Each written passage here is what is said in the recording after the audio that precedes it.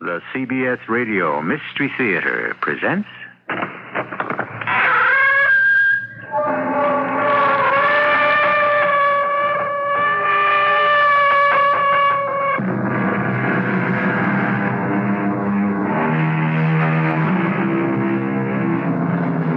Come in. Welcome. I'm E.G. Marshall. Nemesis was the goddess of reckoning and retribution. At her hand, those who committed murder would suffer by the very destruction they had set into motion. At her hand, a killer was paid in his own coin. A crime that devised its own punishment is the theme of this extraordinary tale by Mr. Henry James that you're about to hear. A tale of Nemesis. Madame, you have lived a protected life. You have no idea of what goes on here at the waterfront. Are you a fisherman? A stevedore? Not anymore. I have better ways of making a living. What is your name? I may have an undertaking for a strong man with no conscience. Will it pay well? Very well. Come to the docks anytime, day or night, and just ask for Emile. Just Emile. They will find me.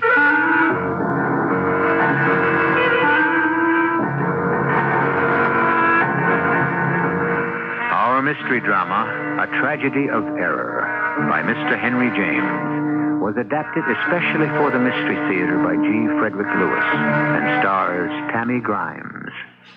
It is sponsored in part by True Value Hardware Stores and Buick Motor Division. I'll be back shortly with Act One. Now, if you order a new midsize 2-door or 4-door Buick Century Custom with an available 3.8-liter V6 engine, chrome-plated wheels, 55-45 seats, AM/FM radio, sport mirrors, electric digital clock, and an exterior molding package, we'll add power steering and power brakes at no extra charge. It's the deal of the century. Buick Century models are equipped with GM-built engines supplied by various divisions. See your Buick dealer for details.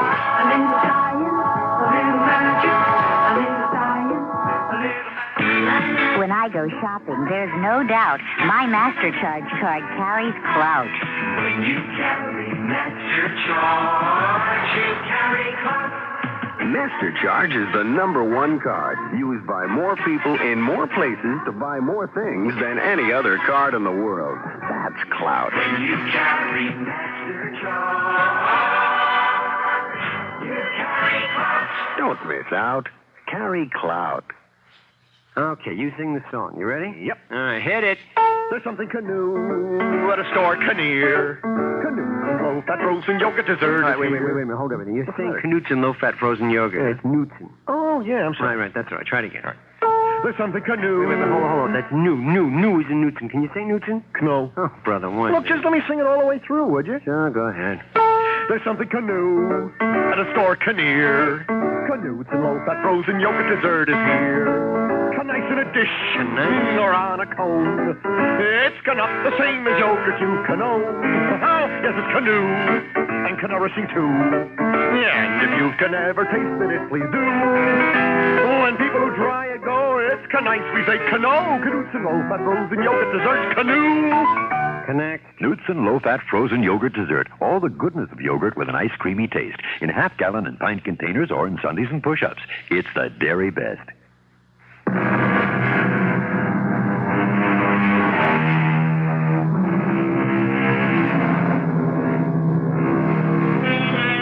As Henry James unfolds this classic tale of mystery, he tells of 4 lives inescapably intertwined. 3 men and 1 woman. Within 24 hours, one of them would be dead. The next day, another. And then... But let us follow the story as it unfolds. And let the woman herself, Hortense Bernier, tell us how it all happened. I had tried to forget my husband, Charles. I even had a gravestone put up with his name on it to help me believe I would never see him again. Why? 5 years ago, he had been the manager of the Banque de France. One day, the auditors discovered he had been embezzling. So without a word, Charles went to America. Left me, ran away, escaped. call it what you will. To me, yes, Charles was dead. So you can imagine my feelings today, 5 years later, seeing his familiar handwriting on that envelope. Hortense? Hortense? What?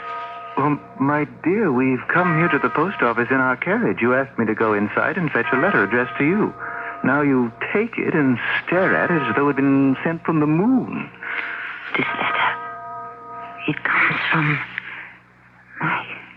Surely you must open it. It's not from another world. Perhaps not, but from another lifetime. I shan't dwell on it, dearest. I'm sure you will open it when you've a mind to. Can we go straight home now, Louis? Please. Oh, certainement, mon petit. Coachman, proceed to Madame Bernier's house. I wish you wouldn't do that. What?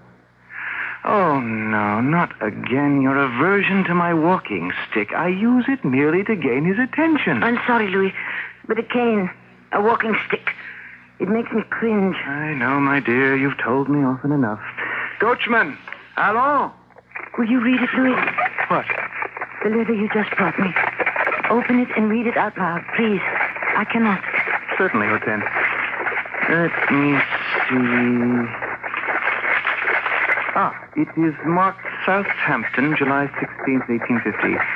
My dear Hortense, you will see by my postmark I am 1,000 leagues nearer France than when I last wrote. What is it, my dear? He did write, but I threw the letter away. I couldn't bear to read it. Really? I continue.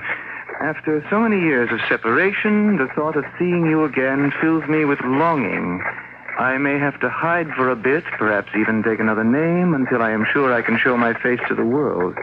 I have some business to attend to here in Southampton, but I shall be on the Armorique, arriving at Cherbourg on Friday.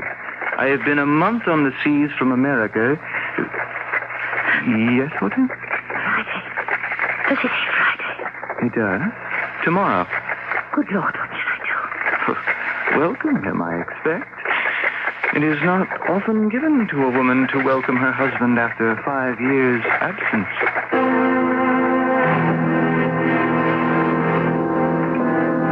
I feel sick, Louis, sick. What am I to do about you and me? Well, I know it is ridiculous to ask, but I shall ask it anyway. Do you still love your husband? Of course not. Then what problem is there? Because Charles doesn't know about us. Well, no more than we know what life he's been living for the past 5 years in America.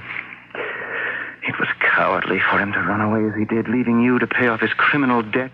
I had no choice. A man in a position of trust embezzles $500,000, runs off to America to escape imprisonment, leaving you here alone without a word? You did have a choice. Wash your hands of him, but no. You, Hortense Beignet, sold your jewels, your property, everything but this tiny country house in Cherbourg to pay back the bank what he had stolen. That is all past. It is the present that strikes fear into my heart. Hortense, do not be afraid. Surely you know my devotion to you by now. You have been generous, Louis. What better way to spend my inheritance but on the woman I love? I look at this dear watch you gave me, in its lovely case of pearls, and even this frightens me. The ticking of the minutes. My love, you must be calm. Your husband says he must hide, that he won't dare show his face. Charles will leave Cherbourg sooner than you think. I can hear him now, walking with that cane, that terrible limp of his. How I hate the sound of it. My darling, how I wish you could take it all a little more philosophically. I never told you, did I? How he would whip me with that cane. He beat you. Oh, I said he was a coward, but I had no idea. Hortense, do you know what the right thing would be for me to do? The right thing? I should be the one to meet him at that boat. Tell him face to face, Charles Beignet, you're a despicable coward. I love your wife. What are you going to do about it? Louis, you wouldn't. Oh, probably not. There are easier ways. Well, no matter. Tomorrow will come, and we shall see what we shall see. I sent Louis away, and although it was dark, I had to go out by myself. I needed to be alone, to breathe fresh air, to think. I went down to the quay of Cherbourg, where the poor sailors and fishermen live, work, and tie up their boats. Hello, little boy. Where are you going with that jug? Does it contain wine? Is it something for your supper? Why don't you answer me? He doesn't speak to you, madame, because he has no tongue. Come here, you. Give me that jug. Milk, is it? Who gave you this milk? That old harridan who lives next door, huh? I'll thank her not to put her nose in my business. So, you like to drink milk, do you? Do you know what a sailor does with milk, huh? I'll show you. Come back here, you beggar! I'll give you the hiding of your life if I catch you! Why did you do that? Break the child's jug of milk. I can do what I like with him if I want, huh? I don't understand a man like you. Oh! I don't understand what a lady like you is doing walking down here where the poor make their home. I have my reasons. And I have mine. That wretched boy is supposed to be a child of mine. Your son? You are a strange man. So are all of us who live by the water here. It is our way of life that makes us strange. Fighting the sea for a net full of fish. Rowing your arms out of their sockets. Taking people out to the big boats in the harbor. Fighting the weather, the hot sun, the rain. Yes, it can make one peculiar. Are you saying that because the sea is cruel, it has made you cruel? I hate that boy.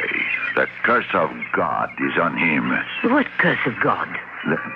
That stupid oaf cannot talk and can hardly hear. No matter how hard I box his ears. God's curse is to be deaf and dumb. Your own son? Where is your heart? Madame, I can see you have lived a very protected life. Believe me, lady, pity has no place on the waterfront. Are you a stevedore? A fisherman? Not anymore. I have better ways of making a living. What is your name? Why do you ask? I may have an undertaking for you to do. Will it pay well? Very well. Then I care not what it is. Come down to these docks any time of the day or night and ask anyone for Emile. Just Emile. They will find me.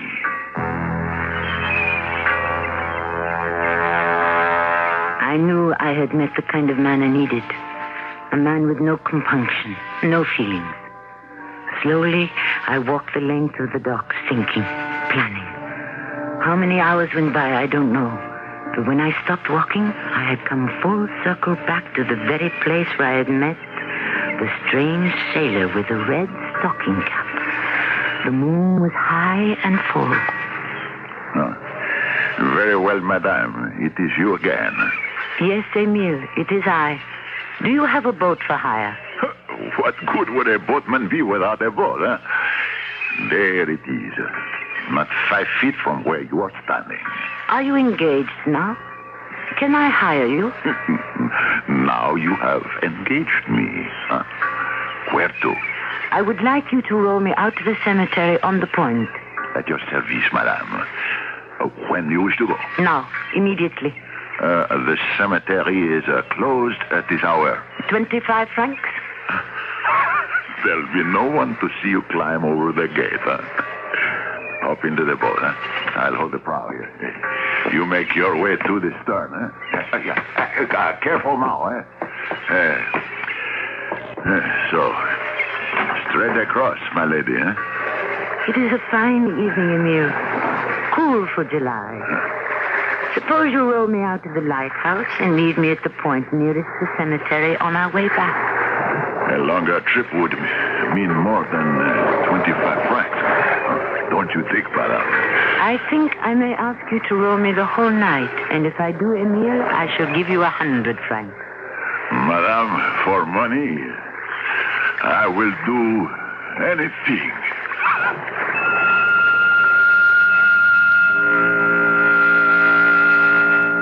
100 francs. Hortense Bernier will pay the boatman with a red stocking cap to row her into the harbor of Cherbourg.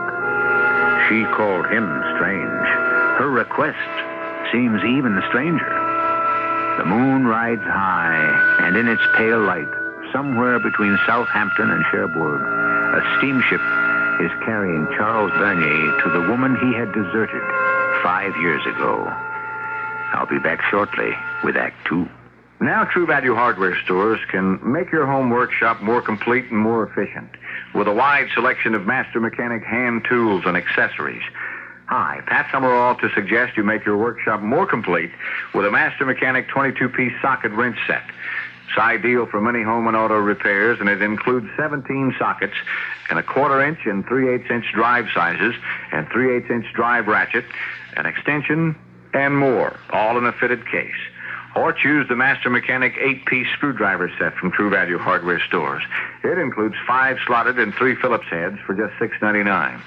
Get a grip on the Master Mechanic 16-ounce fiberglass hammer with a cushion handle. Choose claw or rip type for just $7.99.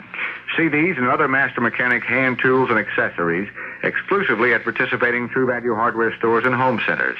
And remember, True Value is more than just a name. It's always been their way of doing business. Tell them Pat Summerall sent you. The days are getting warmer, and soon you'll be enjoying backyard picnics and barbecues. Your family is ready for outdoor activity. Is your backyard ready? If you need a fence to keep the kids in and the dogs out, or vice versa, don't delay. Call the Wood and Link Fence Company at 545-1600. 545-1600. The Wood and Link Fence Company will send someone to measure your property and give you a no-obligation on-location estimate. He'll also bring pictures and samples of the more than 100 varieties of fence Wood and Link has in stock. Yes, the Wood and Link Fence Man is totally prepared to help you choose exactly the right fence for your needs. From chain link to wrought iron, from stockade to custom wood designs. Just be sure you deal with the real Wood and Link Fence Company, not to be confused with any other firm similarly named. For that no-obligation estimate, call 545-1600. That's 545-1600. The Wood and Link Fence Company.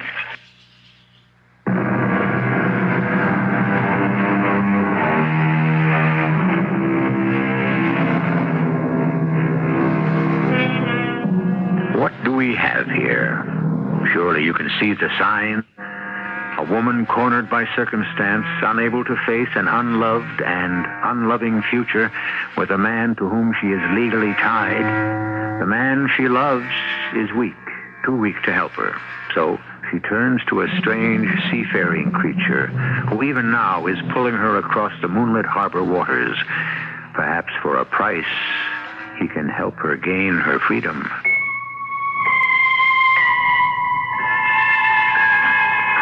I look carefully at the man rowing. He is about 40, sullen, his face and hands betraying brute force. His eyes appear dead. Anything for money, he had said. I believed him. There are men in every hovel in Cherbourg like that. Men without conviction or conscience. Why do you stare at me like that, madame? I was wondering why you were rowing with such strength. You will tire yourself before long. The current is treacherous here. I must keep rowing until we are past this. You appear very strong. You should have seen me 20 years ago. Even 10. Before I met up with a she-devil. You know what I have eaten today, huh? Shall I tell you? Please do, Emile. A piece of black bread and a salt herring. Down to the tail. I wasted nothing. Except a jug full of milk. Why do you keep talking of that, huh? Why did you turn so against your own flesh and blood? Who says he is? No matter. I don't wish to talk of it. Money. That is what people like yourself have. Not those like me. Why don't you get some work that pays better? I do what I can. I have no choice. 50 casks rolled from the ship to the storehouse means 10 francs.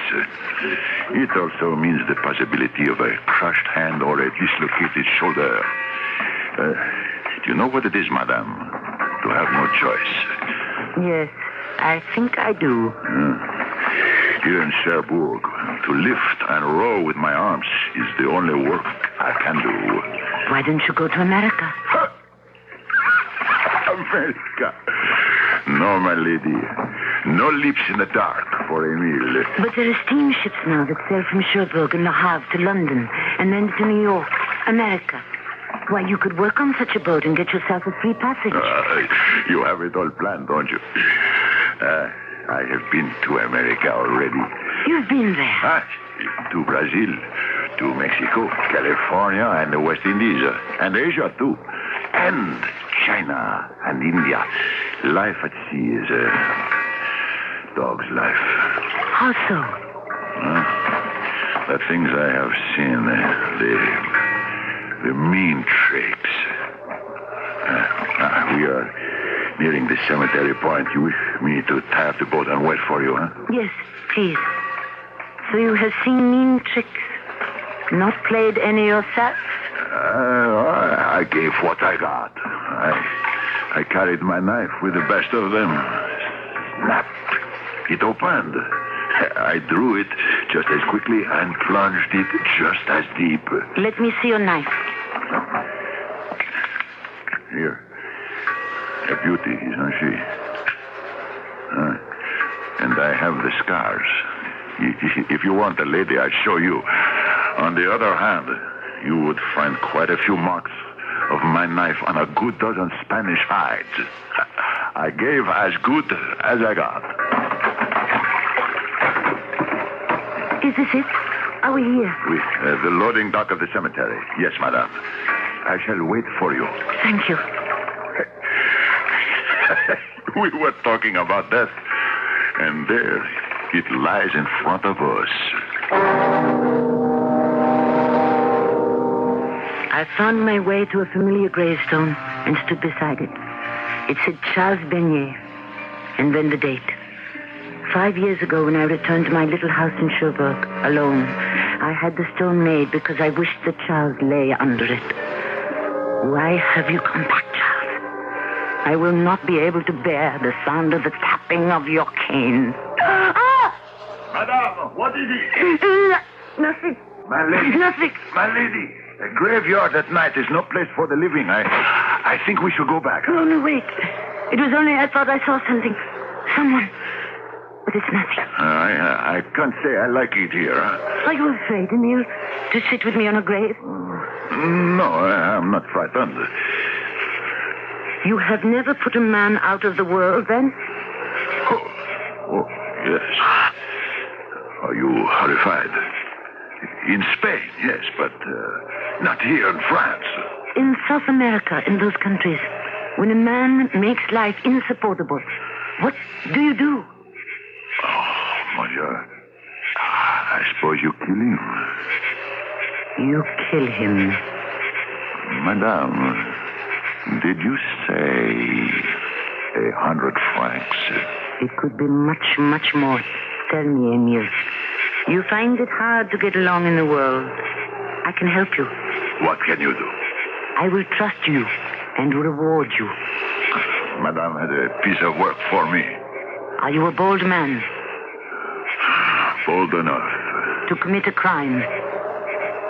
Who is it you wish disposed of? Do you know the steamship Amorique that arrives tomorrow morning early from Southampton? I have rowed out to her many times to bring back passengers. I know all the officers. What time will it be in the harbor? The tide will not be high enough for her to cross the bar and come in till noon. I expect the arrival of a person. A man. He is the person. The person whom you wish to get rid of. It is just an owl. Madame, do you have a plan? The person in question, he will be impatient to land before noon. If he can get a boat, he will be sure to come ashore right away. You mean my boat? Oh, Lord! Madame, don't cry. Don't cry. We will come to an understanding. You want me to finish him on the boat? Is he an old man? No. My age? Yes. Sapristi. That is not so easy. He cannot swim. He is lame. Oh, never mind. A lame man. Good. It will serve me to let me know which passenger he is.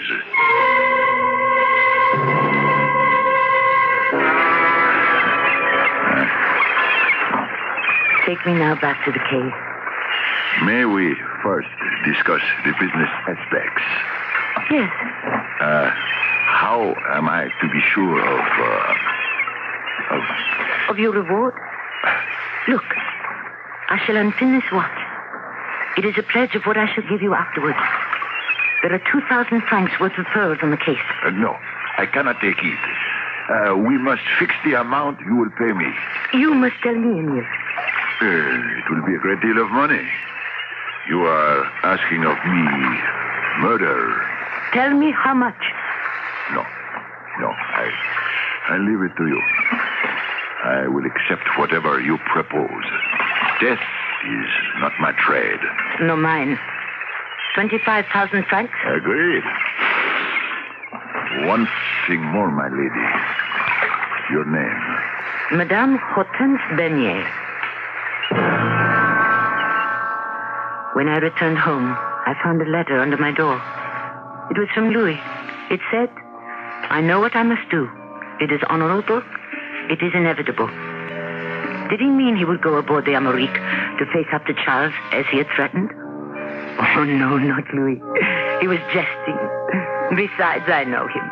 He will be sleeping late in the morning, as he always does. It was not until days later that I pieced together what must have happened. Officer, may I have a word with you?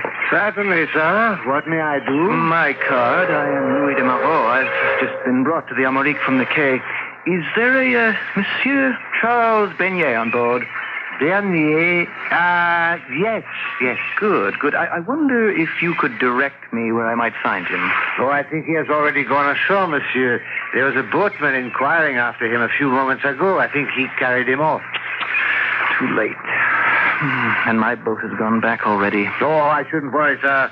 There'll be other boats arriving from shore, and many of our passengers don't like to be so clearly in sight of land and have to wait until the Amérique crosses the bar in the afternoon. Looking down at the water from the deck here, I see a boat moored to the ladder on the stern. Is that a town boat? Yes, it is. Do you know where the boatman is? Oh, he'll be along. Why don't you let yourself down this ladder and wait in the boat for him? Splendid. I wonder if you could do me a favor, monsieur. I have a portmanteau which I should like to have taken ashore this morning.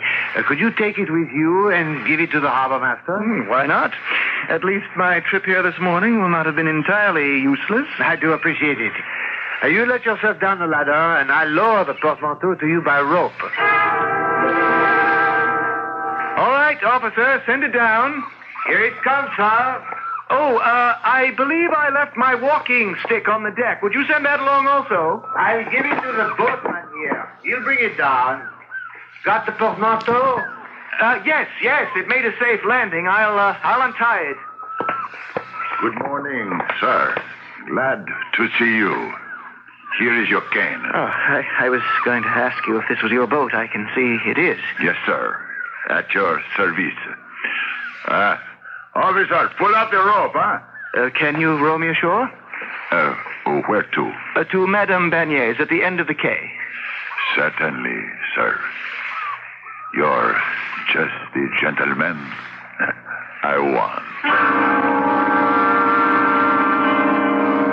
8 o'clock in the morning, 9 o'clock, 10. Anxiously I waited. Would there be a noise? Would I hear a struggle out there in the harbor? Would somebody see? It was broad daylight. I could not stop myself from shivering. And then I saw a figure walking up from the new quay. He waved something. It was a man. He came closer. Hortense? Hortense? Is it you? He waved again. It was a cane in his hand. A cane. The man moved closer, limping. It was Charles.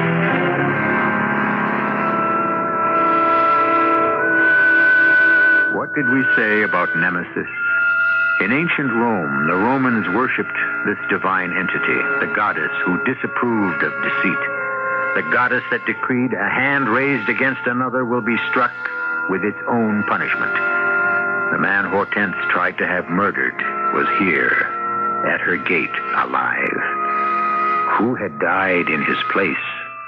How? It was too terrifying for her to think. Our story will continue shortly.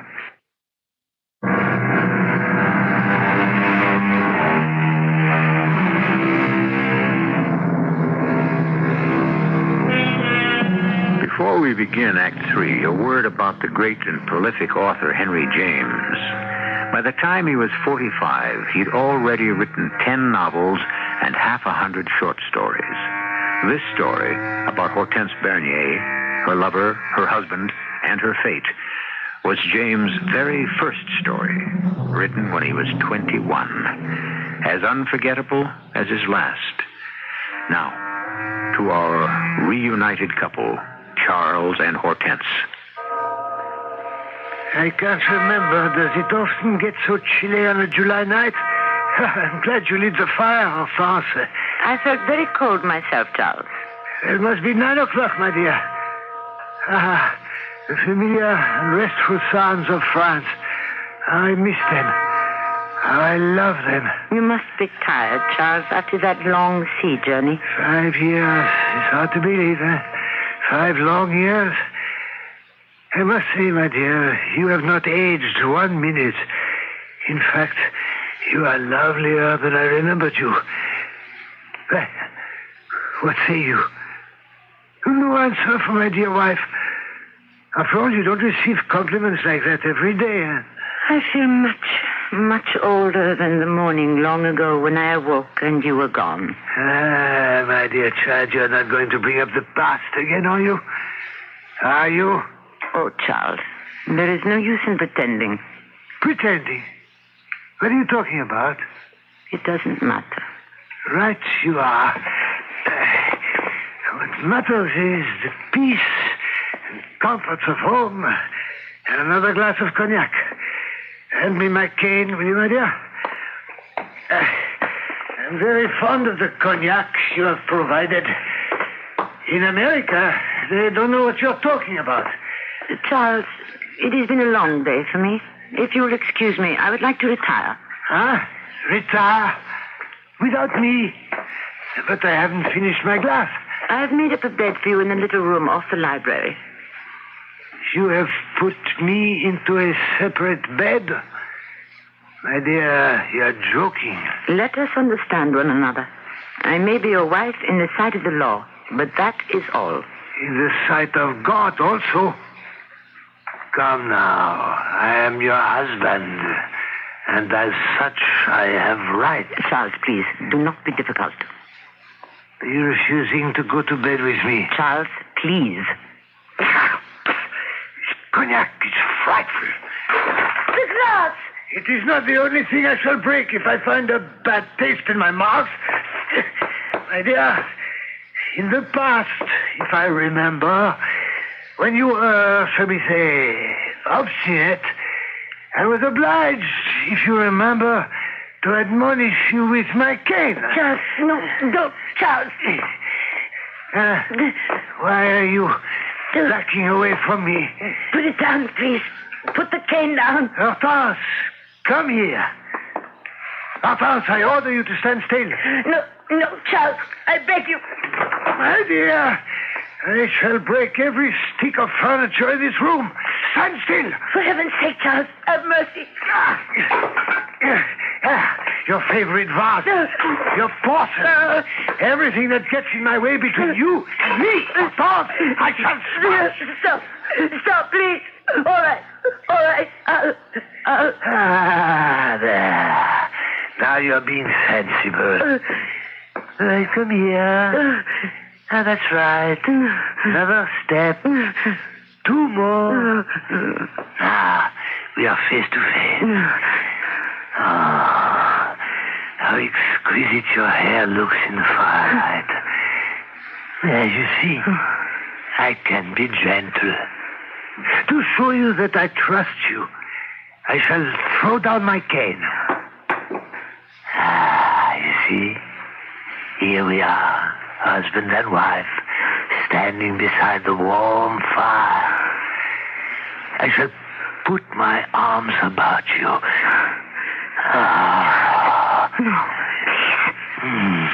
Now a little kiss. Yes. Oh, your sweet, soft neck. Oh, yes. I'm falling. Oh, my head. I'm bleeding. There's blood on my eyes. I can't see. Help me. Help me up. My foot is doubled up under me. Doctors, help me. Help. Oh, my head. Everything is swimming. My head. I had pushed him from me, and he had fallen in front of the fire. I couldn't bear to stay in his sight another moment. I ran upstairs and got my cloak. Doctors, help me. I put my hands over my ears and shut from my mind the sight of all that blood and the stone house. Somehow I ran from the house, and the next thing I knew I was inside the tool shed, shutting the door behind me. All night I sat there in terror. In the morning, as though in a nightmare, I found myself walking towards the quayside. I could see a crowd on the beach. What were they looking at? Move along there. There's nothing for you to see, only a body that's been washed ashore. Oh, madame, I would not look over there if I were you. I told you, madame, not to look. A drowned man is not a pretty sight. It was Louis. I stood rooted to the spot. I could not move. Louis drowned. I felt numb and dead. All was so hopeless. What was the use to go on living? What for? I felt someone's hand on my shoulder. Madame Bernier. What? Lean on me. I will help you. Oh, yes. Thank you, sir. Don't you know me? Know you? I'm sorry, but Perhaps a bit of brandy will help, huh? I have some at my place. Brandy? But it is morning. I live not far from here. I put my hand here under your arm and we walk, huh? So.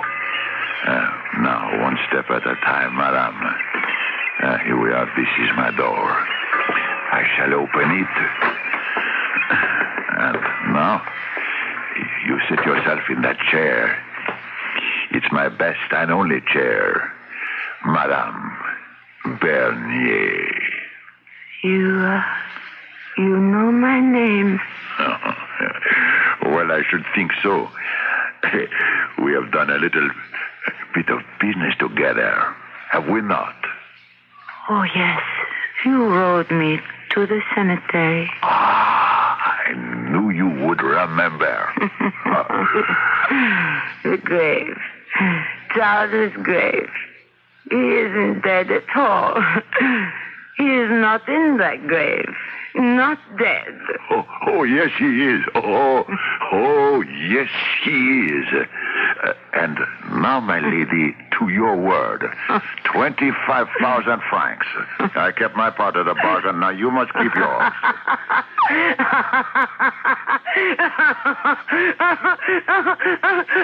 Amy, you killed the wrong man. Huh? What do you mean? That man, that body on the beach is not Charles. You did not drown Charles. Oh, no. If Charles is dead, it was I who have killed him. Madame Bernier. It is you who should pay me. I left him to bleed to death in my house. I warn you, this is not time to play tricks on an old wise sailor. As we agreed, I rowed out to the steamship, and I brought back the man you described. A man of my age, with a portmanteau, a traveler, a man with a cane. The right man. I tell you, no. No. You killed the wrong man. I'm going. I wouldn't leave if I were you. Not until you acknowledge your part of the bargain. Your face, my lady, is too pretty for the blade of my knife. Your knife? Not so close to my... No. Oh, would you care to feel its sharpness, eh? See? I barely touch your neck.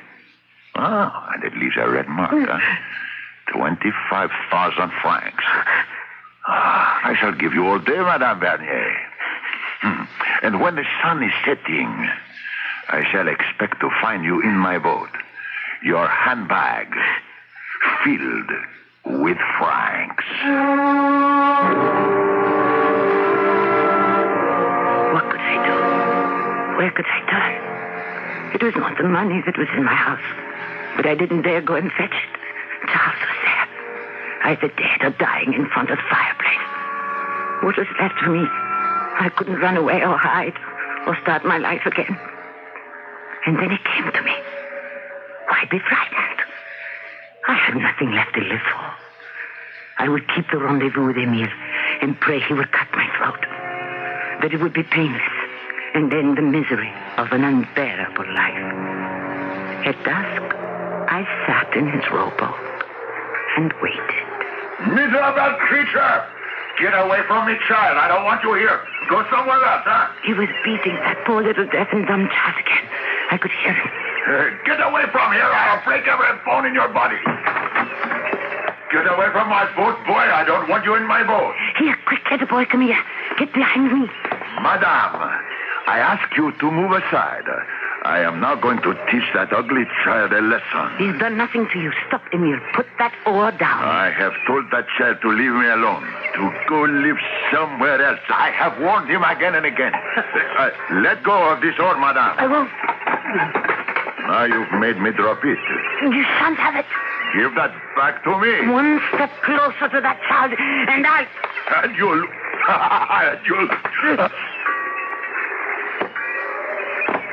We must leave right away, little one. You have nothing more to fear. Your father won't hurt you anymore. I knew I had killed Emile. The eyes staring up at me with the same eyes on the face of Louis, washed up on the beach. I took the boy to the little hovel next door. A woman came out and folded him in her arms. The child would be safe. For me, there would be no safety. I went to the prefect of police. What did you say your name was, madame? My name? Yes, Hortense. I was named after my mother. I am married. Madame Hortense Bernier. That's the name. Bernier. Madame Bernier, I regret we've kept you waiting, but we have had another fatal accident on the quay side. I had to take deposition. It was I who killed him. Are you all right, madam? It would require a person of great strength to lift one of those oars. 12 feet long, solid oak. I can barely lift one myself. I was the woman. It was I. But you are small and frail. How could it have been you? Furthermore, why did you feel it necessary to come here and make such a confession? Because it is so. Wait a minute, just a moment.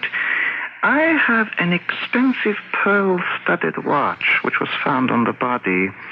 Is it by any chance yours? Yes. It is my watch. So you see, I was with him. I was there, so I could have killed him. No, not so fast, dear lady. On the face of it, yes, it could have been your watch. But the other? No. Jamais, if you wish to persist with this so-called admission of guilt, Madame Bernier, then you must also furnish me with a reason, a motive. It was because of the boy. The boy was being beaten. I know that. You know that? Naturally. Everyone on the waterfront knows how Emile tortured that child because he believed his wife had betrayed him. Common knowledge. Please. I wanted him dead. There is nothing for me to live for. I have killed. You must punish me. Excuse me. Someone to see me. Ah, yes, I'm glad you came. Madame Bernier is here.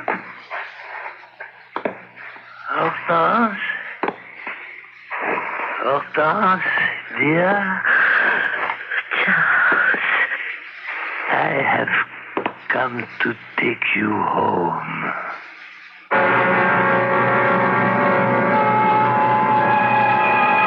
And so the curtain falls on the third act of a tragedy of error.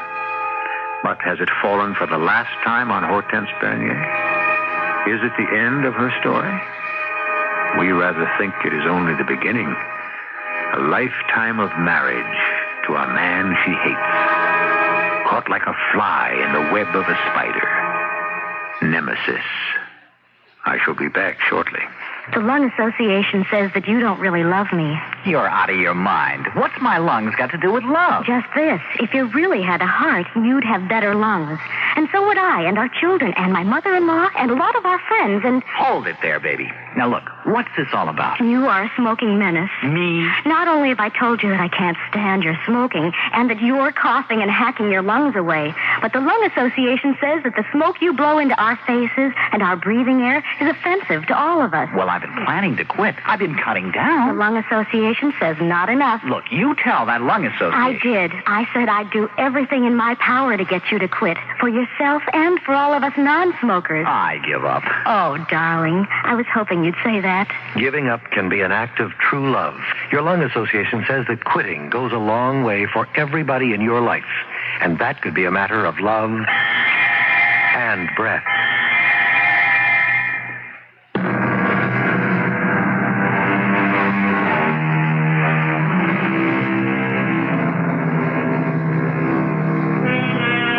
Putting it simply, an eye for an eye, a tooth for a tooth, blow for blow, cat and mouse, the hunter and the hunted, vengeance and revenge.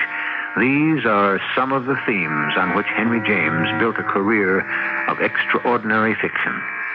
Although more than 100 years separate his generation from ours, what you have just heard was the very beginning of the modern psychological novel. Our cast included Tammy Grimes, Robert Dryden, Fred Gwynne, and Russell Horton. The entire production was under the direction of Hyman Brown. And now, a preview of our next tale. To me, it was the most bare-faced kind of trick I'd ever seen.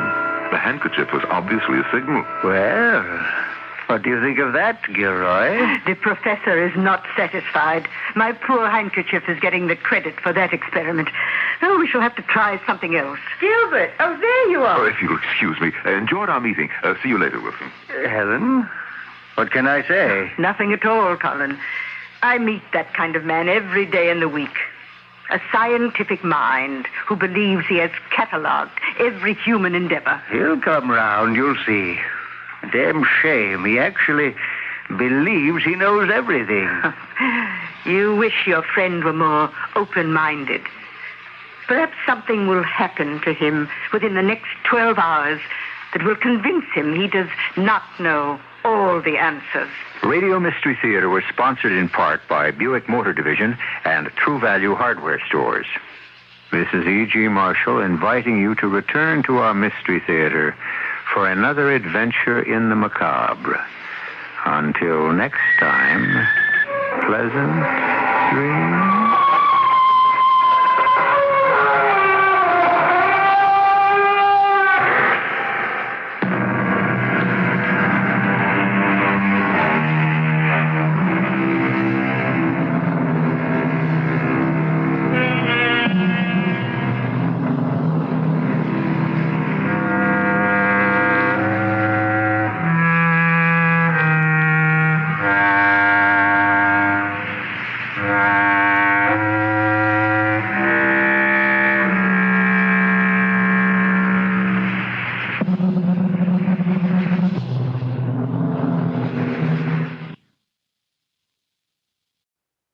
The CBS Radio Mystery Theater presents...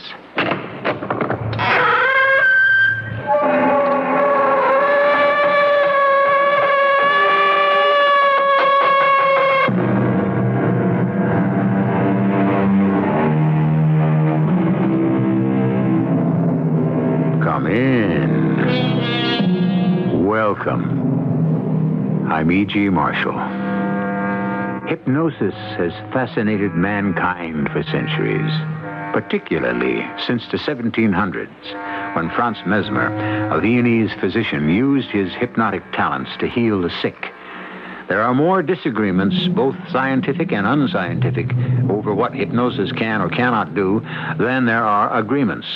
For instance, can a mesmerized subject commit a crime against his will? In theory, no. In practice, who can tell? Professor Gilroy, I hope because I am rather younger than you won't take this unkindly. But were I you, I would not see Miss Penclosa anymore. What do you find objectionable? That she has psychic powers? I beg you, she is dangerous. For your own safety, stop seeing Miss Penclosa before it is too late.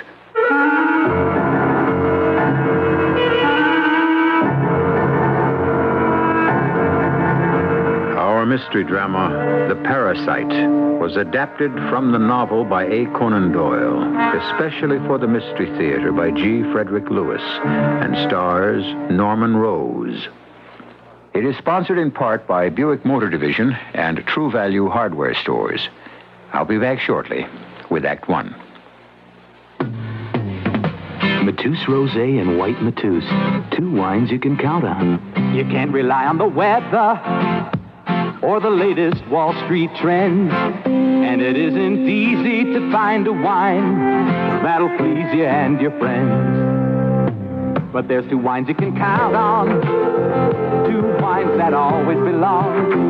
Try Mateus today, white or rosé, 'cause with Mateus you can't go wrong. The imported Mateus wines, rosé and white, they're wines you can count on. 'Cause when you see Mateus on the label, you know you just can't go wrong. Yeah, there's two wines you can count on. Two wines you can count on. Two wines that always belong. Hey, hey. Try Mateus today, white or rosé, 'cause with Mateus you can't go wrong. Imported by Dreyfus Ashby and Company, New York, New York. Hey, hey, hey, Mateus today.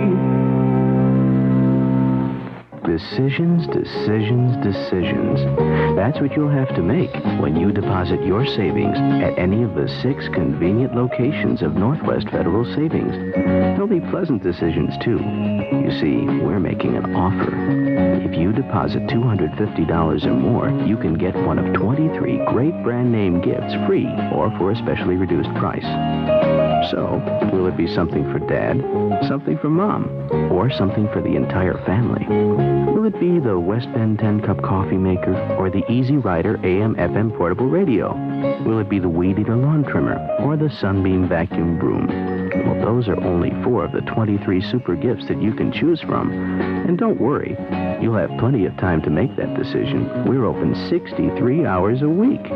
So when it comes to convenience, that's one decision you won't have to make. It's Northwest Federal Savings Time, 63 hours a week.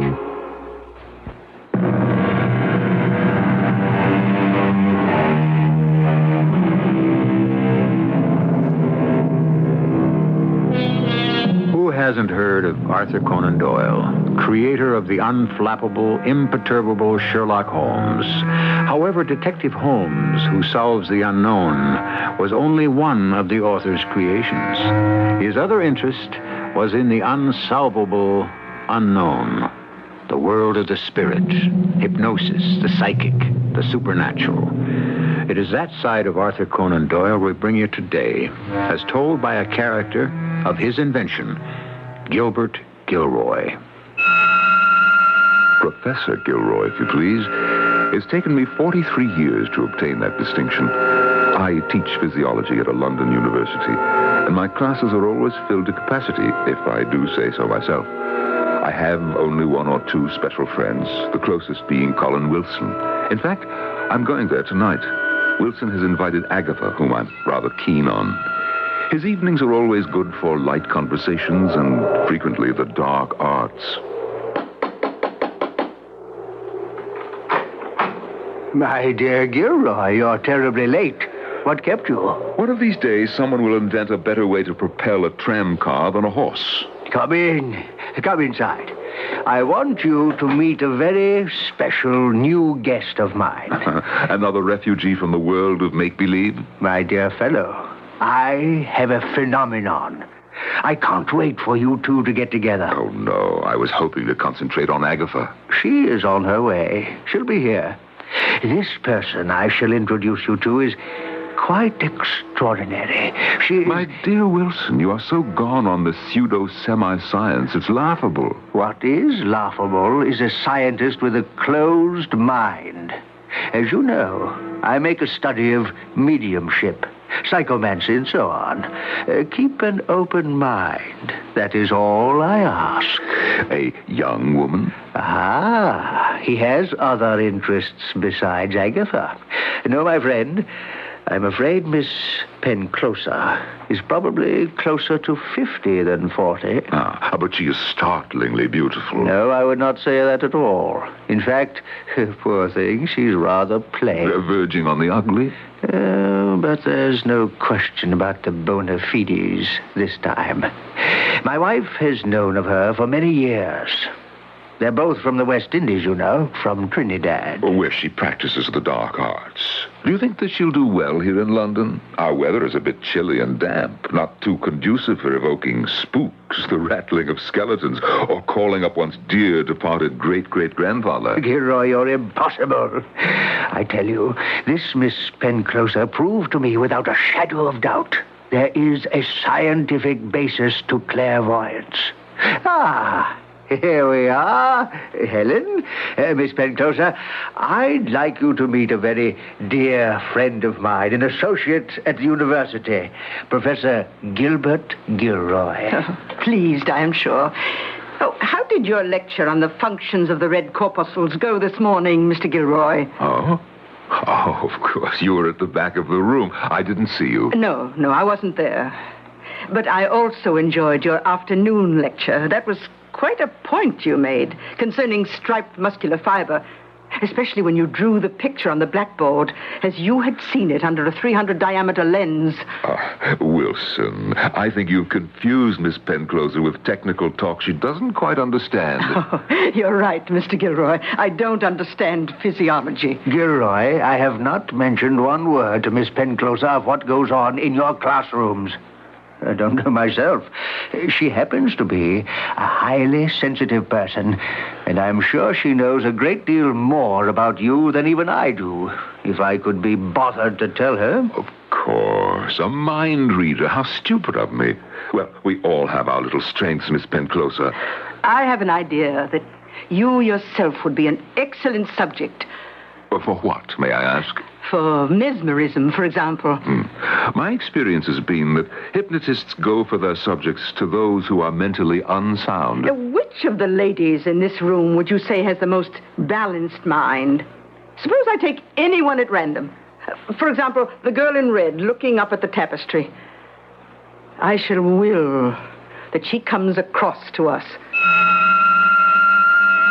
And with that, Miss Penclosa just happened to drop her handkerchief upon the floor. The girl in red whisked round and came straight toward us, as if someone had called her. To me, it was the most barefaced kind of trick I'd ever seen. The handkerchief was obviously a signal. Well, what do you think of that, Gilroy? The professor is not satisfied. My poor handkerchief is getting the credit for that experiment. Oh, we shall have to try something else. Gilbert, oh, there you are. If you'll excuse me, enjoyed our meeting. See you later, Wilson. Helen, what can I say? Nothing at all, Colin. I meet that kind of man every day in the week. A scientific mind who believes he has catalogued every human endeavor. He'll come round, you'll see. Damn shame. He actually believes he knows everything. You wish your friend were more open-minded. Perhaps something will happen to him within the next 12 hours that will convince him he does not know all the answers.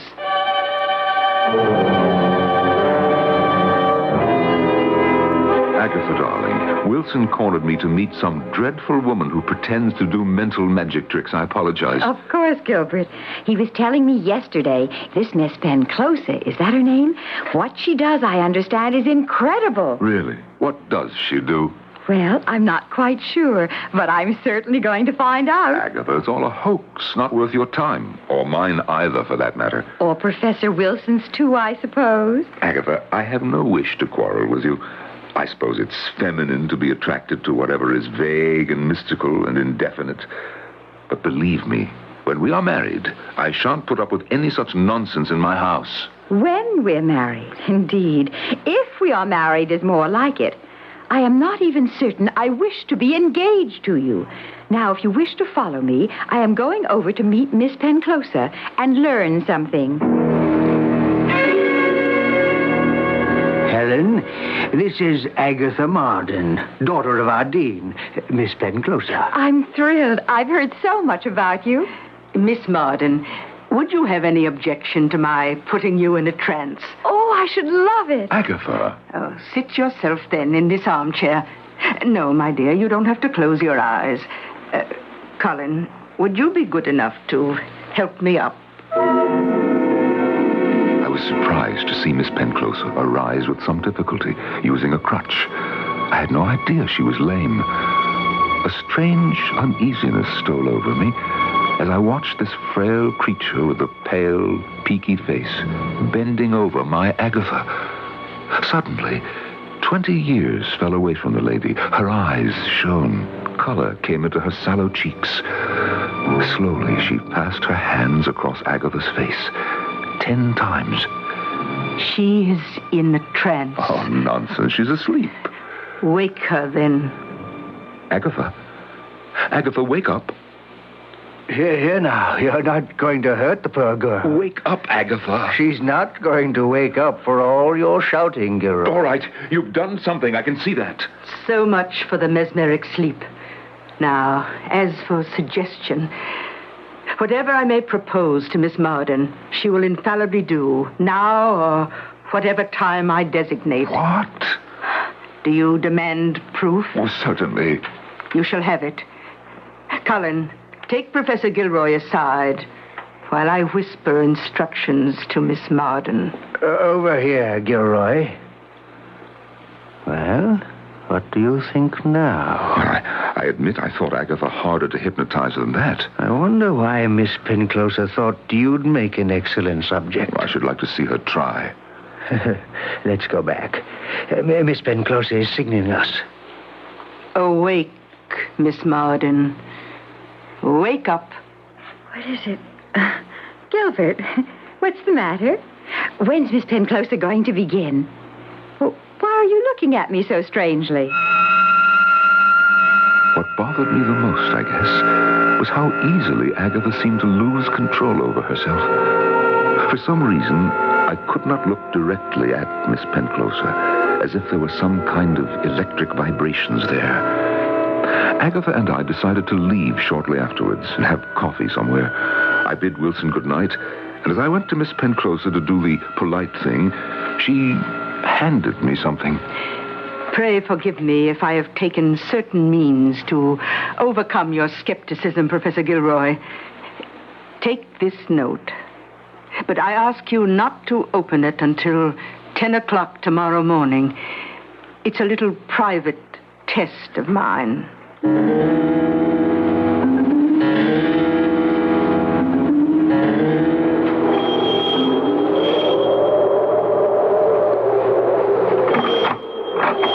Agatha, what are you doing here this early in the morning? Well, I'm not even dressed yet. Forgive me, do come in.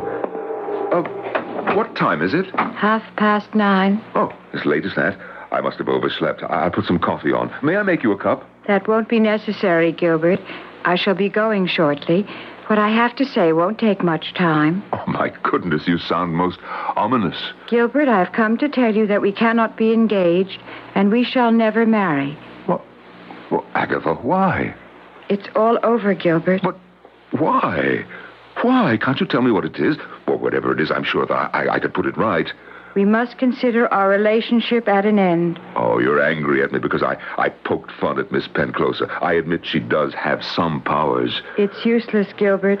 It's all over. For heaven's sakes, Agatha, tell me what I've done. Agatha, come back. Agatha! I dressed as quickly as I could. I had to go after her. I was almost out of the house, pulling on my overcoat, when the clock struck 10. 10 o'clock. What was I supposed to do at 10 o'clock? Ah, the note. The note from Miss Penclosa. Dear Professor Gilroy, it strikes me that nothing could convince you more than if I were to suggest to Miss Martin that she call on you at 9:30 tomorrow morning and tell you your relationship was at an end. I feel this is an action she would be most unlikely to do of her own free will. Forget whatever she has just told you. She had really nothing to do with it, and will certainly not recollect a word of it. I write this note to shorten your anxiety and to beg you to forgive me for the momentary unhappiness which my hypnotic suggestion must have caused you. Yours faithfully, Helen Penclosa. Gilbert Gilroy had thrown down the gauntlet, and Helen Penclosa had taken up the challenge. The battle between the conscious and the unconscious will begin shortly, when I return with Act 2. The Electra's all washed and loaded, and you're on your way. You figured 300 miles the first day, but with all of Electra's luxury and room, you're out 400 miles before you know it. Not only that, but the EPA mileage estimates are 22 highway, 15 city, and 18 combined. That's with the standard 5.7-liter engine and automatic transmission.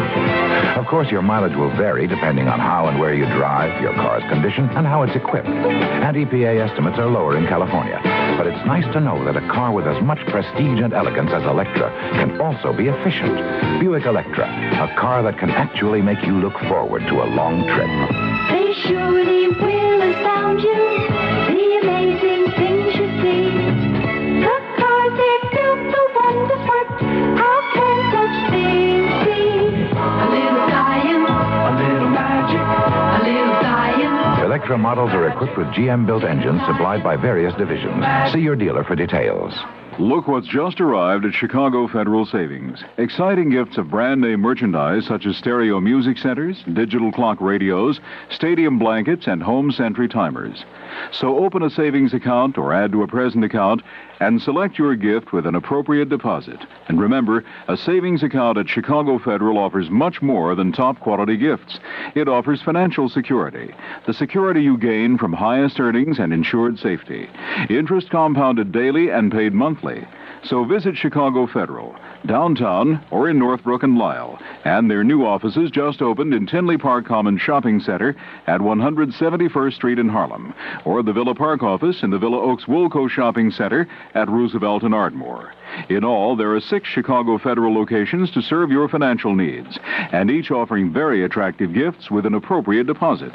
So visit your nearest Chicago Federal office soon.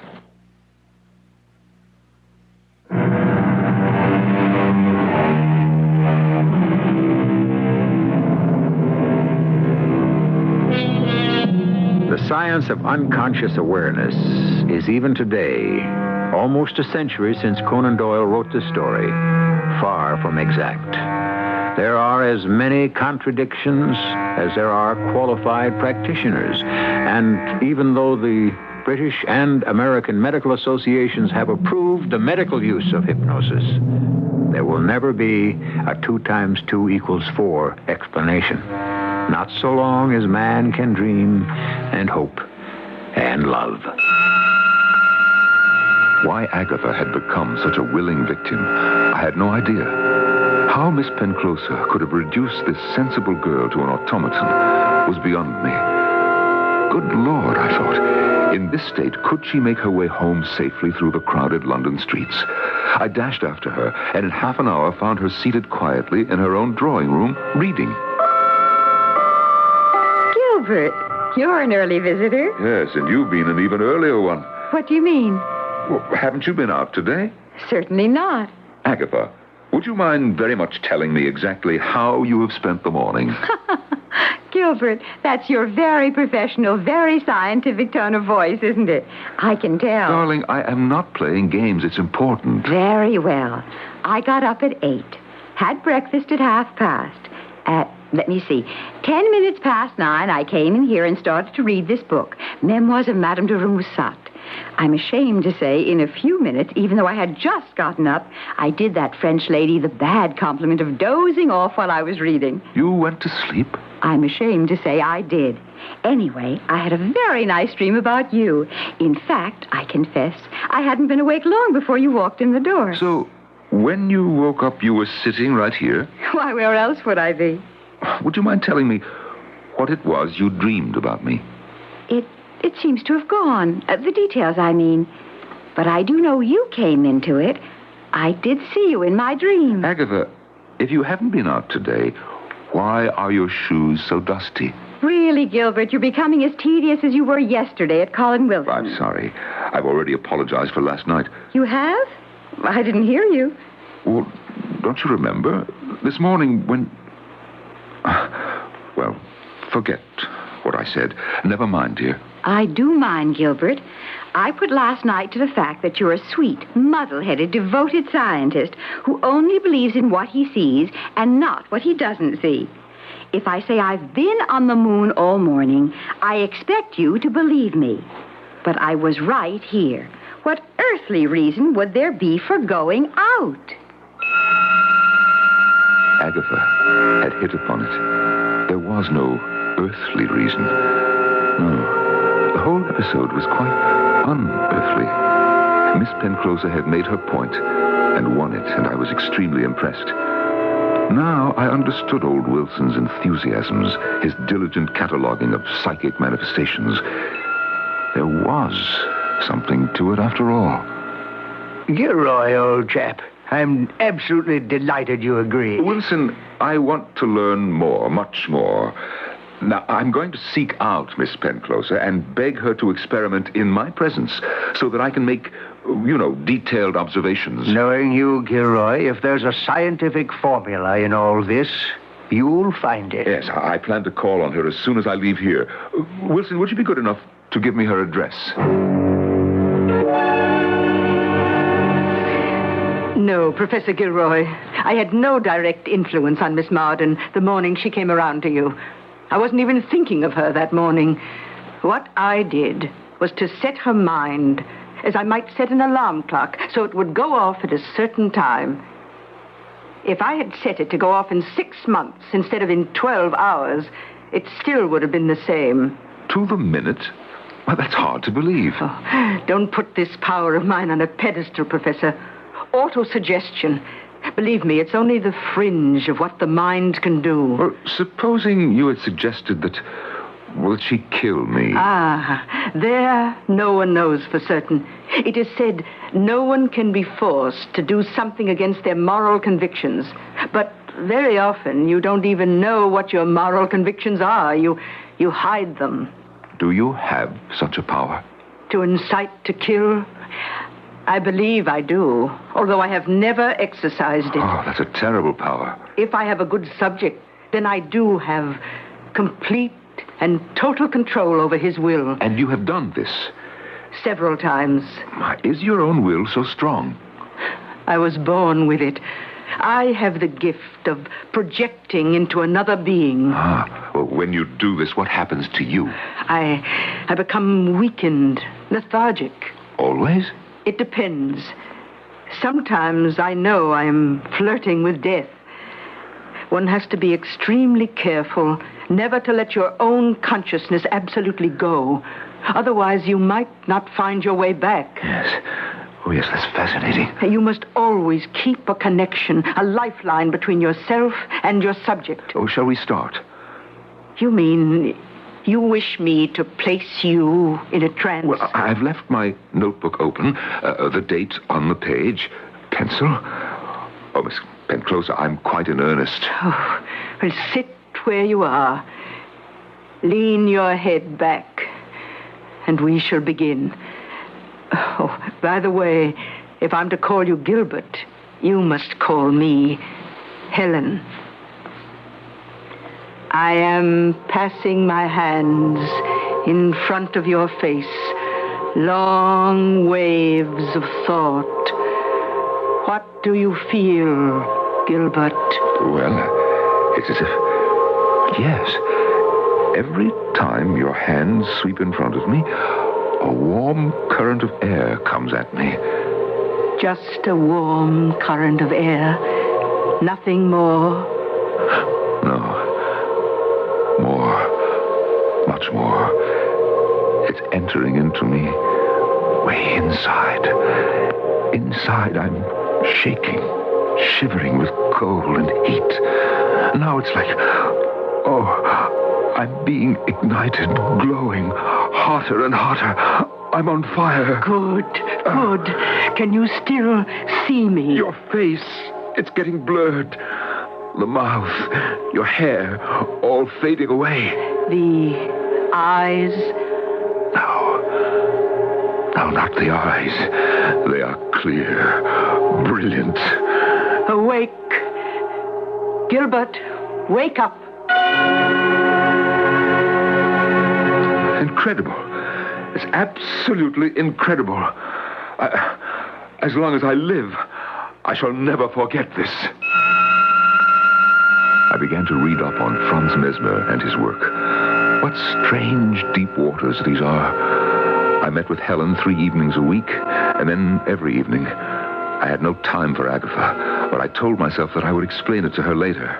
Professor Gilroy. What?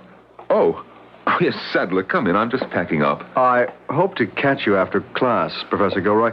I wanted to return to you that book you loaned me. Oh, yes, Sadler. Good. Just lay it on the desk over there. You'll excuse me, but I'm late already for an appointment. Let's talk tomorrow during the day, all right? I understand you're being experimented upon by Miss Penclosa. Oh? Well, how did you know? Professor Gilroy, may I speak frankly? I cannot imagine how you learned about it. I would not see Miss Penclosa anymore if I were you. Oh, you would not, would you? I infer that you know the lady? At one time, I knew her very well. Very well indeed. Just what is it you found objectionable? Someone very close to me allowed himself to enter her peculiar world, and as a result, he was fortunate to be able to cut off the friendship. Ah, there was a friendship. I'd rather not say any more, but, sir, my kinship to you, as well as Professor Wilson and the other teachers here at the university, goes much deeper. So it is out of true regard and allegiance to the profession we serve that I beg you... You beg me? For your own peace of mind and safety, stop seeing Miss Penclosa before it is too late. Of course, Charles Sadler was jealous. This pipsqueak professor of anatomy. I had displaced him in Helen's eyes. Wait. What am I talking about? Myself and Helen Penclosa? I realized immediately I should spend an evening with Agatha Martin. Well.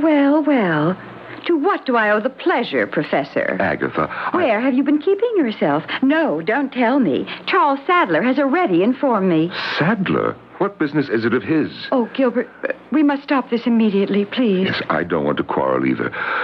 Agatha, I have missed you. The moment I saw you, I was so happy. It's been weeks. I know you're busy. I'm not going to ask for any explanation. I don't know that I could give them. You look so haggard and drawn. It suddenly made me furious. I thought it's all her doing. I don't like the idea of Charles Sadler speaking to you. Gilbert, he worships the ground you walk on. He doesn't want anything to harm you. Yes, he came to me with dire warnings. You will admit you've been overworking. Just look at yourself in the mirror. Anyway, it wasn't about her he came to see me. It was rather sweet, really. He said, why didn't you and I get married? Forget the engagement. Why the meddling matchmaker? Now, wait. Charles is very concerned. He said he'd heard that you were so overtired that several times you had to stop one of your lectures and leave the classroom. With the nerve. It was obvious you needed taking care of. And if I truly loved you, I wouldn't hesitate. Oh, I see. This fledgling Professor Charles Sadler gossips and you listen. Well, Gilbert, be reasonable. So I'm fumbling about in my classes, looking poorly, sleeping badly, and need to be nursed. I suppose so, in a way. But he meant it from the heart. Agatha, I do love you. Whether we are engaged or not, or whatever the date we choose for our wedding, has nothing to do with the investigation that I am conducting. You must realize the importance of this experiment with Miss Penclosa. And no matter what anybody says or thinks, I am not going to be deflected from completing it.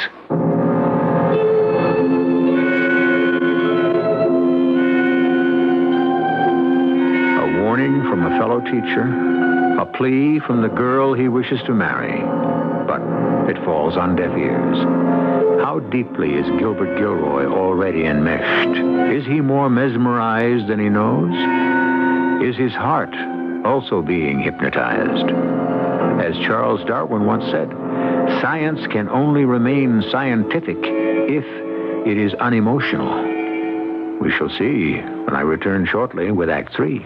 True Value Hardware stores suggest you get their finest interior paint, True Test Easy Care, before the beginning of the summer. Hi, Pat Summerall to explain.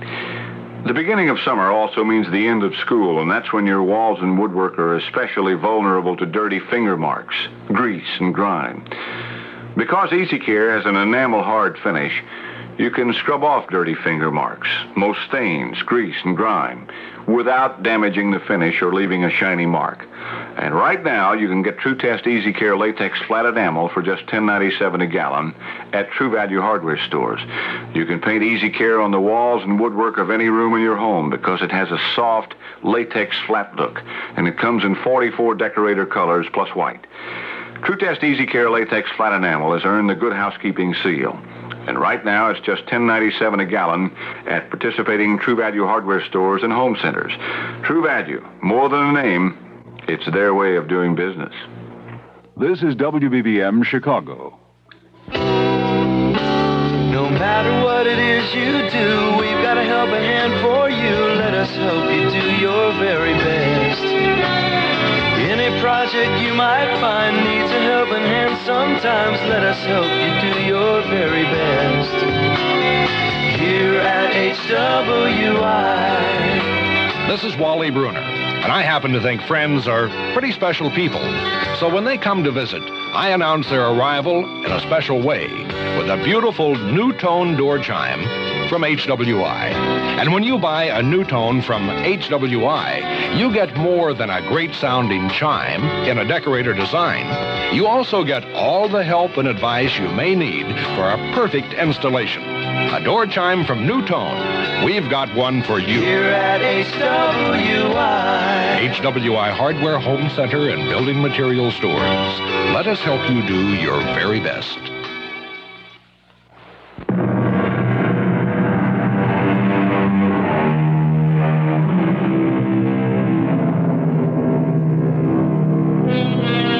Back in the 1890s, it was Conan Doyle's flight of imagination that made him predict post-hypnotic suggestion and behavior.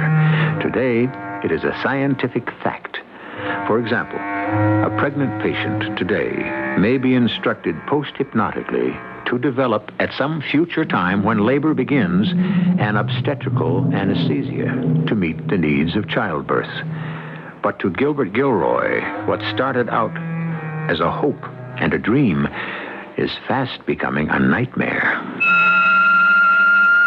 All this concern about my well-being that Charles Sadler expressed to Agatha was only a blind, and I knew it. Sadler was jealous. Was there cause for jealousy? I had to admit I was beginning to see Helen differently. During our sessions, she was vital and vibrant, and I must admit, appealing. It came to a head on Tuesday. I awoke from a trance and found my hand in hers, her eyes looking at me with such tenderness and longing. I could not mistake what was happening. Helen Penclosa was in love with me. How do you feel, Gilbert? Well, I don't know what to say. Is what is happening that strange? Do you mind? I think I'd better jot down my impressions of this experiment. Oh, Gilbert, you're so transparent. The way you quickly disengaged your hand from mine. What? I don't know what you're talking about. No, I should be leaving. I have some term papers to correct. Gilbert, Sometimes there is a force generated between two people which has a life of its own. It is born, it breathes, and nothing can stop it. Actually, I'm more exhausted than I thought. I suppose that's why I'm not able to understand you. Oh, Gilbert, that force is called love. Are you saying? I am saying we have become very close in the past month. No, you're quite mistaken. I've given my heart to Agatha. There's no room for anyone else. Oh, yes, she's a nice, ordinary girl, but not for you. If you will forgive me, Miss Penclosa, I must leave. I let myself out. Gilbert, you cannot escape the truth. Don't try to. I have opened my heart to you. I don't take well to being rejected. Helen Penclosa thinks she is in love with me. It's monstrous, but it is true. When I am away from her influence, this poor, crippled creature possesses not the slightest charm for me. But when I am near her, I seem to be blinded. She arouses something in me, something evil, something I'd rather not think about. I must put an end to our experiments into the psychic and never see her again. You asked me to stop by, Professor Gilroy? I did. Charles, sit down. Do you remember coming to see me some weeks ago and warning me that for my own good I should not see any more of Miss Penclosa? Now, I appeal to you now to tell me what you know. I see. You too, huh? Yes. I didn't say anything. I know you didn't, Charles, but I want you to. There's nothing to say. Help me. Do you remember telling me of someone close who'd had an unhappy experience with Helen Penclosa? Well, you see, the identical thing has happened to someone I know very well. This man is about to become engaged to one of the sweetest girls in England. Yet he finds himself completely influenced by this woman. He has tried not to see her, but at night there is this gnawing at him that won't let him alone. She is not an attractive woman, in fact, crippled, but I know the lady. This power emanating from her, well, he is like a puppet. I see. You don't see. This man, this friend of mine, what can he do? You have had experience, you said. I've told you all I could. Your friend must break with her.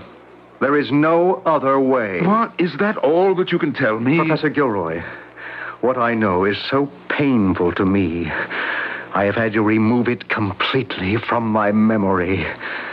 I wish you the same luck, sir. I know very well that about 8 o'clock tonight, the craving to see her will come upon me. And by 10 o'clock, it will be torture. And tonight, I will make it impossible for me to leave my rooms. I shall lock my door from the inside, go to the window, and throw the key into the garden below.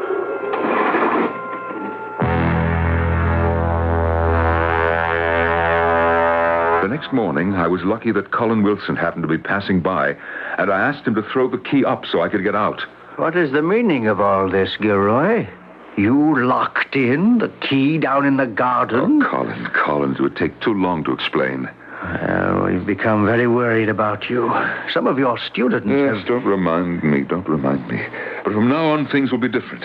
I think that I have found the key to peace of mind. Well, if your way to finding a key is to drop it out the window, I'll leave it at that. By the way, how are your experiments with Miss Penclosa progressing? I meant to tell you, I have discovered a new man, a sensation in his field. He's an Indian, heads their psychical society. He's coming to the house tonight. I've asked Helen as well, naturally. It should be an interesting evening. Will you join us? No, thank you. Oh, Agatha is coming. Does that tempt you? What? Agatha is going to be there with Helen Penclosa. Oh, Colin, you mustn't. Whatever's come over you, Gilroy? Have you taken leave of your senses? I'm afraid so. I think I have.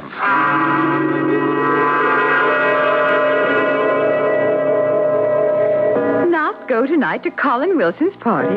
But why ever not, Gilbert? Because I can't be there. I'm sorry about that, but we don't always have to make public appearances together. Agatha, I want you to do one thing for me. When you see Helen Penclosa, you must promise me never again to allow her to hypnotize you. But just the other day you told me how important what you were doing with her was, and how nothing would stand in your way. I know, but I have changed my mind since. You've stopped the experiments?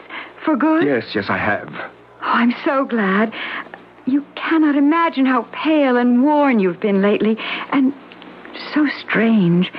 I'm convinced these sessions, this hypnosis or whatever it is, has been very bad for your nerves. Darling, I couldn't agree with you more.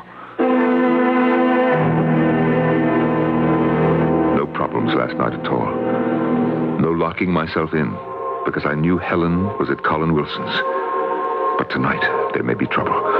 For one thing, I ran into Wilson on the campus, and he told me Helen had fallen suddenly faint and had to be taken home. A coldness gripped me from head to toe as he talked. That same freezing fear is at me now. 1 o'clock in the morning. Oh, I shall go mad. I'm not far from it now. My head throbs. I'm shaking as though in the throes of a fever. The key. Where is the key? I must lock myself in. There is no key. Let go of me. Let go. Oh, my feet are taking me to the door. No.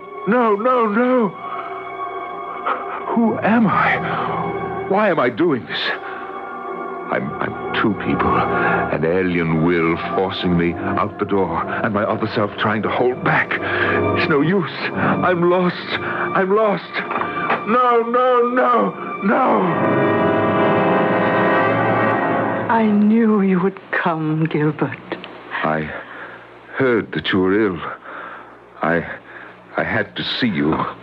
You came because you love me. Yes. Say you love me, Gilbert. I love you, Helen. Oh, that is good. So good. What is it, darling? Carry me to the sofa. I'm so weak. So much of me has gone out to you, is in you. I'm trying hard to come back, but it is hard. So hard. Her face, which had been pale before, was now ghastly. As I watched, my own spirit struggled to free itself from her will. As she lay there, somehow, I was able to regain my soul. I felt free of her. I have tried to do too much. Your absence. I couldn't live without seeing you. Stop it. Brandy. Give me some brandy. Over there, the decanter. Hurry. You want brandy, do you? I'll give you brandy, a whole decanter full. Put your head on the floor. Perhaps there are a few drops there. Save me. Save you. You are a frightful woman, bleeding my soul, feeding on me like a parasite. Gilbert, I love you. Love? You were a human spider. How many others were there? Charles Sadler, remember him? What's happened? Why are you turning on The very me? sight of you, the sound of your voice fills me with horror. That's the only feeling I have towards you. I left her, fainting, or for all I knew, pretending to faint. The next day, Wilson told me that Helen was seriously ill. A weakness no one could explain. Slowly, I began to regain my strength, my peace of mind. My lectures went well, or so I thought. I did detect a little uneasiness among my students, but I put their restlessness down to spring fever. On Wednesday, it seemed to me a number of them must have been drunk. They were laughing outright for absolutely no reason. Gilroy, good of you to see me. What are you talking about, Wilson? Good of me? May I sit down? You sound so serious. If it's about the Penclosa woman, well, that's all over. My little foray into psychic experimentation, nothing to it. I leave the field to you.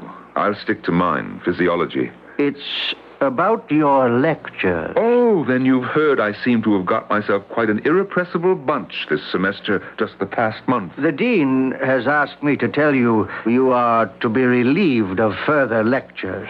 What? It's only temporary. But why? The dean thought it best to give you the opportunity to regain your health. I'm not to give any more lectures. I'm not Professor Gilroy anymore. Oh, but the laboratory is still in your charge. She has won. She has discredited me, fought back at me, and won. What are you saying? I feel her presence, her influence. I struggle against it. Words don't come out as I intend. The students, they see me struggling physically. That's why they laugh at the faces that I'm making. And then I would win, and I'd go on, and suddenly out of my throat would come her voice, saying outrageous things. I even sang a song one time. Yes, I did that. Me, a professor. And then my brain clears again, and I finish my lecture as calmly as I began it. What you've told me, Gilroy, I'll regard in strictest confidence. You will get well, I'm sure of it. Does the dean think so? He doesn't doubt it. And his daughter, Agatha, what will she think when she learns that I've been fired? You haven't been fired. Agatha is all for you getting a rest. Until I introduced you to Helen Penclosa, you were on your way to a brilliant career. It will continue. No, not while that parasite soul is alive. I'll tell you something strange, Wilson. For no reason in the world, suddenly, at 10 o'clock this morning, I felt as though a great weight had been lifted from my shoulders. I thought that I could start anew. I could face anything. Well, now I know that I was mistaken. It's her life or mine. Didn't you know? No, of course not. How could you? This morning, Helen Penclosa passed away. Oh, no. Is that true? Yes. This morning, at 10 o'clock.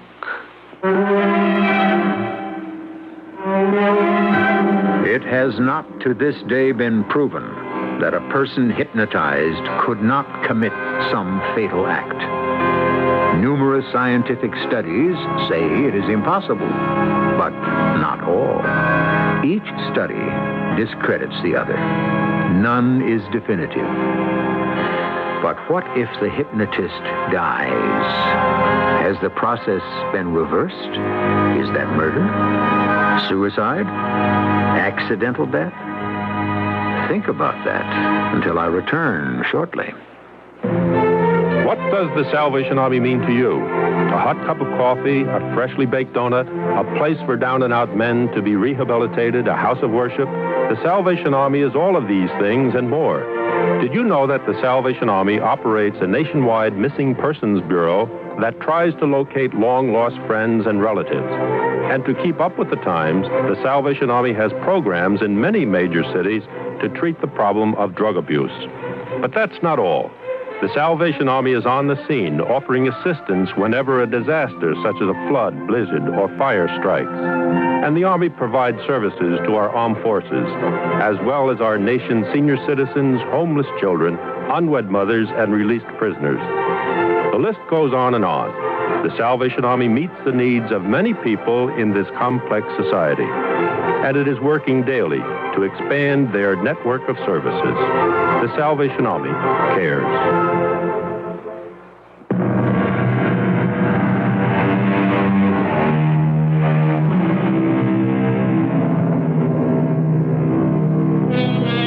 Hypnosis is as ancient as sorcery. It became a science when Franz Mesmer, the Viennese physician, used it to heal his patients. After him, the word mesmerism was coined.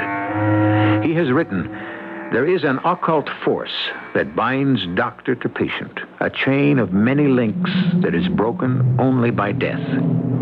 Mesmer actually, in his day, had no knowledge of the psychological, yet he opened a door to treatment, the threshold of which is still uncrossed. Our cast included Norman Rose, Bob Caliban, Bryna Rayburn, and Hetty Galen. The entire production was under the direction of Hyman Brown. And now, a preview of our next tale. It's just a big bruise. Charlie, it's Silas. Oh, that's what I came to find out. How did he take it? What did you tell him? Oh, he was so fierce. I told him it was all a mistake, that I'd become engaged to him because I thought you were never coming back. He was like a hunted animal, backing away. I said that you and I were going to get married. And he cursed you and said how he wished you'd never come back, how he wished your ship had been sunk at sea. I made him stop. I couldn't listen anymore. No, don't worry. Silas won't do anything. Oh, it's not me I'm worried about. His eyes went so funny. And I remember when he said goodbye, he said, if I can't marry you, Hannah, nobody else will. Radio Mystery Theater was sponsored in part by True Value Hardware Stores and Buick Motor Division. This is E.G. Marshall inviting you to return to our Mystery Theater for another adventure in the macabre. Until next time, pleasant dreams.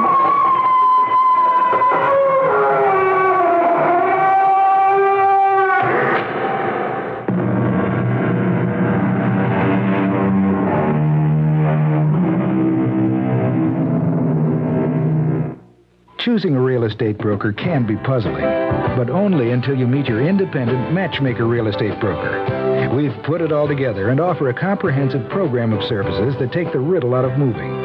Services like our home protection plan that protects homes for 12 full months. The national referral system that makes it as easy to move across the country as across town. Our guaranteed sales plan that lets you know from the very first day when your house will be sold and at what price. And if your needs for a house should suddenly change, Matchmaker's unique buyback plan offers an immediate sale. So whether your job has just transferred you across the country or you're only thinking about buying or selling a home, now's the time to meet your independent matchmaker broker and learn the total matchmaker story. We've put it all together to get the perfect solution to your moving puzzle. Matching people with homes all over America. Matchmaker.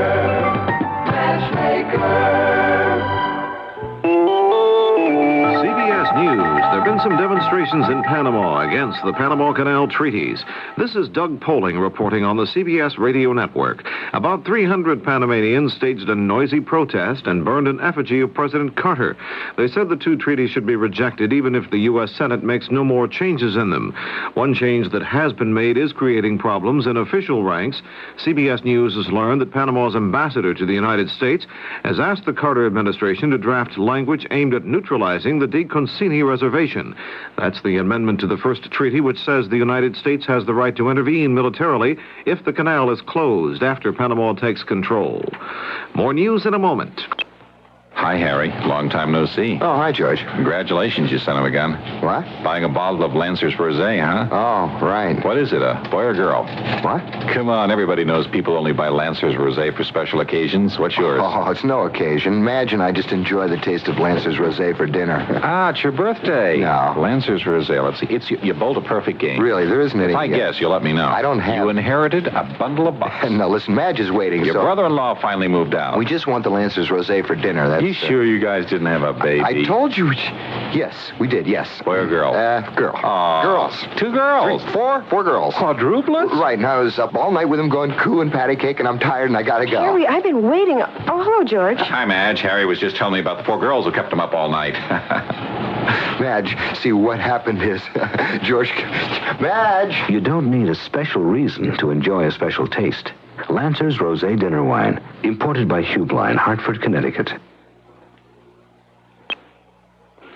Congressional reaction has been mixed to President Carter's decision to shelve the neutron bomb project for the time being. Mr. Carter said the weapon will not be developed right now, but he's leaving the door open to deployment of it in the future. Senator James Allen, Democrat of Alabama, was not pleased with the decision. I'm sorry that he has done that. I think it's certainly a weapon that we need. And just to abandon it unilaterally rather than to use it as a bargaining chip to get the Russians to drop something from their vast inventory of new weapons certainly displays poor judgment. NATO Secretary General Joseph Lund said ambassadors of the 15 Western Alliance members expressed understanding for Mr. Carter's decision, but Lund added the NATO officials reiterated their concern about increasing Soviet offensive capabilities.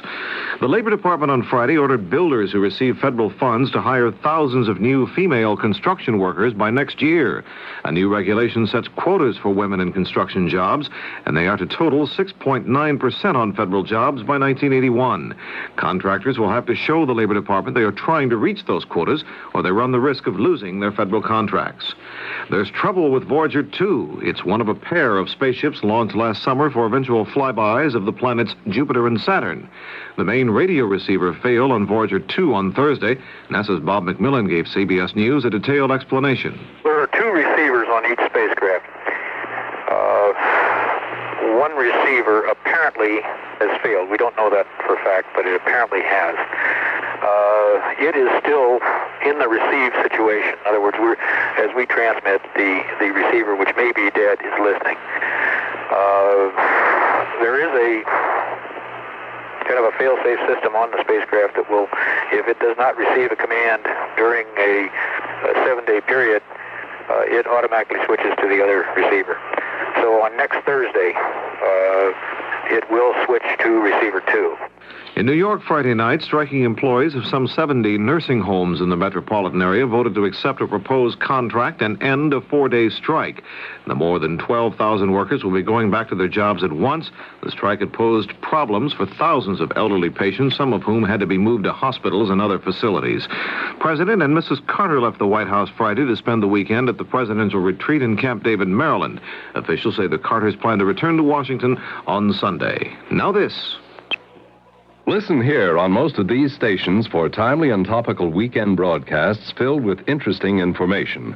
For instance, tomorrow on Prediction, CBS radio sportscaster Pat Summerall looks ahead to pick the teams he thinks will win next fall's baseball pennant races and the World Series. On Dateline America, CBS News correspondent Charles Kuralt lifts your spirits with a report from North Carolina on a selection of spring tonics. And in the spotlights, Lee Jordan talks with actor John Voight, star of the film Coming Home. Relaxing on Sunday, add the informative listening of Face the Nation with moderator George Herman and interview guest Defense Secretary Harold Brown. Charles Kuralt turns up in New York City on Sunday's Dateline America with a report on what he calls the coming big blackout. And of course, throughout the weekend, hourly CBS News updates the stories, while Wynn Elliott and Jeff Scott update the sports. Listen here this weekend on most of these CBS Radio Network stations. On Saturday night, Muriel Humphrey is to announce whether she will seek election this fall to the remaining 4 years of her late husband's term. Humphrey died in January, and his widow was appointed to the seat until November. Mrs. Humphrey plans to announce her decision about running at a Hubert H. Humphrey Day dinner in St. Paul, Minnesota. Mrs. Humphrey could face some opposition in the Democratic Farm Labor Party if she decides to run. Congressman Donald Fraser has announced he will seek party endorsement for the seat, regardless of what Muriel Humphrey does. This is Doug Poling, CBS News. Here's 78 on 78. News Radio 78, WBBM, Chicago. Good evening, everyone. It's 11:32 now, and this is Alan Bickley on WBBM News Radio 78. The CBS Radio Mystery Theater presents...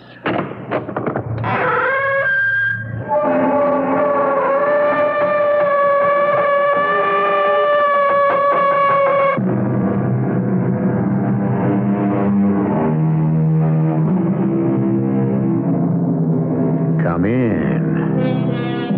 Welcome. I'm E.G. Marshall.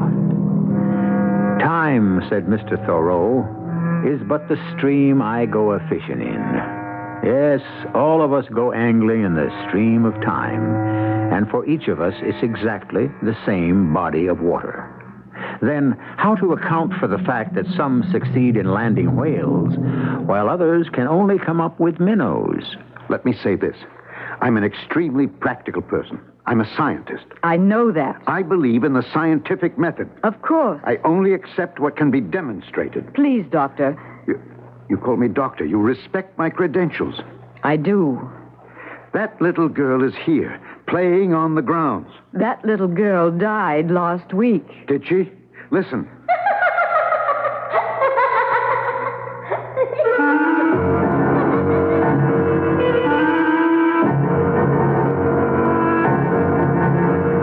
Our mystery drama, Childish Laughter, was written especially for the Mystery Theater by Sam Dan and stars Alexander Scourby and Laurie March.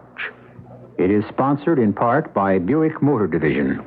I'll be back shortly with Act One.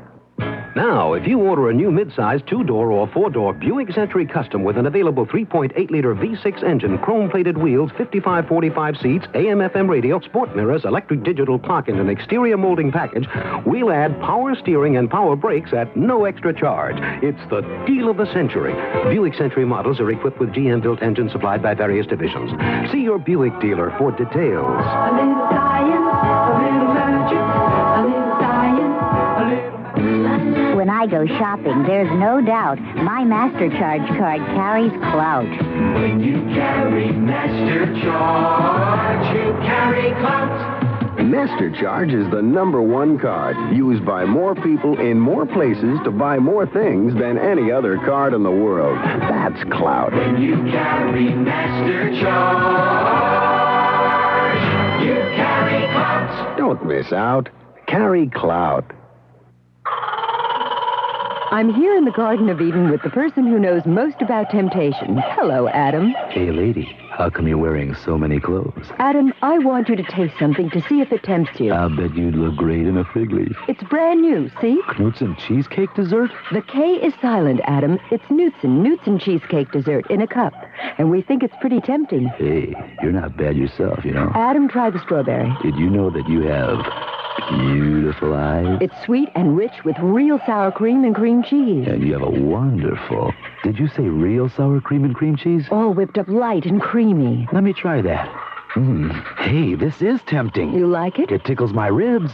Knutson cheesecake dessert comes in 7 rich, tempting flavors in individual serving cups. Try one and tickle your ribs. Adam, try the raspberry. Adam, what are you doing? Tickling your ribs.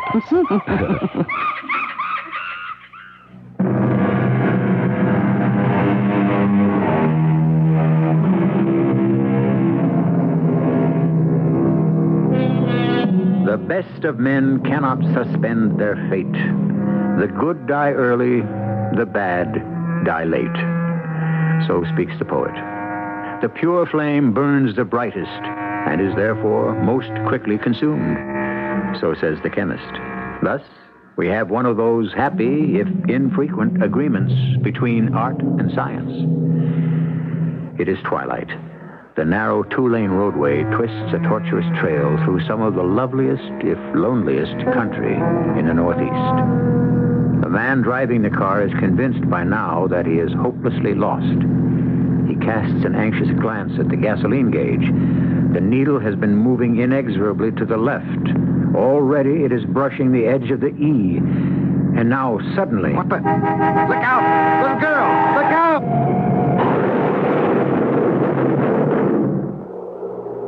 He opens his eyes. He takes a deep breath. The car has crashed into a tree. Muttering a silent, heartfelt prayer, he tries to start it.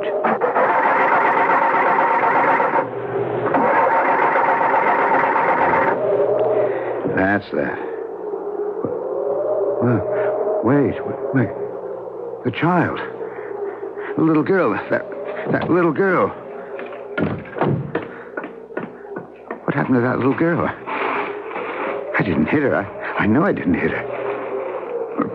Could I have hit her without knowing it? No, that's not possible. Where is she? Where'd she go? What's a child like that doing out here all by herself? Little girl. Little girl. I want to help you. Where are you? Little girl. Little girl. What's that? What was that?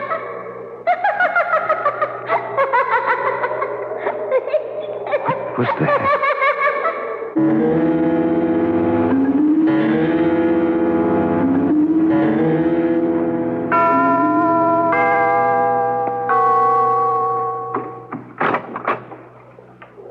Yes?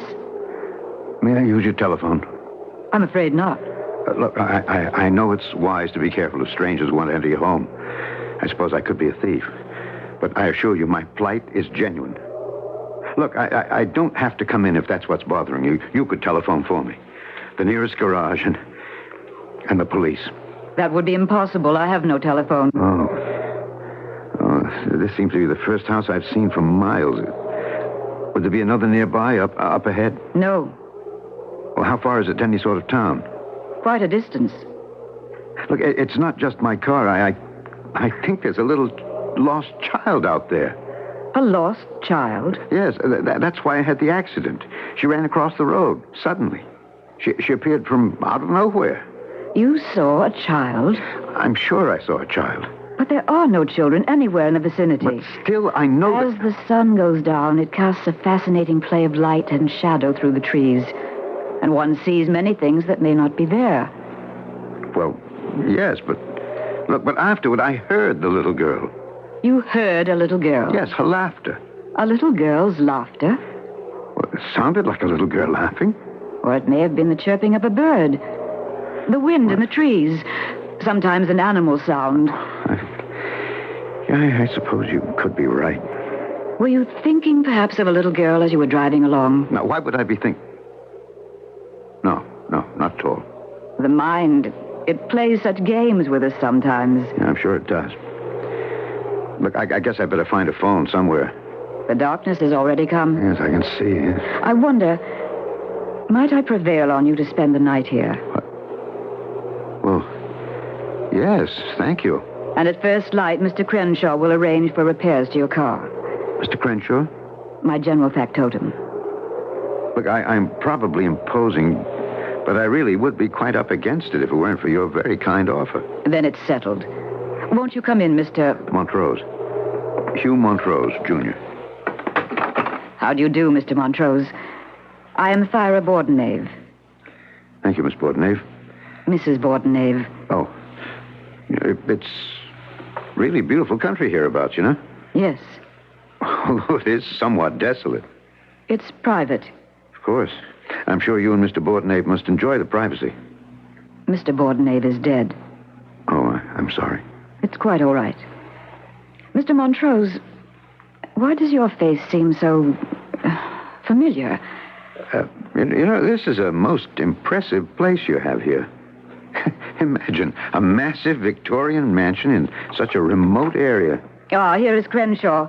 Where is your car? Oh, perhaps 100 yards or so down the road. Crenshaw, this is Mr. Montrose. Yes, ma'am. Show Mr. Montrose to the Aurora bedroom, and then have his things brought from his automobile. Dinner is at 7:30. You should have ample time for a bath and a nap. This way, sir. This thing, it was happening to me. This thing that I'd seen in 50 movies and read in 100 books. The stranger who seeks shelter for the night. The mysterious, brooding mansion. The beautiful lady. The menacing manservant. Why did she seem to have such a queer look when I mentioned the little girl? Now, this movie thing, this book thing, this fiction thing, it was happening to me. Or was it? Well, come in. I have your things, Mr. Montrose. Oh, thank you, Mr. Crenshaw. I shall lay them out for you. Thank you again. Did you look at the car? I have arranged to have it towed to Morphy's garage in the morning, sir. That's good. Oh, you don't have to unpack everything, Mr. Crenshaw. I'm only staying the night. You never know, sir. Listen. Sir? Did you hear that? Hear what? That. I'm afraid not, sir. But it was just as plain as... What was? It was a child. A child? Yes, a child laughing. Well, that's impossible. No, but I distinctly heard... There are no children here. That's a little child standing right outside this door. And I'll prove it. Where did she go? Where did who go? There was a child. I heard her laugh. Her? A little girl. It was... God, it was the same little girl. Sir? Look, just a little while ago, on the road. She suddenly darted across. I had to go off to the side or else hit her. Well, you saw the car. Yes, I saw the car. And then I heard the little girl. She was laughing. You know, the way a child laughs. There are no children in the house. But, Mr. Crenshaw, Will you help me? If I can. Look, obviously I'm having a problem. Yes, sir. Look, I see... That is, I catch a glimpse of a little girl on the road. I hear her laugh. You follow this? Yes, sir. I cannot imagine what she would be doing out there all by herself. So I'm willing to believe that somehow it's in my imagination. Yes, sir. No. Let's not just pass it off like that. Look, Mr. Crenshaw, our imagination is a bottomless pit filled with an infinity of ideas, impressions, a witch's brew of phantoms and fantasy.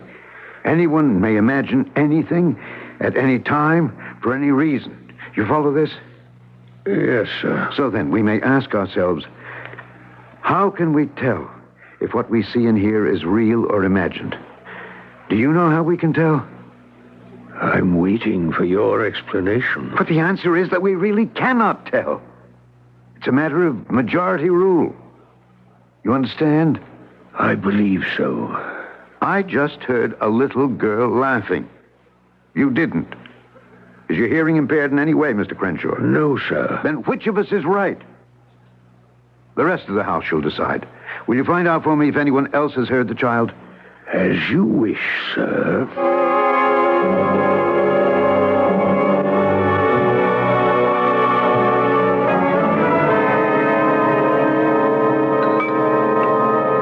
You're not eating, Mr. Montrose.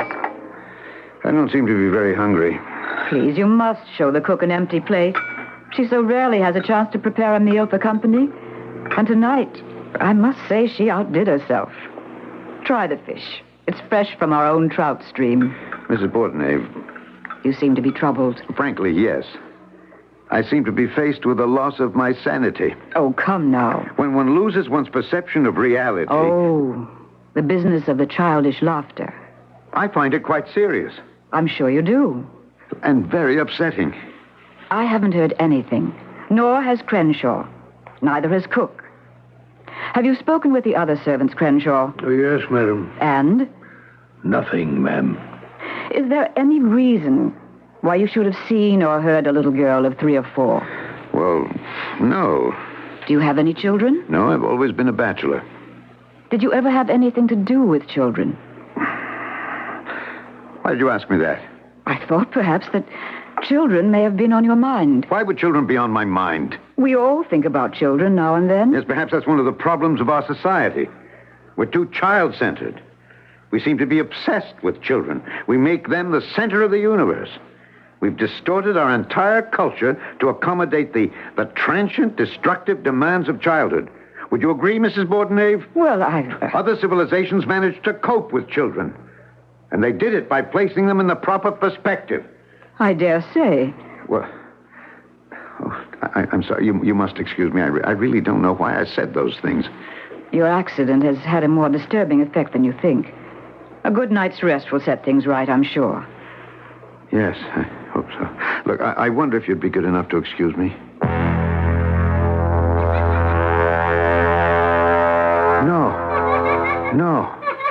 No, I'm not dreaming. I hear it. It's coming from just outside my bedroom window. There she is. Little girl, what are you doing down there? What are you doing down there in the middle of the night? What, don't you belong to anyone? What are you doing all by yourself? I see you. No, you're not a dream. You're a tiny, rose-cheeked little girl. You have long blonde hair. You're wearing a red pinafore. You have a doll in your arms. A doll dressed in a blue sailor suit. Wait for me. Wait. I'm coming downstairs. Wait for me, little girl. Will she wait? Who is this elusive little girl? For that matter, who are all these people? Who is Mrs. Thyra Bordenave, Mr. Crenshaw, and who is Mr. Hugh Montrose? Getting back to our question, will she wait? For the answer, you will have to wait until I return with Act 2 shortly. There's a matoose of a different color, and you know that it always belongs. 'Cause when you see matoose on the label, you gotta know you just can't go wrong. There's a matoose of a different color, and you know that it always belongs. 'Cause when you see matoose on the label, you gotta know you just can't go wrong. White Matoose. It's a Matoose of a different color. An imported wine you can be sure of with a proud, lively taste like no other wine. Try White Matoose, because when you see Matoose on the label, you know you just can't go wrong. It's a matoose of a different color. Matoose of a different color. Imported by Dreyfus Ashby and Company, New York, New York. Hey, white or rosé. It's a matoose of a different color.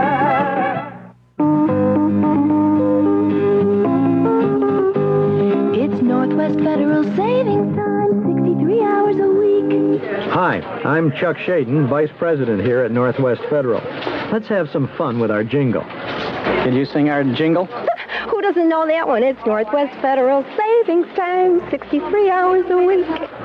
It's Northwest Federal Savings Time, 63 hours a week.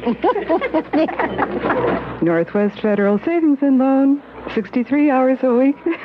Do you ever see the Northwest Federal commercials?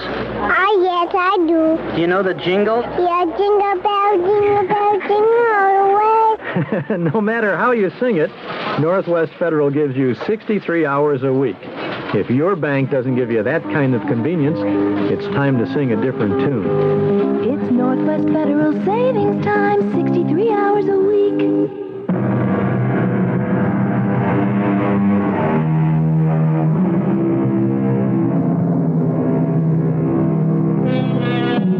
Children, they say, should be seen and not heard. However, we do seem to have a situation here concerning a child that is often heard but rarely seen, except at certain unexpected moments. A most disturbing and elusive little lady, to be sure. Now, don't go away, little girl. Don't go away. I'm coming downstairs. Mr. Crenshaw, Mrs. Bordenave, that little girl, she's here. She's downstairs. See for yourselves.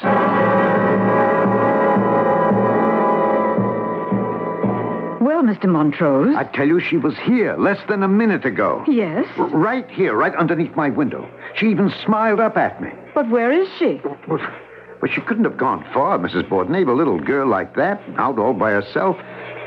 How did she get here? What's she doing? Whom does she belong to? Mr. Crenshaw. I've been all over the grounds, ma'am. Didn't you see anything? Nothing. And no one, sir. Look, Mrs. Bordenave, I know what you're thinking. It's my imagination that I was dreaming, no? Well, Mr. Montrose. Let me say this. I'm an extremely practical person. I'm a scientist. Actually, I'm a chemist. I've been indoctrinated in the scientific method. Proof, facts, evidence. I saw that little girl. Mr. Montrose, you'll feel better in the morning. You don't believe me? I didn't say that. You're trying to humor me, aren't you? I'm not. Then help me find that child. Mr. Crenshaw has already searched the grounds. We should search them again. If you like. I only know that I saw that little girl, and she has to be around here somewhere.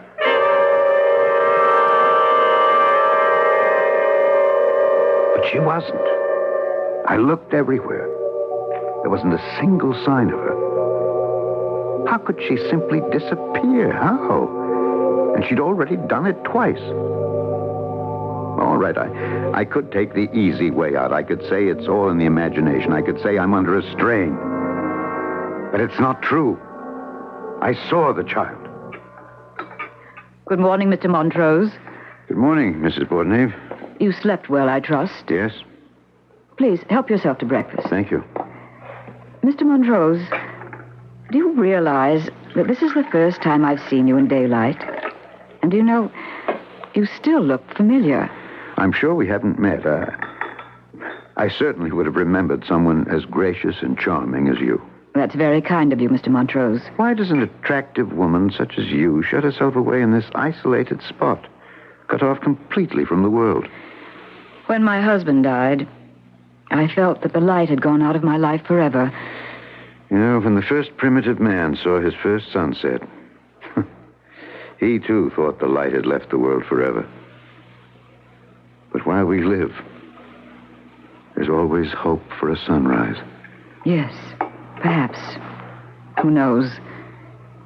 But I wonder why you should look so familiar. I haven't the faintest idea. Perhaps I should ask Mr. Crenshaw. Mr. Crenshaw? He has one of those retentive, I suppose you might even say photographic memories. Oh? You're not some movie star hiding out from a voracious public, are you? What makes you think I'm a movie star? You're handsome enough. Thank you. But I happen to be a chemist. Of course. So you said last night. Crenshaw, we must arrange to have Mr. Montrose's car taken care of. Yes, ma'am. And since we have no telephone, I suppose you'll have to drive to town to tell Mr. Morphy to send a tow truck. At once, ma'am. Oh, I wouldn't like to put you all to that trouble. It's no trouble. I could drive to town myself and not upset the routine of your household, Mrs. Bordenave. Very well, if you like. Crenshaw, give Mr. Montrose the keys to the blue car. Yes, ma'am. Crenshaw, why do you suppose Mr. Montrose should look so familiar? His picture was in the paper, ma'am. Oh, was it? Have we a celebrity here?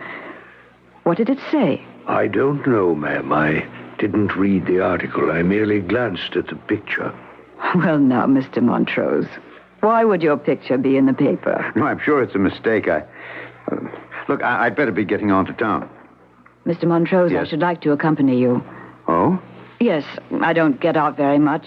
It would be an excursion. Do you mind? Mind? Besides, it might be more effective if I were there. Effective? Yes. You see, Mr. Morphy is a highly independent sort. That's a local euphemism for surly. He might put you off. I, on the other hand, can exercise a certain amount of leverage. Once again, I must add to the long list of your kindnesses toward me, Mrs. Bordenave.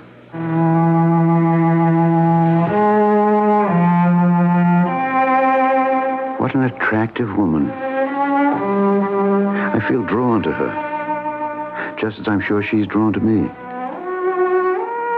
Why couldn't I have met her 20 years ago? 10 years ago? What would have been the good? She would have been married to another man with whom she was deeply in love. Oh, but if we'd only known each other, she would have saved me. She wouldn't have allowed me to... No. I must not rewrite history. I would have broken her heart. Maybe she can save me now. Maybe she can help me construct an edifice of sanity. And I'll be all right. I'll be all right. Life up here does have its compensations. Yes, I would agree now. Now? Yes. At one time, other things seemed so much more important. What other things? I suppose you could place it all under a single heading. And what would that be? Getting on in the world. Was that an important thing to you? It was the only thing. And when did you decide it no longer mattered? Forgive me. It seems I'm prying. No, Mr. Montrose, you seem so troubled. Well, it's early in the day. I never was much of a morning person. Mr. Montrose, you? Yes? After Edward Bordenave died, I never thought I'd meet another man who, well, could have even been an interesting person. You must have loved him very much. Too much. That isn't good either. Oh, listen to me. We hardly know each other, and here I'm ready to pour out the story of my life. Why am I doing this? Yes, I know. And to make matters worse, you're a fugitive. What are you saying? You're running away. Look, Mrs. Bordenave. Thyra. I was acquitted. Oh, perhaps not from the law, but from yourself. None of it was my fault. There was no proof that I'd acted in a criminal or even in a careless manner. It happens. It happens all the time. Why are you running away? I don't know. Is that the garage? Joseph Morphy? Yes. Well, let's go in and see if you can fix my car. Yes. He can fix your car, but that's all.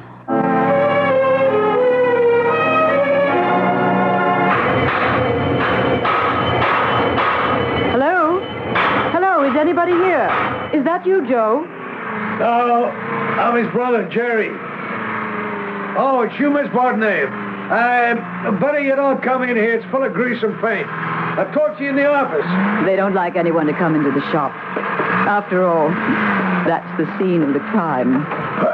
Well, now, Miss Bordenave, what can I do for you? Is Joe here? Joe? Well, no. Do you expect him soon?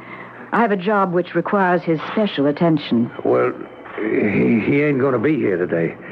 Maybe not even tomorrow. He's in bad shape. He is?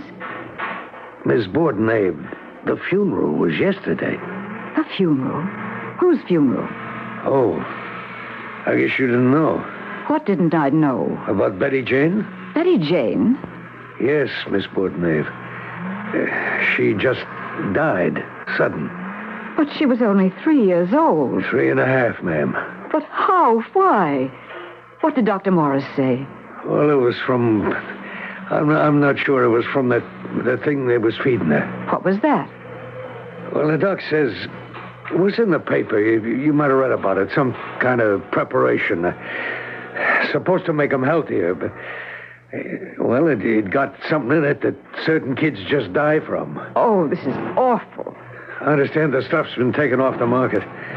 Old Ben Manners at the drugstore, he's so mad he took all he had left and burned it. Oh, poor Joe. Yeah. That little girl was all he cared about in the whole world. Yes, I know. Smart as a whip she was, too. Yes. Well, what we came here for originally, it seemed so important. Well, I guess you got some work you want us to do, eh? I don't know when we can get to it, the way things are now. I don't know, maybe a week, okay? Yes, I suppose so. I tell you, I'd like to get my hands on the guy that made that stuff. Maybe it wasn't his fault. Yeah? No, you have to understand. It was developed in the laboratory. So? Some research chemist was, he was trying to do good. Yeah? There's always a risk, you know. Yeah, well, tell that to Joe and Edna Morphy. I was reading in the paper, at least 100 other kids are dead. If you were reading the paper, you also should have read where the government investigators found no evidence of criminal intent. The man was completely absolved. Yeah. Well, I don't absolve him. I hope he burns forever in the hottest fires of hell. Look what he did to just one kid. One innocent little kid. Yeah. Let me show you this little kid. Here, look at this picture. Look at it. Look, I'm only trying to explain. Look at her. She was only 3 years old. I took this picture on her birthday. See? That long blonde hair, those big blue eyes. Her mother made her that little red pinafore. And Joe bought her the doll. The doll in the blue sailor suit. The little girl. That's the little girl. Here, give me that. Hey, what are you... This is the little girl I saw on the road. Just last night. What's he saying, Miss Borden? And later she was underneath the window. Who is this guy? You must calm yourself. Calm yourself. What's the matter with him? You're telling me I killed her. Is that what you're telling me? I ain't telling you anything. But it's true. It's true. I did kill her. He did. He says so. And therefore, he must be that man who created, invented, however it came about, that certain medicine or preparation. What a remarkably complex society we have. We have all sorts of killers and all sorts of ways to kill people. And so much of it is done unintentionally, impersonally, unconsciously. I shall return shortly with Act 3. Maybe you've got a neighbor who just bought a new Electra, and he's gotten so smug and self-satisfied lately you can't stand it. Well, look at it this way. If you had just gotten a car with all the luxury and prestige of Electra and a trim European-like design that makes it easier than you might imagine to park and maneuver in city traffic, wouldn't you be a little insufferable for a while? We thought so. The new Electra at your Buick dealers now. A little science, a little magic, a little science, a little... Tired oil? That's got to be bad news. Don't you know there's good news round the corner? Goodyear, wherever you are. And this week, your local Goodyear service store is featuring an oil and lube, just $5.88 for up to 5 quarts of major brand 10W30 grade oil and a complete lubrication. Goodyear knows how to take care of your car, so come on in for an oil and lube, just $5.88, slightly more in California. Goodyear Tires and Auto Service for more good years in your car. We're here at Hermit's Cave, folks, hoping to interview the old man. And here he comes. Oh, sir, excuse me, Mr. Hermit. Yes, my son? I'm a reporter, sir, and I'd like an interview. Is it true that you're over 100 years old? 102 to be exact. 102. Did you hear that, folks? And is it true that people come from all over to seek your advice? Quite true. I am very wise. What's the question they ask you the most? Should one use the Form 1040 or the Form 1040A in filing one's income tax return? And what do you tell them? Oh, I tell them to use the Form 1040A if possible. Most people can do it by themselves. Isn't there anyone who should use the Form 1040? Yes, indeed, child. Those who itemize deductions, take adjustments to income, and use schedules or supplementary forms. But use the 1040A if possible. It's really a time saver. Thank you, Mr. Hermit. Any last words? Yes. This has been a message from the Internal Revenue Service.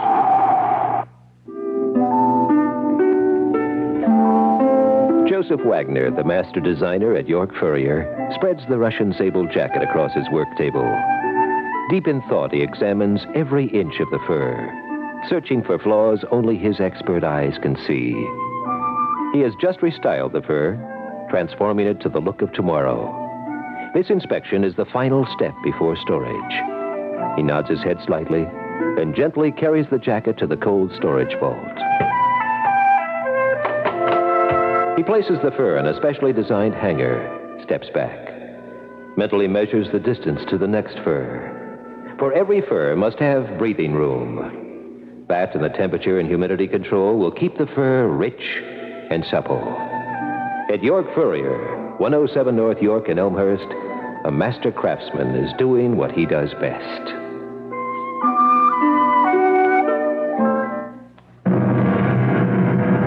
This is WBBM Chicago.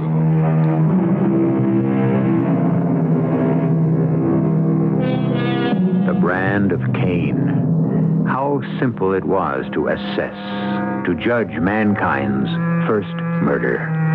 The smoldering anger, the burst of fury, the raised club, the crushed skull. But as we evolve and become infinitely complex human beings, even killing undergoes a metamorphosis. It is now possible to kill unconsciously, without passion, without even meaning or wanting to, and most often, without even knowing about it. Yes, I killed her. You can't say that. Who is this guy? What's he talking about? This little girl. I killed this little girl. What have we got here, Miss Bordenay? Now, Hugh, everything is going to be all right. No, nothing's going to be all right. Nothing can ever be all right again. Not for me. Miss Bordenay, maybe this fellow needs a doctor. A doctor? My good man, I am a doctor. Well, then, Doc, don't you think... Look, I have a Ph.D. in chemistry. Hugh, perhaps we'd better go. Go? Back home. Home? I was driven from my home. The devils drove me from my home. Come to my home. Everything will be all right. I'm sorry about the little girl. Please believe me, I'm sorry about little Betty Jane Morphy and all the others. Yes, Hugh, yes. Now we must go home. Is this how it's going to be? Am I going to lose my mind? Shall I preside over the slow disintegration of my sanity? No, I have to fight. I'm only 42. I can still have a long, productive, useful life. And now that I've met her finally, I can be happy. We can be happy. All I need is a little rest. A little sleep.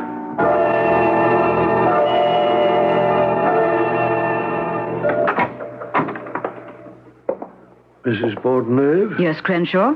I have here a copy of a newspaper. Thank you. Chemist found blameless in infant deaths. Dr. Montrose unaware that Nutricin had been inadequately and improperly tested. I see you're reading my press notices. Oh. And now you know. Everyone agrees it wasn't your fault. Yes, but the children are dead. Yes. Nutricin was mine, my creation. It was going to make every child healthy, strong, more resistant to infections, fevers. It was going to be a wonder, a miracle drug. Yes, that's what you wanted. And that's what I thought I'd found. But it began a chain reaction, and it destroyed the ability, the natural ability of the body to... Look, do you follow what I'm saying? Yes. And now they're dead. 100 children that we know about. They're dead. Yes, we know that, and it's tragic. But do you want to die, too? I? Life goes on. You're like the captain of a plane that crashes with the loss of every life aboard but your own. You're a commanding officer of a company that has been wiped out. But these were children. Children. It makes it harder, but it must be done. What must be done? You must rebuild your life. I can't think of that now. You must think of that now, before it's too late. Before you become too deeply enmeshed in remorse and regret. I felt that way. I was driving the car when Edward Bordenave died. Please, I don't want to hear anything. But you must listen. I had too much to drink. I insisted on driving. Need I tell you there was a crash? That he was killed instantly. That I escaped unhurt. I ran away from the world. That's why I'm here. But you can't run away. The world was meant to be lived in. It has too much to offer. That's what I suddenly realized when you knocked on my door. Oh, it's too late. Why? You know what I did. Yes. You tried to do something worthwhile. You tried to make things better. And I made things worse. But that's how it goes in this world. Next time you'll be successful. Next time? And I'll be successful, too. I'll have a real marriage. I won't be a spoiled, indulged little doll.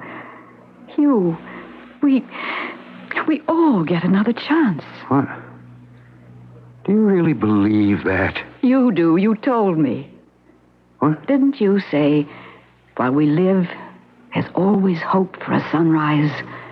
Yes, but what? Was it just talk? We've only just met. That's right. But we met at exactly the right time, when each of us needs the other. And so maybe our meeting was no accident. What are you saying? I don't know what I'm saying. Or maybe I do. Maybe these things are meant to be. Who knows? What brought you to my house at the exact moment in time when...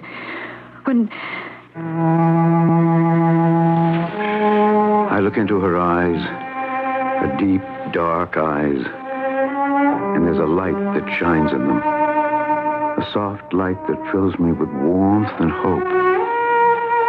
What did bring me to her house at this exact moment in time? Was it for this purpose? To be given fresh hope? Courage? I dared to think, I dared to believe it was so. Why not? Why shouldn't I be saved? Hugh, tell me about Nutricin. Nutricin? Tell me the truth about Nutricin. It's all in the newspapers. I don't care what's in the newspapers. I want the truth. Nutricin. I wanted to create a builder of tissue. What went wrong? I wanted to create a wholesome, beneficial thing for children, to build stronger bodies, to increase resistance to disease. And what happened? I thought I had. Yes? But it got away from me. I don't understand. They came along. Who? You know who, this big company. You read the paper. Yes. And they said, well, you know what they said. You read it. Yes. They said, you've got it. Man, have you got it. We'll take it from here. Now it requires the kind of research and development that we're equipped to do. And so you gave it to them. You gave them Nutricin. Yes. Why? Because this is how it's done. You come up with the idea, you come up with a basic formula, the product in its primitive state, and then an outfit with the equipment, the facilities, the money, the manpower comes and takes it over. And they took it. Well, how was I to know that they'd rush it to the market without... But you acted in good faith. Yes. Then what will drive away the devils? But no one believes me. Everyone believes you. The charges against you were dropped, weren't they? They believe me legally. Or they believe me technically. But they don't really believe me. I believe you. What? Thyra. See, all you need is one person to believe you. Eventually, everyone falls into line. Why didn't I meet you when I was younger? We have so much time to make up for. Let's not waste a single minute. I want to sell this house. And go where? New York. New York? Or Boston, or Chicago, or San Francisco. But... Where the work is, where the fun is. You'll open another laboratory. Do you know what you're saying? Of course. Who would ever trust me? I trust you. What company would ever want anything to do with me? It's going to be difficult. You don't know what you're talking about. Are you afraid? Afraid to fight back? It can take such a long time. But you haven't answered the question. Are you afraid to fight your way back? No. I'm not afraid of anyone or anything. Oh, darling. Darling. What was that? Sounded like a shot. A shot? Who would fire a shot? Oh! I'm sorry, Miss Bordenave. Jerry Morphy, what's the meaning of... Your fellow Crenshaw wouldn't let me come in. What did you do to Crenshaw? Nothing. I had to put a bullet through the window to convince him I meant business. How dare you force your way in here? I don't have no quarrel with Crenshaw. It's him, standing there. He's the one I want. Do you realize Crenshaw is calling the sheriff? I know. I know something else, too. I know it has to take the sheriff at least 20 minutes to get out here. I don't need 20 minutes for what I have to do. What are you saying? Put that gun away. What am I saying? Ask him. He knows what I'm saying. Tell her what I'm saying, Dr. Montrose. You know who I am? You as good as told me back in the shop. Then I remembered seeing your picture in the paper. He's going to kill me, Thyra. No. Can't you see it? Can't you see it in his eyes? Jerry, listen to me. I'm sorry, Mrs. Bordenave. I gotta do it. Who are you to judge another human being? We're past that kind of argument. You'll spend the rest of your life in jail. That's all right. I have to do it. I have to do it for my brother. Jerry, don't you understand? It was a mistake. We all have to pay for our mistakes. He didn't mean it. He tried. Oh, good Lord, Jerry, he's a man of science, of truth. He only wanted to do good. It wasn't his fault. It wasn't? No, it wasn't. He had a vision of children who would never be sick. Children who would never suffer. That's why he created Nutricin. Let him tell me that, Miss Bordenave. Tell me, Doctor. Tell me you invented the thing for the reason she said. Tell me that. Tell him you. Well? The answer is yes. You did it for the kids? You didn't do it for the money? Tell him you did it for the children. Can you tell me that? Yes. Miss Bordenave, do you have a Bible? A Bible? In the drawer. All right, get it. Here. Give it to him. Now, Doctor, tell me you didn't do it to get rich. Hold on to that Bible and tell me. I did it because I wanted... Listen. What is it? Quit stalling. She's here. Who's here? Don't you recognize her laugh? Your niece. What are you trying to put over? No, listen. It's Betty Jane. Oh, she's dead. No, she's here. Betty Jane's here. Now I know. Now I know what this place is. This is the place they all come to afterward. They come here to her, to Thyra Bordenave, this dear, kind lady. Hugh, what are you saying? That's why I came here. Don't you understand? No, listen to me. Listen. Children, listen to me, all of you. I came here to find you. Hugh, you must calm yourself. Now, don't you hear them all? There is no them. Oh, yes, they're children. Children, you must forgive me. I shouldn't have sold the Nutricin before it was ready. But they gave me money. Children, do you know how much money? Then why not? I was only doing it for the money. Hugh. But it's the truth. I was tired of being poor. Oh, I was respected. I was distinguished, but I was poor. I just let the idea of the money make me careless. Don't say that. He'll kill you. Let him kill me. I hear her laughter. I'll hear it till the day I die. Go ahead, Jerry. Kill me. Kill me. What are you waiting for? I can't kill you. Why not? Because I hear her laughing, too. Jerry. I'm the one that killed her. I'm the one who said to Joe and Edna, poor kid's so scrawny. Why don't you give her some of that Nutricin stuff they advertise? I'm the one who talked them into it. I wanted Joe to kill me, too.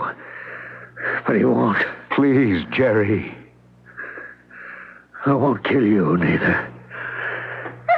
You and me. We're gonna hear this little girl till the day we die.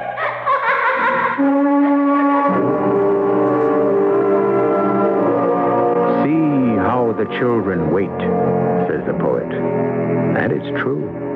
They wait. They wait for what children have always waited for since the very beginning of time. They wait their turn. They wait for the day when they shall no longer be children. And how do they know when that day arrives? It comes when the lilt of childish laughter has left the voice forever. I'm leaving you, but only for a short while. We're going to stick our neck out and tell you something.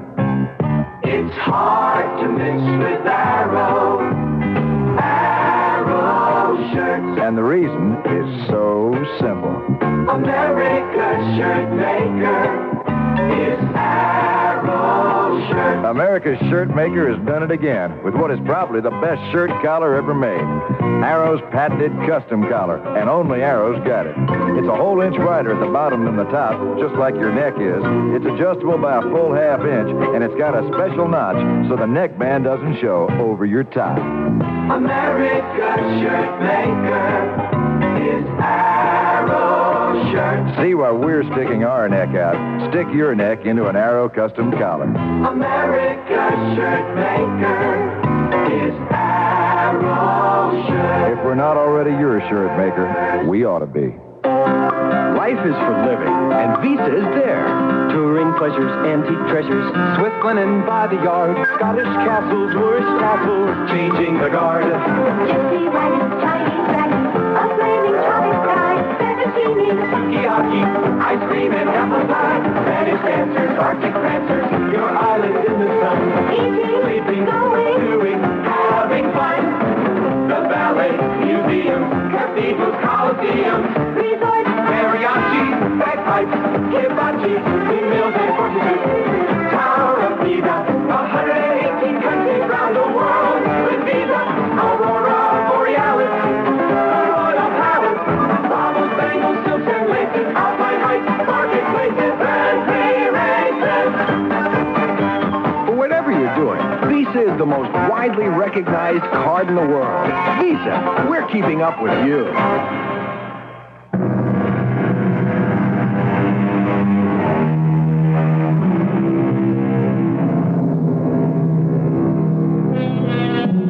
the paper, we hear, we see the news.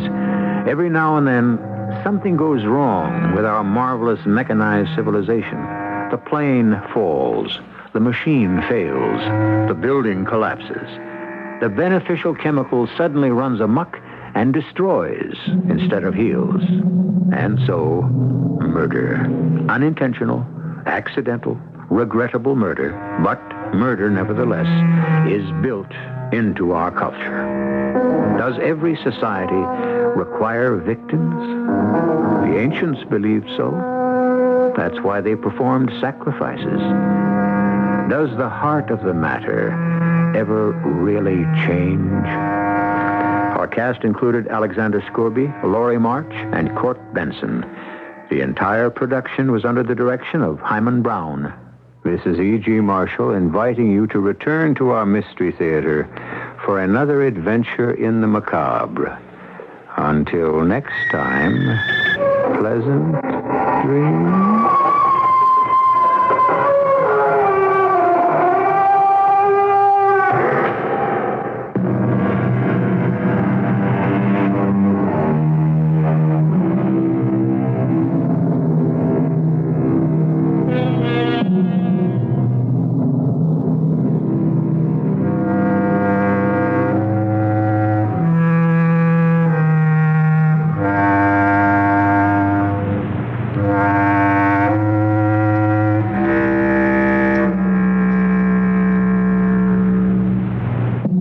CBS News follows in just a moment. At last, a break for the business traveler. Delta Airlines announces the new low first-class fares starting May 19th, subject to CAB approval.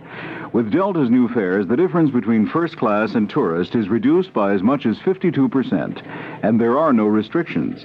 In short, Delta is marking down the markup on first class. You see, under present regulations, the premium for flying first class ranges from 50% on short trips up to 63% on long flights. Delta is cutting the premium to a flat 30% on trips to every Delta city in the United States. For example, first class from Chicago to New Orleans is $149. It will be cut to $125. First class to Miami-Fort Lauderdale from $198 down to $161. First class to Atlanta from $121 down to $101. Now executives can fly first class again, and first class makes any business trip better. Delta is ready when you are. CBS News. A Soviet UN official has walked off his job at the United Nations over differences with his government, but his lawyer says it is not his. Here's 78 on 78. News Radio 78, WBBM, Chicago. The CBS Radio Mystery Theater presents...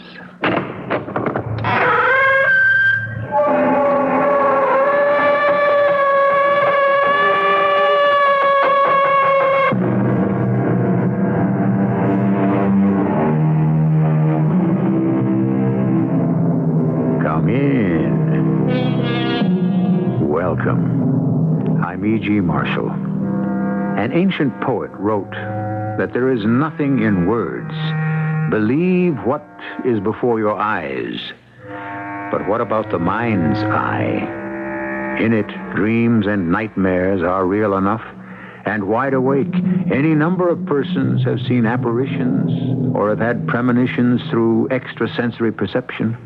The world of the macabre, then, is not unreal at all. Sometimes, quite often, in fact, real life is macabre.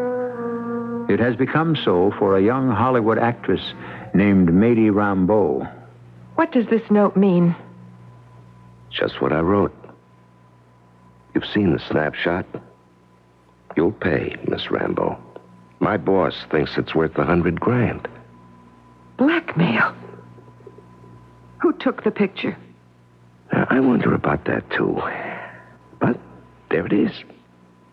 You at a private gambling party with your arms around the neck of a known mobster. You, Miss Clean. You'll pay, Miss Rambeau.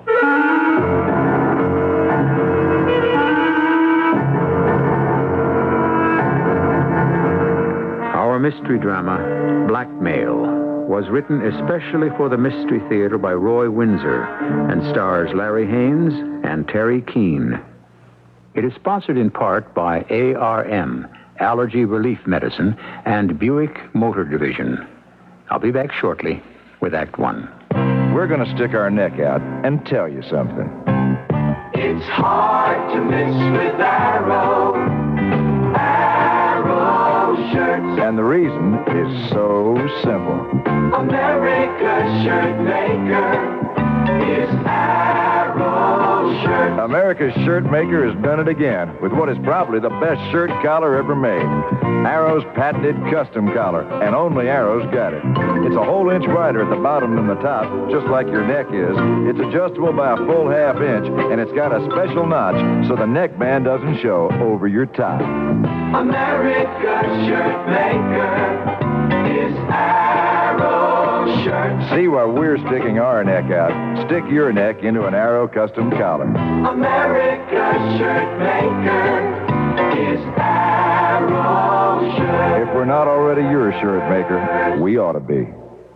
I was only 5 years old. I assembled my electric train without reading the instructions. You probably couldn't read then. When I was 12, I put together a bike without reading the instructions. There were special classes for non-readers? When I was 21, I changed the water pump on my car without reading the instructions. But tonight, I am doing our income tax return, and guess what? You didn't read the instructions. Wrong. I read the instructions from cover to cover very carefully. To what do you attribute this breakthrough? Money. The income tax instruction package is full of ways to save money. Like what? Well, like a credit for some of the money we contributed to your sister's city council campaign. And our contributions to your individual retirement account are deductible, even though you didn't work at a paying job. You read all that? Yep, and plenty more. Just proves one thing. It pays to read the instructions. What an original idea. A message from the Internal Revenue Service.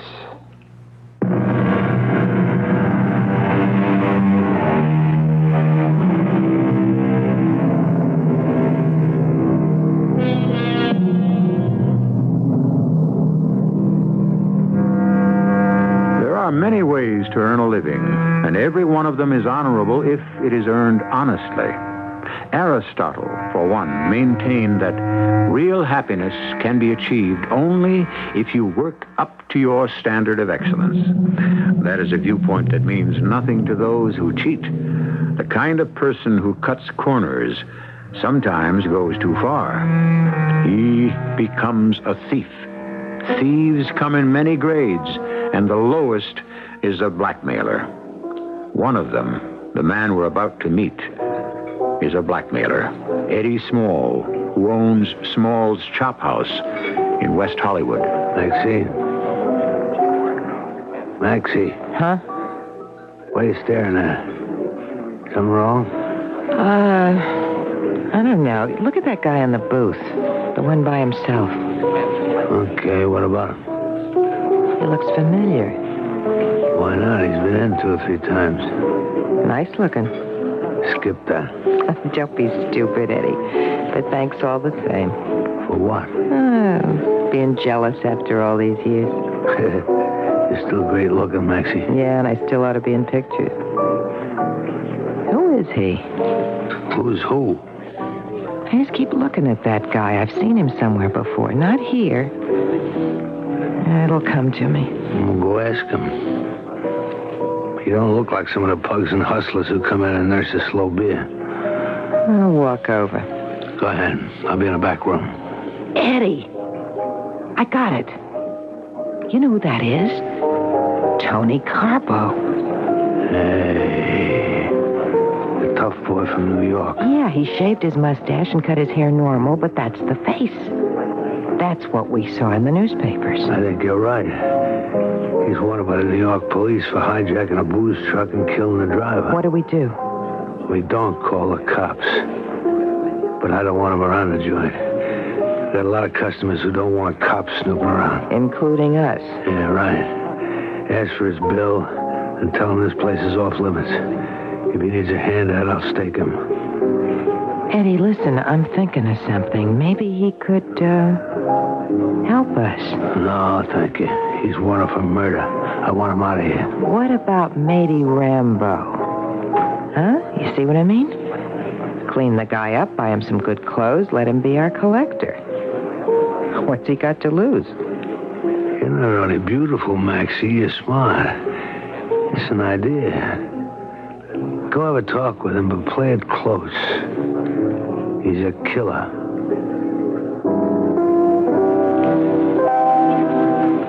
Hi. How you doing? Okay. Good food. Eddie serves the best. You been in before? Twice. No rule against it, is there? Oh, of course not. Come often and stay late? Thank you. Well, I'm finished. Now you can pay me. You the boss? Eddie Small owns the place, but I kind of oversee it. Oh, the innkeeper's wife? Yeah, you might say that. I'm Maxine. Glad to meet you. And you? Tony. Corbett. Corbett? That's right. Okay, if you say so. Why? You stick to that? You question all the customers? I like to get to know them. I mean, we draw a strange crowd, racetrack touts, ex-fighters, guys in the numbers rackets, all kinds. So far, none like you, Mr. Corbett. Meaning what, Maxine? I've seen you before. Oh, I see. In the newspapers, without the long hair and mustache. Yeah, thanks for the tip. Yeah, I like your joint. Sorry this has to be my last visit. I'll clear out. Oh, that was Eddie's idea. I got a different one. Eddie said if you need a handout, you're welcome. Well, that's very nice of him. Why? Is he afraid I'll shoot up the place? Well, you've used a gun before. We don't want any of that around here. It would attract the cops. We don't care for them very much. Mr. Carbo. You said Eddie wants me to clear out. You had a different idea. What is it? You know who Matey Rambo is? The young movie actress? That's the one. Miss Clean. She's going to be big if her image doesn't get spoiled. Public image, I mean. Why should it be? Well, everybody thinks she's a straight arrow, no booze, everybody's young sweetheart, you know. Mm-hmm. So perfect she don't have to be born again. Okay. What about her? She could mean money to you. I don't get it. Interested? Well, sure. I could use some real money, but what do I have to do for it? Oh, I leave that to Eddie. He'll explain. Not here. Why not? Someone else might recognize you as Tony Carbo and blow the whistle. You free at 5? Sure. I'll give you an address on Mechanic Street. You be there and Eddie will talk to you. Yeah, what's it all about? You'll find out at 5, Tony.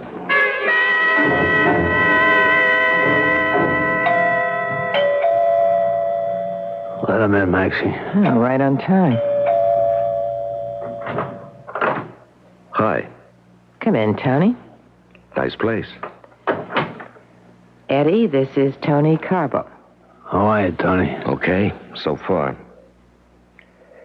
You know, I like your restaurant. You must do well to live like this. The restaurant does okay, but it's no gold mine. We do other things. Oh, I see. Is that where I come in? Maxine said something about Matey Rambo. Are you into movies? In a small way. And you got a proposition for me? And a pretty good one, I think you'll agree. Tony Carbo's wanted by the police. You're safe with me. You ain't safe if you show yourself around Hollywood. Why'd you come here from New York? I'm shipping out. Oh, yeah? How do you manage that? Well, this small freighter will take me on. Bound for where? South America. Freighter's got a sideline, too, right? Yeah, so they tell me. Who tells you that? Oh, a Jersey pal I've done a few favors for, Joe Hernandez. Runs dope. That the guy? That's the guy. I don't know what he does except what I read in the papers. So you ship out and then what? I do a fade out. Guy without a country? Yeah, something like that. Well, that's better than facing a murder charge, right? Yeah, I'd say so. And you ship out when? Well, the boat docks in 3 days. I'll be gone in 5. What's the name of the freighter? I'll keep that to myself. 5 days should do it, Eddie. It's been 3 weeks, babe, and we got nowhere. I don't know. We got nothing to lose. Could you use 10 grand? Not if I have to earn it with a gun. No gun, nothing like that. Show me the picture, Maxine. What do you think of that, Tony? Yeah, I get it. Blackmail. That picture's worth 100 grand. You collect, you get 10%. You know who the man in the picture is? Big Frank Vitello. Runs the town. Yeah, I know. I've heard of him, the mobster. Yeah, they call him that, but he's a smooth businessman. Into everything that turns a buck. Restaurants, tracks, betting, you name it. And there's Matey Rambo with her arms around his neck. Hollywood's Miss Clean hugging Big Frank. I guess you know what would happen if the picture went public. Whose gambling joint? Oh, it's private. It's not important. The picture says gambling joint, and that's the last place the public expects to see Matey Rambo. So she pays, and she stays Miss Clean. She doesn't, her career is finished. You got it. I collect the money, and I get 10 grand. Is that right? That's right. And, you've been trying to collect for, how long did you say? 3 weeks? Yeah. We sent her a copy of the picture and made our demand. I gave her a month to come up with the dough. Time's just about run out. How'd you get the picture? She'd like to know, too. Professional secret, Tony. You have the negative? I know where it is. Well, she won't pay off without getting that. Nobody is that stupid. Well, then give it to her. We'll make a copy. Look, you can't squeeze her forever. What if they track down whoever took the picture? They can't. Take my word for it. How have you arranged for the money to be delivered? We got a drop arranged. Real clever one. Nah, the cops know all the tricks. Probably Big Frank does, too. I think you're lucky Matey hasn't come through with the money. Once she does, it'll lead to you. Now you know why you're here, Tony. Mm-hmm. The collector. A 10 grand sitting duck. Well, what do you say, Tony? I can try. When? Well, what's wrong with tonight? Where does she hang out? You're not going to her house? No. She goes out. What restaurant? Mason's. She got a boyfriend or an escort? More of an escort, a hairdresser from the studio. Uh-huh. I'll need some money. Say, 100. You got it. You're going to speak to her in the restaurant? Why not? Well, if you're spotted, you're going to be picked up. If you're not, what if she raises a fuss? Before she gets the chance, I say I'm there to help her. How? You're holding the picture over her head. What if I say I know who the blackmailers are? You wouldn't do that, would you, Pally? You know better than that, Eddie. I tell her if she loses her nerve and wants to yell police, I don't carry the picture, but I describe it. She'll listen to me. Now, what about the escort, that hairdresser? Don't worry about him. What's his name? Jody Pearl. Okay, Maxine, will you telephone Mason's and ask if Matey Rambo's having dinner there tonight? You know what worries me, Tony? What's that? How you get into Mason's without a cop spotting you? You're wanted for murder. They won't spot me. I can make sure they don't.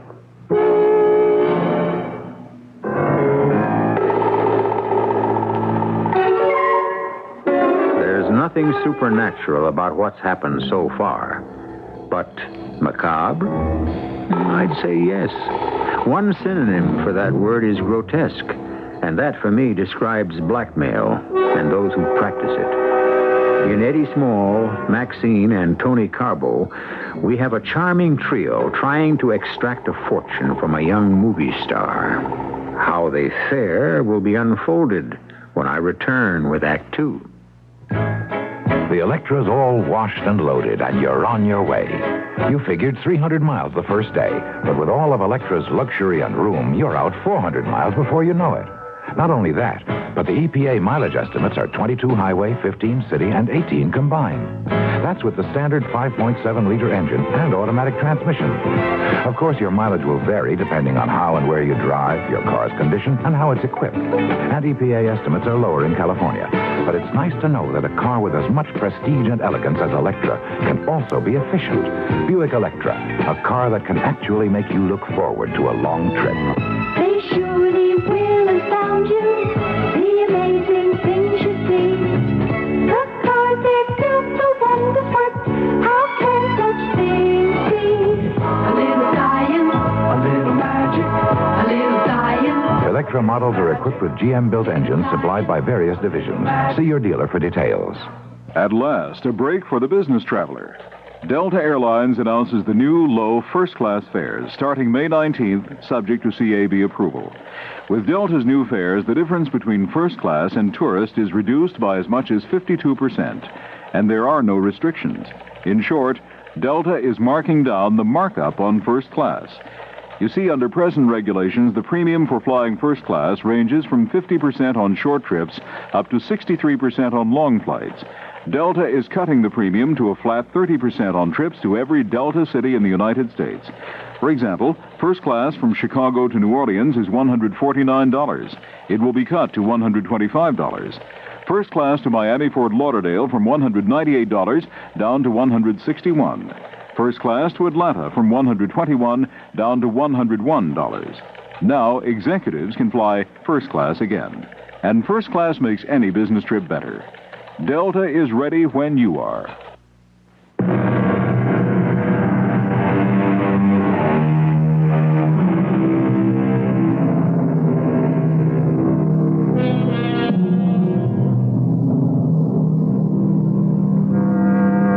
Many careers have been destroyed when the public is turned against one of its heroes by learning that he is a human being. Everyone commits indiscretions. They're usually shrugged off. But when a statesman, a famous athlete, or a movie star makes a careless statement or is photographed out of context with his public image, the public turns on him. We are hero worshippers. Knowing this, the blackmailer makes heroes pay for their mistakes, as young Mady Rambo has found out. Don't you dare tell me what to do. Well, I only said... I won't. I won't. But, Mady... No. But I'll tell you what I will do. I am going to get whoever did this to me. Swell. Good luck. Don't be sarcastic, Jody. I mean it. Okay, you mean it. How? Have the police got a lead? Frank Vitello will find him, or them, whoever. You spoke to Vitello? The head of the studio did. Mr. Vitello did a slow burn. His boys are at work? He phoned and said he was sorry. When he finds the pig... Yeah, sure, but then it'll be too late. You stalled for 3 weeks. You've got a week left. Pay the money now and save your career. No, I didn't do anything wrong, and I'm not going to pay. Well, it's your career. It's not mine. What did I do that was wrong? You got your picture taken embracing a notorious mobster. You, every parent's darling, the girl they'd like their daughters to be. I did not embrace him. Take a look at the snapshot. I won a big pot at roulette, and I was jumping with excitement. So was Mr. Vitello. I didn't even know who he was. He grinned at me, opened his arms, and I jumped. Right out of the movies. If that picture gets printed, you're finished. You've busted your public image. That is not true. I know that, but protect yourself. The police will go on looking for the blackmailer. So will Mr. Vitello. Oh, you've got some funny loyalties. How do you know Vitello didn't set you up for that snapshot? What? Well, think it over. Now get your coat, and we'll head for Mason. You think Mr. Vitello... He's Big Frank, remember? He might have set me up for blackmail? It's one of his rackets, baby.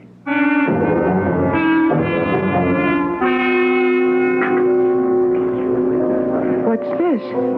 A note from some admirer. What else? Jody. He's here. Who? The blackmailer. Let me see that note. May I speak with you alone? I overheard that you are being victimized. I may be able to help you. I'm in the dark, too. Will you come over to my table? I'm alone, wearing tinted glasses. Look around, and I'll bow my head. Ah, there he is. I'll ask the captain to notify the security guard. No. Yes. You know who that man is? The collector. Not the blackmailer? No, he's from the blackmailers. Just some guy to collect the money. How do you know that? Well, it's the way it works. Let me speak to the guy, then get the police. No. No, it's my career.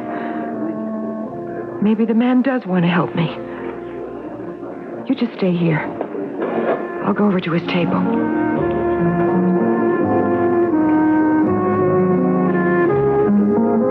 Good evening, Miss Rambo. Who are you? Tony Corbett. What is the meaning of this note you sent to my table?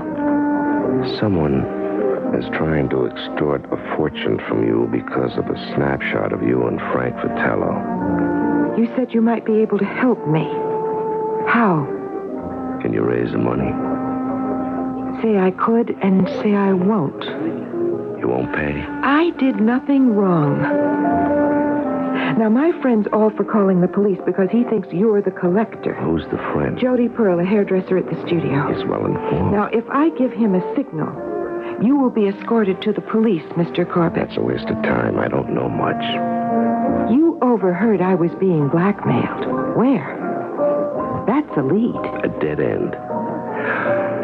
What I don't know and what seems to have been overlooked is how this racket works. Now, it's been worked in other studios, but no one's found out how. Now, that's how I might be able to be of help, Miss Rambo. Now, who took the picture? I have no idea. The snapshot, even a negative, and all the copies, they're not as important as discovering the person who had a camera and clicked it. You know, first you sound like a collector, and now you sound like a cop. Why do you care how the racket is worked? There's no protection for you, Miss Rambo, unless the person who snapped the picture is caught. Even if you paid the $100,000, even if you got a negative in exchange, you'd still be unprotected. Say I paid the money. You'd give it to the blackmailer. I'd find him or he'd find me. How? Through Frank Vitello. He's looking for the blackmailer, isn't he? How do you know that? That's just a guess. He doesn't hurt innocent persons. An honorable mobster. I think so. You'd see or meet Mr. Vitello? Yeah. Jody said I was crazy. You're even crazier. Mr. Vitello might break every bone in your body. And learn nothing. Because I don't know anything. If he doesn't believe me, I'm dead. If he does, and that's my gamble, I can lead him to the blackmailer. Because you can be sure he'll find out I've got the money and he'll come after me. How will the blackmailer know that? Vitello's men let it be known. So the blackmailer goes after you? That's right. I'd rely on Vitello to protect me. And what's in this for you? 10%. 10,000. What about the other 90? You'd get it back. How can you guarantee that? By catching the man who snapped the picture. What is it that you're saying? That I give you the 100,000, you break the racket by finding out how it's worked, you keep 10 and return the rest. Why? Blackmail's a dirty crime. It was once worked on me. What's to prevent you from taking the 100,000 and running out? I won't. That's all I can say. Either you believe me or you don't. I'll take the chance. Tell me what to do.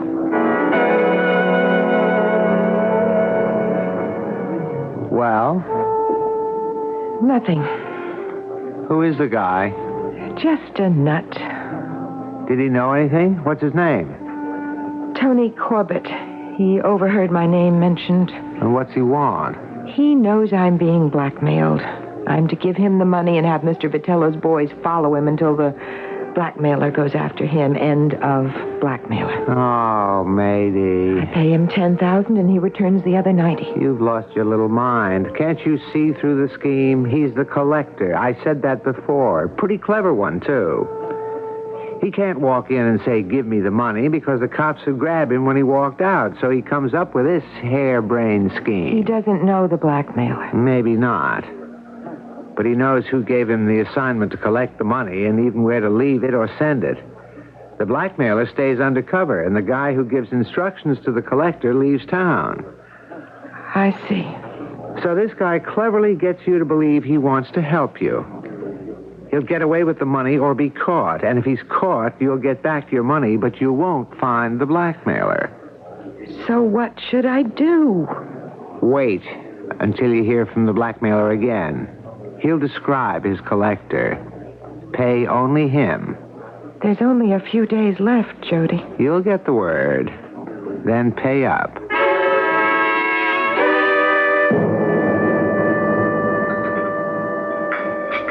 I see you still in one piece, Tony. Did you meet her? It's all set. Should pay off? Yep. Hey, I gotta hand it to you, Tony. My congratulations. Maybe the 100 had gone down the drain. How'd you work it, Tony? Well, there wasn't much to it after the first few moments. I sent her a note. She came over. I told her I'd overheard she was in trouble, and I wanted to help her. How? By convincing her I didn't know the blackmailer, but if she gave me the money, he'd come after me. Uh-huh. So instead? I get the money. Patello's boys and the cops follow me, but they don't stop me. You give me an envelope, a heavy brown one. Address it where you want it to go. Put enough postage on it, and I'll see to it that it gets mailed. I don't like it, Tony. I want to see the money, all of it. You don't trust me? I wouldn't trust myself with $100,000. You deliver the money to me. All right. What's your suggestion? When are you seeing her again? 2 nights from now. Have the hairdresser bring her here. Then what? You join him in a booth. She gives you the money. What about the guy?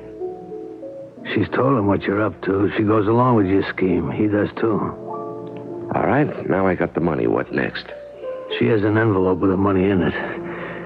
You say to me, Eddie, can I leave this in your safe until I ask for it? And I say, sure, Tony. That way I got the money, and no one can hold you up for it. You go home and hang out waiting for that blackmailer to come after you. I can't hang long. That freighter... You come in the next night and I give you a 10. After that, vamos. Simple as that. Clear? You're the boss. Don't forget it.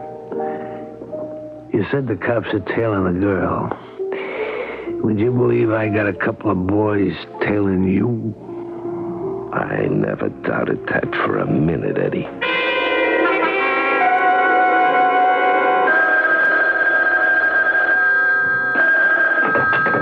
Yes? Dinner tonight? All right, but Jody? Yeah? Not Mason's. There's a place called Eddie Small's Chop House in West Hollywood. Oh, that's no place for you, matey. It sounds like a saloon. I hear it's good. Who said so? That man. He wants me to meet him there, and I don't want to go alone. The con man you talked to a couple of nights ago? That's right. Matey, don't be crazy. I'm going to be. Oh, boy. He'll meet us there. Now, come over around 7, all right? Do I have a choice? Nope. And I'm excited. This could be the end of the trouble, Jody. More like the end of you.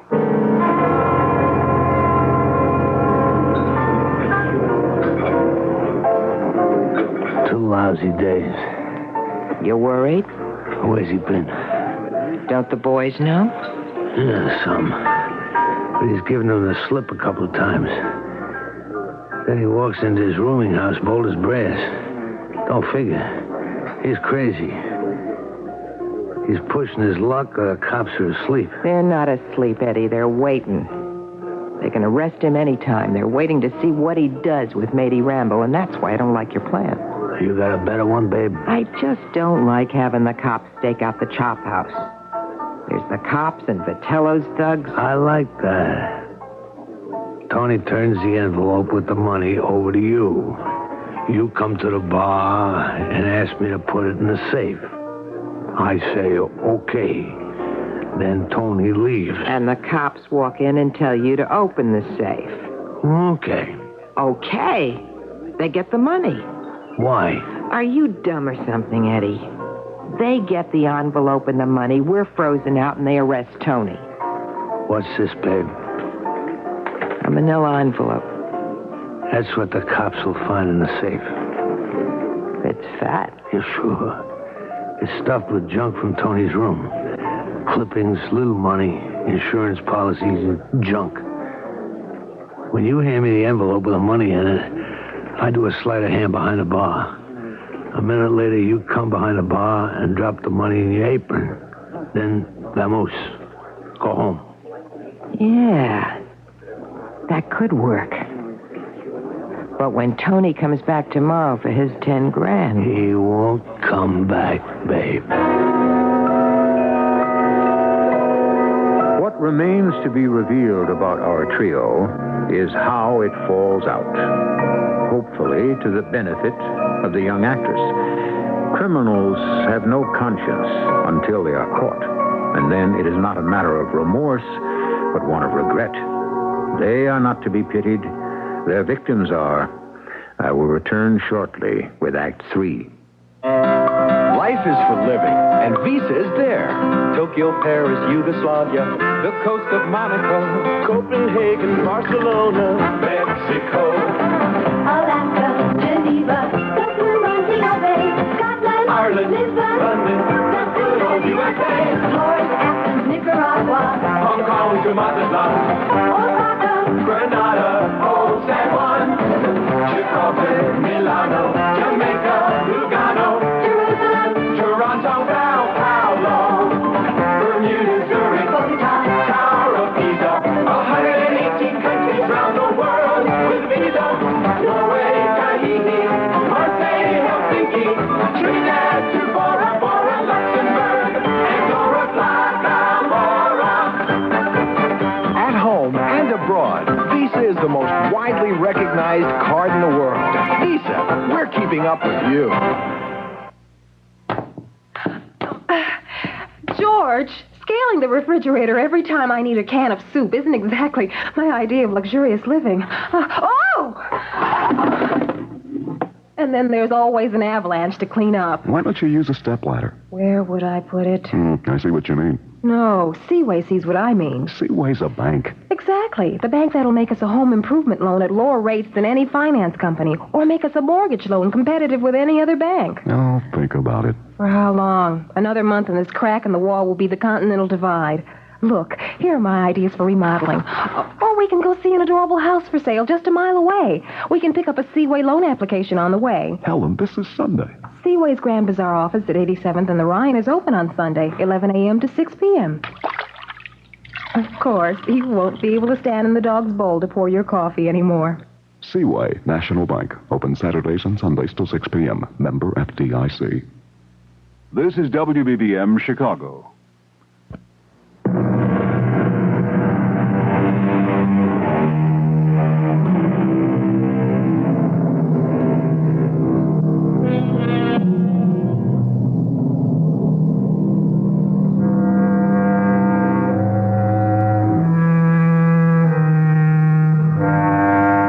This is a time of the anti-hero. Very few persons in public life, the professions, and business command our respect. Everyone is suspect. That makes us cynical. Such a philosophy encourages a certain kind of mentality to exploit human weakness. Mady Rambeau committed an indiscretion, and for it, a blackmailer has leached onto her. It is early evening, and she has just received Jody Pearl. What's this about a chop house in West Hollywood? That's where the man wants me to bring the money. Eddie Small's chop house is a dive. That's where he heard the rumor about me. I'm seen there, and word gets back about him and me. Uh-huh. And the blackmailer finds out and goes after him, and the police or Vitello's boys go after the blackmailer. He's caught. You've given the man 10 grand and get back 90. You'll also get back the 10, Mady. Why? I've got a surprise for you, sweetheart. The man, you don't know his name. The man isn't that knight in armor of yours. He's Tony Carbo. I've seen that name somewhere. What? You have if you read the papers. Tony Carbo. He's a killer, and the police want him bad. How do you know he's Tony Carbo? By looking at him. Well, then why haven't the police picked him up? Well, that's been bothering me, too. I don't know. Just luck. Listen, that scares me, Jody. It should. Maybe I better call it off. No. No, go through with it. I think we'll be safe.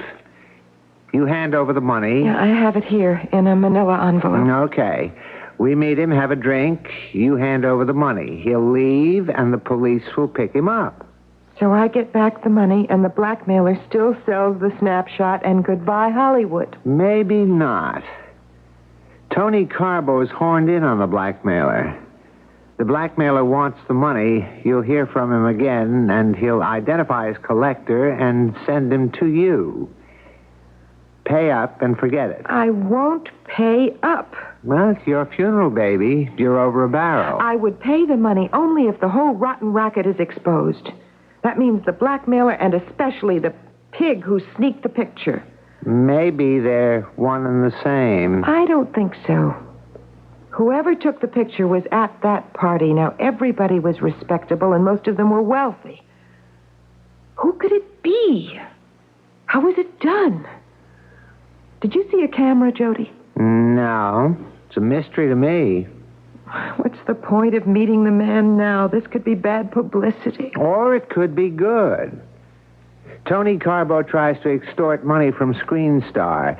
She alerts police, places herself in danger. The police capture him. That's a big story. Maybe. Ready? I guess so. Cheer up. We'll trap this guy and then leave. He said his name was Tony Corbett. Sure. And I'm the king of Siam.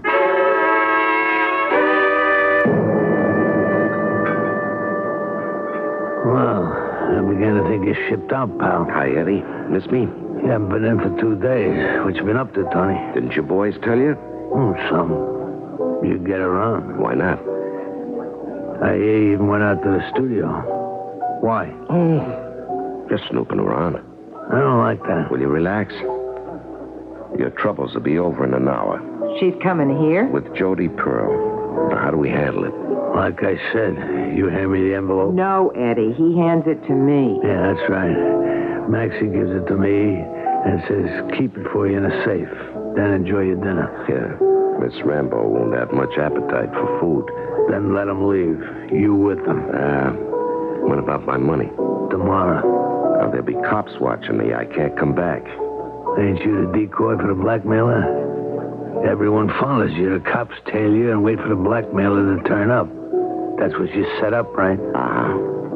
But I want to walk out with my money. No can do, baby. Why not? The dough won't be here. I see. You see a lot. For instance, what do you see out at the studio? I looked around. What were you looking for? How your racket works, Eddie. It's simple but clever. Tell me about it.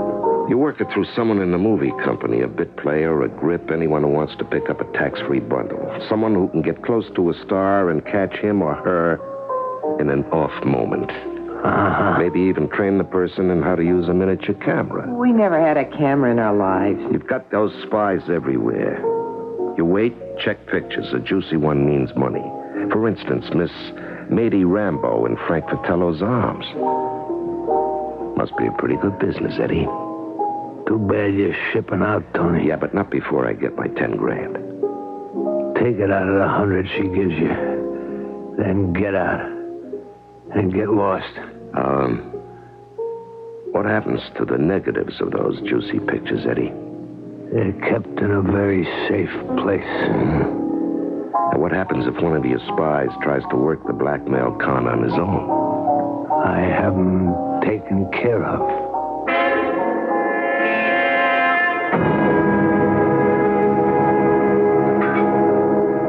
Well, it's nice.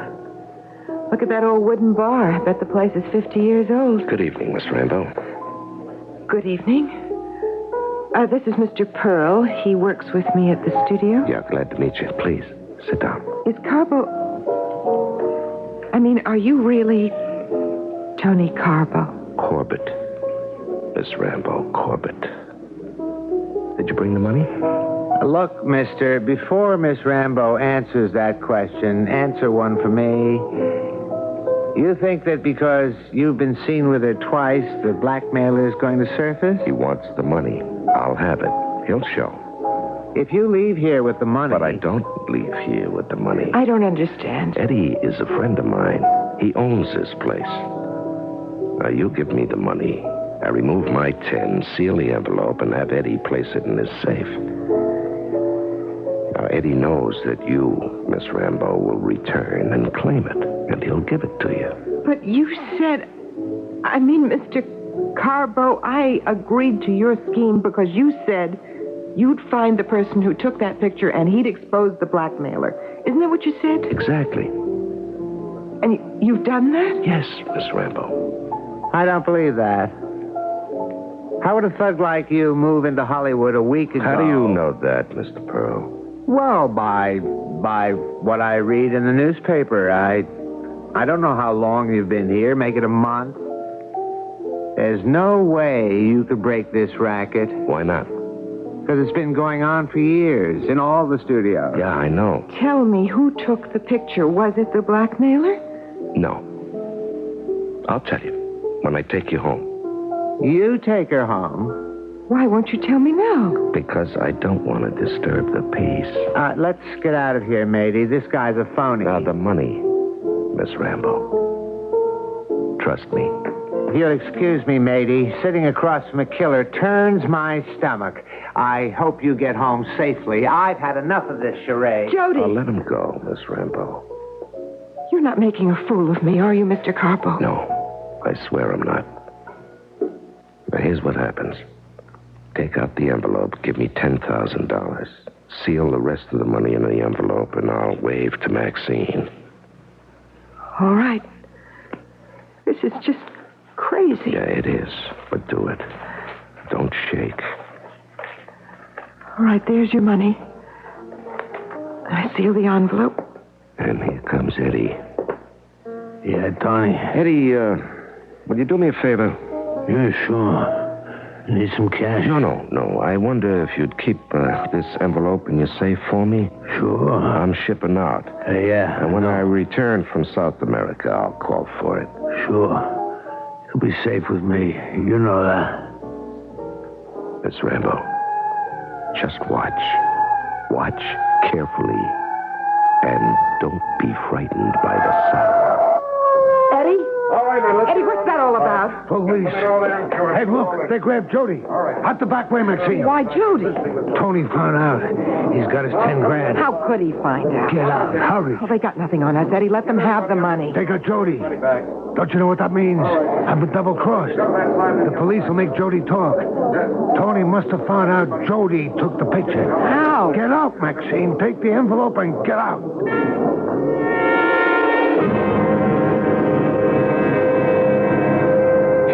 Let me. Goodness, I'm shaking like a leaf. I don't blame you. Let me have your coat. Oh, thank you. I really have to sit down. That's the wildest experience I've ever had. Oh, come on in, Mr. Corbett. Make it Tony. We've been through quite a lot. Yes. You'd better tell me all about it. You can't be Tony Carbo. No. There is no Tony Carbo. But the pictures in the newspaper. And the hijacking and the murder charge, all faked. We had good cooperation from the papers. Why? Well, what was it about? Blackmail in the movie studios. You know, you weren't the only victim. I still don't know what happened. Didn't the man yell, they got Jody? That's right. The police? Why? I mean, why old Jody? He's my pal. Matey, you're in for a shock. I told you that night at Mason's that the most important aspect of this case wasn't the snapshot, but the person who took the picture. Well, I found the negative. That gave me the person. And here's that deadly little piece of film. That's the original? Yeah, I think so. I don't think there are any copies, but we'll make sure. Where'd you find this? We searched the houses of everyone who was at that gambling party. Now, most of the persons owned cameras, but none owned a half-frame camera, one that is about half the size of a bar of soap. It's inconspicuous and sharp. Even the blow-up's quite sharp. I found quite a few enlarged backstage shots in one person's house. Judy's? That's right. Well, that proved nothing. We had to find that negative I just gave you, and we did. Oh, how could he? He was my friend. Yeah, you thought so. Why would he do such a rotten thing? Money? He didn't care about you, matey. He cared about himself. He lived in reflected fame. He was a hypocrite. No, I don't think you're the first star he's caught off guard with his camera. And that man at the chop house. Eddie. He was the blackmailer.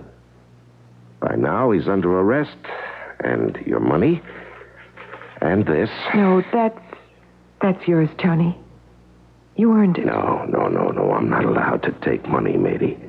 That's my job, to track down criminals. You're a cop. Well, sort of. Here's my identification. Tony Corbett, FBI.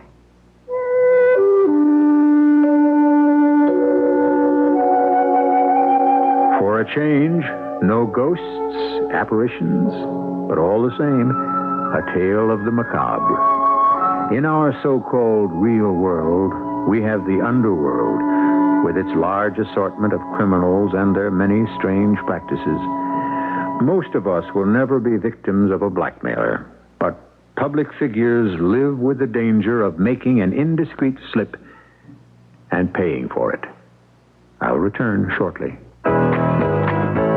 Chuckhole damage? That's got to be bad news. Don't you know there's good news round the corner? Goodyear, wherever you are. Get a no-hassle front-end alignment at your local Goodyear service store for just $13.88. Any U.S.-made car except front-wheel drive cars. Parts extra if needed. That's a tire-saving front-end alignment at Goodyear, just $13.88. Slightly more in California. Goodyear tires and auto service for more Goodyears in your car. Help! It's hay fever. Help! And the whole world seems like one big pollen farm. Don't give up. Arm yourself with ARM, allergy relief medicine. ARM gives you full antihistamine relief for dripping and sneezing, plus congestion relief for freer breathing, clearer sinuses. Antihistamine relief plus congestion relief equals ARM. Don't give up. Arm yourself with ARM. Take when needed, only as directed. Today is the day I'm gonna sign up. You're gonna sign up? I'm gonna sign up. Today is the day he's gonna sign up for the payroll savings plan. You mean you're going to buy your savings fund payday? That's right. You must be looking out for all your future plans. Uh-huh. I'll bet he's saving up for his retirement. Could be. Not to mention a vacation. Or my children's education. And he's also taking stock in this great big land. He's signing up. I'm signing up. He's buying bonds. Each payday while I'm working hard, they're working hard for me. Today's the day. Today's the day. He's signing up. I'm signing up. He's taking stock in America. Buying United States savings bonds. The payroll savings bonds. Today.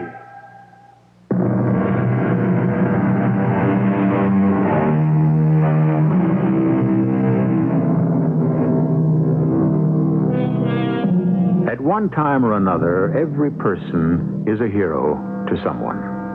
Father to son, a classmate who excels, the teacher who inspires, anyone who impresses us with exceptional ability.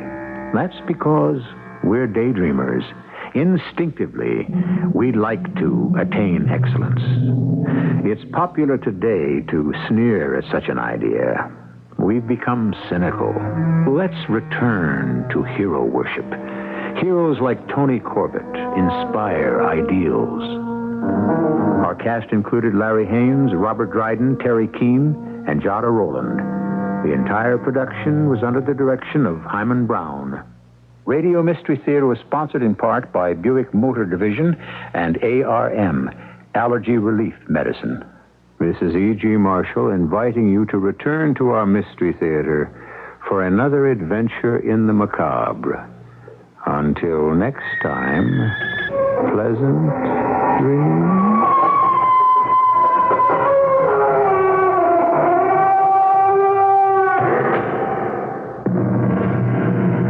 CBS News follows on WBBM Chicago. Birthdays are always fun, but they can be even more enjoyable at the old fire station number 2 at 750 North Chicago Avenue in Evanston. If the weather permits, you can celebrate your special day on board a real fire engine. Otherwise, spend it outside where the alarm will ring in your honor as a waitress slides down the fire pole with a cake. Even if it's not your birthday, there's always something exciting going on at the old fire station. They're open every day except Monday for breakfast from 6 a.m. weekdays, 8 a.m. weekends, lunch and dinner. Daily specials are featured at the afternoon and evening meals. The menu is varied and reasonably priced. Enjoy everything from prime rib, whitefish, and barbecue baby back ribs to sandwiches and even upside-down pizza. A hearty salad bar is included with entrees. And the old fire station has its own bakery with many items on sale. Banquet facilities for parties up to 175 are also available. Phone 328-1234 for information. The old fire station number 2, a fun place to be, at 750 North Chicago Avenue in Evanston. CBS News. Congressional energy conferees have another White House meeting scheduled with President Carter Wednesday morning. They met with Mr. Carter Tuesday night in an effort to break the impasse over natural gas pricing. This is Doug Poling reporting on the CBS Radio Network. Details on the White House session from Nelson Benton. President Carter called key congressional energy negotiators to the White House in an effort to rescue his faltering energy legislation from a complete breakdown in a House Senate Conference Committee. Congressional energy leaders were pessimistic when they went in to meet with the president that they could revive negotiations on natural gas pricing, the issue that has tied conferees in knots. They sounded slightly less gloomy after the meeting. House Energy Chairman Thomas Ashley was asked if President Carter has saved the legislation. If it can be saved, his intervention will have been responsible for saving it. The same group of legislators is to meet at the White House starting early morning with Energy Secretary James Schlesinger to see if the plan can be saved. Nelson Benton, CBS News at the White House. More news in a moment. Noreen? Is the party okay? Yes, Mr. Bronkley. Your boss is here, I know. Noreen, he just handed me a bottle of Lancer's Vino Bronco. Oh, nice. Do you know what that means? Yes, Vino Bronco means white wine. It means something very special is going to happen here tonight. Norm, Vino Bronco is only 2 words. How could it mean all that? Noreen, stop stuffing the celery. Bronkley is going to make me the new head of the slipcover division. He told you that? What else could the Lancer's Vino Bronco mean? White wine, I told you. Lancer's is the white wine for special occasions. Norm, Lancer's is okay anytime. The girls served Lancer's Vino Bronco at the bridge party the other day. Our neighbors had it at a barbecue. Hello there, Simmons. Oh. Nice party. Oh, Mr. Bronkley, I was just telling Noreen what Vino Bronco means. Right. White wine. Well, I want us all to toast the new head of slipcovers. Comes Noreen. My son Webster, who's finally graduated from upholstery school. Oh, He's the new head of... Say, who stuffed this celery? Oh, I did. Have some more here. Lancer's Vino Bronco dinner wine. It makes any occasion one you'll remember. Imported by Hubline, Hartford, Connecticut. Vietnam and Cambodia, territorial rivals for centuries, are having problems again. This late report from David Hatcher in Bangkok, Thailand. Phnom Penh Radio said this morning that Vietnam had launched several large attacks over a wide stretch of Cambodian territory. The Cambodian broadcast said that on April 7th, Vietnam attacked with units from battalion to division size. Cambodia said the onslaught came along a 250-mile front from Kampot province in the south to Ratanakiri province across from Vietnam's central highlands. The Cambodian broadcast, monitored here in Bangkok, claimed the Khmer Rouge Army destroyed 20 Vietnamese tanks and killed more than 500 Vietnamese soldiers.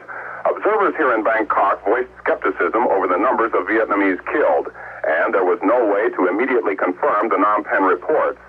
But it was reported from Washington recently that American officials were expecting another large-scale Vietnamese attack. Dave Hatcher for CBS News, Bangkok.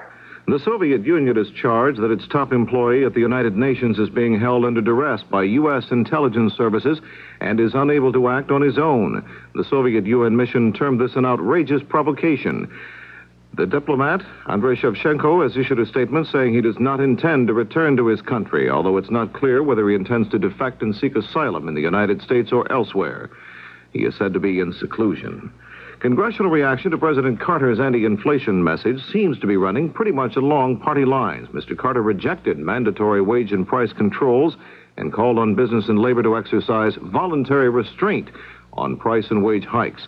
Mr. Carter pledged to hold federal salary increases to 5.5% a year. Chairman Henry Royce of the House Banking Committee, a Democrat, praised the president for what he termed clearly getting tough on inflation. Senate Republican leader Howard Baker said the program is not likely to solve the problem, and he urged a quick tax cut. The British government has announced a package of income tax cuts totaling nearly $4.5 billion. Even the high-income wage earners in Britain are to get some tax relief. Chancellor of the Exchequer Dennis Healey conceded income taxes in Britain are too high, and cutting them will give a much-needed boost to the economy of that nation. Now this. Uh-oh, unexpected company coming for dinner. Well, don't let it frighten you. As long as there's some meat and potatoes in the house, you could please them all and make an Australian shepherd's pie. Hello, Ralph Story here, host of Meet the Cook, heard on most of these stations. And tomorrow, our CBS Radio food family member, Robert, is going to give us the recipe for shepherd's pie. It's a great meat pie topped with a mashed potato crust.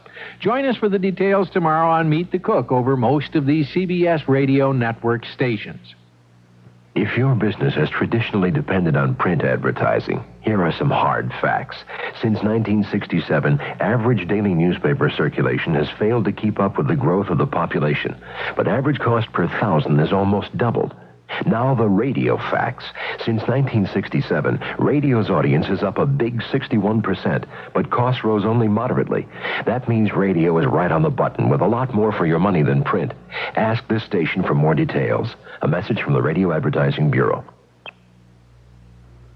An official of General Motors Corporation said Tuesday GM is on the threshold of developing a battery to allow production of an efficient electric car for use in urban areas. GM Executive Vice President F. James McDonald indicated the new battery would eliminate the traditional problems with electric vehicles, short range and low speed. This is Doug Poling, CBS News. Here's 78 on 78. News Radio 78, WBBM, Chicago. At 11:30, this is Alan Bickley in Chicago on News Radio 78. The CBS Radio Mystery Theater presents...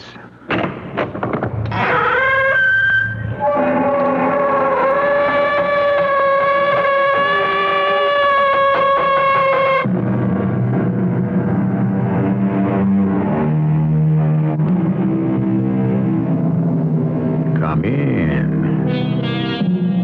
Welcome. I'm E.G. Marshall.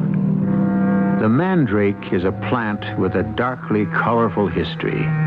In ancient times, it was used as a narcotic for healing bones and as an anesthetic.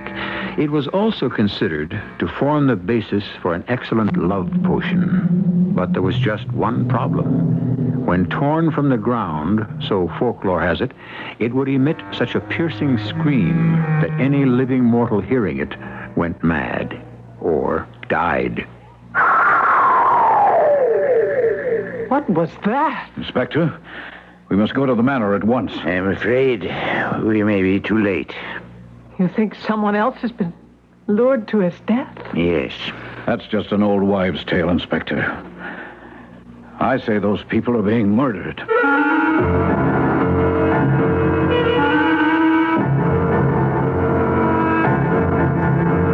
Our mystery drama, The Shriek of the Mandrake, was written especially for the Mystery Theater by Percy Granger and stars Ann Williams.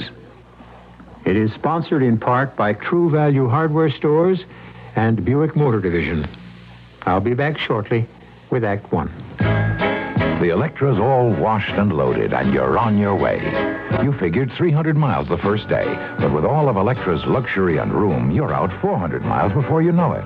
Not only that, but the EPA mileage estimates are 22 highway, 15 city, and 18 combined. That's with the standard 5.7-liter engine and automatic transmission. Of course, your mileage will vary depending on how and where you drive, your car's condition, and how it's equipped. And EPA estimates are lower in California. But it's nice to know that a car with as much prestige and elegance as Electra can also be efficient. Buick Electra, a car that can actually make you look forward to a long trip.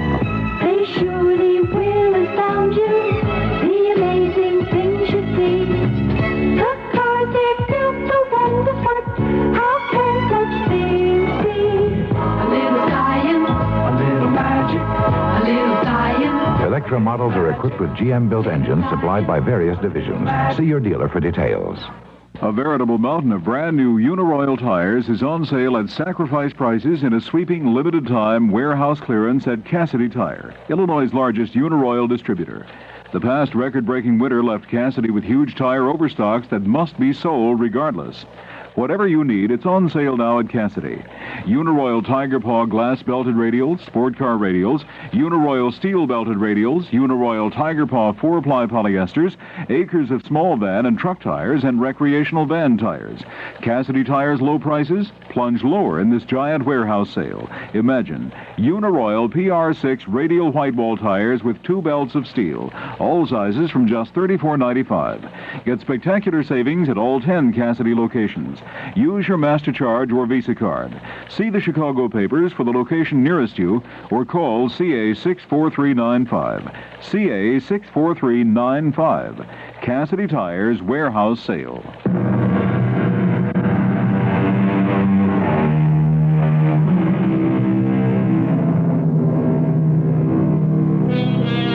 There is no remedy for love but to love more, said Thoreau. It's a pretty sentiment, but hardly helpful to the person who finds himself or herself ensnared in a destructive affair in which the only possible happiness can be escape. But how does one escape from the headstrong and irrational demands of the heart? New relationships? Travel? Work? Our story is about a prominent young woman who would seem to have all these distractions going for her. Good evening. I'm Virginia Stewart. Yes, I recognize you from your films. Come right in. Oh, thank you. You must be Mr. Coombs. Well, what a lovely, quaint little inn this is. You know, this is my first trip to England. Your room is upstairs. That's all the baggage you have? Yes. Well, I never thought a film star would travel so light. All right, follow me. I suppose the rest of the cast and crew has already arrived. They've gone to dinner in the village, all except that William Boyer all the women drool over. And he ain't arrived yet. Well, we drove up together from London. Oh. So where is he then? He's gone to have a look at the old manor where we'll be making the film. By himself? Yes. Oh. If he knows what's good for him, he won't stay there long. Why? Here's your room. The bath's at the end of the hall, and sorry for the inconvenience. Oh, you're not happy we're here, are you? No, I'm not. This was a peaceable place before you and your film crew showed up. Now we'll be overrun by all manner of curiosity seekers. Well, it should be good for business, at least. Well, there's more to life than business. Hello? May I come in? Oh. I'm sorry, I didn't mean to startle you. I'm Denton Norris. Oh, the author of our marvelous script. And the marvelous book from which the marvelous script was made. Well, you'll excuse me. He's a charming fellow. Who is he? Mr. Coombs. He runs the inn. Aren't you staying here? No, I guard my solitude. I've taken a room in the village. I was just driving about, and I stopped here in hopes of meeting you. Oh, will you forgive me if I unpack? Oh, should I go? No. Please stay. I'd rather not be left alone. This English countryside can be pretty gloomy. I promise to set my next script on the French Riviera. Mr. Norris, is there something the matter with the house where we're filming? Wicklow Manor? Oh, yes. Thanks to our director, Jake Weller's grim sense of humor, we are shooting in a house that apparently is possessed. You mean haunted? It seems the original resident, a Thomas Foxgrove, was jilted by his mistress some 4 centuries ago. In revenge, he tricked the lady into plucking a mandrake root to make a love potion for her new beau. The mandrake shrieked, as mandrakes are reported to do, and the poor lady went dutifully mad. Thomas Foxgrove, in remorse, threw himself to his death from the tower which is attached to the house. Oh, dear. Anyway, ever since then it's been claimed that Thomas's ghost haunts the place, enticing poor souls to their deaths in the same grisly manner. And people have actually died? Oh, yes, about half a dozen all told, I believe. And always, so the legend goes, the mandrake's shriek is heard to echo across the moors. If you ask me, I'd say the stories have been exploited by persons looking for a convenient way to do in their enemies. You were seeing a lot of William Boyer in London, weren't you? What? Oh, yes, he likes to be on intimate terms with all his leading ladies. Oh, and you? I made it clear to him I'm here to work. The last thing I want now is an emotional attachment. In that case, you have nothing to fear from the legend of Wicklow Manor. Why? Well, apparently the only people vulnerable to the ghost's suicidal invitation are those unhappy in love. Oh. Something wrong? No, nothing. Oh, but something in your suitcase, that photograph. It's only... I didn't know it was there. It's just the sort of thing he would do. That's a handsome man. No, I'm afraid the photograph doesn't tell the full story. He's your boyfriend? Was. You don't sound very convinced. Well, Larry is the kind of person one can't easily forget. He was demanding, self-centered, ruthless. But utterly charming. Yes. I think I know the type. Impossible, but irresistible. Worst of all, he was impossibly jealous. Oh, please, let's talk of something else. Oh, I am so nervous about starting this new film. I've never worked with Jake Weller before. Is he anything like his reputation? Well, if you like to play poker and shoot pool, the two of you will get on just fine. Oh, Mr. Norris, I think you've written a beautiful script. It's rare, even in this day and age, to find a story in which the heroine controls her own destiny. Well, thanks. I try to keep up. Well, I'm the one who owes you thanks. It was your script that finally gave me the courage to confront Larry. I guess I'd known all along it could never work out between us. And his kind is incapable of forming genuine attachments. But he's so passionate and persuasive. Miss Stewart, are you in there? Who's that? Sounds like Jake Weller, our director. I'll get it. Hello, Jake. Denton, what are you doing here? Oh, I came by to introduce myself to Miss Stewart. Inspector, come on up. I've got 2 of them. Inspector? Jake, what's wrong? It looks like we're going to have a delay in our shooting schedule. Oh, in here, Inspector. This is Denton Norris. He wrote the script, and that's Virginia Stewart. She's an actress. This is Inspector Havisham. He's the local constabulary. Well, is something wrong? William Boyer is dead. What?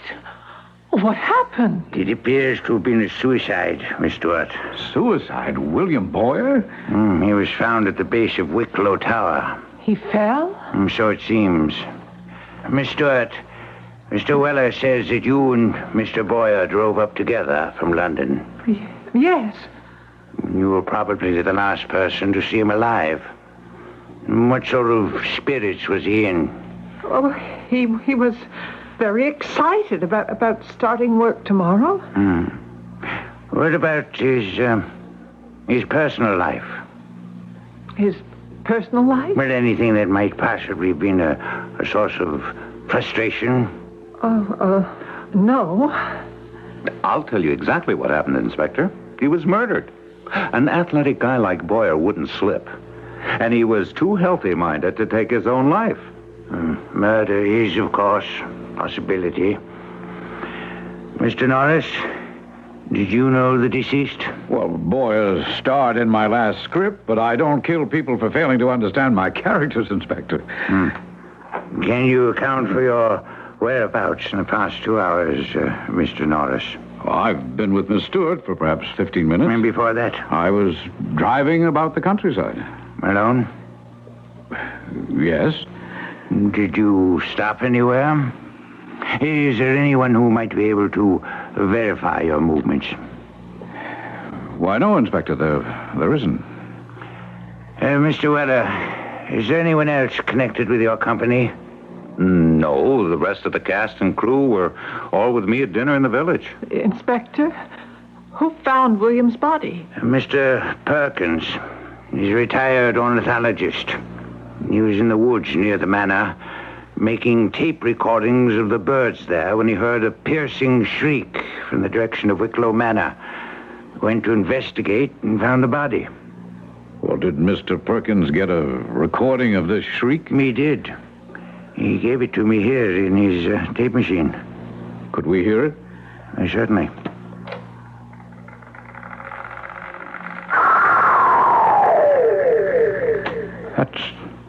That's the most awful sound I ever heard.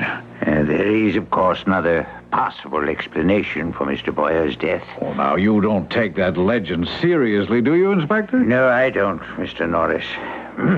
Mr. Weller, if you'd be so kind as to furnish me with a tape of Mr. Boyer's voice, I'll run a voice scan of his voice to compare it to the scream.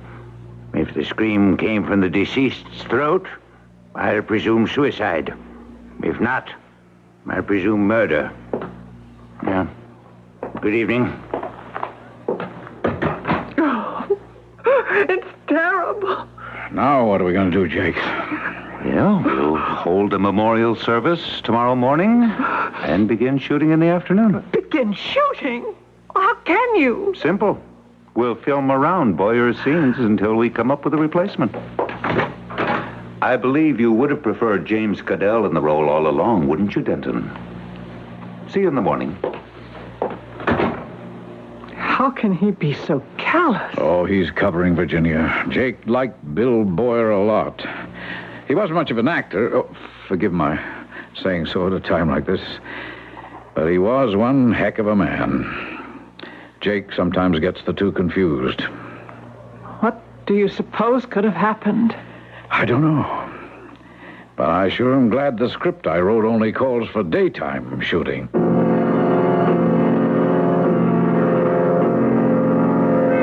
Cut! Well, finally, we got a take we can print. It's a wrap. Hey, it's a wrap. I'm sorry, Mr. Weller. I found it very hard to concentrate today. It's okay. I understand. Go back to the inn and get a good night's sleep. Well, there's our wandering screenwriter.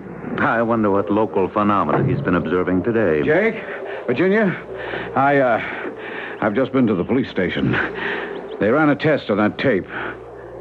It wasn't Boyer's voice. So I was right. He was murdered. Unless you want to believe that legend. Virginia, could I speak to you for a moment? I'll see you two later. Virginia, there's something I think you ought to know. What is it? It was publicized that you were seeing a lot of Boyer last week in London, wasn't it? Of course. There are always photographers around. Why? Well, I was having lunch today in one of the pubs in the village. I noticed a man talking to the bartender, and I knew at once that I'd seen his face before. Where? In that photograph you found in your suitcase. Larry?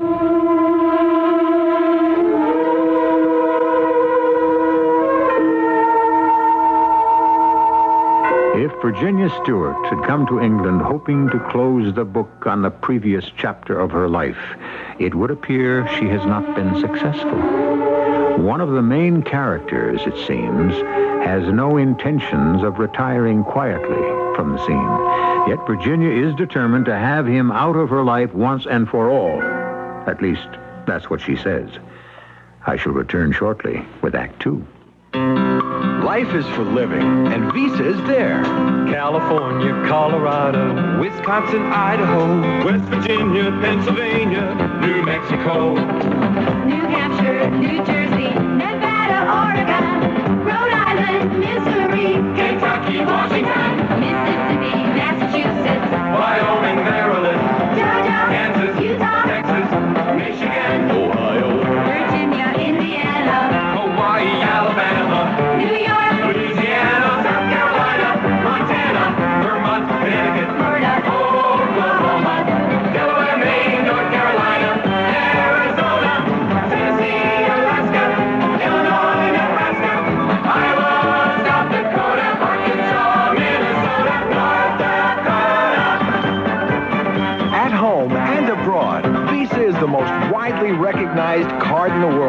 Visa, we're keeping up with you. At last, a break for the business traveler. Delta Airlines announces the new low first-class fares starting May 19th, subject to CAB approval. With Delta's new fares, the difference between first class and tourist is reduced by as much as 52%, and there are no restrictions. In short, Delta is marking down the markup on first class. You see, under present regulations, the premium for flying first class ranges from 50% on short trips up to 63% on long flights. Delta is cutting the premium to a flat 30% on trips to every Delta city in the United States. For example, first class from Chicago to New Orleans is $149. It will be cut to $125. First class to Miami-Fort Lauderdale from $198 down to $161. First class to Atlanta from $121 down to $101. Now, executives can fly first class again, and first class makes any business trip better. Delta is ready when you are.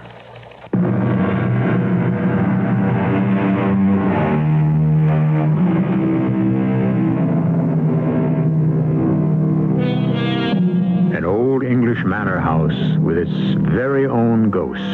A ghost reputed to have the ultimate persuasive power, that of enticing certain suggestible persons to their deaths.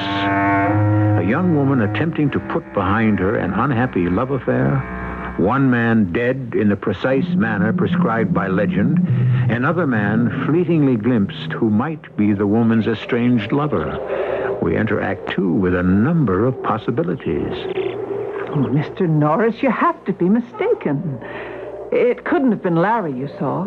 Virginia, I don't forget faces. Observing people is second nature to me. But Larry is in California.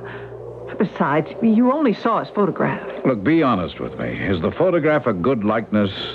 Well, yes. And is this the sort of thing he would do, follow you like this? No, he's not the kind to give up easily, Mr. Norris. He's very proud. When I told him our relationship was over, he reacted as if I'd insulted him. Then he tried to ply me with doubts. He told me he was in my blood, that I might hate him, but I would never stop loving him. And? I don't know. It was never easy with Larry, but it was never boring either. If he really is here, Mr. Norris, I don't know what I'm going to do. I never thought he'd go so far as to follow me to England. Would he go so far as to commit murder? You think he might have had something to do with William's death? Virginia, you told me yourself he was insanely possessive. I didn't say insanely. And it was in the society pages of all the London papers that you and Boyer were seeing each other. Yes, but there was nothing romantic about it. Larry wouldn't have had any way of knowing that. I even remember reading an interview you did in the Morning Telegraph, in which you stated you thought your working relationship with William Boyer was going to be better than any of your previous male co-stars. Now, what kind of effect would a statement like that have had on Larry? But the inspector said it was suicide. The scream on that tape recorder didn't come from Boyer, remember? That means it had to come from someone else. Or something else. Now, you don't believe Thomas Foxgrove's ghost really inhabits that tower, do you? I went up there today. Virginia, Jake gave specific orders that no one was to go into that tower until we had to film I there. know, but I couldn't resist. Something seemed to draw me there. There is something up there. I felt it. Well, you were foolish to go. I stood there in front of the French windows where William must have stood just before. I felt my gaze being pulled down. Oh, you were just dizzy, that's all. That tower's 5 stories high. I kept thinking of the legend, that only those who were unhappy in love were vulnerable to the spirit's influence. I see. Part of you is sorry that you left, Larry. The man you saw in the pub. Did you speak to him? No. Well, I want to know if it was Larry. Virginia, let's go back to your room and get that photograph. Then I'll drive us into the village and we can show it to that bartender.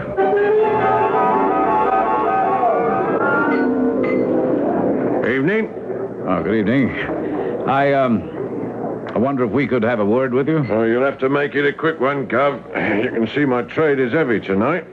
Well, I had lunch here this afternoon, and I noticed you talking to a gentleman. He was about my height, but very swarthy. Oh, I talked to a lot of people. We have his photograph here. You recognize him? He was wearing a tweed blazer with a dark turtleneck. Yes, the well-dressed chap. Had on a fancy cologne, too. It was the same man as in the picture? Yeah, I'd say so. Not likely to forget those eyes. And do you remember what you were talking about? Well, he just dropped round to thank me. He'd been asking me about places of interest here in the Shire. Oh, this wasn't the first time you'd seen him then? Oh, no. He'd been in a couple of days ago, making all manner of inquiry. But he's not from these parts. No, I'd say he was an American. Are you certain of that? Oh, yes, ma'am. Mr. Pisa. Yes, Mr. Pisa. What kind of inquiries was he making? Well, mostly about various buildings of interest in the area. The 8th century abbey down the road, the Blanchard House. And Wicklow Manor? Oh, yes. Oh, he seemed particularly interested in that one, especially the legend. He quizzed me real close as to the particulars of that bit of superstition. Sure. I say, ain't it awful what happened to that actor? But did he mention his name? A gentleman? No. Did he happen to mention where he was staying? No, I'm afraid not. Should I tell him you were looking for him if he comes in again? Oh, no. That's all right. Thanks, Mr. Pisa. You've been very helpful. Yeah, you'd be surprised how often this happens. What's that? Folks traveling abroad and seeing someone they know from back home. And you know, the funny thing is, most of the time you can tell that they'd rather not have run into each other at all.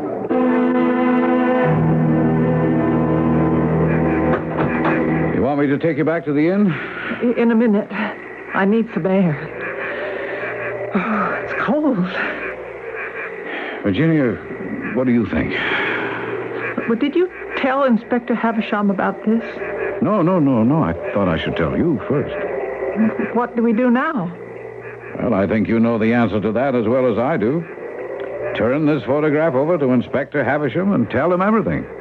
And just what is everything? If what you've told me about Larry is true, he has not only the motive, but the temperament to have killed William Boyd. Well, that's a lie. Now, Larry would never do such a thing. Look, Virginia, I know How can you possibly think you know him on the basis of a few words I spoke in anger? It seemed to me you were anything but angry, that you weighed your words pretty carefully. Oh, it's my fault we broke up. I should have been willing to give it another chance. Larry knows that. He knows I'll be back.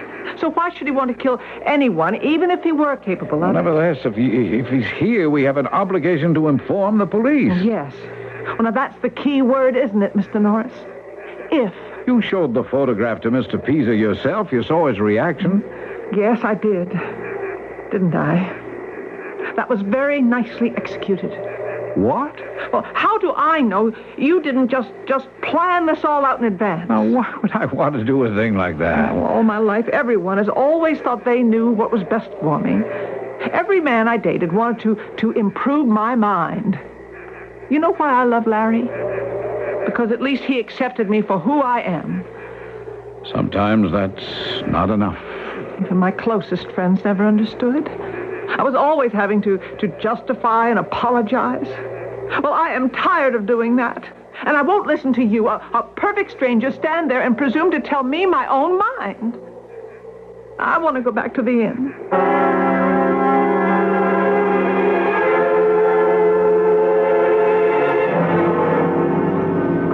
Oh, I haven't had anything to eat. Miss Stewart. Oh, Mr. Coombs. You frightened me. That's obvious, all right. Well, what did you think of Wicklow Manor? I don't think I'm any happier about us being here than you are. Good night, Mr. Coombs. I've got a note for you. Who is it from? Mr. Weller.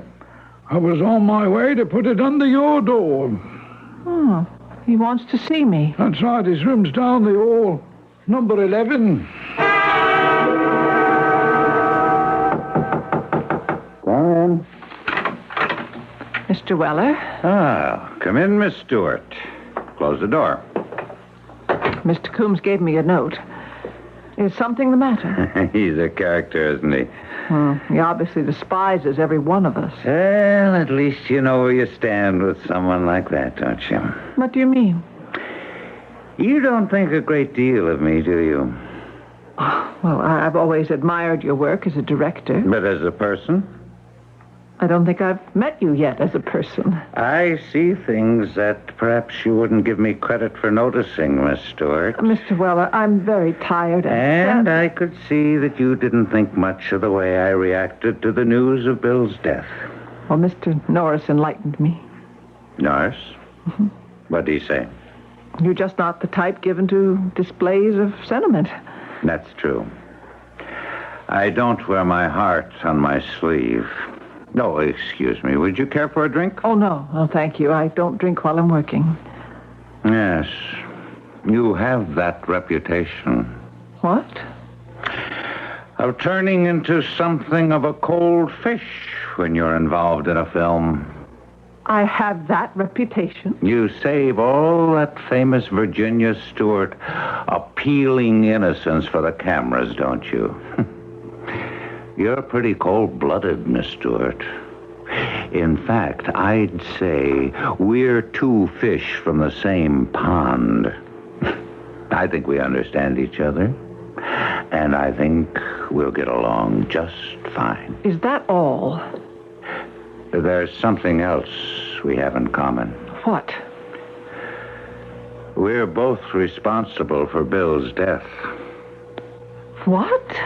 Me, because I chose Wicklow Manor, knowing full well the truth about the place, and you, because Bill was in love with you, wasn't he? You don't really believe that legend, do you? I'm a romantic at heart, Miss Stewart. Much as that may surprise you. I believe in a great many things.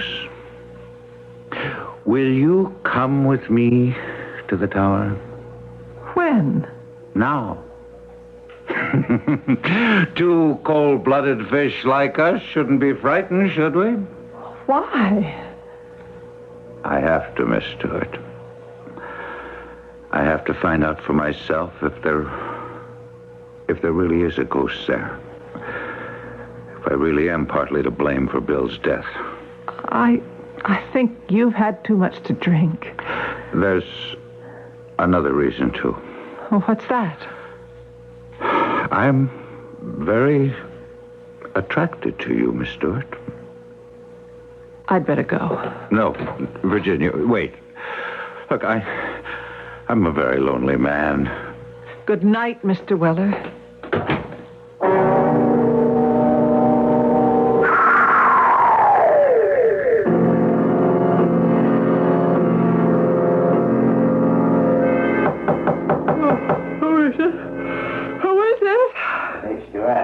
It's Inspector Havisham. Oh, just a moment. Oh, it's almost midnight, Inspector. What do you want? You didn't hear anything? Well, I'm a very sound sleeper. Hear what? The Mandrake Shriek. What? Mr. Jake Weller is dead. He was found at the base of Wicklow Tower. No. I'm afraid I have to ask you to come down to police headquarters. Me? Why? Mr. Coombs says that you went to see Mr. Weller in his room earlier this evening. Yes? In the span of barely 24 hours, 2 men have died identical deaths. In both instances, you were the last person to see them alive.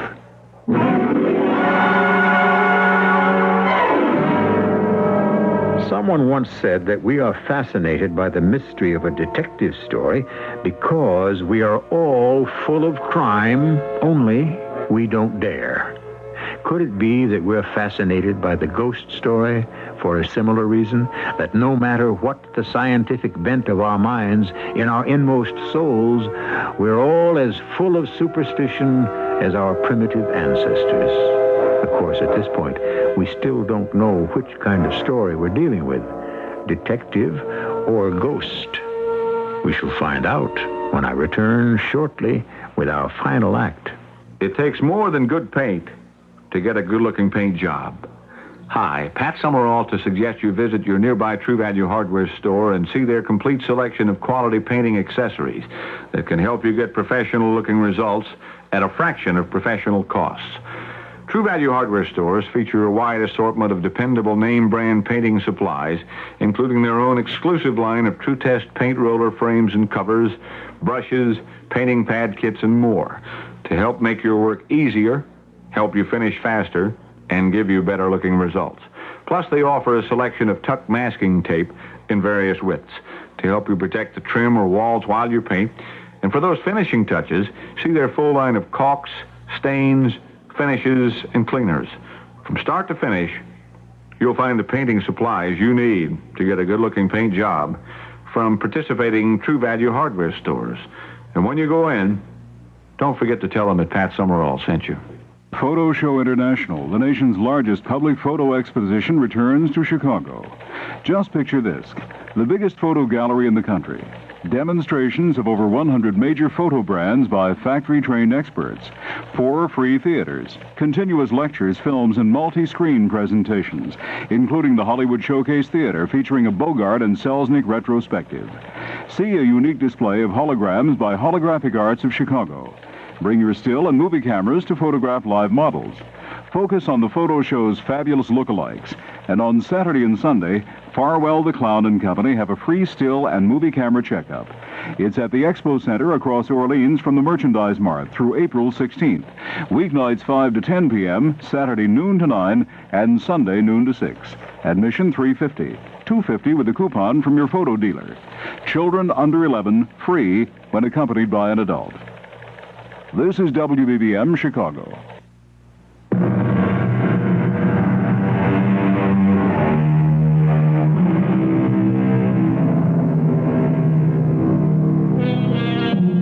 Be kind to the people you meet on the way up, because you never know who you might meet on the way down. That's an old show business maxim. We have no way of knowing if Jake Weller's and William Boyer's conduct during their rise to fame was exemplary, but more to the point, we don't know who they met on the way down, or rather, who or what they encountered at Wicklow Tower that precipitated their untimely falls. Inspector Havisham has taken Virginia to police headquarters and has sent for Denton Norris. Inspector, I came as quickly as I could. Your man told me what happened. Sorry to have to arouse you at such an unseemly hour, Mr. Norris. Oh, Virginia, what are you doing here? The inspector thinks I'm the murderess. I didn't say that, Miss Stewart. But you were the last person to see them alive, so far as we know. You saw Jake after I left you out? He asked me to come to his room. He wanted to talk. About what? A number of things. I can't remember. He was drunk. Drunk? Well, just a little, I think. Well, there's your explanation, Inspector. If Jake was drunk, he probably lost his balance and fell. Perhaps. But we aren't dealing with one murder. We're dealing with 2. Miss Stewart, forgive my having to ask this, but was Mr. Weller interested in you romantically? No, of course not. You're absolutely certain of that?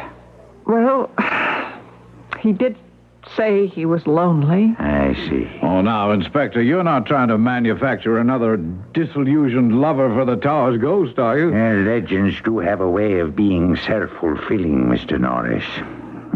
Especially if the person involved is susceptible. Virginia, forgive me, but I'm afraid the time has come. What for? I'm going to have to tell him. Oh, no, you're wrong. Oh, tell me what? I think we may know the man you're looking for. You don't know the man you saw was Larry? Larry? Oh, he's an acquaintance of Miss Stewart's. I saw a man very much resembling him at the Quail and Raven pub at noon today. And can you describe him to me? Virginia, is that photograph still in your purse? Oh, yes. Here it is, Inspector. What motive could this person have for murdering the 2 men? Jealousy? Miss Stewart, is that true? Larry? Oh, I don't know. I don't know what to think anymore. Well, I'll have my men familiarize themselves with this snapshot. If he's anywhere in the area, he'll be picked up soon enough. I suppose that's all for now, though I would like both of you to keep yourselves available for further questioning. Virginia, I'll drive you back to the inn if you like. Thank you. Oh, Inspector? Yes, Miss Stewart? When you're finished with that photograph, could I have it back?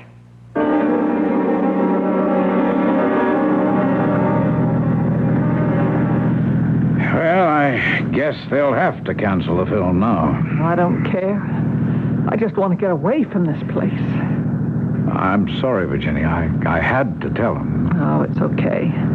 You did what you thought was right. I couldn't bear to have you mad at me. If Larry is here, he could be questioned. And if he's innocent, he has nothing to fear. You are upset. Oh, well, of course I'm upset. To think the man I loved might be capable of murder. Well, under the right circumstances, I think all of us are capable. Do you? Oh, yes. But if Larry did kill them because he was jealous, I don't understand it. What? Well, I've spent as much time with you as anyone. If Larry is watching me, why hasn't he tried to kill you? I haven't gone to the tower. Still, it's almost enough to make one believe the legend. Oh, why? William and Mr. Weller both wanted something from me, but you don't. Mr. Norris, I want to apologize for my outburst this afternoon. I had no right to lose my temper. Oh, it's all right. I should have been more tactful. No, your suspicions are very honest. You've been kind to me. I need that just now. Oh. What's the matter? Dawn, I meant to take that turnoff we just passed. Why? To approach your inn from the other direction.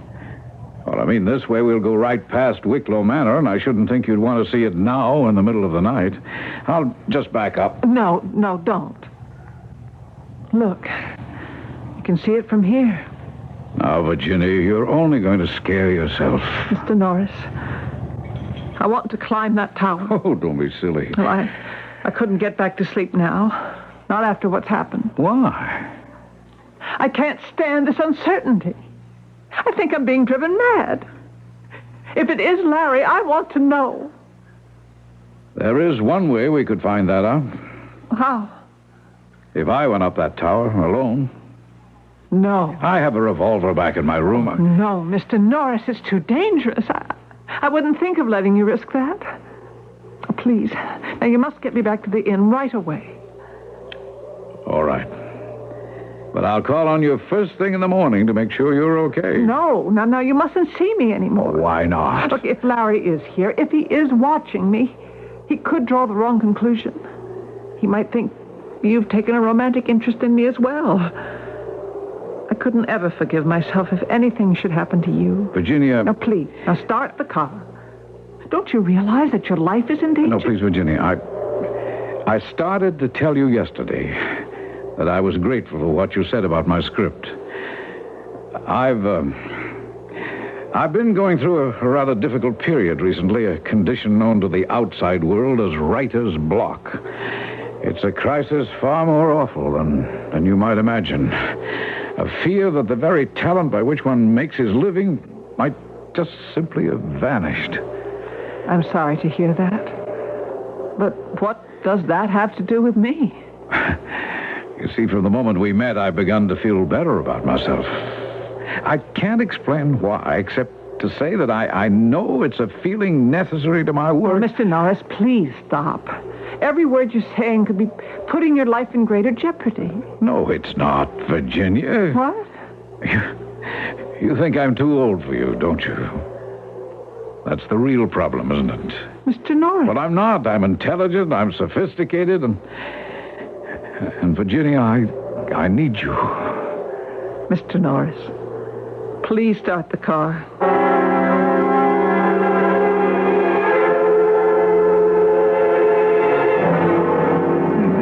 Where's my key? Hey, Miss Stewart, finally you're back. Thank you, Mr. Coombs. I must have left my outside key upstairs. I suppose you people will have to stop making that film now, won't you? Now that you lost your leading man and your director. Well, that should make you very happy, shouldn't it? Does indeed, Jim. I'm sorry if I woke you up. Oh, that's all right. I've been waiting for you. You have? You had a caller. A caller? At this hour? That's right. He came by to see you shortly after you left with the inspector. It was a man? Oh, yes. What was his name? Well, he wouldn't say, but he left a message.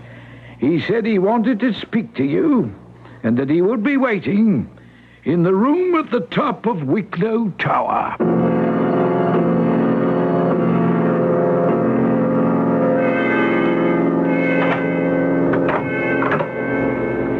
Hello?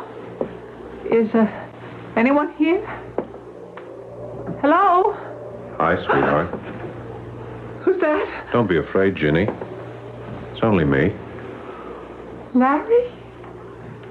Oh, Larry, it is you. Why, did you expect it to be someone else? No, it's just... Well, so it is true. You did follow me all the way from California. Now, don't let it go to your head, Ginny. I wasn't going to let you leave me like that. Since when did I ever let you have the last word? Oh, Larry, it's been so awful here. Hey, come here. Hey, you know what we're going to do as soon as you finish this picture?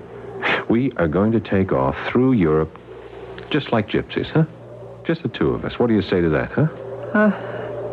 Larry, I told you it was over. But why? Now, don't use that tone of voice on me. I mean it. Like you meant it all those other times?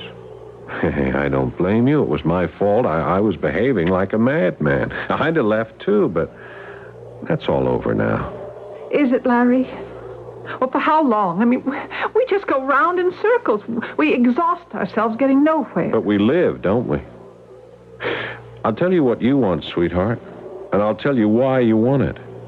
You want a nice, stable, and predictable relationship so you can devote all your energies to your career. What do you mean? Because deep down, you don't like people. They frighten you. You prefer to deal with them as professionals, not as human beings. I don't think that's true. Of course it's true. You know it is. And that's what attracts you to me and repels you. Because I won't let you get away with that. I make you look me in the eye. Larry, why did you have to come here? Just tell me how much longer you'll be here so I can make our plans. The film will probably be canceled. What?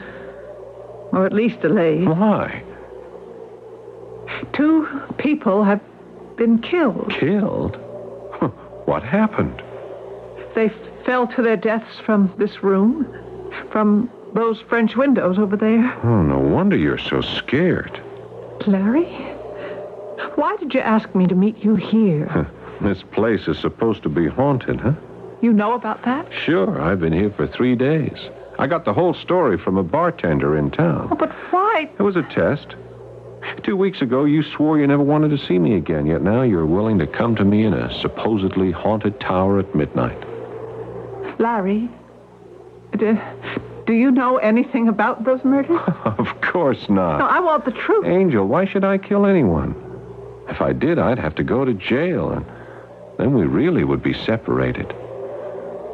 We're separated now, Larry. Say that again. What? Say that again. If you really mean that, repeat it. Don't look at me like that. Come on, Jenny, let's go down, huh? Let's get out of here. You'll feel better once we're out of this room. I mean, if your film has been canceled, we can leave for Europe in the morning. No, we can't. Why not? Well, the police don't want me to leave yet, and they want to speak to you, too. To me? What for? Well, Mr. Norris, the screenwriter, saw you in a pub this afternoon. The police know I'm here? I gave them the photo you put in my suitcase. But it'll just be a routine. That was foolish. I mean, don't you see what this means? They'll ask me to account for my movements, and how can I do that? Well, of course, they'll think I killed Boyer and Weller. How did you know who was killed? I didn't mention their names. Look, don't start playing detective with me, sweetheart. We're getting out of here tonight. You You did kill them, didn't you? Come on, let's go. No. Ginny. Don't come any closer. You know that if I can't have you, then no one will. But I can't spend the rest of my life doing away with every man you give the green light to. What's that in your hand? Just a tape recorder. I'm afraid we're going to have to wake up the good inspector one more time. All right, Larry, hold it right there. What? Mr. Norris. I've got news for you, sir. The good inspector is already awake. Be careful. The good inspector is also armed. Inspector, how did you know that? You have Mr. Norris to thank for saving your life, Miss Stewart. Mr. Norris? I went back to your inn, Virginia. Mr. Coombs told me about the message and said you'd come here, so I called the inspector at once. What made you go back? Well, as I was driving back to the village, I began to think about my outburst, and I realized if my feelings for you could make me act foolishly, your feelings for Larry could do the same. And I had a feeling that the night was not over yet. Now it is. Yes. Now it is.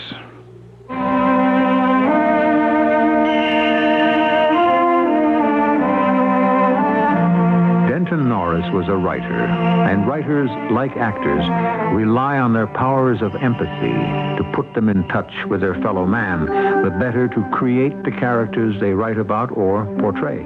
In this case, empathy was also responsible for saving Virginia Stewart's life. But what about her almost fatal attraction to Larry? A final word on that in a moment. Tired oil? That's got to be bad news. Don't you know there's good news round the corner? Goodyear, wherever you are. And this week, your local Goodyear service store is featuring an oil and lube, just $5.88 for up to 5 quarts of major brand 10W30 grade oil and a complete lubrication. Goodyear knows how to take care of your car, so come on in for an oil and lube, just $5.88, slightly more in California. Goodyear tires and auto service for more good years in your car. In Jerusalem, there are Muslims, Christians, and Jews. Some pray to Allah. Some through Jesus. And some to Adonai. We believe the Almighty sees them all, loves them all, and hears God. A public service of the Jewish Chautauqua Society.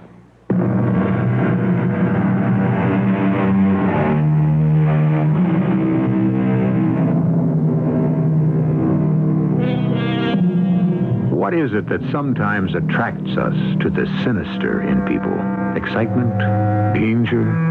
I'm not sure, but even so great a poet as John Milton, it is said, was irresistibly drawn to the character of Lucifer when he wrote Paradise Lost. Was Freud right then, that there is a bit of the outlaw in each of us? If so, it behooves us never to forget the ancient warning, know thyself. Our cast included Ann Williams, Ian Martin, Paul Hecht, and Ray Owens. The entire production was under the direction of Hyman Brown. And now, a preview of our next tale. Where did they break in? They didn't get into the store, best as we can tell. Just slung a brick through the window and cleaned out whatever was in there. Which window? The one on Walnut Street. Oh, no. I'll tell my husband, Sergeant. He'll get there as fast as he can. You tell me what, Sherry? Oh, Gustave. Someone has stolen the Picassos. What Picassos? We have no... What, the prince? Mrs. Carlyle's prince? Oh, too small, Sherry. Too small? You realize what this means? If those Picassos are gone, with no insurance, Pinochet Gallery must make good. And where will I find $100,000? We'll be bankrupt. Radio Mystery Theater was sponsored in part by Buick Motor Division and True Value Hardware Stores. This is E.G. Marshall inviting you to return to our Mystery Theater for another adventure in the macabre. Until next time, pleasant dreams.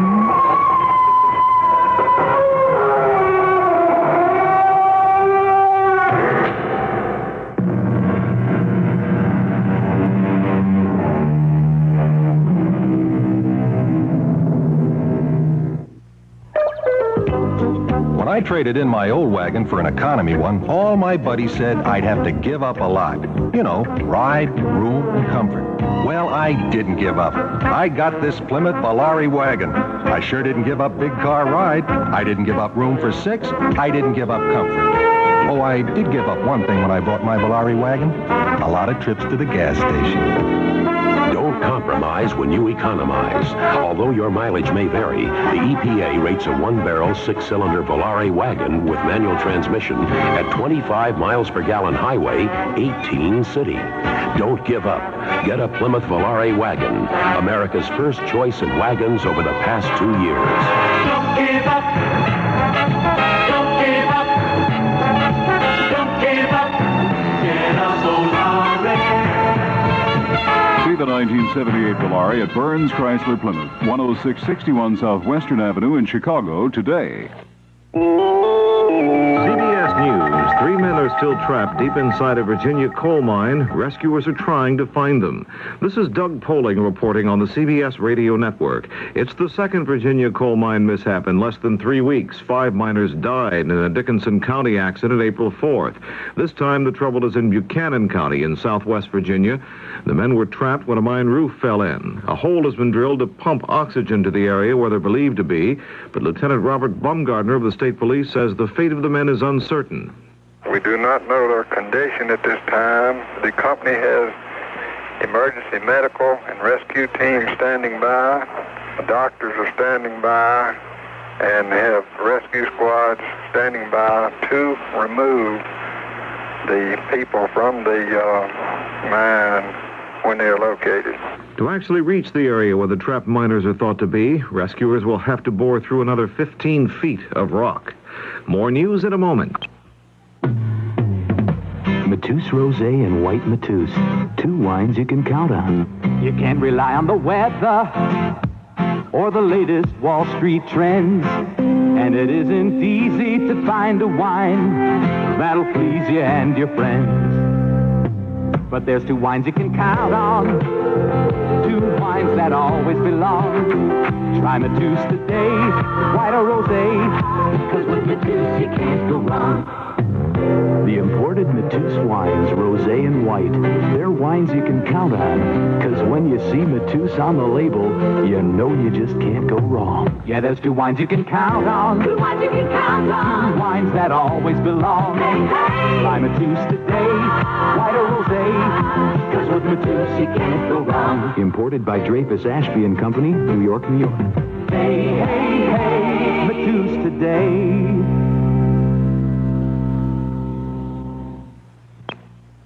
HEW Secretary Joseph Califano is asking Congress to spend $60 million for contraceptives and services for pregnant teenagers. Barry Seraphin has a report.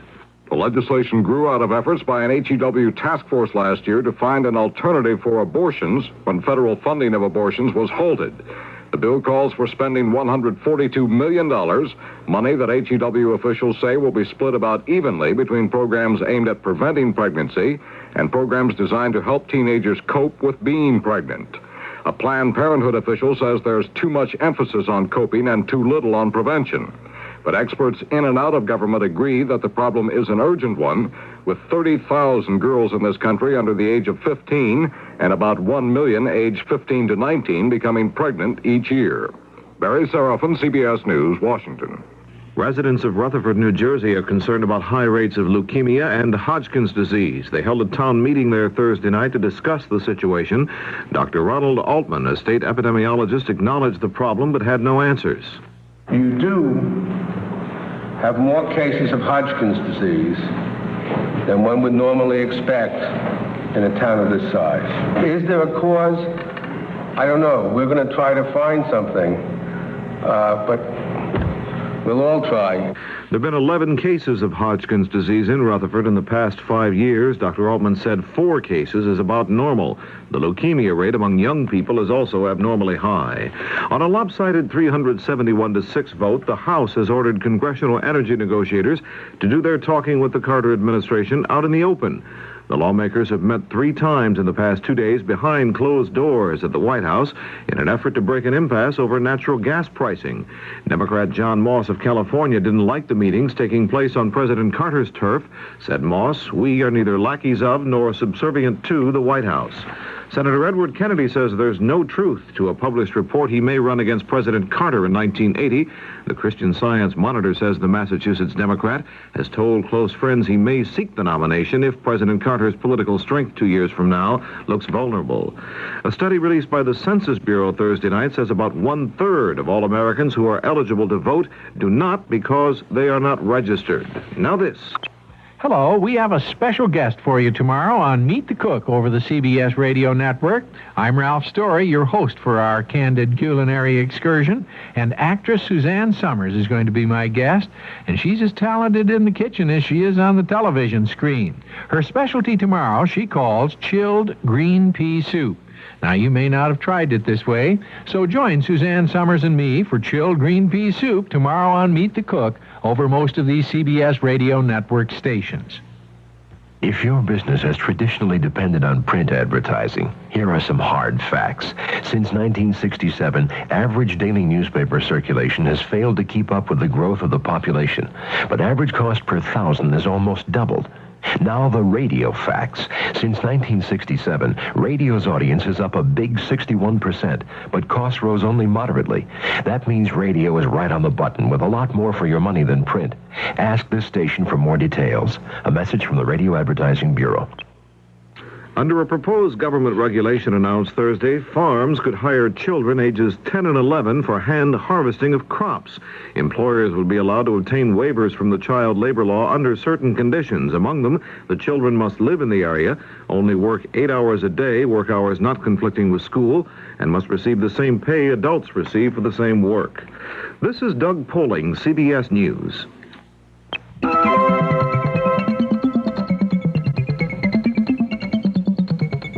Here's 78 on 78. News Radio 78, WBBM, Chicago. Good evening, everyone. This is Alan Bickley on News Radio 78.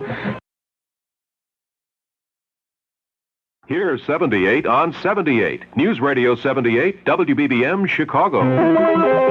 Photo Show International, the nation's largest public photo exposition, returns to Chicago. Just picture this. The biggest photo gallery in the country. Demonstrations of more than 100 major photo brands by factory-trained experts.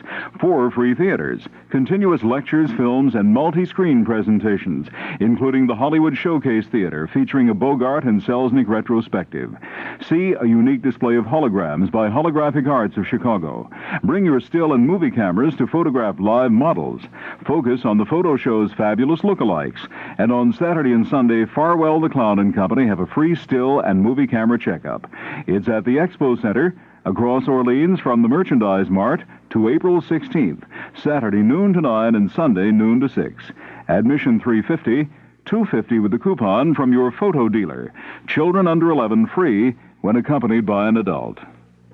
The CBS Radio Mystery Theater presents...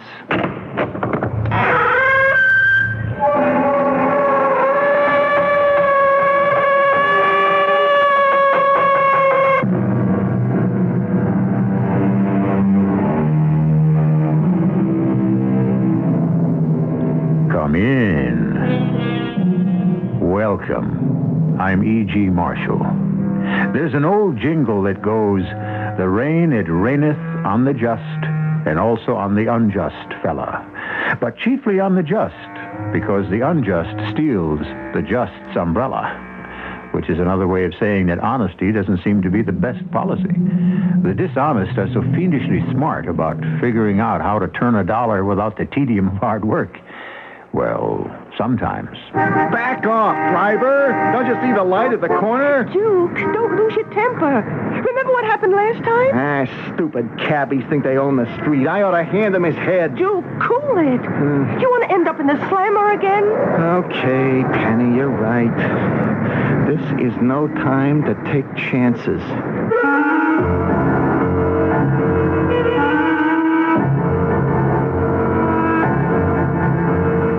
Our mystery mystery drama Chapter of Errors was written especially for the Mystery Theater by Ian Martin and stars Court Benson and Bryna Rayburn.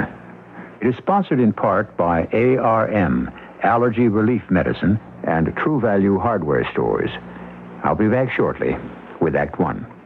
Now, if you order a new midsize 2-door or 4-door Buick Century Custom with an available 3.8-liter V6 engine, chrome-plated wheels, 55-45 seats, AM/FM radio, sport mirrors, electric digital clock, and an exterior molding package, we'll add power steering and power brakes at no extra charge. It's the deal of the century. Buick Century models are equipped with GM-built engines supplied by various divisions. See your Buick dealer for details. A little science, a little magic, a little science, a little... Last night, you went to sleep in your own bed. You woke up in hay fever country.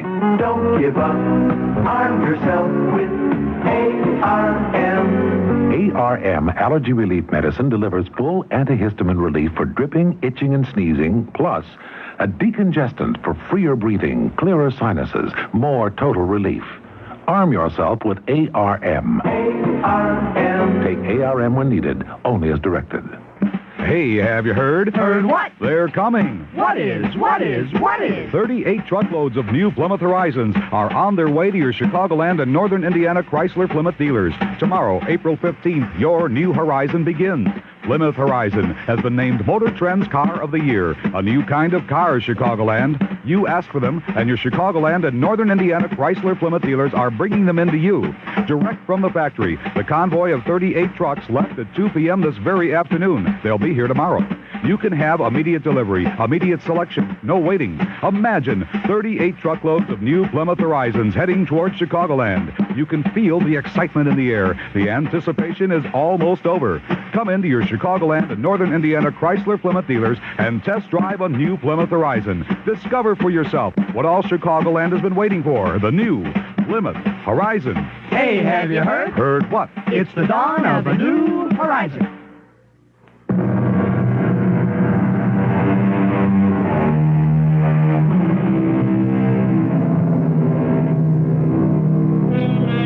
The time-honored picture of the artist is a bearded, emaciated figure in paint-smeared clothes, freezing, half-starved in some cheerless attic. I suppose his lot hasn't changed much today, which is not to say that fine art doesn't provide a great many with an excellent living. The art dealer, for example. Very few dealers starve to death. Then there are those art fanciers on the wrong side of the law whose occupation can be even more rewarding. Pull over to the curb and stop a minute, Tuggy. Sure, Professor. Well, I can't park here. You get a ticket. Oh, that would never do. We must at all costs remain on the right side of the law. Well, I could park around a corner. No. I don't want to park more than a second. I just wish to take a quick glance at Rich's window. You gonna get out in all this rain? Dear me, no. I can see enough if I roll down the window. Yes, just as I thought. Same old display. Man has abominable taste. Still, he commands a respectable price. Like, how much would a picture like that cost? That, between 4,000 and 6,000, perhaps. No kidding. Looks like one of those things a kid does with his finger, you know? They do better in kindergarten. I like some of them others, though. Trash. And what isn't trash? Cheap copies. Nothing there for us. Drive on, Augie. Yes, sir, Professor. Where to now? Well, we've covered most of the main galleries. Take the next left. We'll have a peek at Pinochet's before we call it a day. Too bad we can't find a boat. Good weather for it. Unfortunately, there aren't many people around. Pull up here. That's Pinochet's window. Yes, it's interesting. Very interesting. Augie, the umbrella. Yes, sir. The signs are propitious. What'd you say? We may have found the hit. Now, let's have a closer look. Oh, you do have the phony license plates on the car. Sure. Just in case. Let me see. Well, there's nothing here. Quiet, ignoramus. You know what you're looking at? More junky paintings. Magnificent. Quite magnificent. Where did he dig them up, I wonder? 2 Picasso colored prints very early. About 100 big ones easy. 100,000 grand? What are we waiting for? Augie, there's still someone in the store. We shall have to possess our souls and patience until after the witching hour. Professor, please, talk English, will you? We'll heist them after midnight, Augie.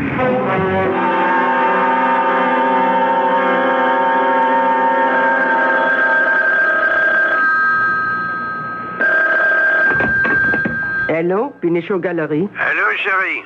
C'est Gustave ici. Are you all right? Oh, but of course. Well, I was worried.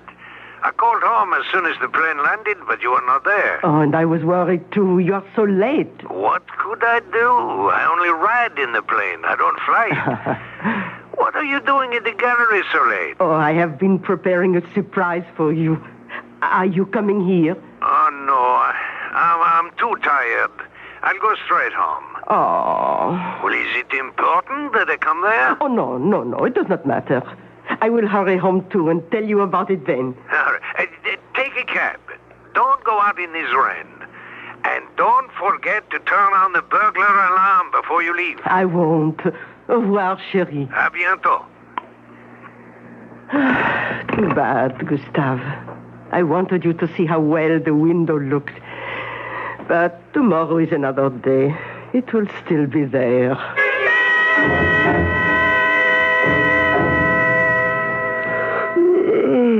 I tell you, ma mignette, tonight I'm weary to the bone. Oh, I think you are depressed, no? Jet lag, maybe. I really don't like to fly. Oh, I think you are just disappointed because you did not find a new artist. Madrid, London, Rome, even beloved Paris. There is no new talent. I think they've forgotten how to paint. And the last of the great ones are dead. And I wouldn't mind if business weren't so bad. I need a new discovery to wake up the gallery. I know we do not have much money. Because I'm not a good businessman. Well, let's get to sleep. Oh, I forgot. What was the surprise you had for me? Oh, it can wait for tomorrow. No. You must tell me tonight. Well, this morning, Mrs. Leslie Carlyle came by the gallery. What did she want? She has decided to sell her Picasso color prints. Pierre, that is good news. And a good commission. Oh, more than that. It is good, what do you say? Oh, public relations. Publicity for the gallery. Make the competitors sit up and take notice. Once they hear of it. Oh, they will know by first thing in the morning. How? Who else has 2 Picassos in the window? You put them there? Oh, chérie, I changed the whole window. Wait till you see it. It is beautiful, the way they are displayed. I would like to have seen it right away. Why didn't you tell me? Oh, you were tired, Gustave, and it can wait. So much more pleasure for the morning. Picasso. Yes. What did you insure them for? Insure? Well, Mrs. Carlyle must have insurance on them. Not when they hang in our window. Jeanne, I have to get up. What for? They should be in the vault if they are not insured. Oh, they are safe in the window. How can you say that? Oh, because, mon fou, no one could steal them. They are too well known to sell. And besides, we are protected by an alarm system. Oh, go to sleep, Gustave. I don't know. I'm worried now. It is raining very hard, and it is cold. I will not have you going out in this weather. There's no need. All the things you worry about, Gustave, they never happen.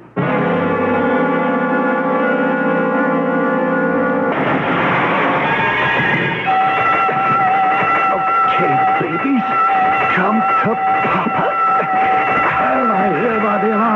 successful, Augie. Hand me those quickly before they get any water damage. Here, Professor. Now, we better get out of here. Yes, the most felicitous idea. Home, James, and don't spare the horses. What are you talking, Professor? I'm Augie, and what's with the horses? Oh, figure of speech, my dear boy. As for the other, what's in a name? Hey, Professor, you all right? Never felt better. Never had more. Come on, Augie, let's haul tail out of here and fast.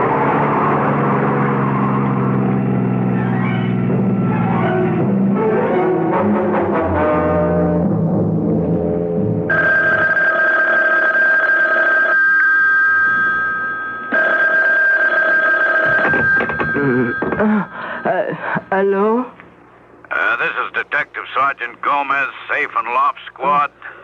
Mr. Pinochet Gallery's there? Why, yes, he is, but he's asleep, Sergeant. I guess you better waken him, ma'am. What is wrong? Well, I'm here at the gallery now, and there's been a robbery. I think he might want to get down here and figure out what's missing. Oh, but where did they break in? They didn't get into the store, best as we can tell. Just slung a brick through the window and cleaned out whatever was in there. Oh, which window? The one on Walnut Street. Oh, no. I'll tell my husband, Sergeant. He'll get there as fast as he can. You tell me what, Sherry? Oh, Gustave. Someone has stolen the Picassos. What Picassos? We have no... What, the prince? Mrs. Carlyle's prince? Oh, too small, Sherry. Too small? You realize what this means? If those Picassos are gone, with no insurance, Pinochet Gallery must make good. Where will I find $100,000? We'll be bankrupt. Look at them, Augie. Magnificent, are they not? And hanging on my wall. What's our payoff going to be? I'm afraid we shall have to settle for what the traffic will bear. How much? Oh, somewhere around the dealer's fee, I should imagine. Makes it seem so much more legitimate somehow. When do we collect? Augie, haste makes waste. Let us bask in the glorious heat of genius. At least until things cool down. But how long do we have to wait? But how long do I have to wait, Sergeant? Till whoever heisted the prince feels the heat's off. Well, can't we do something about it in the meantime? Well, we'll work on it, but there isn't much to go on. I mean, the job was done 3:13 a.m., and we got there within 10 minutes. But guys like that, they're in, they're out. You know what kind of a night it was. Right then it was coming down in buckets, so dollars to donuts, there wasn't a soul in the streets. It's a business district like. Of course, we'll check out the few apartments overlooked there, but that's going to take time. And meanwhile, we just sit and wait? What are you going to do? What are you going to do, Gustave? Well, one thing I am not going to do is sit and wait. What else? Oh, perhaps Mrs. Carlyle will do... Mrs. Carlyle has been a good customer, but she's an old penny pincher with all the loving kindness of a barracuda. When she finds out, she'll want her piece of flesh. I am desolate, mon chéri, that I should have done this to you. Be of good heart. All is not yet lost. But it is. We are bankrupt. Not quite. Perhaps we can salvage something yet. How? They know where the window is, or was. Once the glass is replaced, I shall put a sign there. What kind of sign? A nice, polite little sign that asks whoever it was who took the prints if they don't please return them. And you actually think this person or persons will? For a price. Regrettable as it may be, but everyone has a price. Oh, how much? Voyons, that's a matter of negotiation. First, we must make the contact. Then the contract.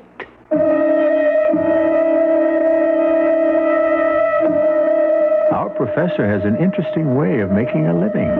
He kidnaps fine art pieces, much more tractable than human beings. When he returns them, in his own good time, after any hue and cry has died down, their owners are glad to pay a reasonable sum for recovery, since it's not from their pockets, but the insurance companies. But the first hitch in this caper is about to show up. I shall return shortly with Act Two. A lawnmower is one of the biggest investments you'll make in lawn and garden equipment. So choose one that'll last. Hi, Pat Summerall to suggest you see True Value Hardware Store's exclusive selection of quality-built Lawn Chief and Cervus mowers. You'll find a 19 or 20-inch rotary mower for small and average-sized lawns, a deluxe self-propelled rear bagger that mows easily in narrow places, and a new mulching mower that eliminates bagging and raking. These Lawn Chief and Cervus mowers from True Value Hardware Stores are manufactured to exacting standards to give you a good quality product for your money. And all are designed with many important safety features. When you're ready to invest in a new lawnmower, see the complete selection of Cervus and Lawn Chief mowers, priced from as low as $79.99 exclusively at participating True Value Hardware Stores. And remember, True Value is more than just a name. It's always been their way of doing business. And don't forget to tell them that Pat Summerall sent you. Decisions, decisions, decisions. That's what you'll have to make when you deposit your savings at any of the 6 convenient locations of Northwest Federal Savings. They'll be pleasant decisions, too. You see, we're making an offer. If you deposit $250 or more, you can get one of 23 great brand name gifts free or for a specially reduced price. So, will it be something for Dad, something for Mom, or something for the entire family? Will it be the West Bend 10-cup coffee maker or the Easy Rider AM/FM portable radio? Will it be the Weed Eater lawn trimmer or the Sunbeam vacuum broom? Well, those are only 4 of the 23 super gifts that you can choose from. And don't worry, you'll have plenty of time to make that decision. We're open 63 hours a week. So when it comes to convenience, that's one decision you won't have to make. Northwest Federal Savings Time, 63 hours a week.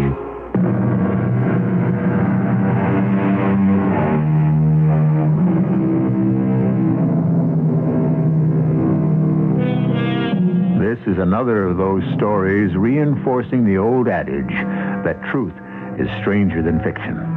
Another bizarre happening from real life that I cull from the newspapers. The first hitch in the case of Gustave Pinochet is that he has no insurance. Therefore, time becomes of the essence. So, Jean, my little sign. What do you think? If the person or persons who have borrowed the 2 Picassos from this window will return them to me, they will be well rewarded for their trouble. $5,000 will be paid, no questions asked. For any further information, please phone me at my home number, 555-4477, or at these premises, 555-4300. G. Pinochet. Very nice. Now, you put it in the window. Of course. There. Voila. Do you really think someone who broke in here is going to come walking past that window? Why not? It's a very busy street. But why would he risk it? Don't you know what they say? A criminal cannot resist coming back to the scene of the crime. You see, people are stopping already. What good does it do if they are not the ones? Well, how can it be a bad thing? Something piquant, eh? They stop, they read, they say, so this is Pinochet's gallery, where the pictures are so desirable, people steal them.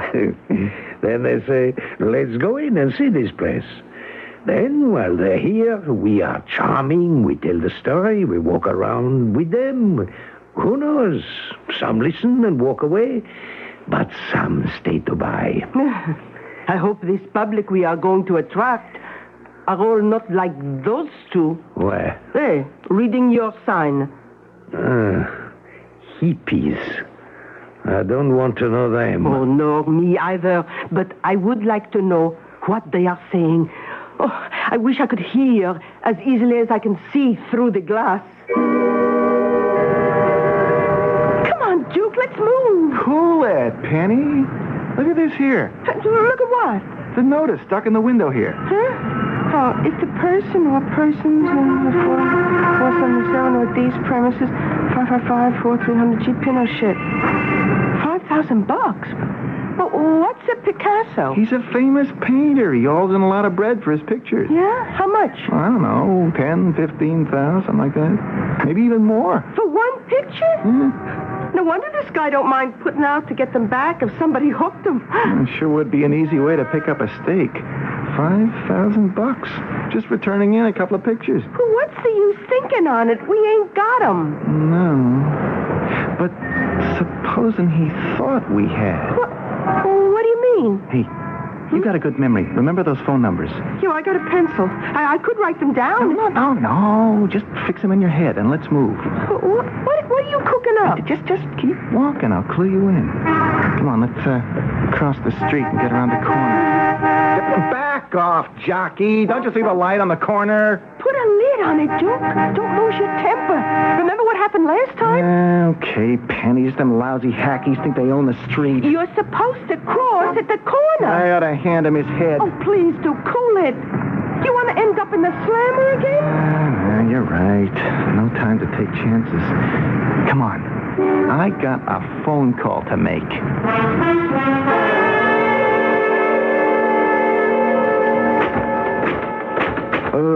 Why not just a phone call, Professor? No. These things must be handled with finesse, Soggy. Besides, the money isn't enough. Well, couldn't you hassle that on a phone? And give the police enough time to trace the call. No, thank you. Still and all, Professor, $5,000? We are not that desperate. Furthermore, it's a matter of professional pride. To take less than $20,000 for these exquisite prints would be demeaning. That should do it. You want an envelope? No fingerprints, please. Handled carefully with gloves. Think I got a stamp? Dear me, no. This is much too precious to be entrusted to the post office. You are going to deliver it by hand. Hey, what you say in it, boss? What I said is far less important than what Mr. Pinochet will have to say in reply.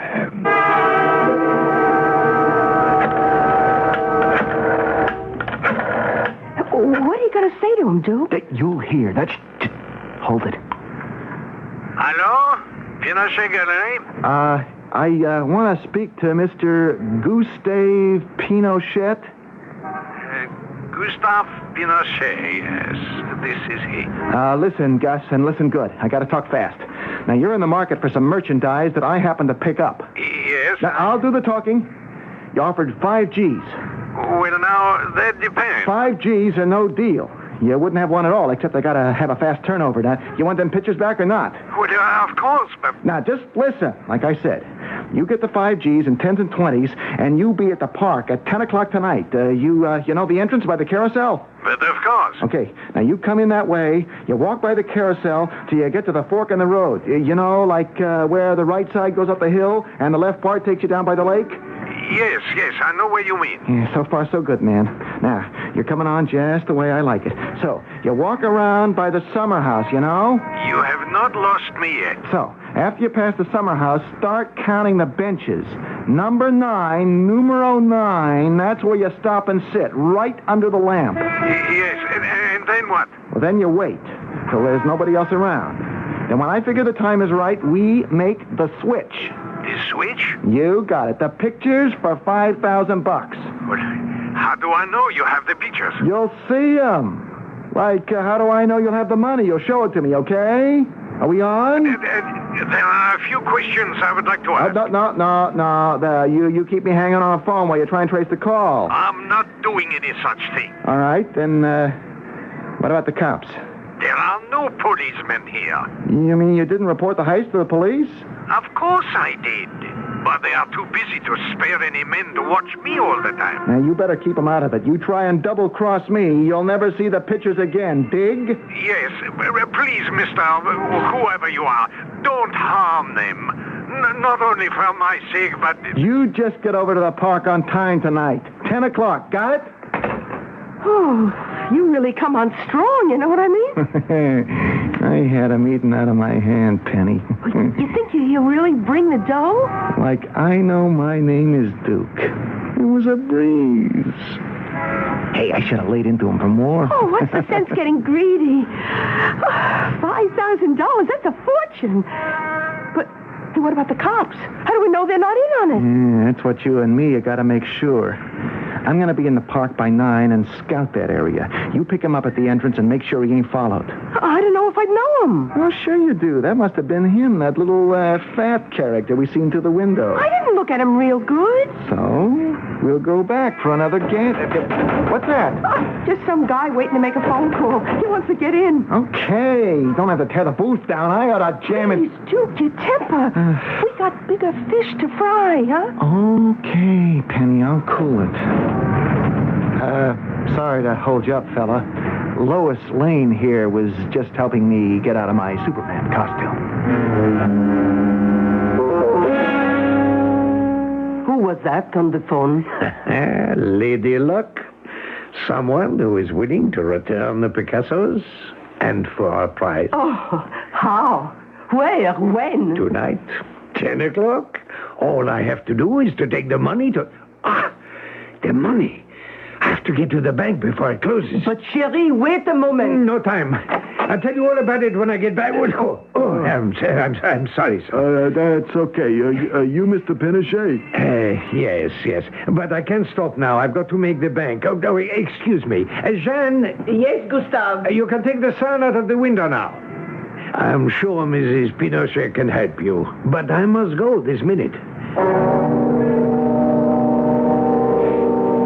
You say he just left this minute, Augie? That's right, Professor. In such a hurry, he nearly knocked me down. He left for the bank? Yeah. And he told his wife to take the sign out of the window? Yeah, that's why I figured... That someone is horning in on our act. Some crook who can't deliver. That's the way I read it. Well, he's not going to get away with it. Now you're talking. Augie, I want you to stick by Pinochet like glue. Don't lose him. I won't, Professor. Don't let anything happen to him. This is our caper. We set up the mark. I don't want anyone queering our pitch. Yeah, sure, boy, sure. But, what about cops? That's another story. Let's just keep our fingers crossed he hasn't brought them in.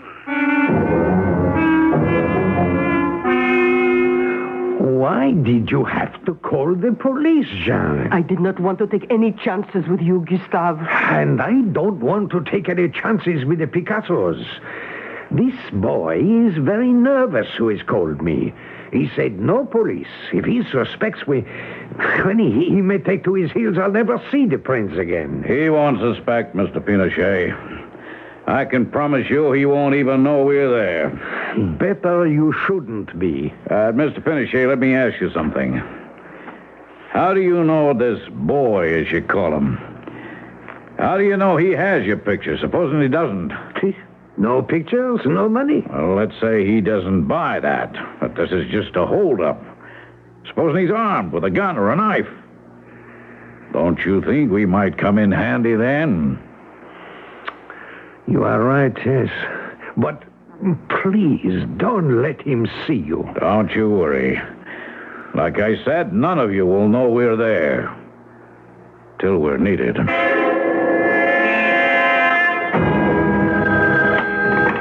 Yeah. Duke, it's Penny.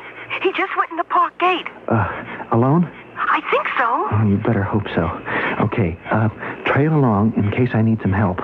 Duke, don't hurt him. What would I want to hurt him for? You know, you get excited. Button up. You just get yourself over here. Okay. Come on, sucker, move it. Where are you? Hey. That's better. Come on, baby.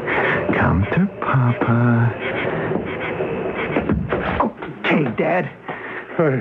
Just no quick moves. You got the dough? Is this the young man I spoke to on the phone? Yeah. Where's the cash? Where are the pictures? Forget him, old man. This is a straight hold-up. Now give me the cash. Not without my Picassos. Hey, Daddy-O, you know what I'm holding on you? A knife. And don't think I won't use it. I'm not afraid of you. Well, you better be, man. Just freeze. No, not the knife. You button up. You, the dough. You'll have to come and get it. That's just what I'm going to do. You asked for this. No! Get out of the way. Okay, Dad. Oh, no! You killed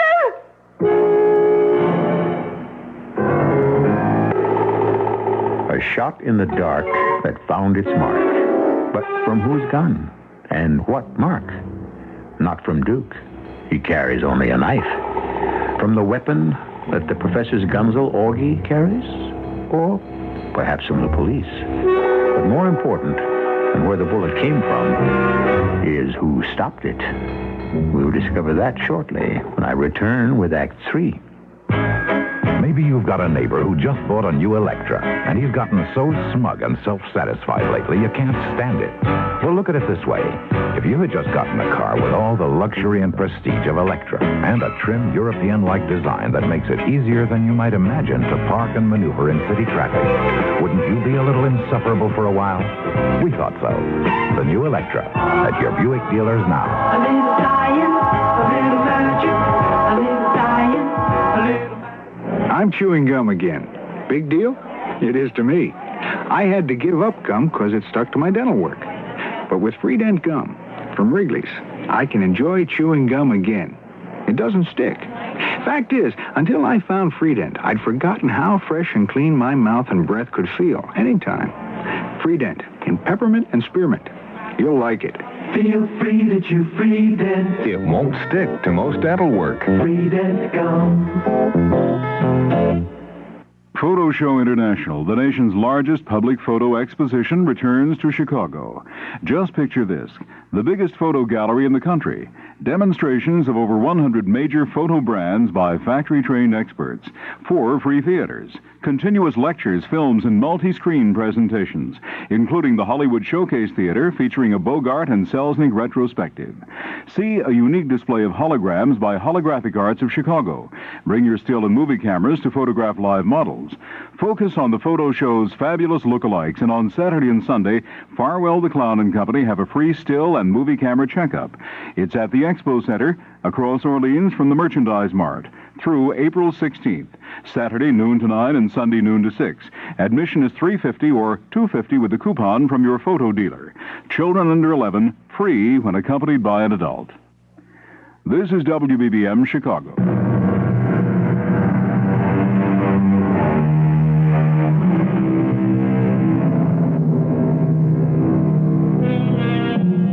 It's the boy, Duke, who lies on the ground.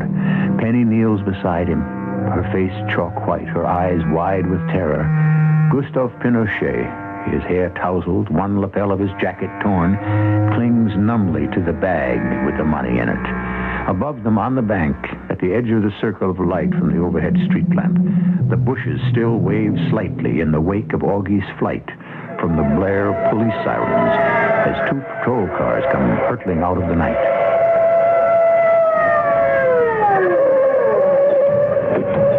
Pinochet, you all right? Yes, I'm all right. The boy, someone shot him. Vic, Prentice, check the boy and radio in for an ambulance. Where'd the shot come from? I don't know. That direction, I think. All right, Porter, take the rest of the men and check out this whole area. It wasn't you who shot the boy? So you can bet it was no cop. We don't shoot till we're fired on. Besides, we weren't here. What happened to you? Well, believe it or not, we got held up in traffic. I said I didn't need you. Oh, sure. You did real fine without us, didn't you? Everything went just right. Well, of course not. The boy was an impostor. He never had the prints. What did you expect? Excuse me? Well, you put a dopey ad like that in your window, you're just asking you to get taken for a sucker. You're lucky you didn't lose your dough and your life. I was not afraid of this boy. You listened to his voice, you could tell he was a lot more scared than I was. Yeah, that's just when these young punks are most dangerous. He'd have carved you up without batting an eye for holding out on him if it hadn't been for your unknown friend. The man who shot him. Have you any idea who... No. Looks like he got away clean. Oh, maybe the girl can give us some idea when she comes out of shock, but I wouldn't count on it. Well, what do we do now? Get the kid to a hospital, get you home, and wait till the real guy contacts you. You think he still will? Oh, yes, I do. Better than that, I have a fat hunch it'll be real soon. Why? Because there's only one person I figure took the kid out. The guy who really has your Picassos. He just didn't want anyone else picking off his private pigeon. Only, do me a favor, Mr. Pinochet. What's that? This time let us in on it from the beginning. Give us time to set up a foolproof stakeout.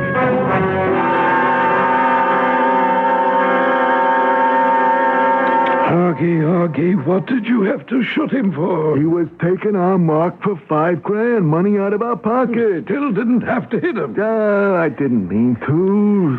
The way things was, I could smell copper on the way. Professor, it's lucky I took him off soon as I did. I just slipped him. You sure no one saw you? Yeah, I'm clean. No sign of police? I didn't stick around long enough to find out. I wonder if he did either. Obviously, he didn't have a deal with the cops. It figures. Which also figures we don't have the luxury of time. We're going to have to move fast. Like how? Like the way things have gone. First, we have to authenticate ourselves. Once burned, twice shy. And we have to move fast before Mr. Pinochet yells for the police. I think I shall go to the nearest coin booth and make a call. Hello? Monsieur Pinochet? Yes? I have in my possession 2 exquisite colored Picasso prints of inestimable value. To return them to you, I must reluctantly put a price on them. A fair price, a fraction of their value. The price is $20,000. How do I know you have them? Well, that's a reasonable question. You will have authentication in your hands before tomorrow morning. And if I do, what then? Monsieur Pinochet, I'm going to speak to you frankly. So far, you seem to have been a most astute man and stayed away from the police. Fortunately, I have my own proof of that.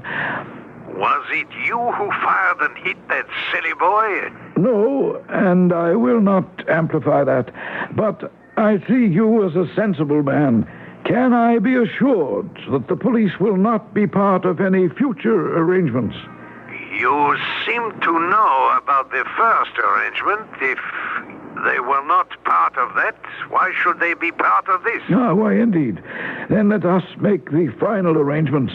By tomorrow morning, you will have proof positive that I have what you want. With that proof, you will have your instructions. If you meet them to the letter, there will be no problem. What are the instructions? You will have them. And when you do, I urge you, so there are no more accidents, follow them to the letter.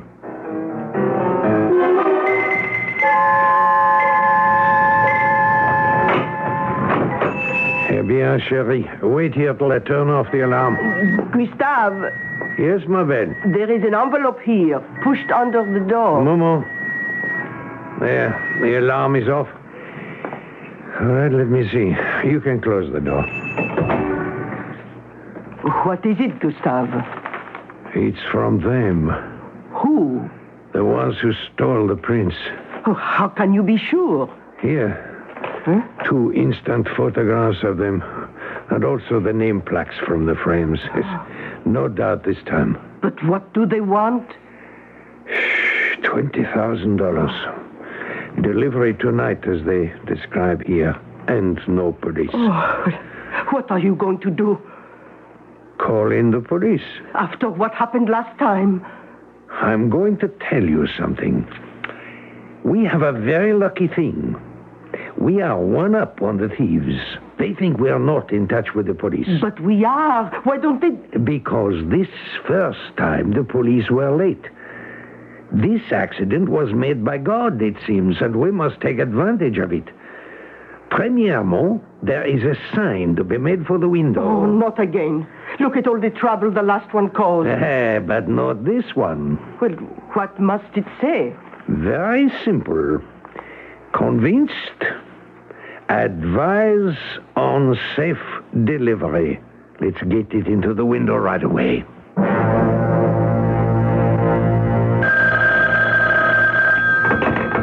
Hello? Monsieur Pinochet, Yes? you can guess who I am, so listen carefully. Do you have the money? Yes, as you requested. The largest bins are $100. No sequence in the numbers. In a shopping bag. Yes? No markings. Plain brown paper. Then listen carefully. Go to Farley Plaza by the waterfall. 11 o'clock tonight. Sit on the bench furthest to the west. Put the bag between your feet and wait for a man with a beret and a red scarf. The exchange will be made. Observe, it's raining. I wouldn't want any damage. The artwork will be protected by plastic. You need have no doubt of our good faith. I hope we have your word. No police. There were no police before. Good. We have a date. 11 o'clock tonight. You can hang up too, Mr. Pinochet. Could you have traced him? I doubt it, but it doesn't matter. You go through with this, we'll have him sewed up tonight.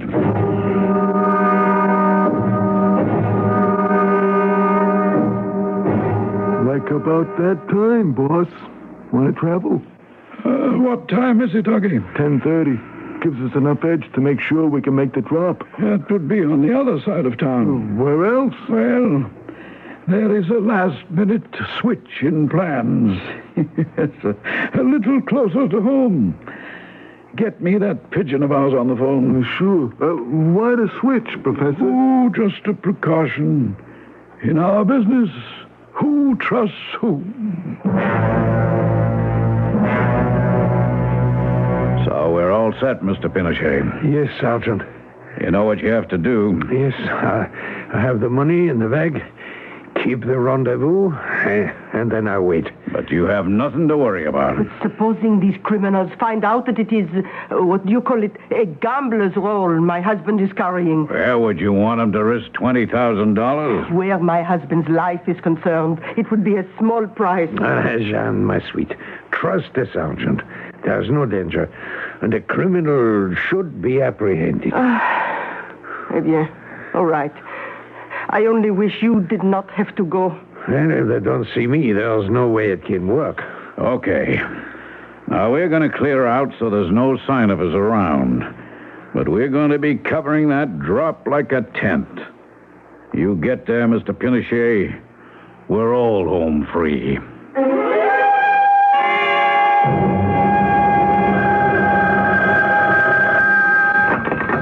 Yes? Mr. Pinochet. Yes? There is a change in plans. You want your Picassos? Be at the corner of Stanhope and Chalmers within 10 minutes. But I don't know if I can make it. You had better, Monsieur Pinochet. If you are not there, you may never see them again. Don't stop for anything. Just get there. Please, whoever you are, please. What is it, Gustave? My coat. Quickly, I have no time to talk. Well, here is your coat. But what? Change of plan. I must hurry on. The pictures will be gone forever. But what about the sergeant? It's too late to let him know. But you cannot go without his protection. Give me the brown bag. No, Gustave. I won't let you risk it. I won't allow you not to let me. But if they find out that all the money is not there... I will explain. I will make other arrangements. Jeanne, I must go. They could take what money you have and also your life. If I do not get those pictures back, I have no life left.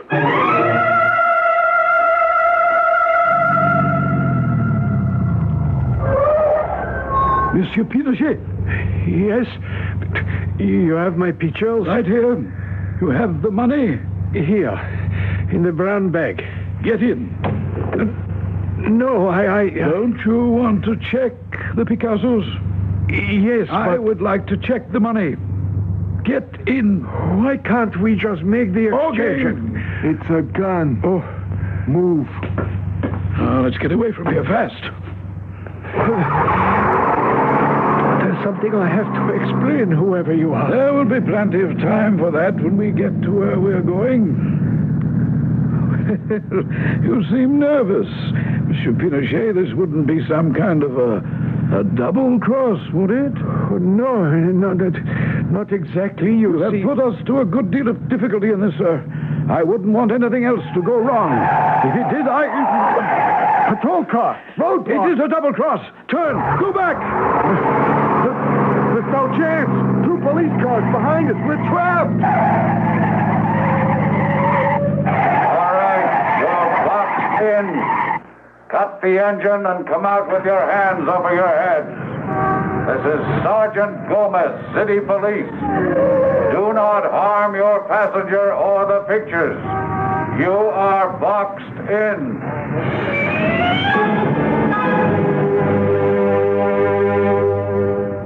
But how did you get there, Sergeant? Well, Mr. Pinochet once burned, twice shy, huh? After that first goof of mine, I was sticking closer to you than your own shadow. I let the boys stake out the first drop while I stuck to you from the moment you left the house. I don't know how to thank you. Just doing my job. But, just for kicks, can I have a look at what $100,000 worth of art looks like? Oh, be my guest, as they say. Let me hang them. Here, on the wall. Eh bien, what do you think? Maybe I better not tell you. It could be just lucky I never saw them to begin with. I could have figured what's all the shooting about anyway.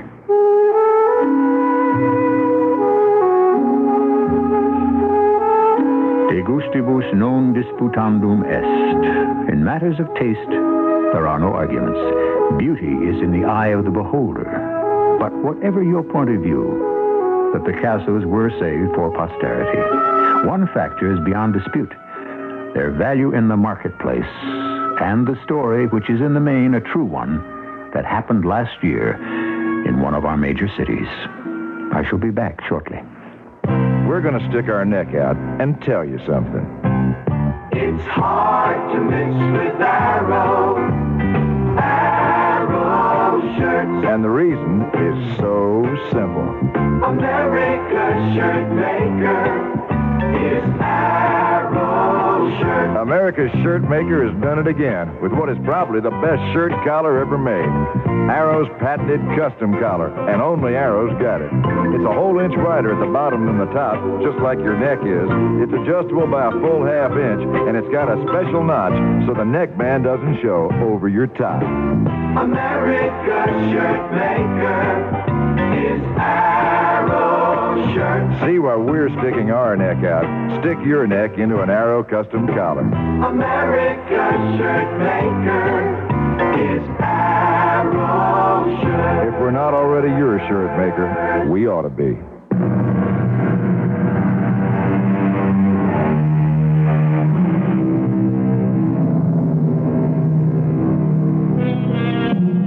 In all of our lives, there is at least one story which happened to us, or a close relative or friend, which is stranger than any fiction. As a storyteller, I love to collect these yarns and retell them for all our listeners. If, as you listen to Mystery Theater, you find any story strikes a chord or parallels something that happened to you, you're probably right. Reflect with Ecclesiastes 1:7. That which is done is that which shall be done, and there is no new thing under the sun. Our cast included Bryna Rayburn, Court Benson, Russell Horton, and Ian Martin. The entire production was under the direction of Hyman Brown. And now, a preview of our next tale. You can't wait to take charge here, can you, Victor? Father. Well, I'm not dead and gone yet. See, dear guests, I have an important matter to attend to. If you will forgive me, gentlemen, I'll see you at dinner. Let me help you to your room, Leave me alone, Victor. I'll manage to stay alive without your help. Oh, dear. Feisty old gentleman, isn't it? Quite changed since I saw him last. I wonder what he's afraid of. He did have a strange look. Did you notice his walking stick, Watson? Walking stick? Yes, had a rather unusual brass club head. Oh, nothing unusual about that, Holmes. True, but if you were to examine this one a bit more closely, you will find that Sir James has taken pains to bore the head and pour lead into the hole to make it a formidable weapon. Radio Mystery Theater was sponsored in part by Buick Motor Division. This is E.G. Marshall inviting you to return to our Mystery Theater for another adventure in the macabre. Until next time, pleasant dreams.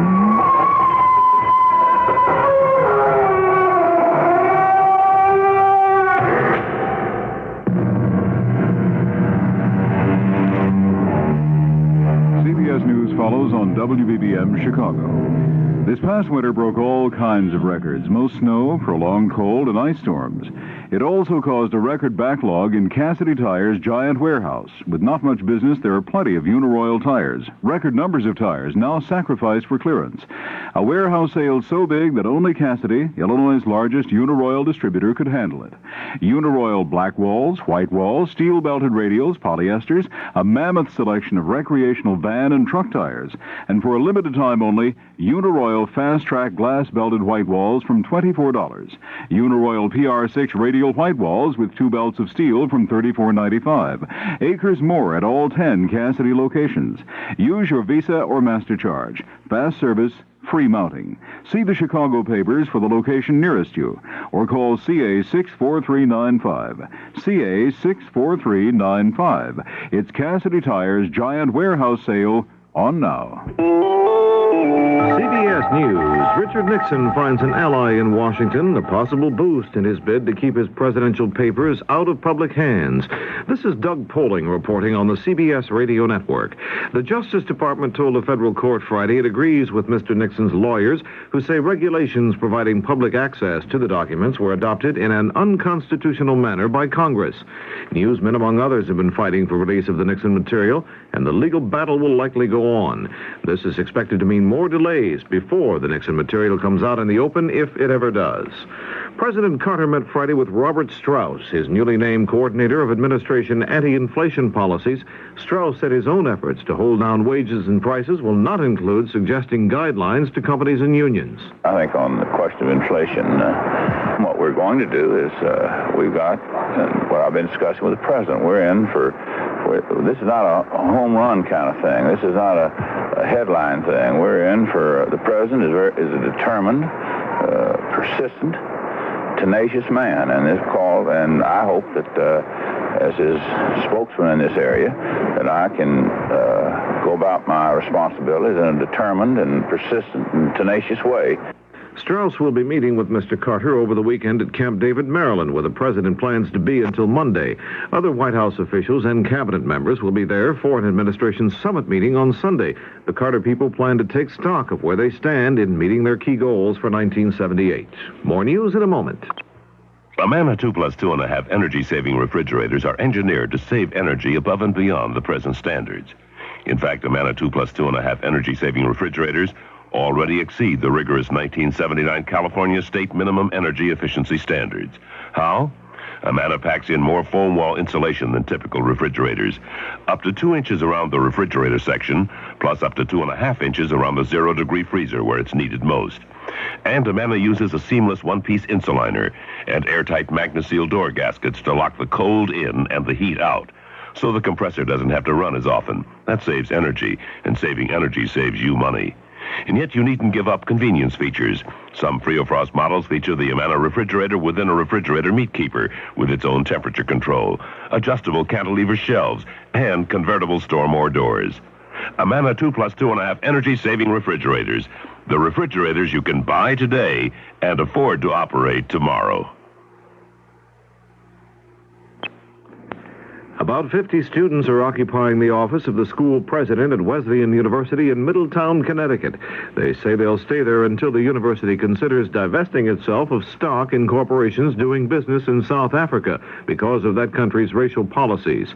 Jack Payton, an assistant to the university president, says the protesters are demanding quick action. The students would like instant divestiture, obviously. They think this is the way to bring about pressure on the South African government, and they'd like us to divest of all stocks in any corporation having any relationship whatsoever with the economy of South Africa. Payton says Wesleyan University owns $30 to $40 million worth of stock in companies with interests in South Africa. There's a most abnormal situation with the firemen in Normal, Illinois. They've been on strike for nearly a month, and for the past 2 weeks, they've been serving a jail term for the walkout. The real irony is they're still fighting fires. Serving their time in shifts, the firemen spend 24 hours at the firehouse or answering alarms. Then it's back to the pokey for 24 hours. Normal fireman Jerry Swartz told CBS News sheriff's deputies are keeping an eye on them. The judge ordered that two deputies be here at all times with us to maintain this posture here at the firehouse. They do follow us to fire scenes, and we also run a rescue squad out of the station, and they do follow us with the squad also. The Civil Aeronautics Board may have opened the door for large-scale price wars by the airlines. The CAB has reversed a 4-year policy announcing plans to ban fare increases and allow normal ticket prices to be cut as much as 50%. The CAB must first hold hearings to let interested parties be heard. Now this. Hi, Harry. Long time no see. Oh, hi, George. Congratulations, you son of a gun. What? Buying a bottle of Lancers Rosé, huh? Oh, right. What is it, a boy or girl? What?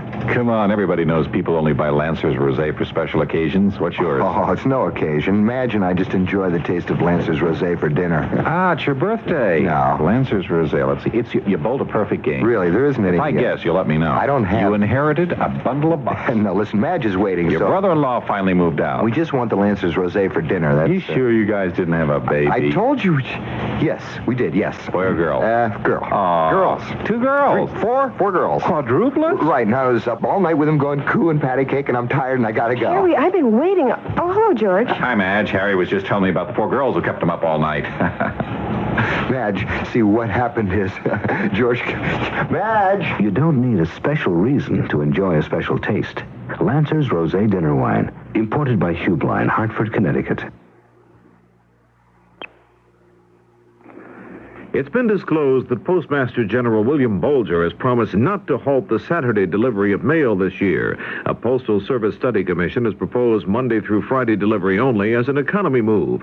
But Representative Tom Corcoran, Republican of Illinois, made public a letter in which Bolger says he wants to find out if the public is willing to meet the cost of continued Saturday deliveries.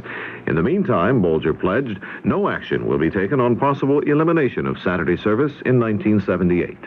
This is Doug Poling, CBS News. Here's 78 on 78. News Radio 78, WBBM, Chicago. Good evening, everyone. It's 11:31 now. This is Alan Bickley on News Radio 78. First in news, we're CBS, News Radio 78, WBBM, Chicago. The CBS Radio Mystery Theater presents...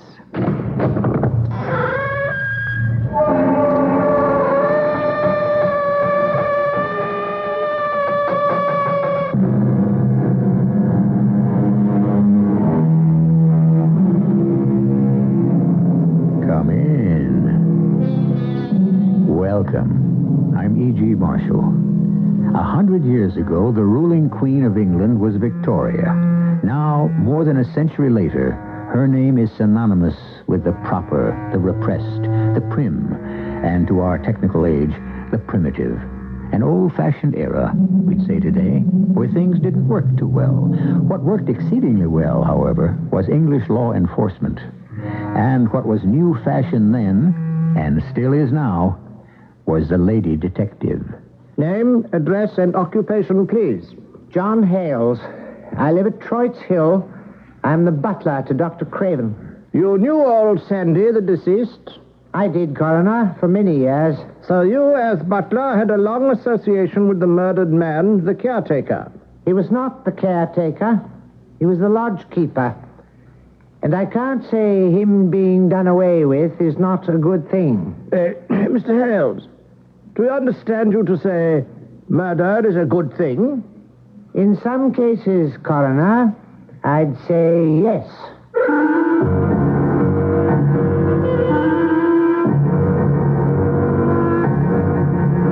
Our mystery drama, Murder at Troyte's Hill, was adapted from the story by C.L. Purkis, especially for the Mystery Theater by G. Frederick Lewis, and stars Marion Haley. I'll be back shortly with Act One. I don't know if they realize that it's the Kraft macaroni and cheese. All they know is that they like it. Mrs. Charlotte Geronimo talks about serving her family one of their favorite foods. They like cheese to start with, and they like the macaroni. And here's Dinner. You know they're going to like it. The spinning brushes of the carpet shampooer. The suction of the steam carpet cleaner. Now there's something that cleans carpets better, because it's both. It's Rinse and Vac's new dual-action power wand, combining the two most popular carpet cleaning systems for carpets up to 37% cleaner than our steam system alone. New from Rinse and Vac, rented where hardware or housewares are sold. The next time you need a muffler, Midas-size at Midas. We usually get you in and out in 30 minutes or less. I got Midas-sized on August 2nd, 1975 in 19 minutes and 32 seconds. We all knew we were watching a world's record. Gladys and I had both our cars Midas-sized on the same day. My muffler took 28 minutes, her muffler took 22 minutes. Somehow they always move faster for Gladys. Midas can usually Midas-size your car in 30 minutes or less. And once we do, you'll never have to buy a muffler for that car again. Because at Midas, if anything ever goes wrong, we guarantee to replace the muffler free for as long as you own your American-made car. 22 minutes. Time sure flies when you Midas-size. The next time you hear that noise, don't compromise. Midas-size. In case you didn't know, the 50 Chicagoland Midas dealers can install mufflers on most foreign cars with the same expertise with which they've been installing mufflers on American cars for the past 20 years.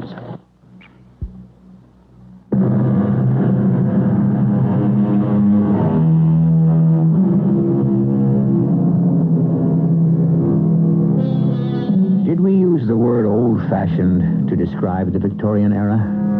True, many of the conveniences we take for granted today hadn't even been invented a century ago. The phonograph, the bicycle, electric lights, the motor car, all to come. The telephone had only just been patented. Nevertheless, in Victorian times, if you sent a telegram in London, it would be delivered in 1 hour. If you mailed a letter before lunch, the recipient might be reading it before dinner. And as for crime detection, suppose we let Loveday Brooke, London's first policewoman, paint the scene for us.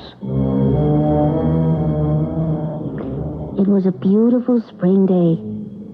Although Mom and Dad had brought me up in London, and I was born and bred a city girl, I longed for country life and enjoyed every moment I could going out by train just to see grass and trees. This trip, however, was not for pleasure. A murder had been committed, and I had been detailed to assist Inspector Griffiths of the local Cumberland police, who was driving me in a dog cart to the scene of the crime. Troyte's Hill, ma'am. That's the name of the place. Is it far, Inspector? We're almost there, Miss Brooke. It is Miss, isn't it? You're not married, are you, ma'am? Oh, I don't imagine any man in his right mind would like to be married to a policewoman. Well, I don't know. My wife seems to enjoy being married to me, and I'm a policeman. So, marriage has no interest for you, Miss Brooke? You may call me Loveday, my given name. No, Inspector. My answer to your query would be, marriage is not for me at the moment. However, what does interest me is this case I've been assigned to. Ah, yes, murder. Loveday, the victim was an old man with no money to speak of, and so far as we know, no relatives. He was the caretaker of that mansion you see there, looming up ahead of us. That is Troyte's Hill. That is quite an estate. Who is the owner? Dr. Hector Craven, a widower. And the murdered man's name? Henderson. Known hereabouts as Old Sandy. What else can you tell me? Only this. Apparently no motive. Whoa. Here we are.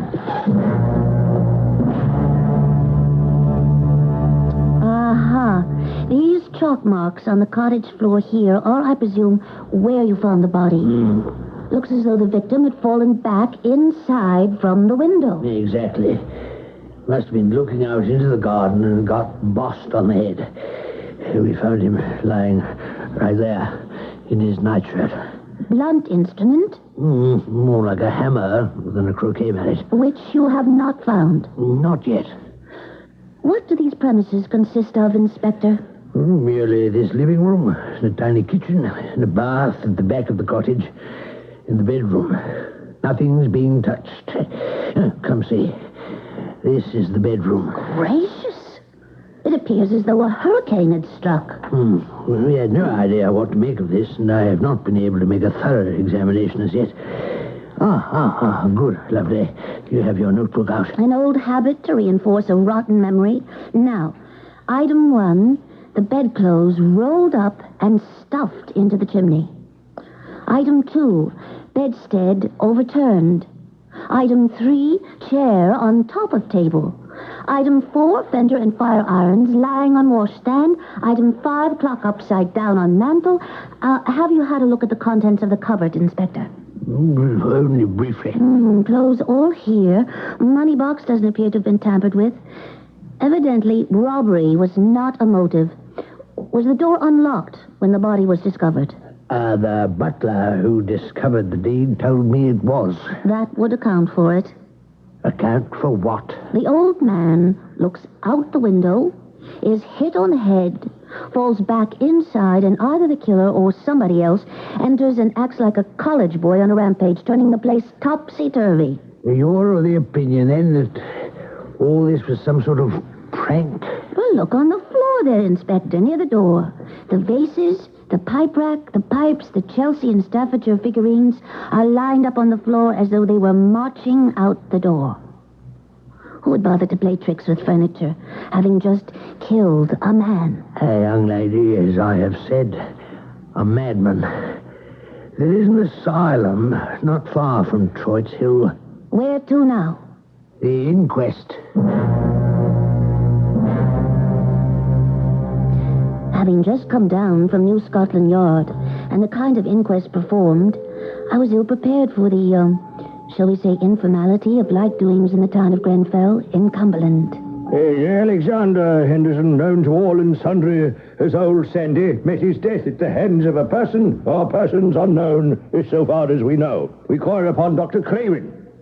Kindly be seated, Doctor. It's a sorry affair that brings me here today. Well, indeed. Death is a sorry affair.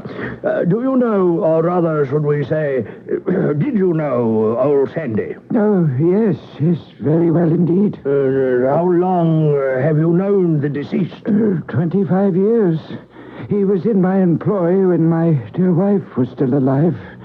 Even before our boy Harry was born. And what was the last time you saw Old Sandy alive, Hector? I'm not sure as to the hour, but it was the day that John found him. I mean, the next morning. Oh, terrible thing. First, my wife Flora passes on. Now, Old Sandy, it's too much to bear. Hector, please. We don't believe justice will be served any more rapidly by subjecting you to any more questions at this time. Thank you. You may be excused, and you can leave the inquest. Hey, John Hales. John Hales, will you kindly approach us? You, John Hales? Yes, sir. Yes, I am. Name, address, occupation, and so forth. John Hales, Troyte Hill. I'm butler to Dr. Craven. You knew the deceased? I did. For many years. So, you as butler had a long association with the caretaker of Troyte Hill, Old Sandy. He was not the caretaker. He was a lodge keeper. And if you ask me, he did roam all round the place. But then he was Dr. Craven's favorite. Do we gather you have reservations as to old Sandy's value? So he thought he was valuable. He threw his weight round, something chronic, lording it over us. The maids will tell you the same thing, so will cook. I'm almost sure that sometimes even the doctor took orders from old Sandy. No, I can't say his being done in is not a good thing. Mr. Hales, do we understand you to say murder is a good thing? In some cases, yes. Old Sandy didn't know his place. The gardener's boy did all the chores, and him he'd loll about in the main house, eating meals with the doctor, acting like he owned the place. Any concluding words, Mr. Hales? Just two. Good riddance. Well, you may return to your St. John, but kindly remain at the inquest in case we should wish to put you to further questions. Has Harry Craven arrived? Yes, Inspector? No, he is not here, but a note to you, Coroner, has arrived. It is a doctor's certificate. May I present it? Of course. As to whom it may concern, Harry Craven has contracted typhoid fever and has been taken to Grenfell Hospital. Dr. James Dilbert. So, the young man is not available. I don't believe it. What don't you believe? That Harry Craven has typhoid. Indeed. Well, why not? I don't think he wanted to appear at the inquest. He didn't have typhoid yesterday or the day before. Well, do you know Dr. Dilbert, who attests Harry Craven is in hospital? I don't have to know that, gentlemen, to know that Harry Craven is a thoroughly disreputable young man who might get anyone to sign anything. Did you see Harry Craven the evening old Sandy was done in? Well, I'm not certain. We are not interested in uncertain evidence. What do you know? I know he has quarreled often with his father, Dr. Craven, and I've been witness to that. Can you tell us how young Craven got along with the deceased? He hated him. Indeed. Sandy never spared the rod with the boy when he was young, and I don't think Master Craven ever forgave him. Well, so it would appear that both yourself and Harry Craven did not care much for old Sandy, huh? Sandy was not what you might call a lovable sort. The fact that a murdered man was not entirely popular is no novelty. If indeed old Sandy had been killed by someone he knew, it's more likely to have been done by an enemy than a friend. However, as Shakespeare has told us, murder, though it have no tongue, will speak. What it will tell us, we shall soon find out when I return shortly with Act 2. Since the very beginning and far into the future, all the wondrous things man sees, experiences, and imagines, invents, discovers, dreams, and fantasizes, are what a new magazine called Omni is all about. Omni, the world's first major magazine of science, fact, fiction, and fantasy. Pick up Omni today to keep and pass down to your descendants. On sale now, everywhere.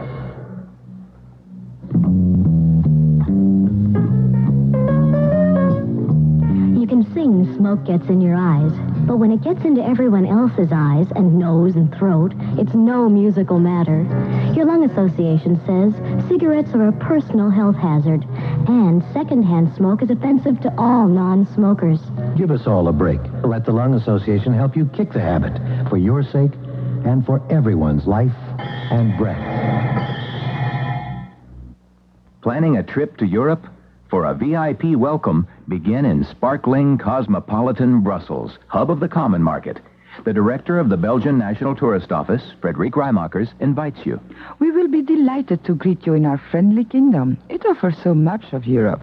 Whether you're coming on business or pleasure, you will be treated royally in Belgium. Our excellent hotels and superb restaurants have been hosting VIPs for years. We'll help you discover the art treasures of our romantic cities and the natural beauty of our countryside. What's more, we'll pamper you with exciting bonus days extras.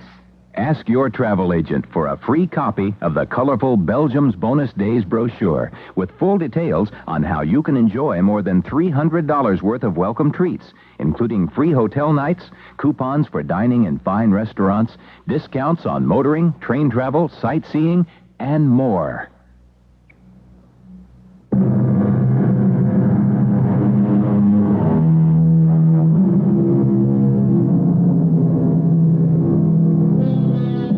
It was a new experience for Inspector Griffiths of the local Cumberland Constabulary to have an attractive female assisting him in the performance of his duties. A woman policeman was something of an experiment in Victorian times. But then Loveday Brooke had come highly recommended by Scotland Yard as both stubborn and dedicated, which was quite a recommendation, since that is what people said about Queen Victoria herself. I might have expected such a verdict. Your coroner had no evidence to the contrary, and no alternatives. Murder by person or persons unknown. It's our duty to make that person or persons known. It has occurred to me, Loveday, we might learn a good deal more by conducting our investigation from the inside. You regard it as an inside job, do you, Inspector? I would say so. It so happens that Dr. Craven occasionally employs the solicitors Messrs. Wells and Sugden, who it happens have from time to time assisted me in my police duties with information and the like. Through them, I learned that the good doctor is anxious to secure an amanuensis. You mean a secretary? I immediately offered your services, Loveday. Gracious, you don't let the grass grow under your feet, do you? I said you were a friend, Loveday, a lady of impoverished means who would gladly undertake the duties for the munificent sum of £1 a month. I think my shorthand is barely worth that much. The old doctor, being quite a skinflint, I understand, jumped at the offer and is anxious for you to be at Troyte Hill as soon as possible, notebook and pencil in hand.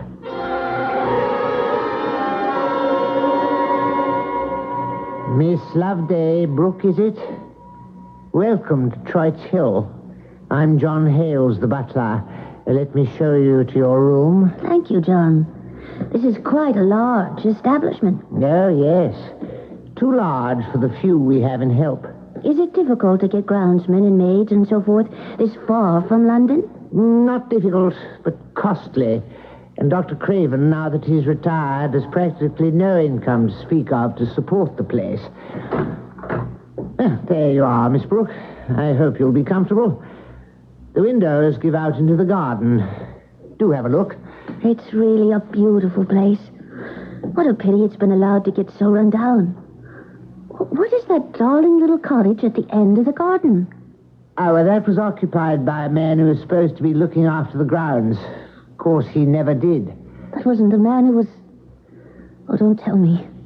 How horrid.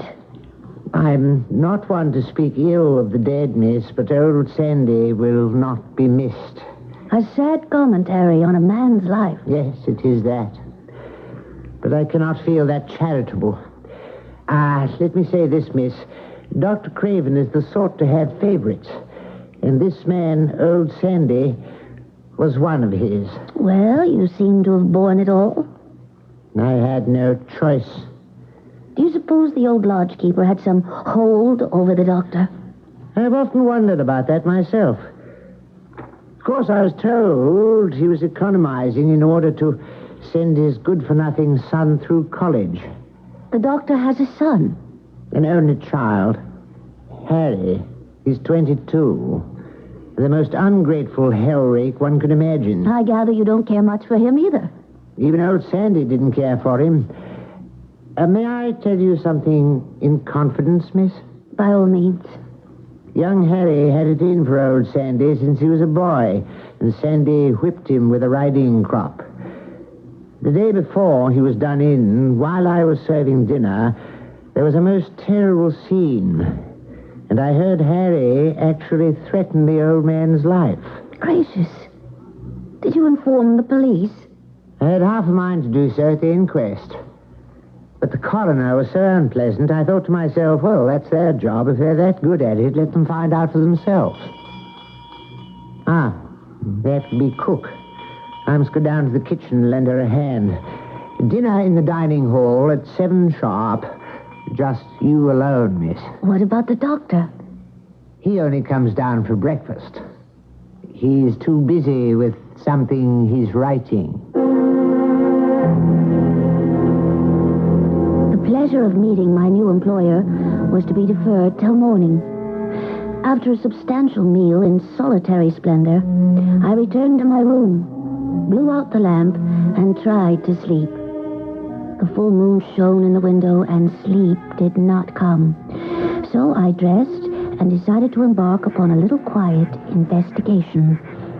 Who is it? Who's there? Who is that? It's me, miss. John Hales.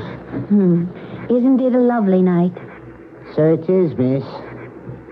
Is there something I can do? Nothing at all, John. You may walk along a bit with me if you like.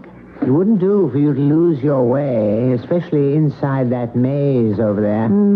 I must explore it by daylight. What a clever way it's been tended. It must be centuries old. I expect it is, miss. Hello, what's this? Oh, someone's left a dark coat lying behind this bush. I wouldn't look too closely if I were you. Good Lord. It's a dog. A dead dog. I'm afraid it's Captain, miss. Oh, what a beautiful black retriever. Did you know it was here, John? It belongs to the doctor. Oh, what a terrible thing to do. It's... Oh, dear me. I think we should turn back, miss. This dog has been clubbed to death. Frightful. I shall have to inform the doctor in the morning. A blunt, heavy instrument had smashed in the dog's skull. I thought to myself, exactly the death that was dealt to the old lodgekeeper. The following morning, I went down to breakfast and met Dr. Craven. Good morning, Miss Brooke. It is Miss Brooke, is it not? Yes, Dr. Craven. Good morning. I do apologize for not having been about yesterday to receive you, but my wretched work usurps all my time. Do make yourself at home. John, do bring in the eggs, will you?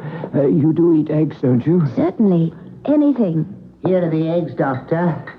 Yours also, Miss Brooke. No, fool. Put the stupid plates down and leave us. You're interrupting my train of thought. Now, work. Yes. As I was saying, only a man who's given his life to comparative philology, as I have for the past 30 years, can gauge the magnitude of the task that I've set myself. To begin, philology, as you know, is the study of languages, phonetics, anything to do with the sound of the human voice. I understand, Doctor. Doctor. Miss, you'd better go on with your breakfast. What, doesn't he hear me? He's sitting there with his eyes closed. What is it? He will do that suddenly. He may sit there bolt upright like that for an hour. Lapses into silence, eyes closed? Doctor! Shall I bring you some toast and coffee? Hadn't you better wake him? Doctor, Miss Brooke and I found Captain last night. What? Captain, sir. Your black retriever. Oh, poor Captain. Best dog I ever had. Who are you, young lady? What are you doing here? Where's Harry? Where's my son, Harry? Don't you know me, Doctor? Oh, yes, I remember. You've come to assist, haven't you? That's right. Now, Miss, oh, I've forgotten your name. Loveday Brooke. Is it now? Loveday. Oh, a lovely name, remarkable. Tell me, my dear, a little of what you know of the elemental sounds of speech common to all languages. To How many would you reduce those sounds to? 6, 8, 9? What progress are you making, Loveday, at Troyte's Hill? Item 1. A black retriever belonging to the doctor has met the same bludgeon death that did the human victim. Item 2. The butler, John Hales, owed the victim over £100 he had borrowed over the years. How'd you find that out? The butler enjoys talking to the new secretary. Item 3. The butler believes that son Harry Craven is not ill in hospital, but hiding somewheres. He's right. Harry was never admitted to Grenfell Hospital. But that medical affidavit? Forged. I'd like to question the butler, Loveday, but not at Troyte's Hill. I want you to find out for me where he goes on his day off. To friends, local pub, where? Do my best. Inspector, I shan't get another opportunity of coming here to report to you without arousing suspicion. How are the mails? As rapid and prompt as they are in London?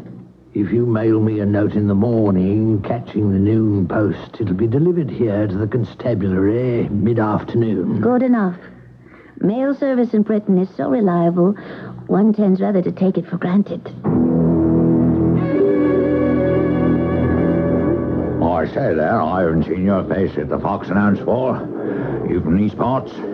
Griffiths, the name. I'm from the next township, Grenfell. Grenfell, eh? Oh, I don't get around there much. Here, find a bitter. There you be. Wait a minute. You wouldn't happen to be Inspector Griffiths of the Grenfell Constabulary? The same. Oh. Well, are you here on business? One might say so. Of profession. Police business? I'm hoping to meet John Hales. Do you know him? Well, that's the butler at Troyte's Hill. He drops by on his day off sometimes. What is it? Why? The murder. The murder? Of old Sandy. Oh, yes. Murder. Is Hales a suspect? No more than anybody else. Is that a fact? No more than, shall we say, young Harry Craven. Harry Craven? Yes. Do you know him, McQueen? Well... Surely you must. Yes. I was thinking of someone else. Yes, I know him. McQueen, what are you hiding? Well, nothing, sir. Something to do with John Hales? No, I'll show you. Oh, all right. It's been preying on my mind ever since the night old Sandy was killed. You see, shortly after 11 o'clock, Harry Craven came to my house with something wrapped up in paper. It was a valuable piece of silver plate and some ape-bone. Excuse me, are you certain which night it was? Last Sunday? Yes, because the Fox and Hounds was shot. I was at home. A valuable silver piece, yes. And... Well, Harry said he wanted to go up to London, start out for himself, not depend on his father anymore, make a clean break. And would I loan him £100 on the big silver piece? I'll show it to you. I have it here under the counter. Here. Look, see. £100? It's worth 10 times that. I know that. At any rate, all I could do for him was 10 sovereigns. Which you gave him in exchange? Only as a loan, mind you. At what time Sunday night was it? 11 o'clock. Oh, here comes the man you want to see. Hello, John. I have seen that ape-bone before. What's it doing here? Are you John Hales? I am, sir. It belongs to Dr. Craven. We kept it on the sideboard. He wants to see you, John. Oh, yes. Yes, I thought I recognized you, sir, from the inquest. John Hales, I must caution you that any statements you now make, which you did not give in evidence at the inquest, will be regarded with some suspicion. Do you two gentlemen be good enough to accompany me back to the constabulary? I think we should have ourselves a little talk. As they say, the plot thickens. Murder complicated by theft, complicated by incriminations. It would appear that all those we have met have something to hide. Perhaps somewhere in this mass of evidence and accusations lies the truth. More when I return shortly with Act 3. Roto-Rooter presents The Raving. Once upon a midnight dreary, while I pondered weak and weary over many a quaint and curious volume of forgotten lore, while I nodded in the hushing, suddenly there came a rushing as of someone slowly flushing water across my chamber floor. Only this and nothing more. Eagerly I wished the morrow, vainly I had sought to borrow plunges to relieve my sorrow, mops to dry the soggy floor. I slowed it down and nothing more. Ankle deep in water, standing long, I stood there wheezing, panting, weeping, cursing curses that no mortal ever cursed before. As the mess was slow subsiding, my thoughts were strong to go a-riding, to dry my troubled clothes, perhaps to find a liquor store. I jumped astride my motor scooter, a big black bird screamed, "Roto-Rooter!" And away go troubles down the drain. Ah, yes, Roto-Rooter, why didn't I think of that before? Them or comfort nevermore. Thank you. Roto-Rooter Sewer Service. Go on. That's my husband, Charlie, in his football game. If your Charlie's like my Charlie, he'll watch a lot of football this year, and you know I'll see my share of games, too. But there really is more to fall than football, and fortunately, Northwest Federal Savings agrees with me. They're celebrating the football season with gifts everyone can enjoy, whether you're a fan or not. All you do is make a deposit of $250 or more at any Northwest Federal Savings Center, and you get to choose one of many nice gifts free or for special low prices. And because Northwest Federal is open 63 hours a week, there's plenty of time to make a selection. I could have picked a set of Federal glassware, a GE electric knife, or a Better Homes and Gardens cookbook. But you know what I got instead?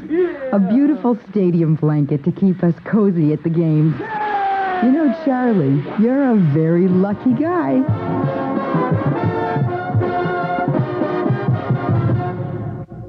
This is WBBM Chicago.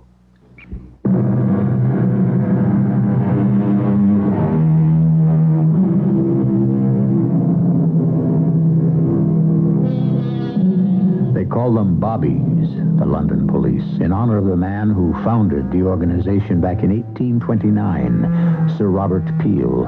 Sir Robert once said, "Murder cannot be hidden, nor the murderer. To a criminal, the world is made of glass, and peace officers must persevere and look until they see." But it's not enough to know to look.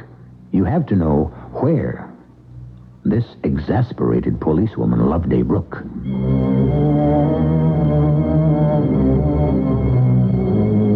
Frankly, I was furious with myself. I knew the solution to the crime must lie right under my nose, but it eluded me.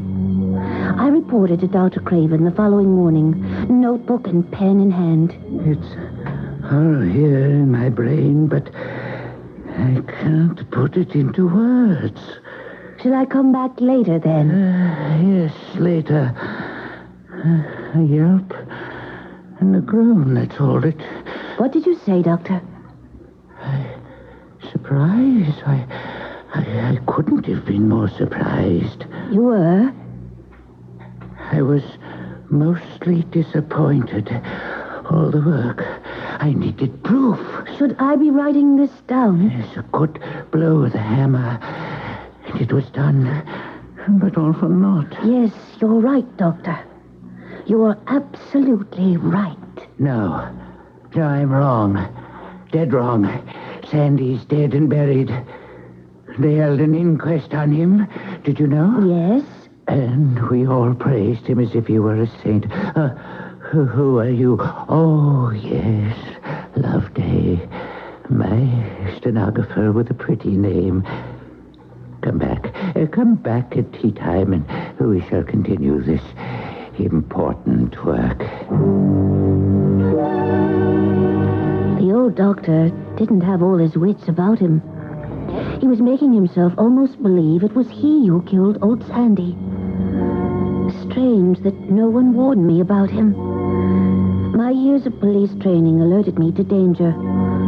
I went out into the garden and sat myself well inside the maze to write a note to Inspector Griffiths.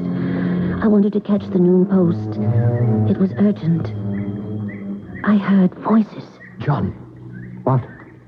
Who is it? It's me, Harry. Master Harry. What are you doing here? I've come back. Is it true about old Sandy? Don't you know? Yes, I was told. I had to come back. I was on my way to London and got as far as Scarborough, and I thought, no, I mustn't go away like this. Oh, indeed? I don't remember if you were there, John, but I had ugly words with my father. It seems I've been quarreling with everyone these days. I've come back to apologize to him. And what about the silver epergne, Master Harry? Oh, you know about that. Now, it was stupid. I don't know what came over me. I needed the money to start up with in London, so I took it. I thought, what's the difference? I shall inherit it all anyway. Now is when I need it. No, it was stupid, short-sighted. I've got to explain to Father. Oh, they're after me for the murder of old Sandy, but I don't care. Let them take me in. I must see Father and obtain his forgiveness.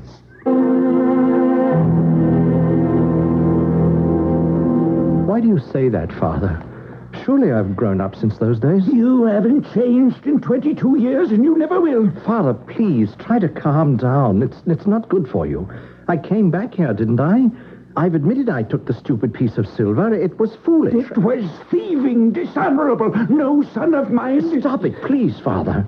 I can't bear those platitudes. What do you mean, no son of yours?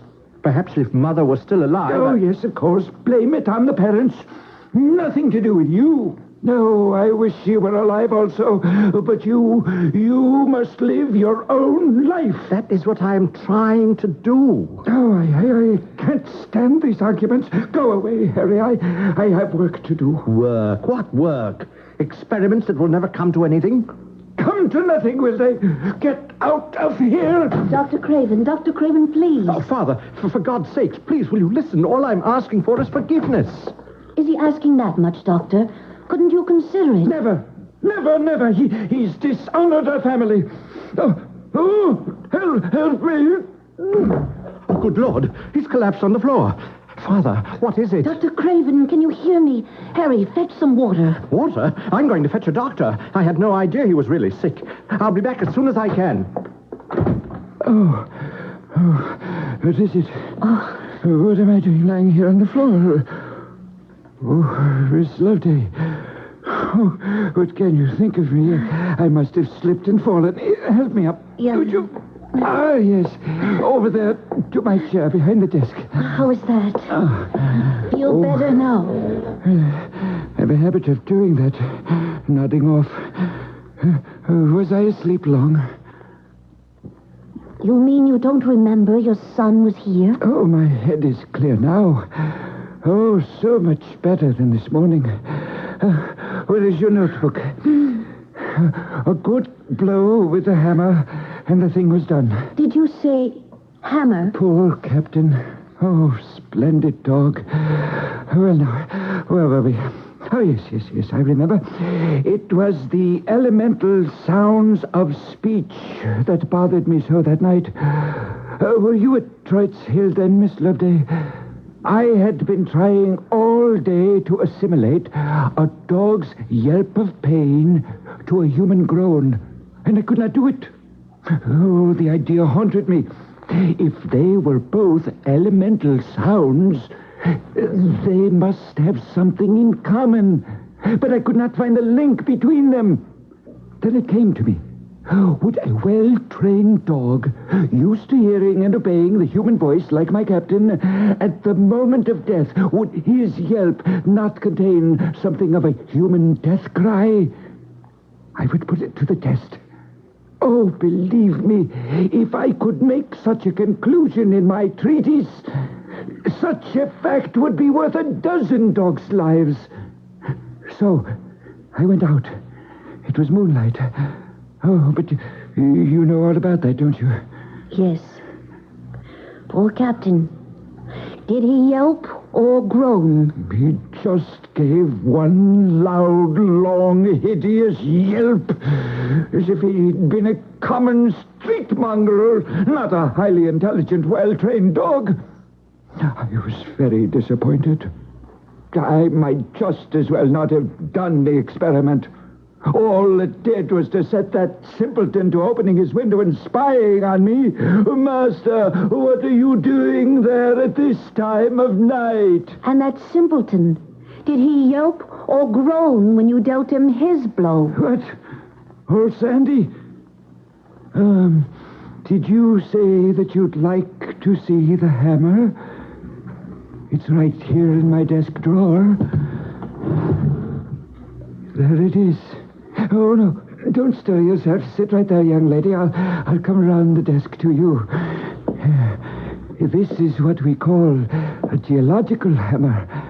I'll show you what I mean, how it works. You give it a good swing around, and down it comes with a splendid crash. I shall do it, and we shall imagine the edge of my desk is a head. Sergeant, bring in the prisoner. For heaven's sakes.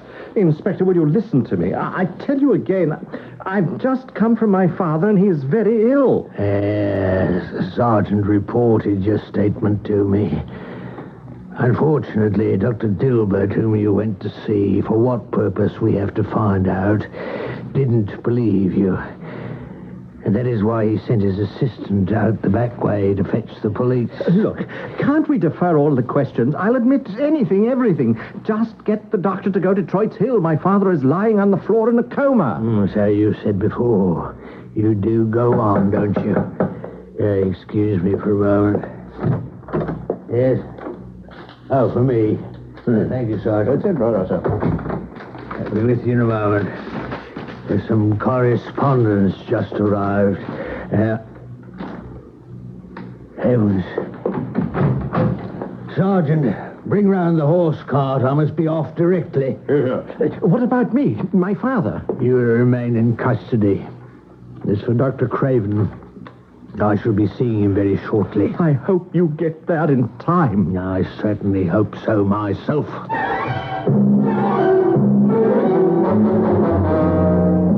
Oh, dear Miss Loveday. Loveday Brooke? Oh, yes, of course. I have been thinking. I wonder what sort of a sound you would make if I were to give you a little tap with this hammer. Just there, on your lovely forehead. Elemental sound it would be, naturally. Wait a minute, Doctor. You haven't told me what sort of elemental sound old Sandy made when he fell. The simpleton fell back dead without a sound. It was all for nothing. No,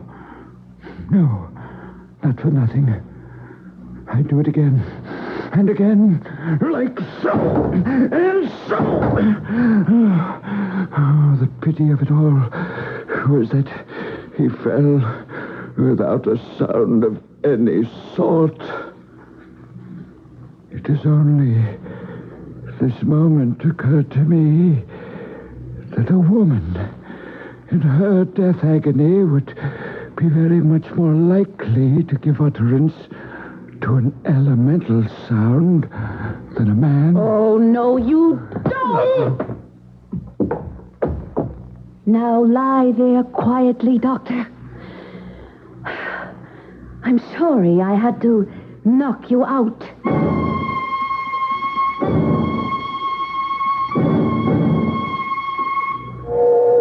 Made it to the station on time, Loveday. I think that's your London train coming in.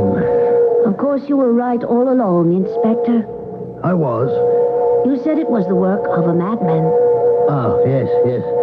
But I thought one who had got out, not one who should be on the way in. Thank heavens I got your note about suspecting Dr. Craven when I did. What did suggest to you the doctor's guilt? From the very beginning, the relations that existed between himself and the lodgekeeper seemed to me to savor too much of fear on one side and power on the other.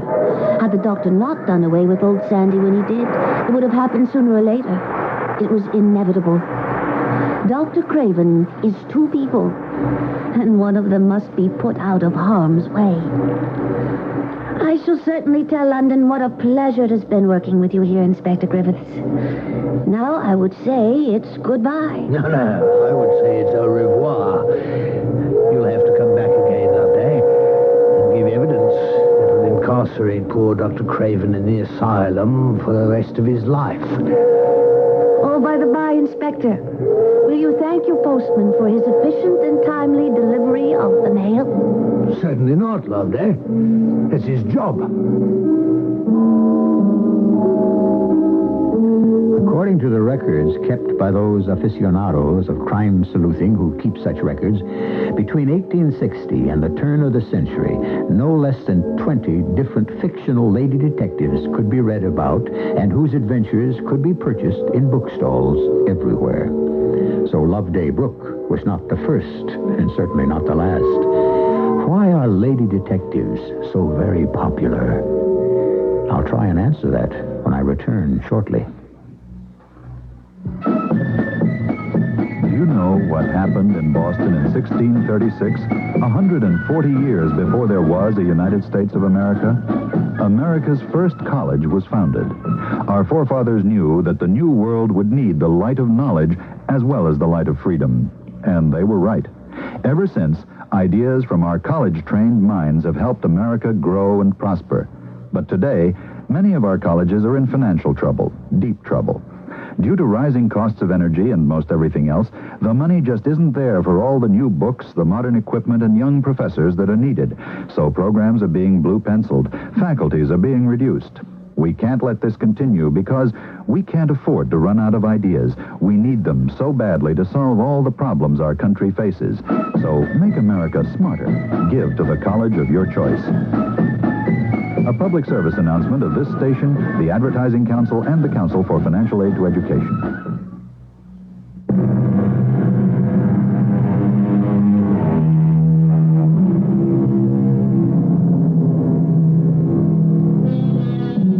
As I was saying, why has there always been such an interest in the ladies who fight crime?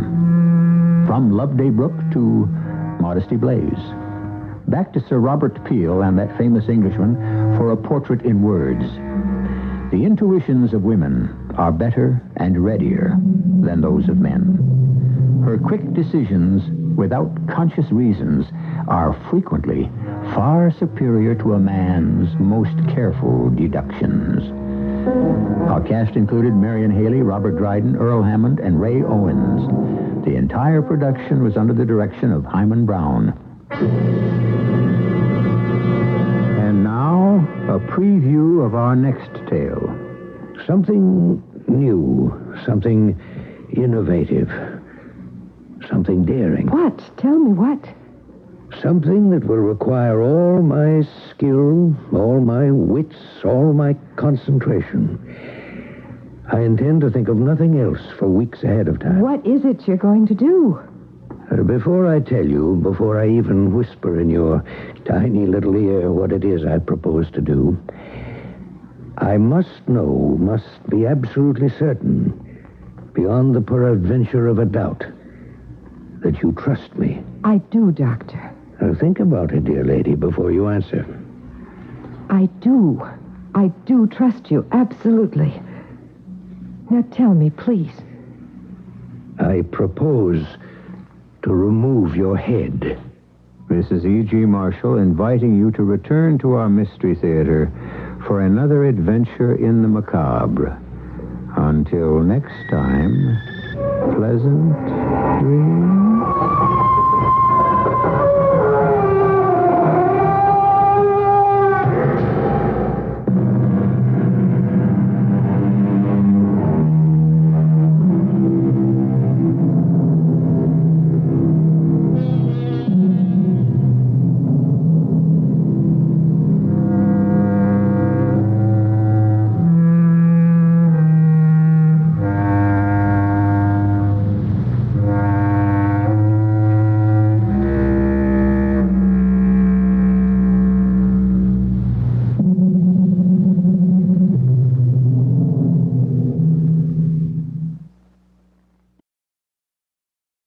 Here's 78 on 78. News Radio 78, WBBM, Chicago. I would like to tell you how my man translates quality in pipe tobacco. Scandinavic. When he wants a pipe tobacco with a taste he can take pride in, he says, Scandinavic. You see, in Denmark, there is only one word for an extraordinarily mild yet flavorful pipe tobacco with an aroma I can find pleasing. Scandinavic. For an unusual pleasure the usual crowd hasn't discovered, say Scandinavic, the premium pipe tobacco imported from Denmark. The CBS Radio Mystery Theater presents...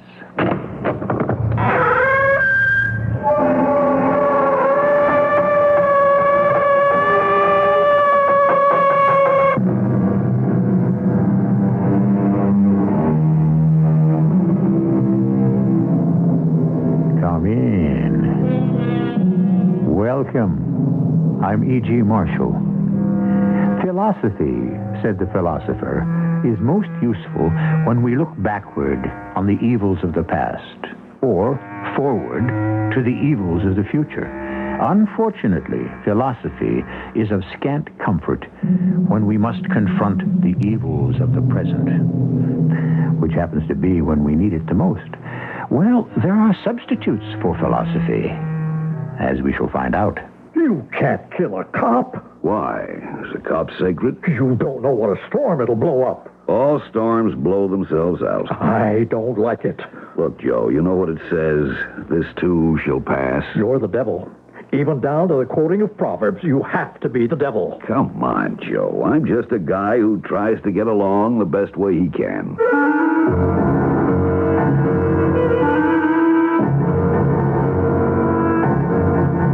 Our mystery drama, Uncle Louie, was written especially for the Mystery Theater by Sam Dan and stars Tony Roberts.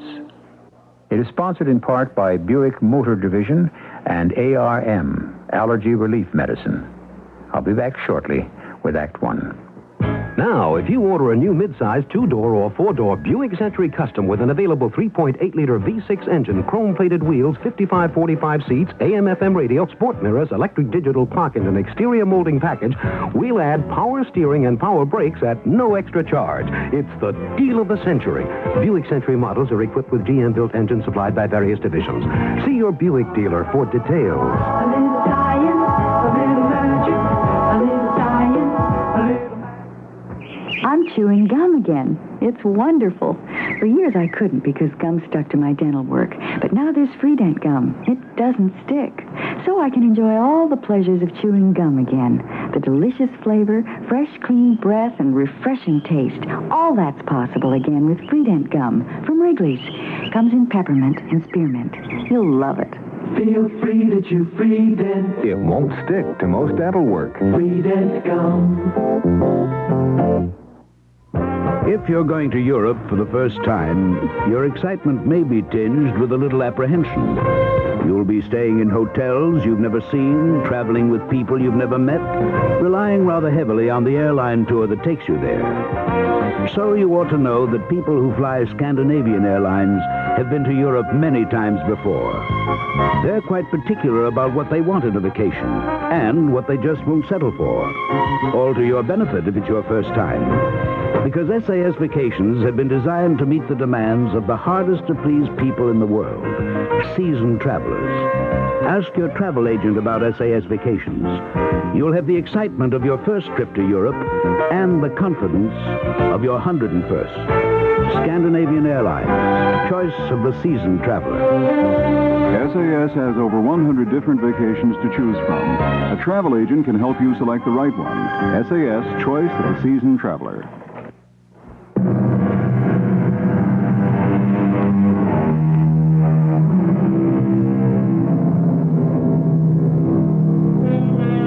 A wise son maketh a glad father, or so the proverb tells us.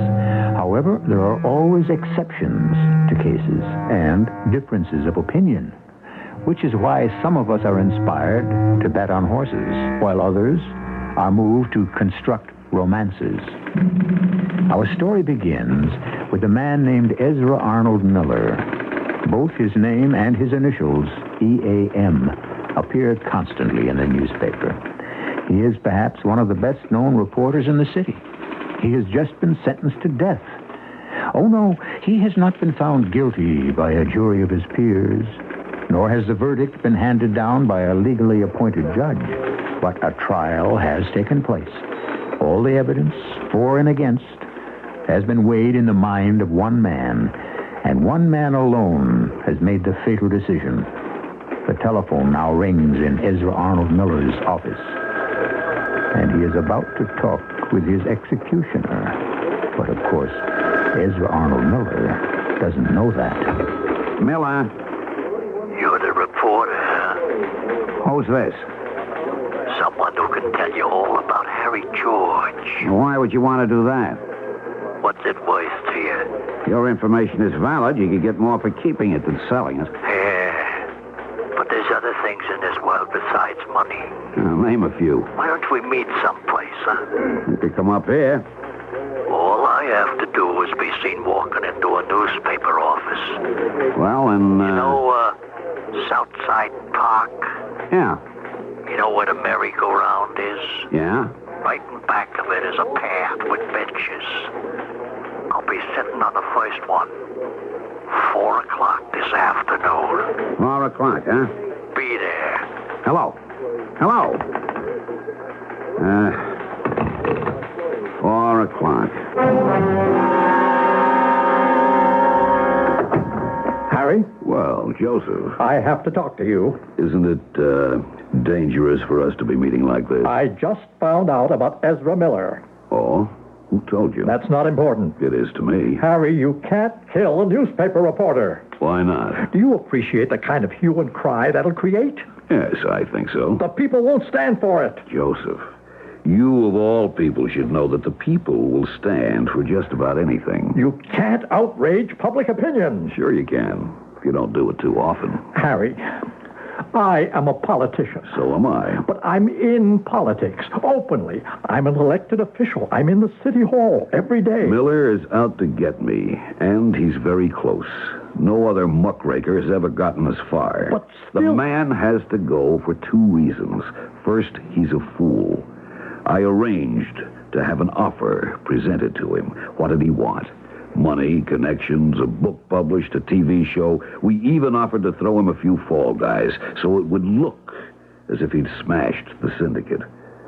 But your Mr. Miller is stupid. He's not my Mr. Miller. You know, I'm only trying... Actually, he's too stupid to live.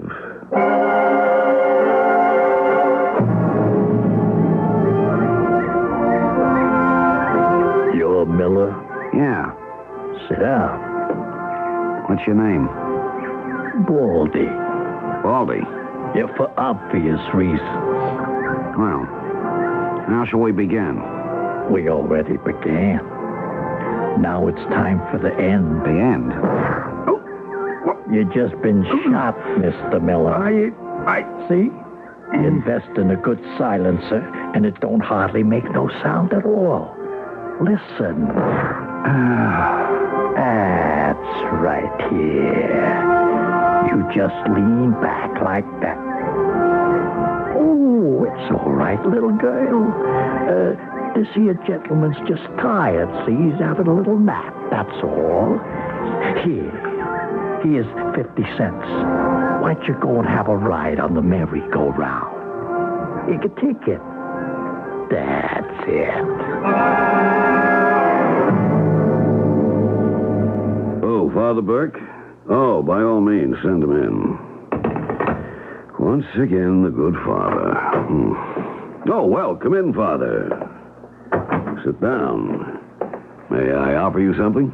You could offer me your confession. Oh, Father, I realize I've been lax in my religious duties these many years. What I had in mind, Harry, was a signed confession to the murder of Ezra Miller. But I didn't do it. We split hairs. You had it done. Father Burke, how can you say that? Because I have here your check for $25,000. Father, it's for the building fund of the church. It's a game we play, Harry. After every one of your outrages, you make a very generous donation. Father, be fair. That's hardly proof. It's proof enough for me. And here I am again, Harry. to return your check. Is it right to deprive me of the privilege of helping to build a new church? The money has blood on it. Father, you do me an injustice. Ezra Miller belonged to my parish. Fine reporter. You won't get away with it, Harry. Father, I find you refreshing. But not convincing. As a young priest, everyone was so charmed by your brilliance. Everyone predicted you would go far. I didn't think so. You didn't. I was right. You never got beyond the parish. You're right. Even back then, I said, here is a man who's too, abrasive. You see, Father, in life there must be a give and take. Live and let live. An acceptance of the game and the rules it's played by. And since Ezra Miller approved of neither the game nor the rules, he paid the penalty. Yes. This is the first time you ever made such an admission. There's very little you can do with it legally, Father. Why did you make it to begin with? I hope to convert you. Convert me to what? Reason. Continue. Father, I am in business, and what do I sell? Vice. That's my product, vice. Gambling, girls, narcotics. You follow this? Yes, but where does it lead? To a sad but sobering truth. Which is? The public is ambivalent about vice. Really? On the Sabbath day, they come to you so that you may assail it. During the rest of the week, they come to me so that I may sell it. The public wants its forbidden pleasures, and it will have them, Father. Therefore? Therefore, we cannot permit the situation to get out of hand. We cannot have anarchy. Indeed. The thing must be controlled. It has to be run in an orderly, business-like fashion. Since the people insist on having their vice, then vice should be made as safe as possible. Fascinating. So you see, I perform a most useful public service. I'm not the one who's a danger to society. No? It's the Ezra Millers of this world who threaten our orderly existence. The Millers who cannot accept life as it is, who have no understanding of basic human nature. Perhaps one day you'll see the light, Father. How can I reach you, Harry George? Is there anything I could ever say to you that would strike even a spark of humanity? I wonder.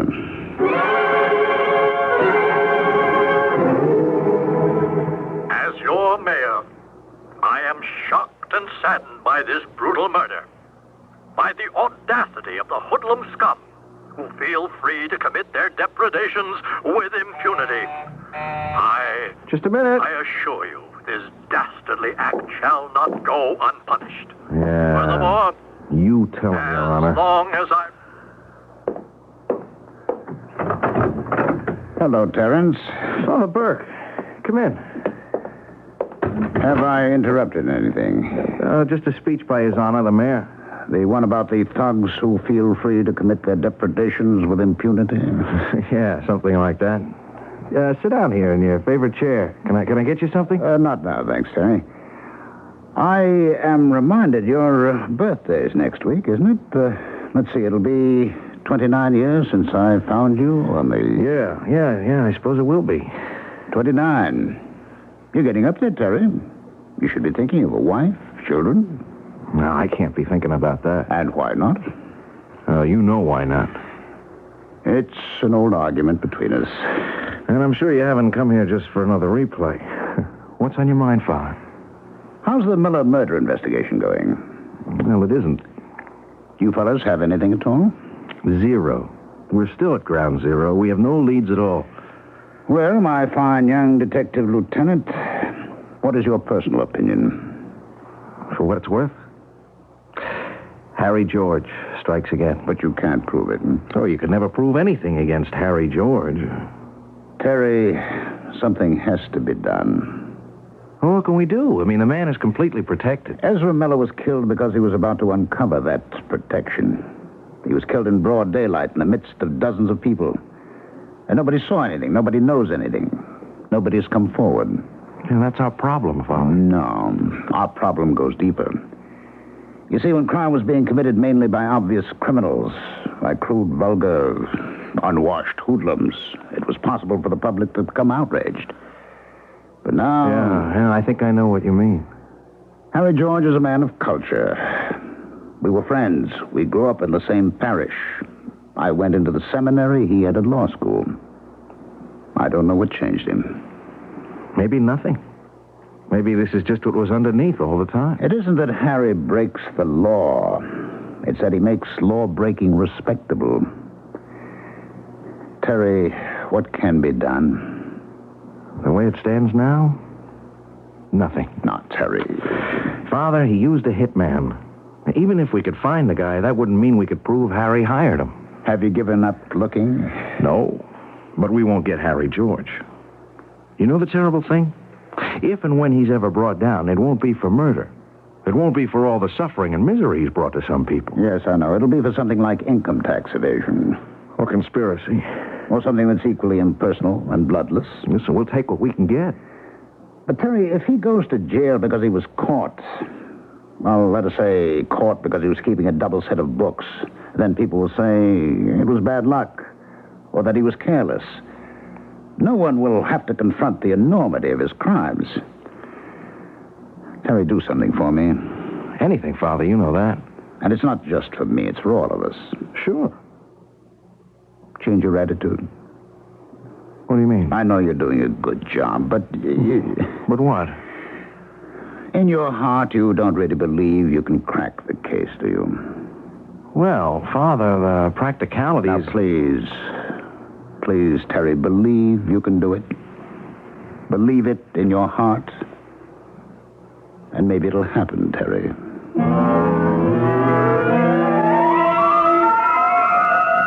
Faith.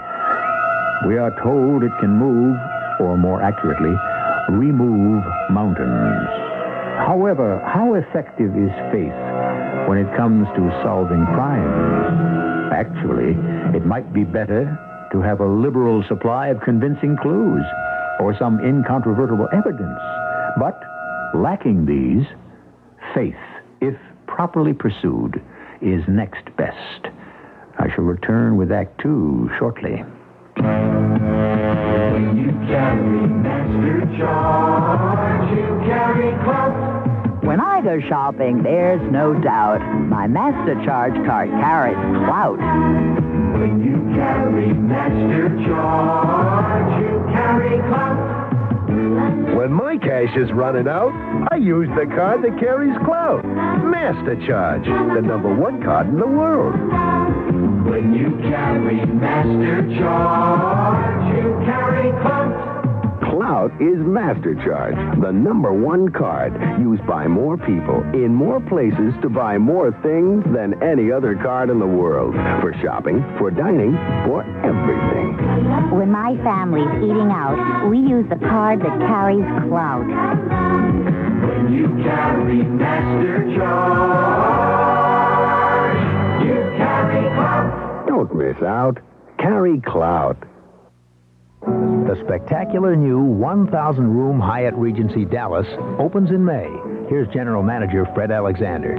Well, our hotel is part of the whole Reunion complex. Any Dallasite or any visitor can go to the Union Station, which is just adjacent to the tower and hotel, and find transportation to any part of Dallas or any part of the country that he wants. Also, it's located just 6 blocks south of the convention center and 7 blocks south of City Hall, and it's only 2 blocks from the Kennedy Memorial. So it's really going to be kind of a new hub of the city. Alex explains the special concierge floor. We'll have the ability for a businessman to check into the hotel and have someone get in touch with his secretary, take messages, relay messages to his office, make travel schedules for him, make appointment plans for him while he's in Dallas on his business. Hyatt Regency Dallas at Reunion. For worldwide reservations, call your travel agent or toll free 800-228-9000.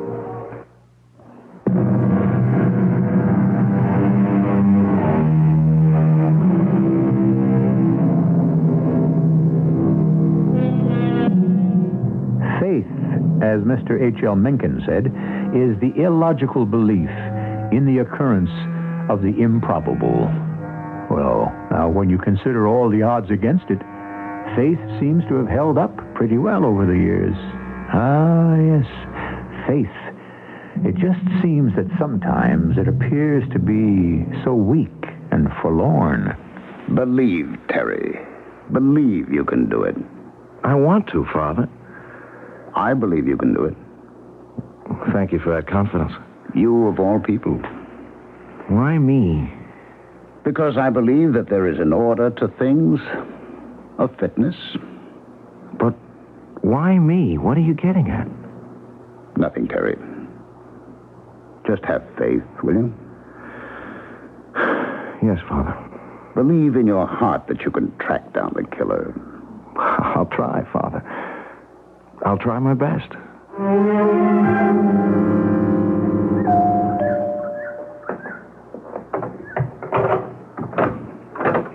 Mrs. Helen Pauley? Yes? Do you remember me? You do look familiar. I'm Lieutenant Smith. Oh, the detective. Now, may I come in? Well, I think so, yes. Will you sit down? Thank you. Well, what can I do for you? Mrs. Pauley, I hope I'm not making you nervous. I suppose the truth is you are. Oh, I'm sorry. I don't mean to. Well, it has to do with that awful murder? Yes. But I've already told you, and all the other officers, everything I know. I understand. Would you mind telling it again? For what reason?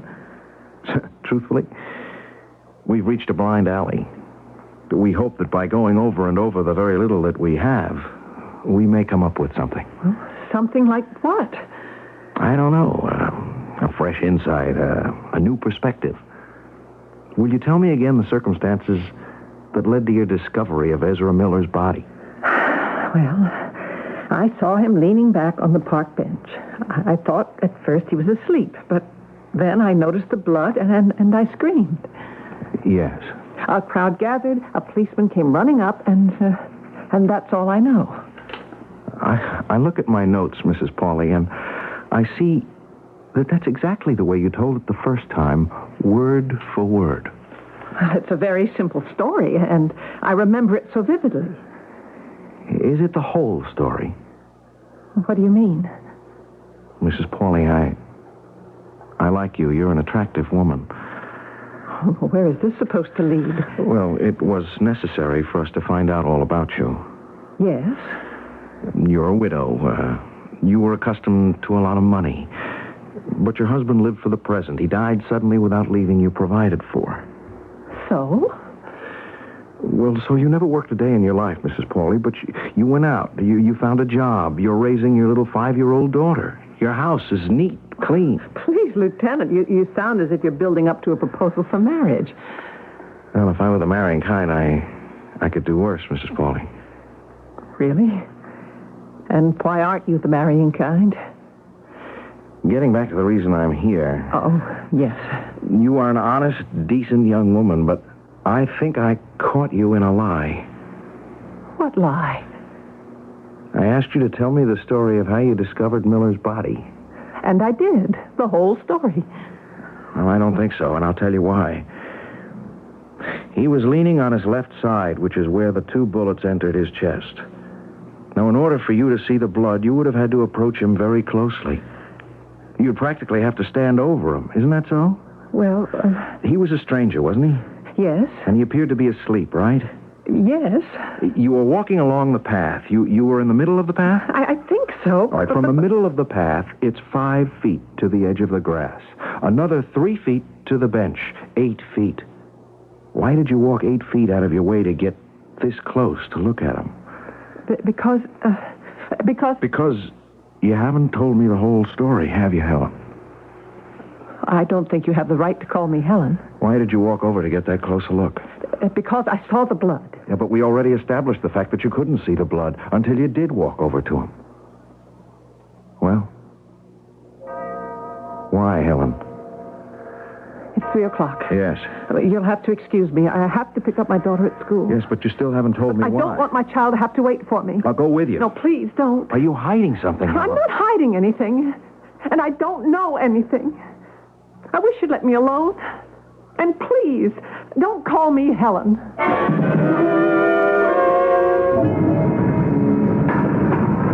Hi there. Oh, it's you. I was wondering if we could talk. I have nothing to say to you. Well, that isn't true. Besides, I'll be late for work. Oh, you don't have to be. My car is parked down the block. Please. I just want to talk to you. Look, if you don't stop bothering me, I'll call a cop. I am a cop.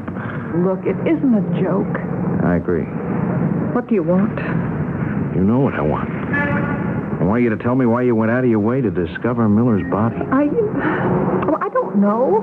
You don't know why you should suddenly, for no reason, walk away from the path in the park to get a closer look at a man who appeared to be asleep on a bench. That's right.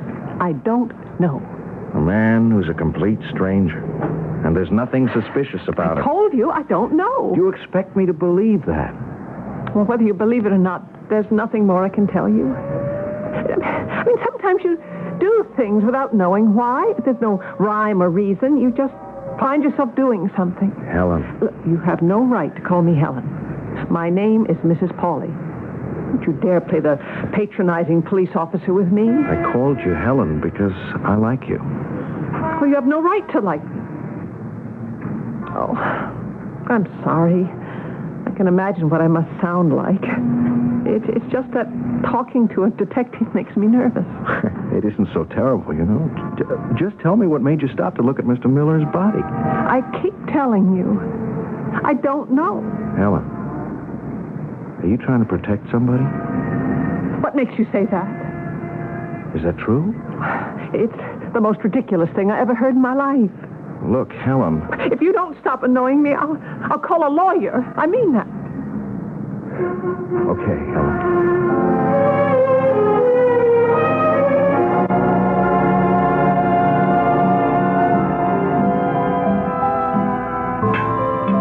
Mind if I join you? Well, all right. You come here often? No, it's my first time. This is my favorite restaurant. I know. You know? I might just as well tell you the truth. I wanted to see you. About what? You know about what. I haven't been able to sleep at night. I'm sorry. Guess it's my mother's fault. Why? What did your mother do? Oh, she said to me, honey, whenever you're in trouble, you just go up to a policeman. That's why you're there, to help you. I know that sounds silly. No, I don't think that sounds so silly. Why? Did your mother say the same thing to you? I never knew my mother. Well, anyhow, I guess these things stay with you. And so I knew from the first minute you asked that I'd have to talk to you. But I was scared. I'm still scared. Maybe when it comes down to it, I'll just get up and run out of here without saying anything. Tell me why you're scared. I could have gone to police headquarters, but that would have made it an official thing. And this must be, it just has to be off the record. So I called your office, and they said you'd gone to dinner. I said it was a matter of life and death, which it is. And they said, try Vincenzo's. And here I am. And now that you're here... Look, you've got to give me a chance to build up my courage. Well, let's try some dinner. What would you like? I don't think I can concentrate on food. But you should. I'll order the special. What is it? It doesn't matter. It's always great. Vincenzo, due speciali and the vino. You see? Taken care of. Ooh, life is so efficient and orderly with you, isn't it? I try. Is that why you're never married? How do you know I never married? You told me you're not the marrying kind, remember? So I did. I understand why. Do you? Actually, married life isn't for people who are orderly and efficient. Why is that? Because married life is neither efficient nor orderly. Really? Truly. You can't fully control your existence. There's another person whose wishes and needs have to be respected. And with children, things can become chaotic, to say the least. Well, that's not the reason I never married. Well, what is the reason? Forgive me. I didn't mean to pry. I haven't married because I don't know who I am. Aren't you Detective Terrence Smith of Homicide Squad? Terrence Smith was the name Father Burke gave me. I was one of those newborn infants you read about who are found in the doorway of a church. Oh, I don't know why I told you this. I think I know why. Do you? It's because you know that I'm sitting here trying to build up the courage to tell you something that's very close to me. So you thought you could make it easier for me if you gave me a secret of yours. Maybe that's part of it, but I think there's more to it. More? Maybe it's too early to talk about. I hope you're not on a diet. They've got fantastic desserts in this place. Terry, I guess it's now or never. Now, don't let me change the subject. All right. The Miller murder? Yes? There's a witness. A witness to the murder? Yes. You're telling me someone saw the person who murdered Ezra Miller? Yes, Terry. Who is this witness? My daughter. My little 5-year-old daughter.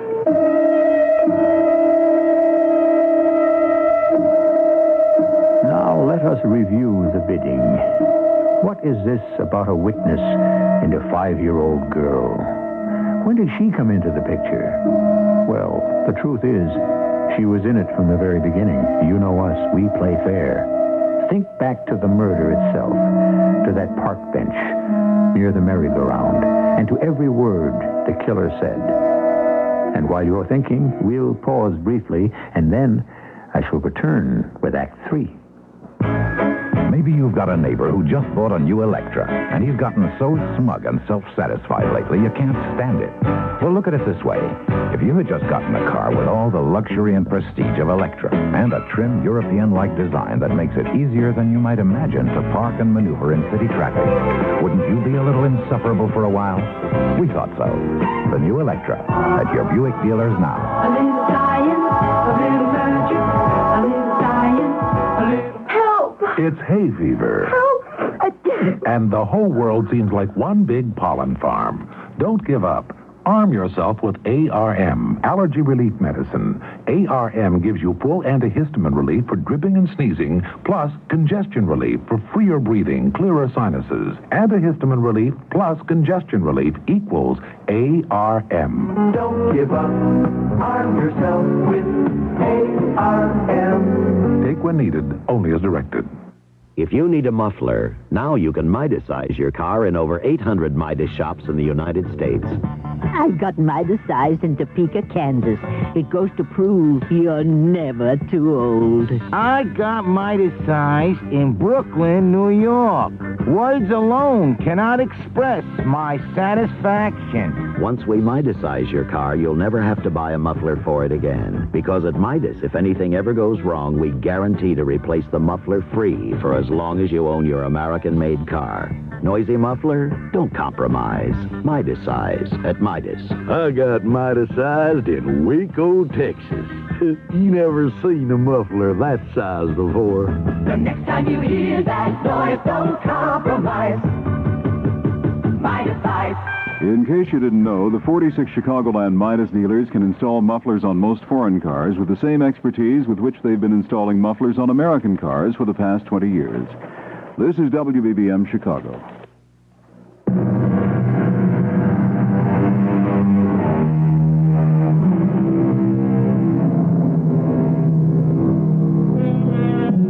What is the Latin? Testis unus, testis nullus, which means a single witness is no witness.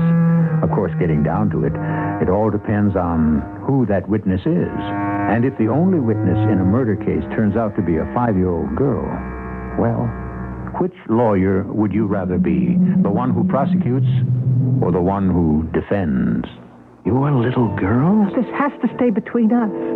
You could never put a child her age on the stand. You know that. Yes. You couldn't even talk to her. She's too shy. Besides, by this time, she's already forgotten the whole thing. Just tell me what the child saw. All right. Well, we were in the park. She was on the swings. She wanted ice cream. I said I'd get it, but you stay here, honey. Don't wander off. Oh, but she did, as usual. And when I came back with the ice cream, she wasn't there. But before I could get panicky, I noticed her. She was on the merry-go-round. Go ahead. When the ride was over, I grabbed her and I said, "Where did you get the money?" She smiled at me and said, "Uncle Louis." Uncle Louis? Yeah. I said, "Is Uncle Louis here in the park?" And she said, "Yes." I became frightened. So frightened. Why? Because Louis, my oldest brother, he died last year. Oh. Now show me where Uncle Louis is. And she took my hand and led me to that park bench. I saw a man sitting there. He seemed to be asleep. And I said to her, "Oh, see, honey, that's not your Uncle Louis." And she insisted in her childlike way that Uncle Louis had been sitting next to that man. And he had given her 50 cents for the carousel. That's when I saw the man had blood on his shirt. And that he was dead. She saw the killer. No, you can't use this legally. Yes, but at least we may know what he looks like. He has to be a professional, so there's probably a sheet on him. Do you remember how she described him? Of course. He looks very much like Uncle Louis. And what did Uncle Louis look like? I brought this picture. Oh. See? Uncle Louis was very chubby and very bald. Oh, she adored her Uncle Louis, which means the resemblance must have been very close. Yes. Well, have I helped you? Well, now I know who I'm looking for. Terry, I'm sorry I couldn't tell you this sooner. Don't worry. I think you're wonderful.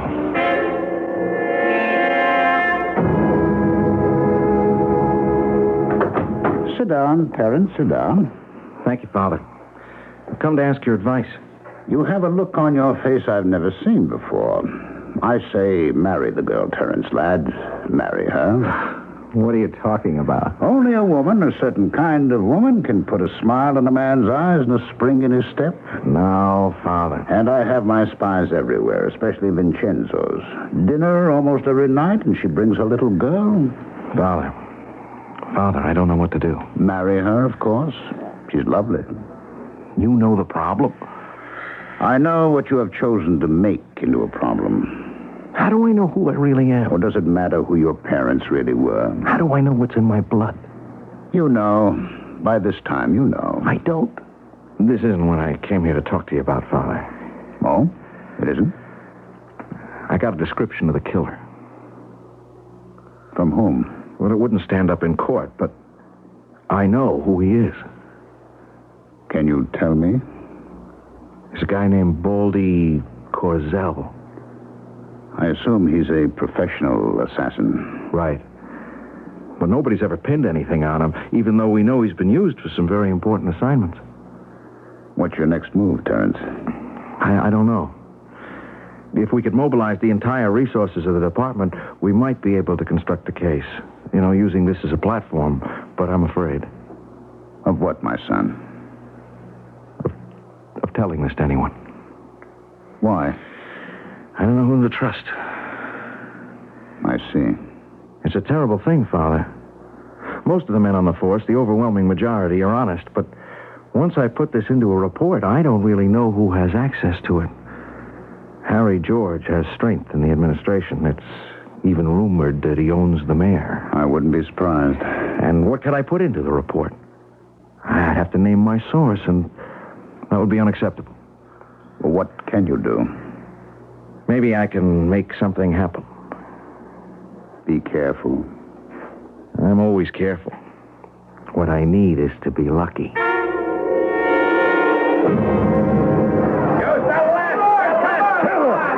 the murderer! Go on, kill him! I'll bet you'd have no trouble killing either of them, right, Baldy? Except you couldn't use a .38. Just what are you looking for, buddy? Buddy's a good name for me at that. I could really do you a good turn. What do you want, copper? Now, how'd you know I was a cop? I can smell him. You're through, Baldy. Yeah? Yeah, we know who knocked off Ezra Miller, and we know who paid you. Yeah? That kind of thing could seal you in the can. For life. Is that a fact? Except we want Harry George. We want him so badly, you could make a deal. Look, can't a legit citizen enjoy the fights in peace, huh? Harry George. He's gonna know we know. And besides, lots of people here know I'm a cop. Some of them even know who you are. Did you and I plan to meet here to arrange a deal? Think about it. Come on, you bum!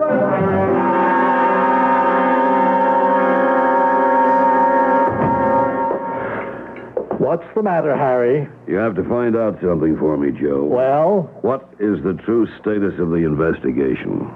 What investigation? Come on, Joe. What progress have the police made? As far as I know, none. Level with me, Joe. But If I go, you and a lot of other people go with me. Harry, what is it?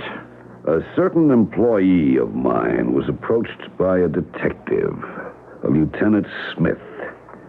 The Smith fellow knows he's the killer and offered him a deal. Now, what do you know about it, Joe? Nothing. The department has nothing. I'm in touch with the commissioner, the chief of detectives. There's nothing official. And how do you account for the fact that this cop knows? He must be doing it on his own. Why? It happens. Sometimes an ambitious cop will sit on a lead till he can make sure he can get all the credit for it. And this cop has to be taken care of now. Wait a minute. You can't kill a cop?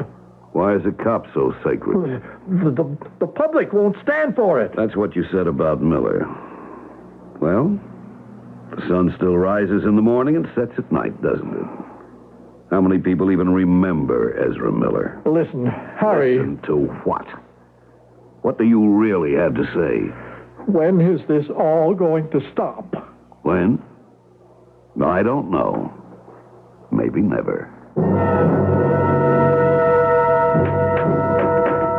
Terry? Father Burke. Sit down.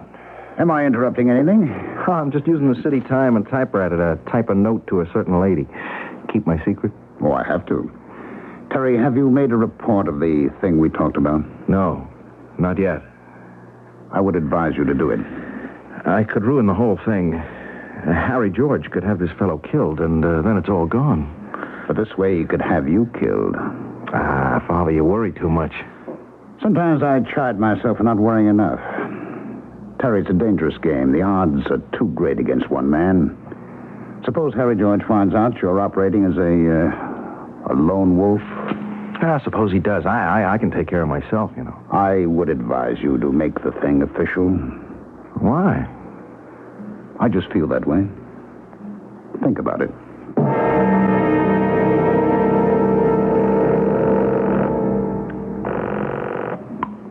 Yeah? Baldy, you have to do it tonight. Okay. He's visiting some woman over on Adams Terrace. I can knock him off as he comes out. No, it has to be an accident. That way no smart reporter can claim he was killed because he might have known too much. So what do you want me to do? He leaves her place about 11:30, drives home. On the way, he stops off at an all-night deli at the corner of Jefferson and Main. Follow him in. Pretend it's a stick-up. He won't be able to get at his gun. Be the nervous punk type and start shooting. Poor guy, he'll be one of those innocent bystanders. Be ready for him at midnight, which is when he usually gets there, understand? You're the boss.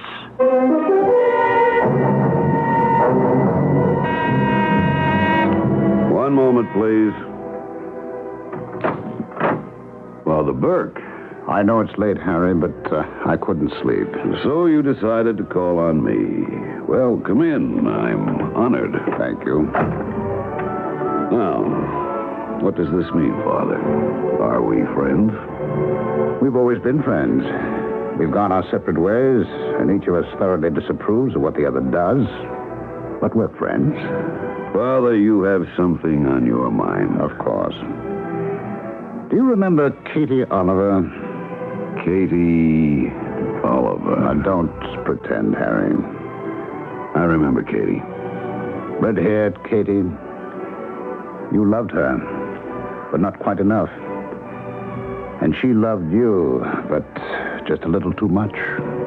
Why are we talking about Katie Oliver after 30 years? Because I'm about to break a promise I made to her. And you, a priest? Katie disappeared a long time ago. She may not even be alive. And if she were aware of the circumstances, I am sure that she'd release me from my vow. What vow and what circumstance? When Katie had found out that you had chosen a certain way of life, she decided to leave you. Yes. What you didn't know was that Katie was going to have a baby. She what? No, please, don't interrupt. Listen to all of it. No one knew. She went away somewhere and had the child. She brought him to me right after he was born. I spread the story that he was a foundling. But I promised to keep her secret and see to it that he would grow into a fine young man. And he did. Your son. My son? I have a son? Yes. Where is he? Who is he? Where is he? He is probably visiting the wonderful woman he plans to marry. Who is he? His name is Terrence Smith. Terrence Smith? Detective Lieutenant Terrence Smith. Lying. Am I? Smith, he's my son? Yes. I don't believe it. Look, on the wall, you have a picture of Katie. You still have a picture of Katie, the only picture in the room. Look at Katie. Look at her red hair. Her eyes, a smile. Here's a picture of Terry Smith. Look at it. It's one face. He's my son. My son? What time is it? It's close to midnight. Why? Almost midnight. No. I have to stop him. Stop him. Harry, where are you going? Everybody stand still. It's a stick-up. All move. None of you. Everybody's hands way up. You, there. No, don't shoot. What the? Stand back, everybody. Everybody get back. I'm a police officer. You there. Pick up that phone. Dial 911. 911. Hurry. Now, please, let me through. I'm a priest. Let me through. Father Burke. Harry, you all right? Yeah, I think so. Look, it's Harry George, and that's Baldy on the floor. They're both dead. Yes. I just happened to come in here, and Baldy comes in with his gun out to pull a hold-up. Baldy, a high-priced hitman. Why would he stick up a delicatessen? Yes. Why? Hey, I can figure that out. It could have been a way to knock me off and make it look like it was an accident. Make sense? Yes. Yeah, except that then in comes Harry George. We know what and who he is. He's got a gun, and he tries to stop Baldy from killing me. I can't figure it out. Why would Harry George do that? Why? Yeah. Why? Maybe one day you'll learn the answer.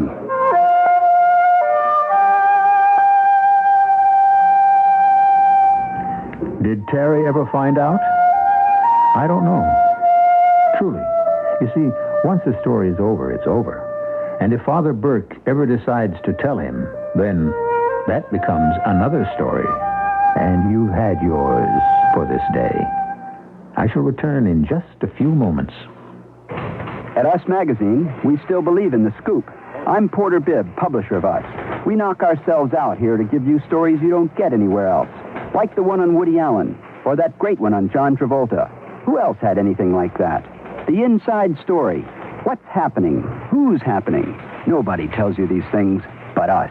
Nobody tells you who's hot and who's not, and what it takes to be a star today, like the current issue of Us now on sale. Nobody tells you these things but us. Hi, I'm Ben Vereen. In my business, the term stroke means to massage one's ego. However, in medical terminology, the term stroke almost always means trouble. Strokes are caused by a number of things, among them high blood pressure. And high blood pressure affects black Americans proportionately 2-to-1 to their white counterparts. Won't you have your checkup today? And that's no stroke. The American Heart Association is fighting to save your life. Won't you help?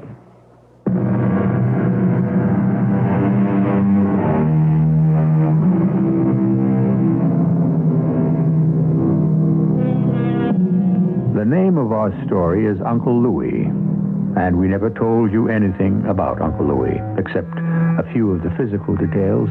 We know he was short and chubby and bald, and yet he must have been a wonderful man. While he lived, he charmed the heart of a little child, and after he died, he was instrumental in bringing down one of the greatest vice lords in the country.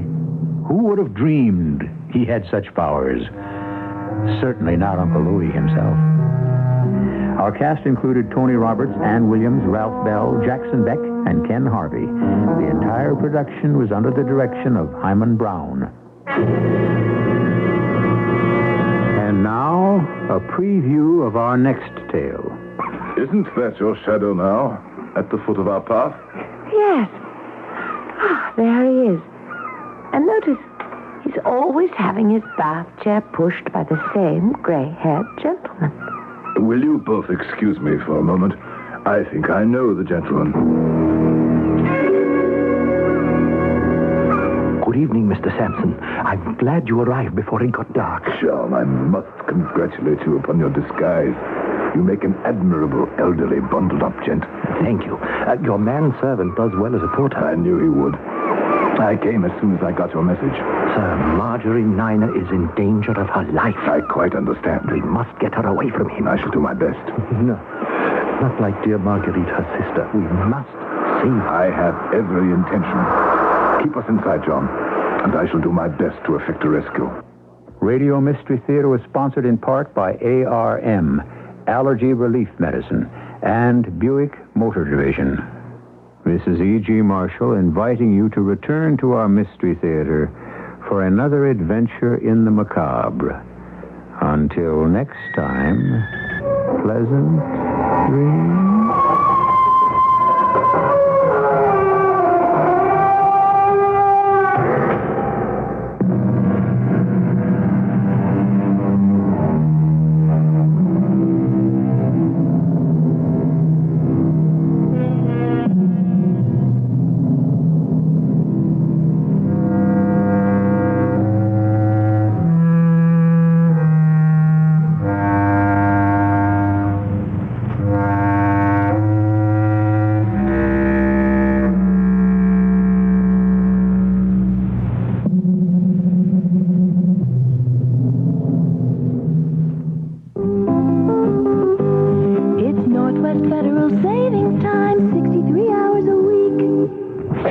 I'm Chuck Shaden, Vice President here at Northwest Federal Savings. Let's find out firsthand why people like Northwest Federal. I like the different conveniences they have. You can get traveler's checks. You can anything you want to do, you can do it if you've got the Northwest card. I like the fast, courteous service and the fact that I don't have to fill out a lot of paperwork before I can come to the counter. The hours, more hours than other banks. In fact, I switched to them from another bank because of their convenience, their hours, everything. No bank does for people what this bank does, really. And the people here are marvelous for service and cordiality. Just plain swell folks. Well, if you don't feel that way about your bank, it's time to sing a different tune. It's Northwest Federal Savings Time, 63 hours a week.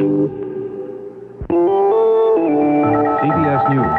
The Senate narrowly approves Panamanian control of the Panama Canal in the year 2000. President Carter is pleased. Panama's leader, General Omar Torrijos, appears relieved. This is Steve Young reporting on the CBS radio network. Soon after word of the U.S. Senate's action reached Panama City, General Torrijos was asked what would have happened if the vote had not resulted in ratification. The armed forces, they had decided that if the treaty was not ratified, or if it had been amended in such a way that it was not left in a condition that it could be acceptable to Panama, then we would not negotiate anymore. Then, tomorrow morning, right away, we would have started a struggle for liberation. That possibly by tomorrow the canal would not have been in operation. President Carter flashed a 1,000-watt smile at the outcome when he learned how the vote went. A group of administration officials who briefed reporters also were satisfied, as Lee Thornton reports. It is certainly, probably, the toughest fight we've faced, one of them said. And then they told what went into the fight. certain problem senators had been identified and a strong effort made to convert them. The strong effort consisted of negotiations, face-to-face and by telephone, right down to the wire. The officials said it was done with fine trading and words, but they stressed that no major concessions were made. They said they did not really know what turned Senators Hayakawa and Aberesk around. Credit was given to former President Ford, former Secretary of State Kissinger, Senator Howard Baker, and to private citizens and groups that work toward ratification. But mostly, the administration is pleased with what it basically considers an administration victory, the lift that the Carter White House badly needs right now. Lee Thornton, CBS News, the White House. The president of Colombia said tonight Senate ratification of the treaty was the start of a new relationship between Latin America and the United States. More after this. CBS News broadcasts keep you in touch with the world. Minute by minute, the CBS News staff of correspondents and editors keeps checking the ever-changing developments to guarantee you the most accurate and latest reports possible in each hourly broadcast. In addition, many of these stations bring you 2 expanded CBS News reports that cover almost 3 times as much news as 1 hourly broadcast. In the morning, it's the CBS World News Roundup with Dallas Townsend Monday through Friday and Neil Strasser on Saturday. In the evening, it's The World Tonight with Douglas Edwards Monday through Friday. In these 15-minute news broadcasts, you hear a full and detailed roundup of news that happened through the night on the CBS World News Roundup and a look at the day just passed on The World Tonight. Add these to our regular CBS News hourly reports, and you have 2 more good reasons to listen here on most of these CBS radio network stations. President Carter's $25 billion tax cut proposal is now being scrutinized by the House Ways and Means Committee. And Republican Bill Frenzel of Minnesota doesn't like it because, in Frenzel's words, the president's plan gives a kick in the head to the middle class. Those people are paying a severe penalty under the Carter bill, and I really don't think the committee is going to let him get away with that. I think we're going to try to see that there is some relief for those taxpayers rather than additional taxes. The 2-day explosion on Wall Street cooled down Tuesday, but it was still a pretty good session. Volume was almost 39 million shares on the New York Exchange, down from Monday's record-setting mark of 63.5 million shares, but still the 4th highest in history. The Dow Jones Industrial Average showed some signs of profit-taking, down 6.85. A research organization says more than 800 million people will join the world workforce by the year 2000. Secretary of State Vance flies to Moscow Wednesday for talks with Kremlin leaders. The main goal is to make progress toward a new strategic arms limitation agreement. And we'll have more CBS News after this message. I'm Betsy Palmer speaking for CHEER, C-H-E-A-R, Children's Hearing Education and Research. Loss of hearing is silent, painless, and invisible. About 20 million Americans, that's 1 in 10, are affected. It's America's largest but least recognized ailment. Loss of hearing attracts fewer than 1% of the dollars spent on medical research, and more is urgently needed. Deafness makes learning of language especially difficult for infants and restricts communication for those who have the problem. Founded in 1969, CHEER wants to do more. No one is immune to hearing loss. Many people can't hear what I'm saying now. I'm glad that you can. Won't you help CHEER? For information or contributions, please write CHEER, C-H-E-A-R, P.O. Box 362, Yonkers, New York, 10704. That's C-H-E-A-R, P.O. Box 362, Yonkers, New York, 10704.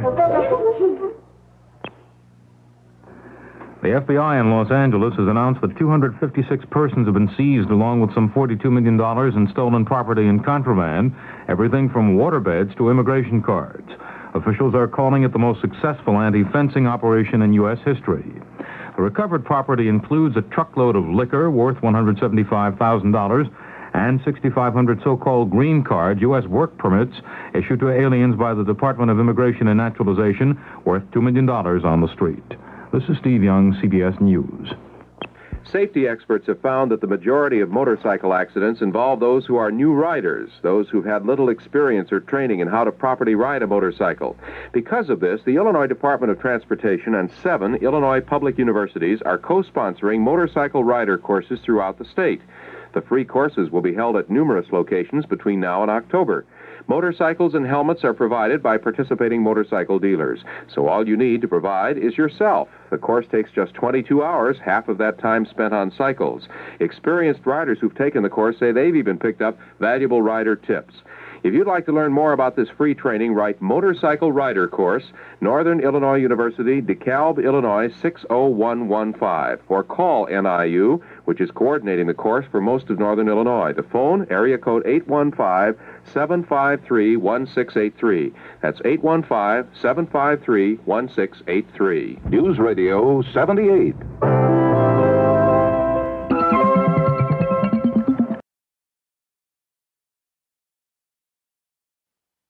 Here's 78 on 78. News Radio 78, WBBM, Chicago. The CBS Radio Mystery Theater presents...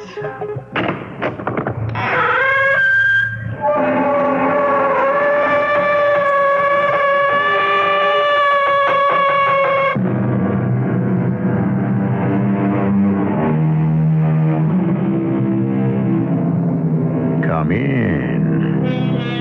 Welcome. I'm E.G. Marshall. This is the story of a celebrity. A celebrity is a celebrated person, someone distinguished, renowned, eminent, illustrious, famous in any way at all, though especially favorably. But it must be added, sometimes notorious in a not-so-favorable way. At any rate, a celebrity, whatever else, is never humble, obscure, or unknown. See that star, Silas? Which one? There are a lot of stars up there. Right under the Big Dipper. See it? Not sure I do, Angela. Oh, well. Never mind. Why are you so interested in that particular star? Why wouldn't I be?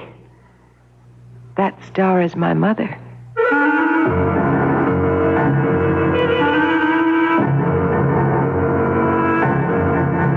Our mystery drama, The Avocado Jungle, was written especially for the Mystery Theater by Elspeth Eric and stars Larry Haynes.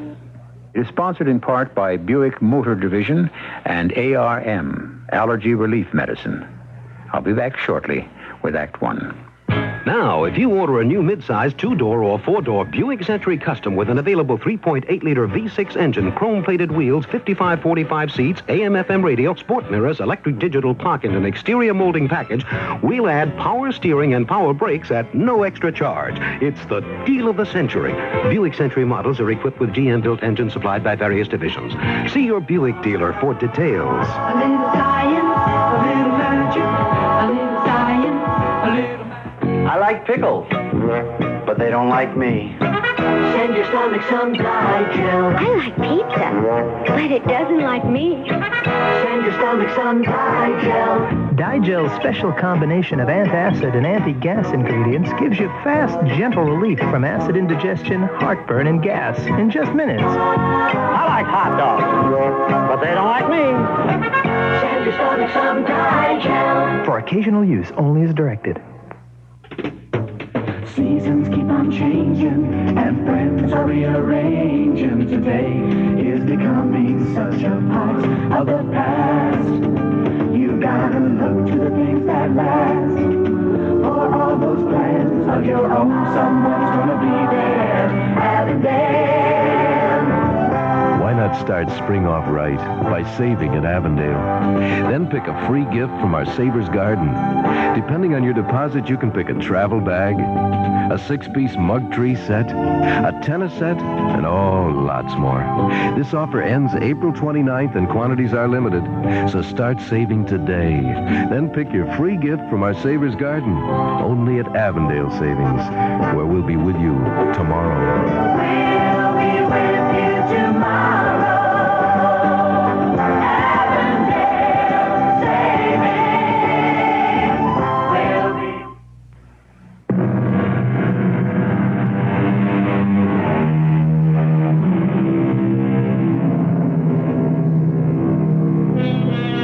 For untold centuries, mankind celebrated nature, its fruits, its seasons. Then came the celebration of the one great creator who made the earth, its fruits and its seasons, and man himself. Then, as humankind developed or deteriorated, however you view it, man began to celebrate himself. And certain individuals achieved, or had thrust upon them, the power to inspire not simply admiration and envy, but adoration and something approaching worship. Listen now to this story of a celebrated person. My name is Silas Love. I'm 51 years old. And up until last year, I'd led a fairly pleasant, but essentially uneventful life. I graduated from a good university, married a nice girl, raised a nice son, got a nice divorce. Where was I, having lived half a century?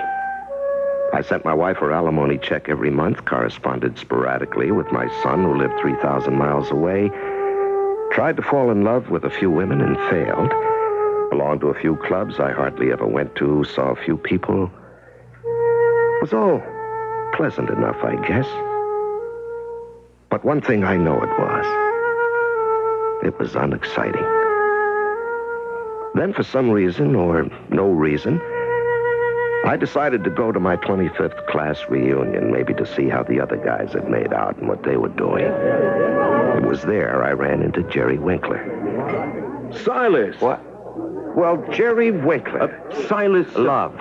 Love. Right. I love, of course. Slipped my mind. Well, how the heck are you, Jerry? Swell.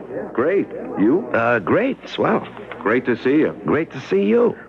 You haven't changed much. Well, say now, you haven't changed. Well, I don't know.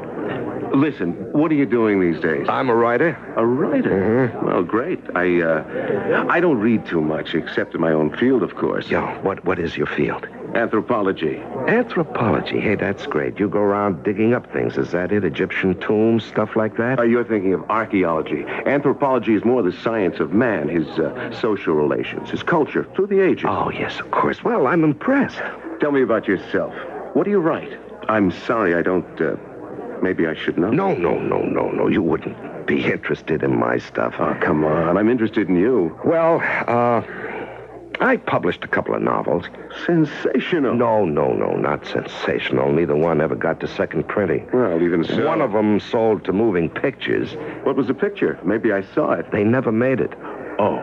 No, Hollywood got me into the, As Told To racket, though. As Told To? Yeah, you know, the life story of Joe Joblots as told to. As told to Silas Love. Right. I get it. I've seen him around. You make a living out of that? Yeah.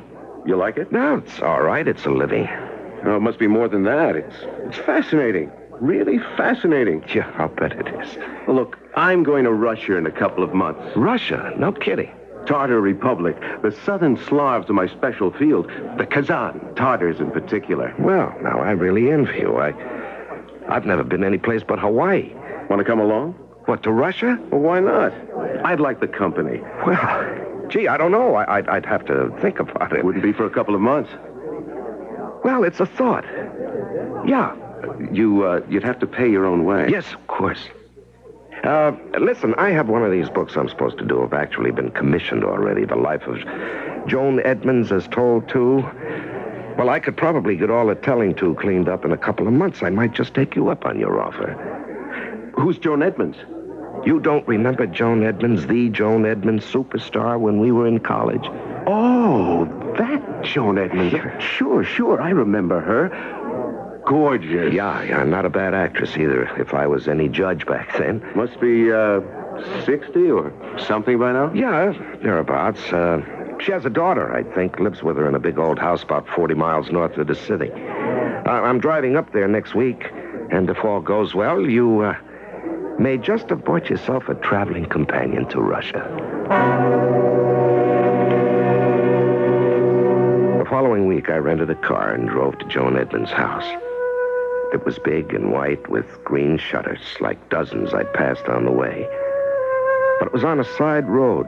There were big trees all around it and boxwood hedges and a natural swimming pool. Not Hollywood at all. And my hopes rose. There was a big brass knocker on the front door.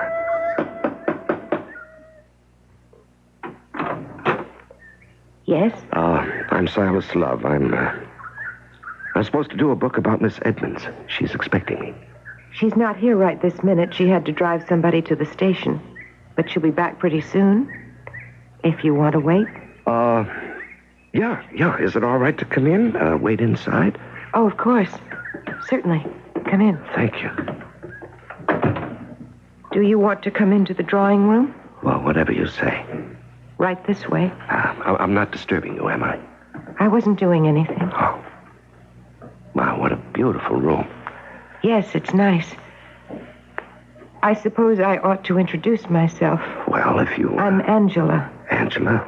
Angela Edmonds. Angela Oh, you're her daughter, yes. Yes, I heard she lived with her daughter. We don't look much alike. Well, She's so beautiful. Well, I wasn't thinking... And I'm so plain. No, I wouldn't say that. You don't have to. I've heard it all my life. Can I get you a cup of tea? Yes, I'd love a cup of tea. Thank you very much. It'll only take a minute. Wow. I'd have drunk a cup of hemlock at that point. What do you say to a woman who says her mother's beautiful and she herself is plain? I suppose Angela Edmonds was about 35, but she could have been any age from 20 to 50. The body was young enough, I guess. It was hard to tell what it was beneath those shapeless clothes. The hair was dark, not thick, not thin, but straight. I think she must have cut it herself. The skin was smooth, but its color was a grayish yellow. And there were lines in the forehead and 2 deep clefts between the eyebrows. There was no resemblance whatsoever between her and the remembrance I had of the glorious Joan Edmonds, her mother. I couldn't find a lemon. Oh, that's all right. But there's milk and sugar. Well, that's just fine. I like it plain. You're not having any? I'll wait for Mother. Oh. Now, this is certainly a nice house. It's big, too. Have you and your mother lived here long? 10 years.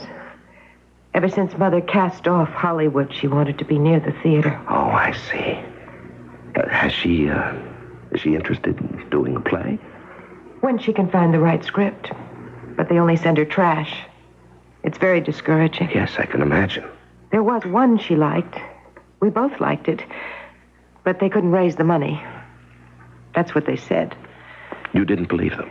They could have raised the money on the strength of Mother's name alone. They were afraid of the play. Too avant-garde. I see. Well, I certainly like this house. Would you like to see the rest of it? While we're waiting for Mother? Yes. Thank you. I'd like that a lot. I didn't really care at all about seeing the house. It was a very nice house, but I'd seen others just as nice. But conversation with Angela Edmonds was getting to be a little more than I could manage. So I gratefully followed her through all the first-floor rooms, dining room, library, music room, even the butler's pantry and the kitchen. And then? Now I'll show you the rooms upstairs. All right, fine. Mother's room is the most beautiful one, of course. Oh, yes? Well, yes, of course, why not? But mine is very interesting. Yes, I'm sure. Would you like to see my room first? Well, whatever you say, anything at all. It's right here, at the head of the stairs. Mm-hmm. Shall we go in? After you, please. You go first. Well, all right.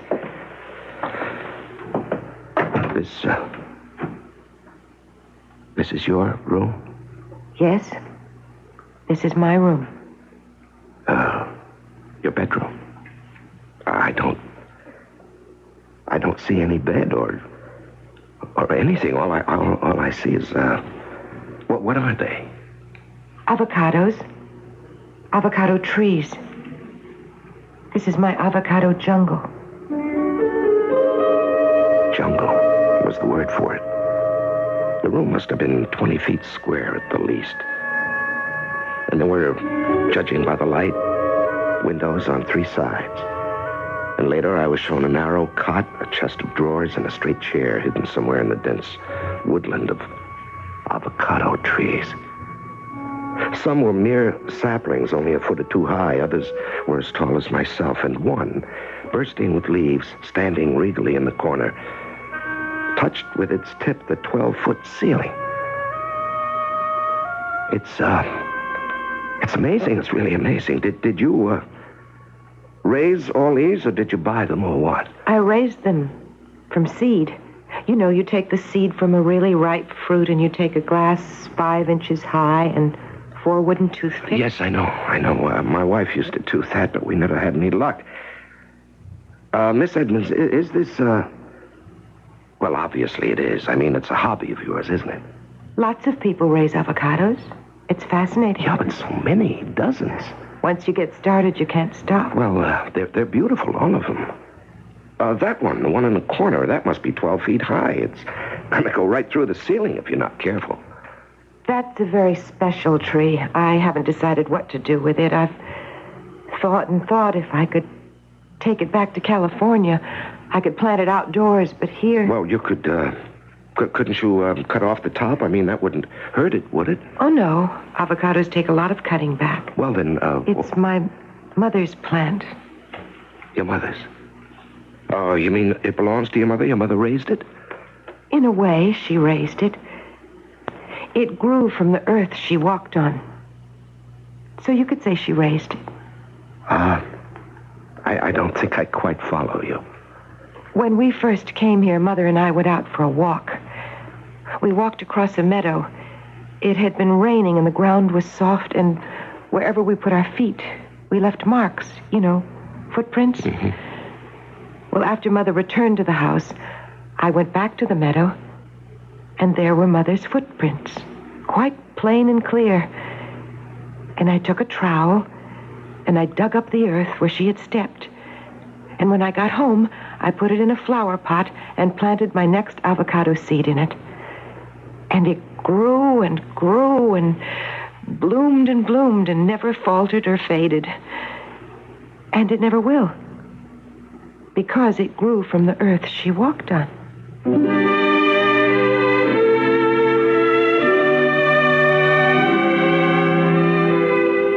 Though Angela Edmonds, in all probability, does not know it, her giant avocado tree is a midget.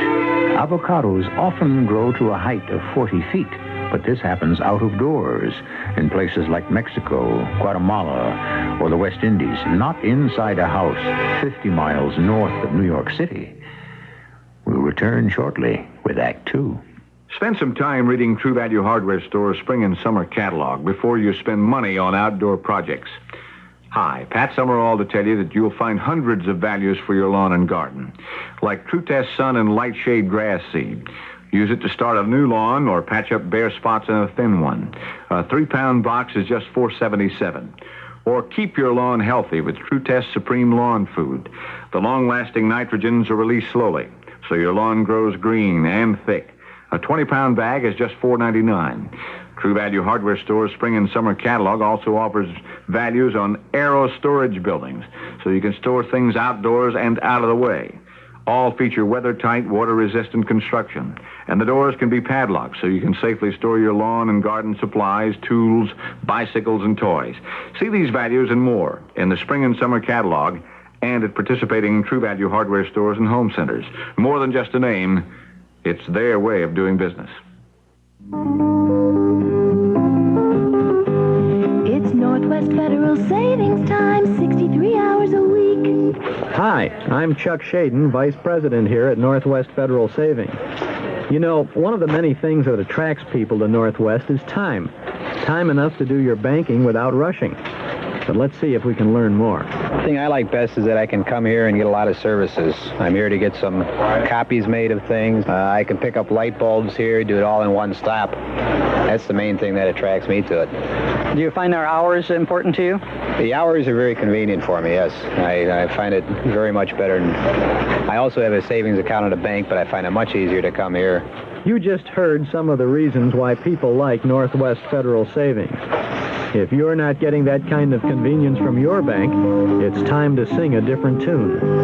It's Northwest Federal Savings Time, 63 hours a week.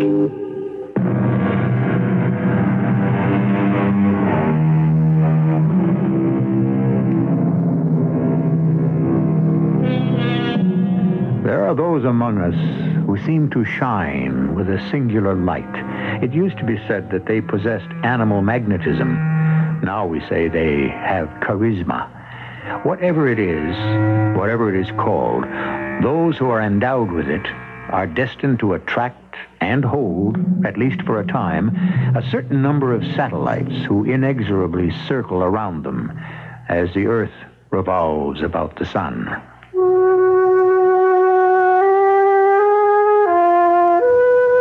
Even as Angela told me the astonishing tale of the giant avocado tree, the one she had planted and earth dug up from footprints left by her mother, I heard the front door open and I said a silent prayer of thanks that I didn't have to respond or even comment. I wasn't at all sure that Angela Edmonds was entirely sane. And then I heard from downstairs what I took to be her mother's voice. Angela, darling, I'm back. Where are you, love? Upstairs, Mother. And did that man show up, that writer person? Yes, I'm here, Miss Edmonds. We'll come right down. No, don't do that. I'm coming out. I'm so terribly sorry I wasn't here when you arrived. I had to take a house guest to the train. Yes, your daughter told me. Well, hello. Hello. I'm Silas Luck. Of course you are. And, of course, you're Joan Edmonds. Yes, I am. I mean, you've hardly changed at all. I remember your pictures, all of them. And Now, look, let's not talk about my old pictures. It's bad enough they dredged them up on television. Well, some of them were very good. Damn few. Well, let's get to the interview, shall we? Yes, fine. Shall we go into my bedroom? It's sunny there and comfortable. Yes, whatever you say. Since I'm going to tell you all my innermost secrets. Angela, maybe Mr. Love would like a drink, would you, Mr. Love? No, I don't think so. Well, I would. Bring up some white wine, sweetheart, and a bottle of seltzer. Come on, Mr. Love. Let's get started. Jerry, you wouldn't believe it. She's magnificent. How does she look? Oh, marvelous, but that's not the point. She's got to be 60 if she's a day. Well, when you're with her, you don't think about that. In the first place, she doesn't look it. She could be any age. When you're with her, you don't think about that, Jerry. She just sort of sweeps you up and carries you along. Probably had plenty of plastic surgery. No. You don't get the idea. It's not her looks. Oh, yes, it is her looks. They're marvelous, but it's something else, too. It's her enthusiasm, her friendliness. She's interested in everything. In you, you mean? Well, yes, in me, to a certain extent. I had to remember what I was there for. But then when she was so interested in the whole process, how we were going to go about it. And I explained that I brought along a tape recorder, but if she didn't want me to turn it on, I wouldn't. But she said, no, it was all right. She didn't mind. And it's a good thing, because I want to tell you, I got so lost in what she was saying and the way she was saying it, I couldn't have remembered it all. She really looks good, does she? Jerry, you keep dwelling on how she looks. Listen, suppose she's 60, 61, 62. She's got a daughter, Angela. Say Angela's in her 30s. Well, you could turn that around. Angela could be Joan's mother. She's docile and meek and timid and self-effacing. There's no youth there at all. The only time she lights up is when her mother's in the room.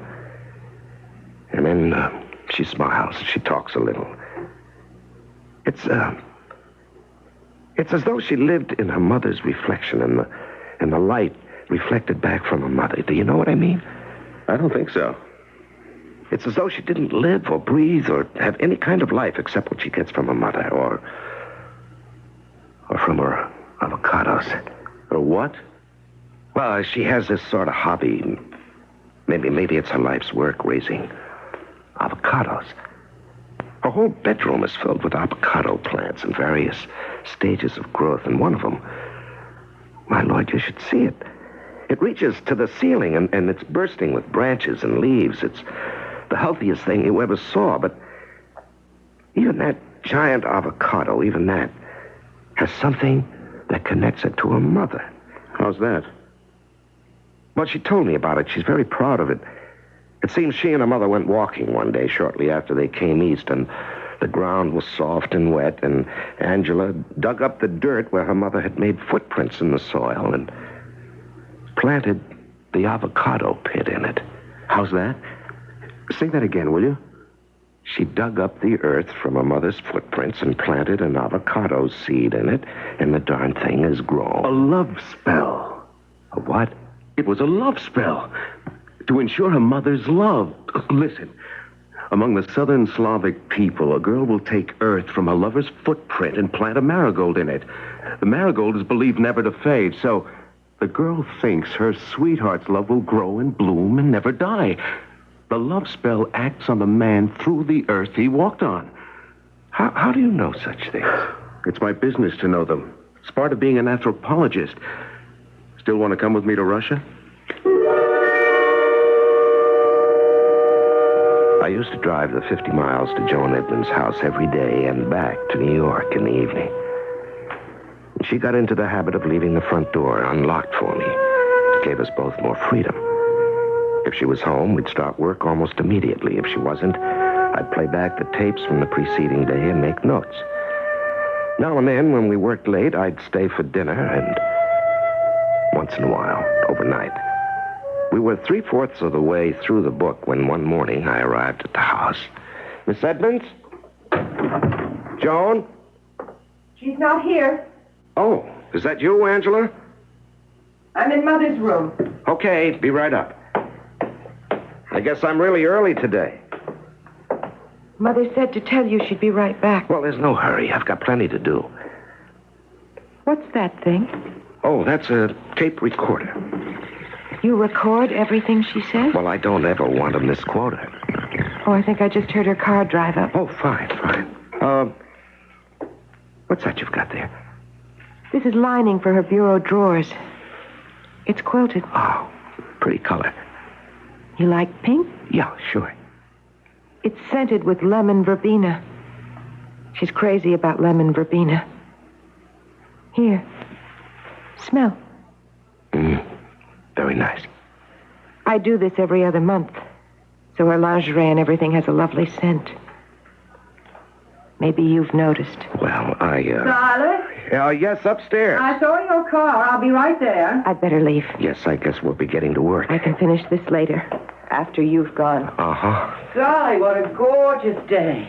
Hello, sweetheart. Mother? Darling, why don't you get out in this glorious sunshine? Take a walk. Play tennis. With who? Oh, somebody. Take the car if you want to. Go for a drive someplace.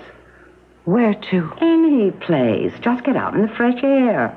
Silas and I have to work. Once this silly book is finished, I'll be able to take walks with you and play tennis and go for drives. But right now, well, you see how it is. Yes, I see. I'll be in my room if you need anything. Oh, dear. Oh, dear, oh, dear, oh, dear. Oh, what's the trouble? Can't you tell? Well, she's, very devoted to you. Too devoted. And you don't like it? Oh, I suppose I do. Be it ever so humble, there's no place like a pedestal. Isn't that the truth? Well, I've never been on a pedestal, so I wouldn't know. I was on one for a good many years. A national one. Even a worldwide one. Now the only person who looks up to me is my daughter. I'm not sure it's healthy. Neither am I. You don't think there's anything wrong with it, do you? Wrong for a daughter to love her mother? No. Well, then? But for a daughter to worship her mother, I'm not so sure. Angela told me about the giant avocado tree. Huh? What did she tell you? That she'd planted it in dirt she dug up from your footprints. Lord, did she tell you about that? It's an amazing tree. Angela's very gifted with avocados. She should be. She spends all her time with them. Yes, her bedroom is an avocado jungle. I know. What's that? What's that noise? Oh, I didn't hear anything. Well, I did. Don't you hear it? Angela. on earth are you doing? Silas, come here. What is it? Help her. She'll hurt herself. I want you to have this here in your room. It's yours. Crazy girl. It's your avocado tree, and it's your very own All right, avocado. let go, Angela. I've got it. Out of your mind trying to carry that huge thing. Now, where will I put it? And any place. By the east window. It needs the sun. Now, listen, young lady. You were very naughty to do this. But I wanted you to have it. Well, all right. Now I've got it. But you don't have to take care of it. I'll do that. I'll water it and everything. You don't have to do I'm anything just happy with you it. didn't fall down carrying that monstrous thing. Now, go and change your clothes. Take a bath and change your clothes. You're covered with dirt. I'll take care of it. You don't have to Go do on now. anything Go with on. it. And we'll see you at lunch. I'll water it every day. I promise. Good Lord. What in the world could have possessed that girl to carry that gigantic thing all the way from her room in here? What possesses her? Jealousy, do you think? What? What did you say? I said, do you think it could be jealousy? Jealous of whom? Jealous of what? Of you, me, of the time we spent together? No. Well, worshippers don't like to share their idols. They want exclusive rights. They want to belong to their gods, but in return they expect their gods to belong to She's them. not even my own child. What did you say? Forget it. Forget it. I didn't say anything. Yes, you did. Let's get to No, work. tell me what you No. said. I know what you said, but tell me again. You wouldn't put it in the book. Oh, God, you wouldn't do that. She doesn't even know. She doesn't know that she's an adopted child? It was during the war. I was in England. The Blitz was on. I was near Coventry.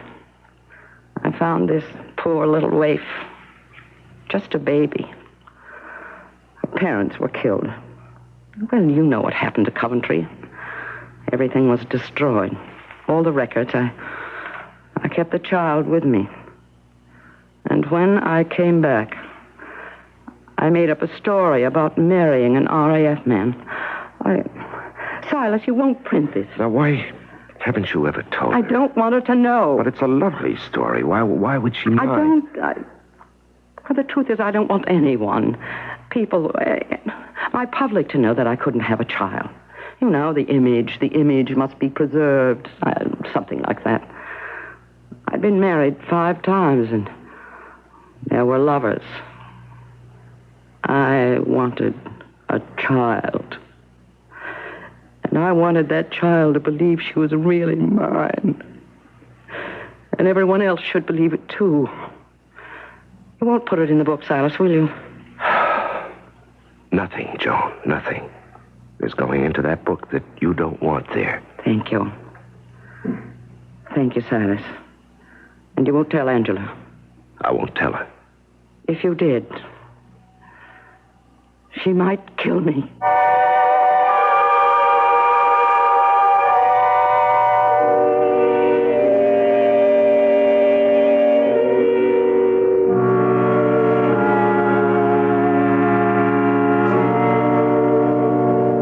It may be very pleasant to be a celebrity. Probably it's very exhilarating to see crowds of people gathered to catch a glimpse of you, to have them beg for your autograph, even to have them snatch greedily for bits of your clothing. Heady stuff, I imagine. But mustn't there be an undercurrent of uneasiness, a feeling that the outpouring of adoration is somehow and in some way false, that it could reverse itself at any moment and become hatred? We may find out when I return shortly with Act 3. Maybe you've got a neighbor who just bought a new Electra, and he's gotten so smug and self-satisfied lately you can't stand it. Well, look at it this way. If you had just gotten a car with all the luxury and prestige of Electra and a trim European-like design that makes it easier than you might imagine to park and maneuver in city traffic, wouldn't you be a little insufferable for a while? We thought so. The new Electra at your Buick dealers now. A little science, a little magic, a little science, a little... Last night, you went to sleep in your own bed. You woke up in hay fever country. Don't give up. Arm yourself with ARM. ARM Allergy Relief Medicine delivers full antihistamine relief for dripping, itching, and sneezing, plus a decongestant for freer breathing, clearer sinuses, more total relief. Arm yourself with ARM. ARM. Take ARM when needed, only as directed. We're on the final hole. J. Pendergast is 2 inches from the cup, while Len Duffer is 12 feet up a spruce tree. What's your plan, Len? Well, Nat, this is the worst spot I've ever been in. The tree? The dandelions. This green isn't a green, it's a yellow. Right, but Look around. Weeds all over the place. I want to know what you're going to use. Two-way green power, Nat. Two-way? Green power kills dandelions, and at the same... But what about a club? Clubbing them does no good, Nat. They only bounce back. Plus, two-way green power's high nitrogen formula will green this green quickly. Fine, but And two-way green power's controlled release granules keep feeding for weeks and weeks. You're not worried about being up this tree, then? No. Perfect spot to jump on Pendergast when he comes by. What? Really shakes him up when I do that. Here he comes. You can't do this, Duffer. Greenview.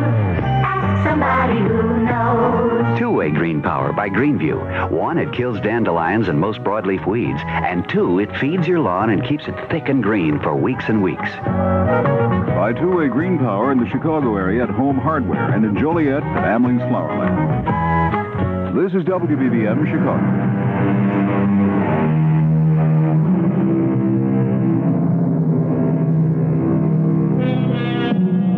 Look at the people on the streets. Look at the people in the stores. Look at the people on buses and trains. Look and wonder what secrets are locked within them.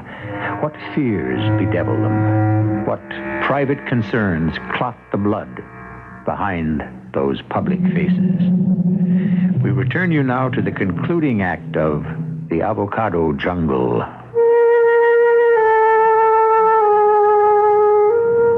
The summer was ending. My sessions with Joan were nearly over. I was almost ready to start outlining the book. And ahead of me lay the exciting prospect of my trip to Russia with Jerry Winkler.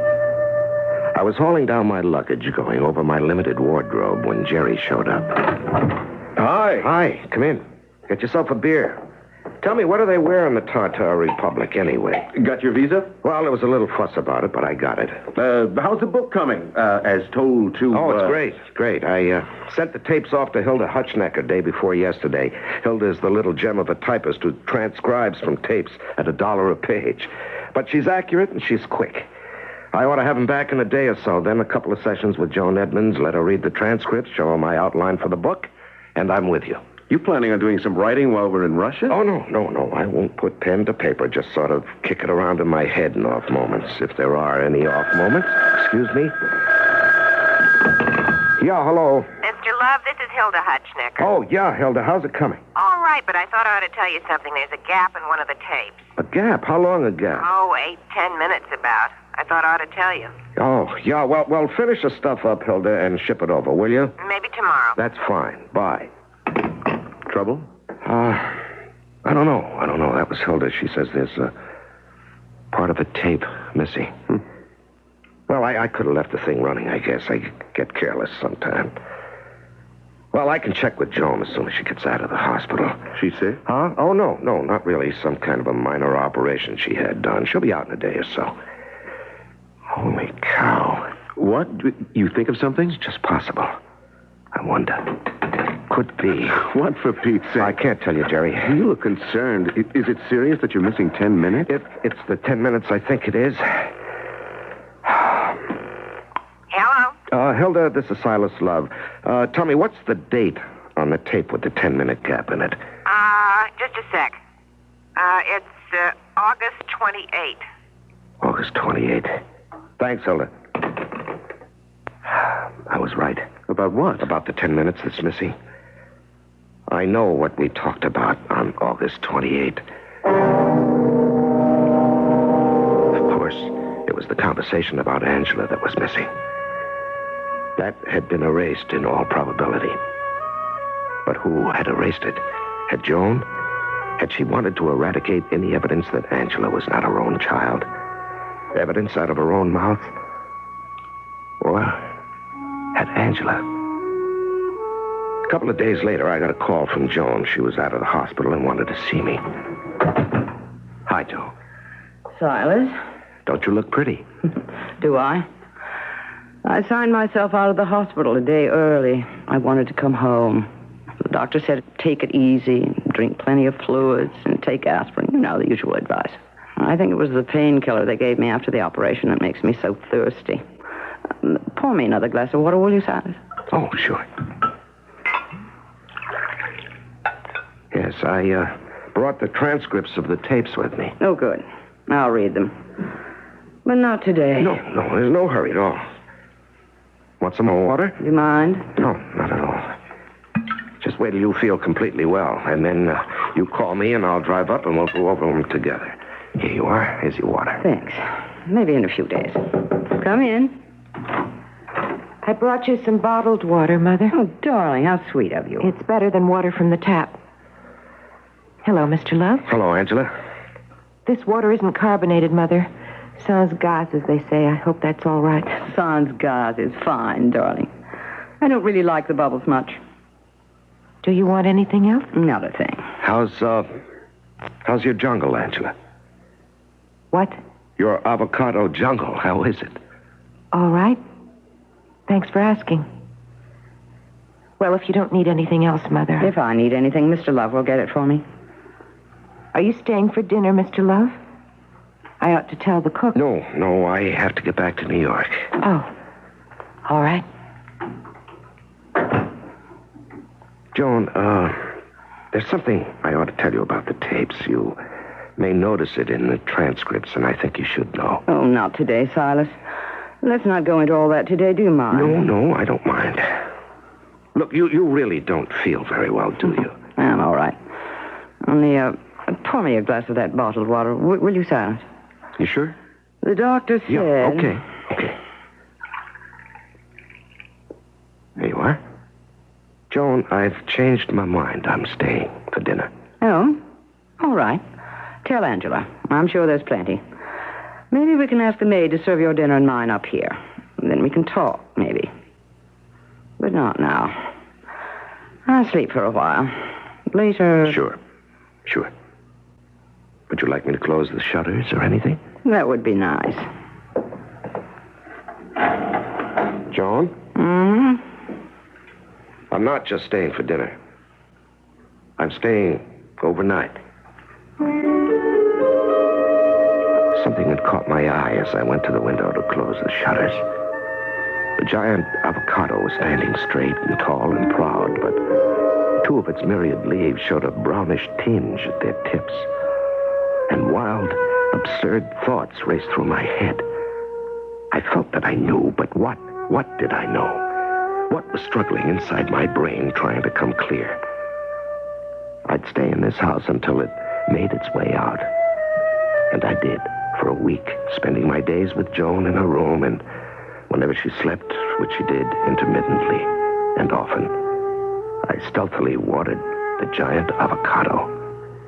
Are you feeling better today? Much better. Would you like to go over the transcripts? Yes, we could do that. Joan, there's something you should know before you read them. Toward the end, there's a part missing. Missing? What could be missing? Well, you see, these are transcripts of the tapes we made. Yes, I know that. And there's a girl who transcribes my tapes for me, and well, she found a gap in one of them, about 10 minutes. Oh. Well, we can reconstruct that between us, can't we? Surely we can remember what we said. Oh, yes, we can do that. Well, then, what's the problem? Well, it's no problem. No problem at all. Well, I can certainly remember what I said. After all, it's my life we've been talking about. Well, I don't think you want to reconstruct this 10 minutes. Why not? Well, this 10 minutes is from the tape of August the 28th. Yes, so? Do you remember what you told me that day? No, but it'll come to me. Of course it will. That was the day you told me about Angela. Angela? That you had adopted her. Oh, no. And that you never told her she was adopted. But that wasn't on the tape. That wasn't supposed to go in the book. Did you erase it from the tape? I didn't even know it was on the tape. Why was it? How did it get there? Well, we must have left the recorder running by mistake. How could that happen? Does it worry you? Of course it worries me. Why? Well, because Joan, I am not going to put anything in that book that you don't want there. Now, what are you afraid of? That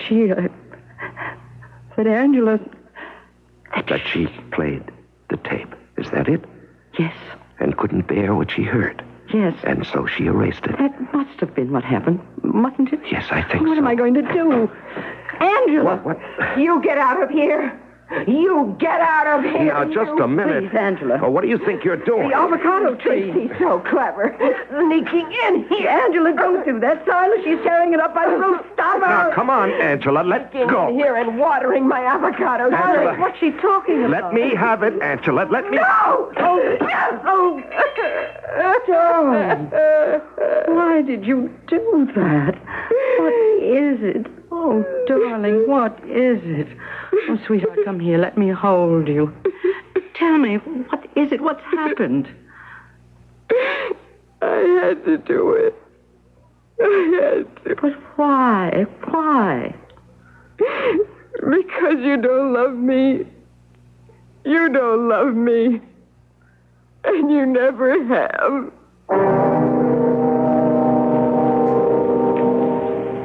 3 weeks later, Jerry Winkler and I were on a plane bound for Russia.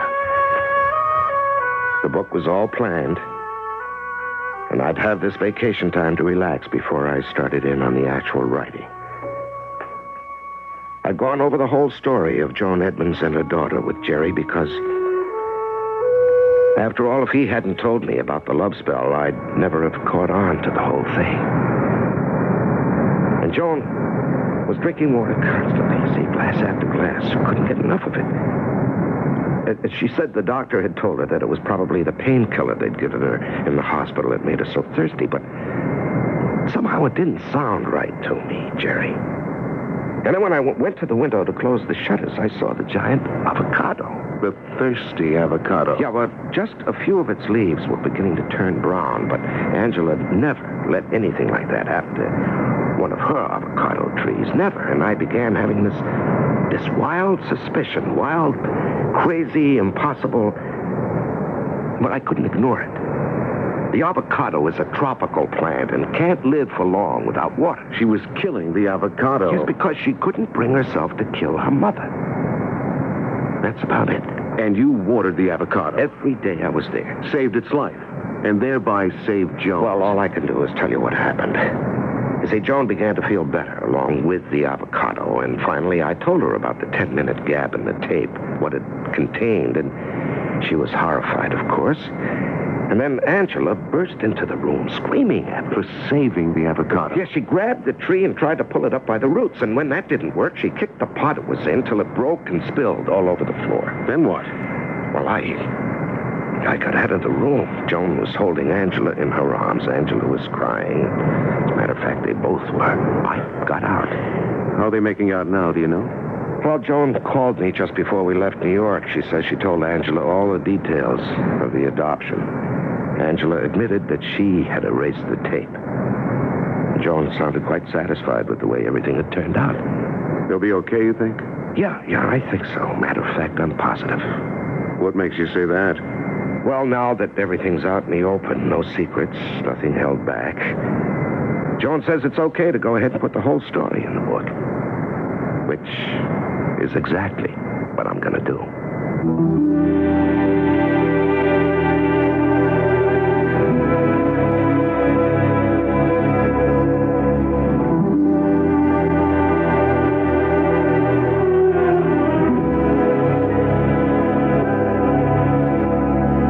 Called variously contagious magic, sympathetic magic, or mimetic magic.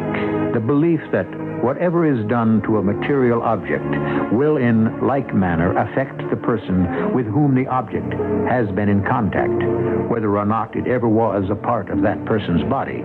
In other words, it says to us that things once in contact are always in contact. That is what it says. We can agree, or we can disagree, just as we choose. I'll be back shortly. When I go shopping, there's no doubt my MasterCharge card carries clout. When you carry MasterCharge, you carry clout. MasterCharge is the #1 card used by more people in more places to buy more things than any other card in the world. That's clout. When you carry MasterCharge, you carry clout. Don't miss out. Carry clout. At Us Magazine, we still believe in the scoop. I'm Porter Bibb, publisher of Us. We knock ourselves out here to give you stories you don't get anywhere else, like the one on Woody Allen, or that great one on John Travolta. Who else had anything like that? The inside story. What's happening? Who's happening? Nobody tells you these things but us. Nobody tells you who's hot and who's not, and what it takes to be a star today, like the current issue of Us now on sale. Nobody tells you these things but us.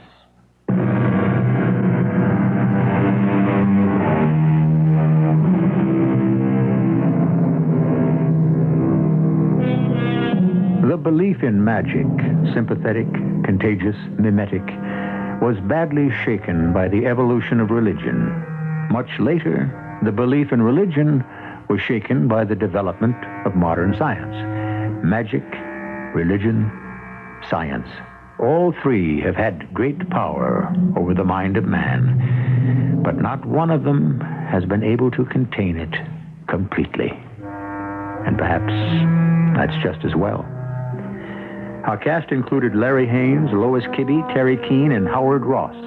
The entire production was under the direction of Hyman Brown. And now, a preview of our next tale. I was crazy to try to get to work, but I had a new account that I'd promised to work up. So I fought my way to my car and was just about settled in the front seat when I saw Lou trudging towards me through the snow. At the same time, I heard a thump. I rolled the window down to try to see what had happened, and I heard Lou calling. Stay where you are, Jason. Don't move. And get your face back in there. Are you crazy, Lou? Come here. Come on. Get in, and I'll give you a lift to your friendly neighborhood bookmaker. I said sit. What's going on here? Let me get out and... Sorry, buddy. That's an electric power cable across the back of your car. Now, sitting where you are, you're safe as in your house. Touch one foot on the ground, you'll be electrocuted. Radio Mystery Theater was sponsored in part by True Value Hardware Stores. This is E.G. Marshall inviting you to return to our Mystery Theater for another adventure in the macabre.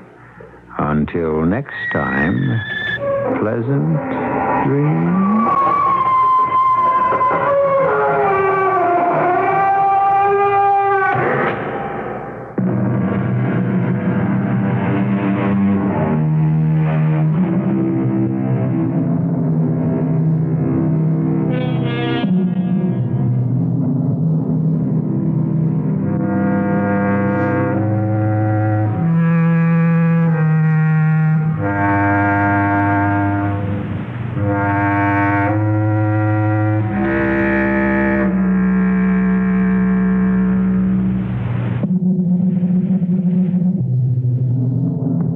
CBS News is next on WBBM Chicago. At last, a break for the business traveler. Delta Airlines announces the new low first-class fares, starting May 19th, subject to CAB approval. With Delta's new fares, the difference between first class and tourist is reduced by as much as 52%, and there are no restrictions. In short, Delta is marking down the markup on first class. You see, under present regulations, the premium for flying first class ranges from 50% on short trips up to 63% on long flights. Delta is cutting the premium to a flat 30% on trips to every Delta city in the United States. For example, first class from Chicago to New Orleans is $149. It'll be cut to $125. First class to Miami-Fort Lauderdale from $198 down to $161. First class to Atlanta from $121 down to $101. Now, executives can fly first class again, and first class makes any business trip better. Delta is ready when you are. CBS News, there's still no definitive word on the fate of a missing Korean jetliner on a transpolar flight with 113 persons aboard, but reports persist the plane is somewhere inside Soviet territory. I'm Christopher Glenn, reporting on the CBS Radio Network. Despite the basic belief that the Korean plane entered Soviet airspace and is now on the ground in a remote northern corner of Russia, the rest of the story is cloudy and available information is conflicting. Canadian officials are quoted for reports the plane was forced down. A U.S. Defense Department official is quoted as saying there is no evidence of hostile action. White House News Secretary Jody Powell says the Soviet government has been queried about the missing plane, but so far there's been no reply. Why the plane would have entered Soviet airspace is a mystery. It had reported position from a point near Norway on the flight across the pole from Paris to a refueling stop in Anchorage, and there was no indication of trouble at that time. When it didn't report again, Canadian search planes started looking for it, but that search was called off late Thursday night after discussions between Canadian officials and officials in Washington. CBS News continues in a minute. Stephen, can you afford this restaurant? I mean, look, flocked wallpaper. I want you to remember this date always and forever. Oh, Stephen. Are you ready to order yet, monsieur? Oh, yes, waiter. First, we'd like a bottle of Lancer's white wine, Vino Blanco. Excellent choice, sir. Oh, sure it is. Lancer's is light and crisp and refreshing and smooth and wonderful, just like you. I beg your pardon? I was talking to her. Oh. And for dinner? Well, she would probably enjoy her Lancers with your pheasant under glass. Oh. Perfect. And I think Lancer's white wine would undoubtedly augment your Dover sole. Oh, yes. Very good. So that's Lancer's Vino Blanco. Right. And the pheasant and Dover sole. Oh, wrong. Well, you said that. All I said was Lancer's white wine would enhance their flavor. Right, but look at your prices here. I couldn't touch anything on this menu. Stephen, we're not eating? Right. You have to eat, Oh, sir. not with Lancers, you don't. Something? A bread Just stick? chill the Lancers. You must order. I'll remember this date, all right. Lancer's Vino Blanco, the white wine that's perfect with or without food. Imported by Hubeline, Hartford, Connecticut. A munitions factory explosion in Cleburne, Texas has taken 4 lives. A series of blasts leveled one building at the plant, killing the employees inside. Another explosion at the same plant in 1973 had also caused 4 deaths. The U.S. dollar showed new strength at the Friday opening of the Tokyo Currency Exchange. Apparently, the opening figure, 226 yen to the dollar, reflected the strong showing of the dollar on the European exchanges Thursday. And that rise, in turn, was triggered by a Treasury Department announcement the U.S. will sell some gold reserves at auction. As usually happens when the dollar rises, the price of gold took a sharp dip on the bullion exchanges.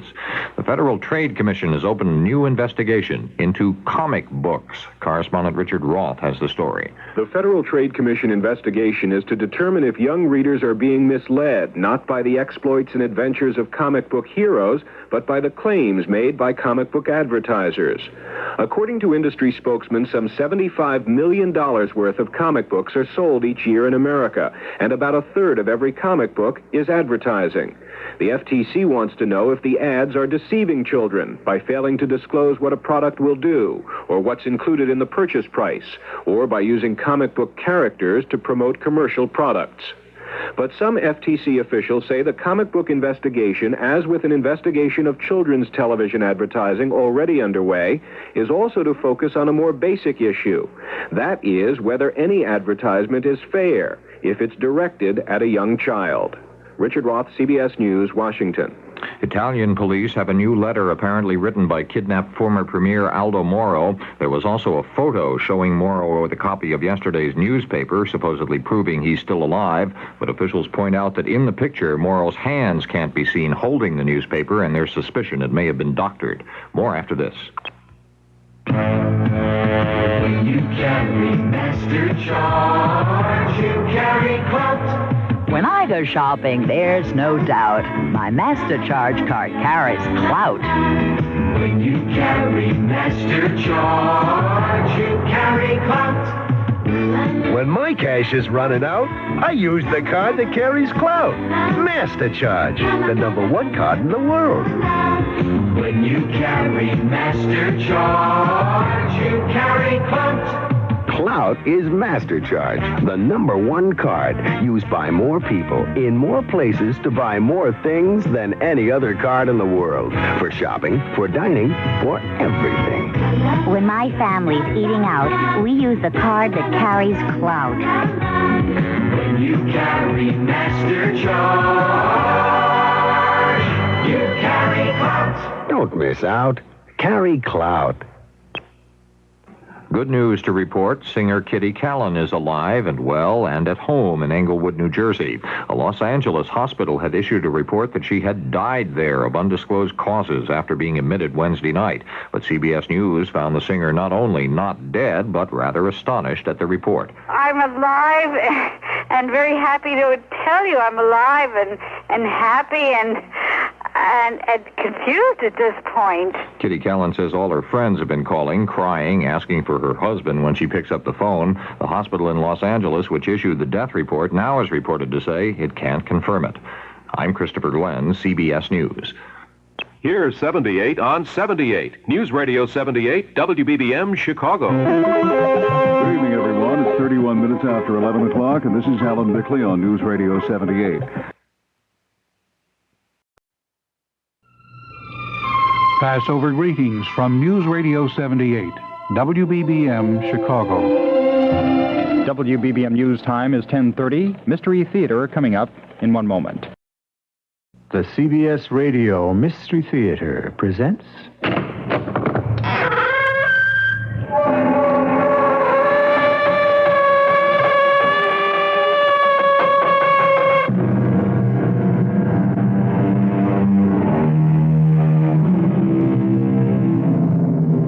Come in. Welcome. I'm E.G. Marshall. Gambling fever, a disease that in varying degrees afflicts millions of Americans. In its milder form, where it's indulged in casually, it can be no more than a pastime. But the compulsive gambler finds himself on the road to perdition. An addicted gambler is doomed as surely as anyone addicted to drugs or alcohol. He will inevitably find himself face to face with disaster. Hey, you're late, Lou. I know. I've been trying to raise the money. You ought to put that to music. That's the same song I've been hearing for the last week. Look, we've been doing business for years. I've always paid before, haven't I? That's like yesterday's news. Dead. That's what you'll be unless you come up with 11 big ones before next Tuesday.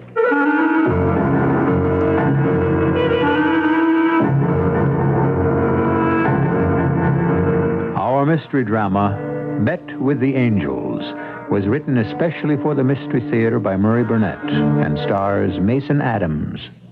It is sponsored in part by Buick Motor Division and True Value Hardware Stores. I'll be back shortly with Act One. True Value Hardware Stores would like you and your family to make fun of their West Point bicycles. Hi, Pat Summerall to explain. A lot of people think a bicycle is a great means of transportation because it's economical. Others think it's an excellent form of exercise. But True Value Hardware Stores want you to ride their West Point bicycles to have fun. So they offer a large selection of styles, sizes, and kinds to suit every member of the family, including 27-inch 10-speed racers with disc brakes and 20-inch high-risers for boys and girls. Even a 20-inch convertible bike that you can change from a boy's to a girl's model in minutes. Plus West Point motocross bikes and 3-speed touring bikes. So even if you and your family want to use your West Point bikes as an economical means of transportation or as an excellent form of exercise, don't forget, they're still a lot of fun, too. See the complete selection of West Point bicycles for the entire family exclusively at participating True Value Hardware Stores. More than just a name, it's their way of doing business. Joseph Wagner, the master designer at York Furrier, spreads the Russian sable jacket across his work table. Deep in thought, he examines every inch of the fur, searching for flaws only his expert eyes can see. He has just restyled the fur, transforming it to the look of tomorrow. This inspection is the final step before storage. He nods his head slightly and gently carries the jacket to the cold storage vault.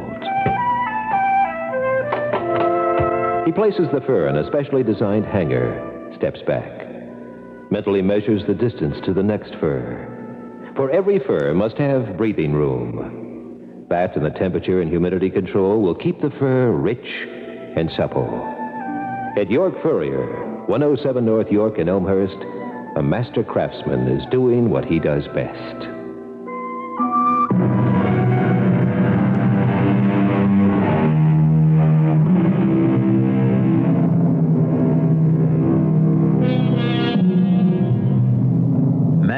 a social animal. Indeed, many sociologists believe that the company of his fellows is just as important to him as any of life's necessities. Of course, friendship between men has been celebrated in song and story ever since Damon and Pythias. Today's tale deals with a friendship that equaled, if it didn't exceed, the bond between that historic pair. Since this friendship carried beyond the grave.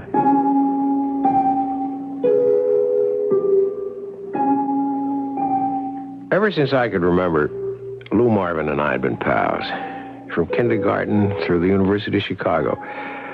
Although we chased different careers after we graduated, me to the advertising business, and Lou turning his charm and personal magnetism to selling, we kept in touch. And whenever Lou was in town, we were inseparable.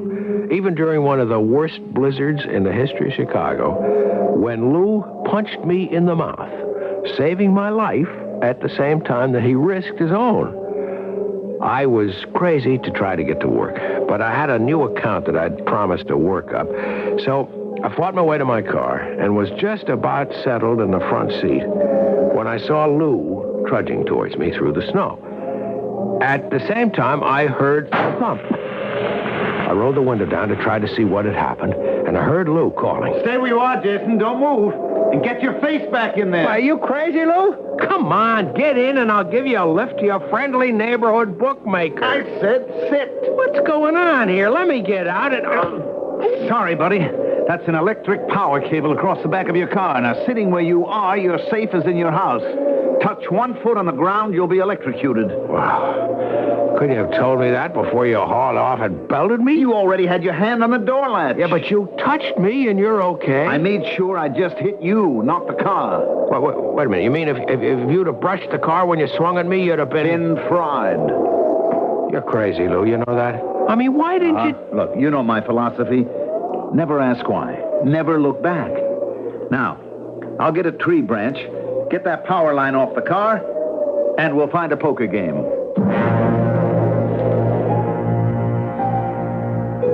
Lou found the poker game. I went to work, despite Lou's beautifully persuasive sales pitch. Lou knew that I wasn't a gambler, but he liked to have me along when I could spare the time. I enjoyed watching, and I sometimes even made a small bet. I liked to think that I acted as a restraining influence, but I realized I was kidding myself. For example, one summer night, we went to the Trotters. The next race, Jason, the next race is going to be the biggie. We'll win back everything we lost. Right, Lou. I mean, isn't that the way it always goes? The next race, the next football game, the next fight. Have I ever steered you wrong? Often. Well, can't win them all, you know that. Oh, I know, Lou. I know. I just don't like to lose them all, and I think you lose more than you win. Oh, come on now. No analysis tonight. Look at this horse here. Look at this. Number 6 in the next race. Rainbow. Well, that's where they say the pot of gold is. Jason, 11-1. That's not like you, Lou. You're a chalk player. Not when I'm out $600. Now look at him. There he is out on the track now. The roan there. Now, isn't he beautiful?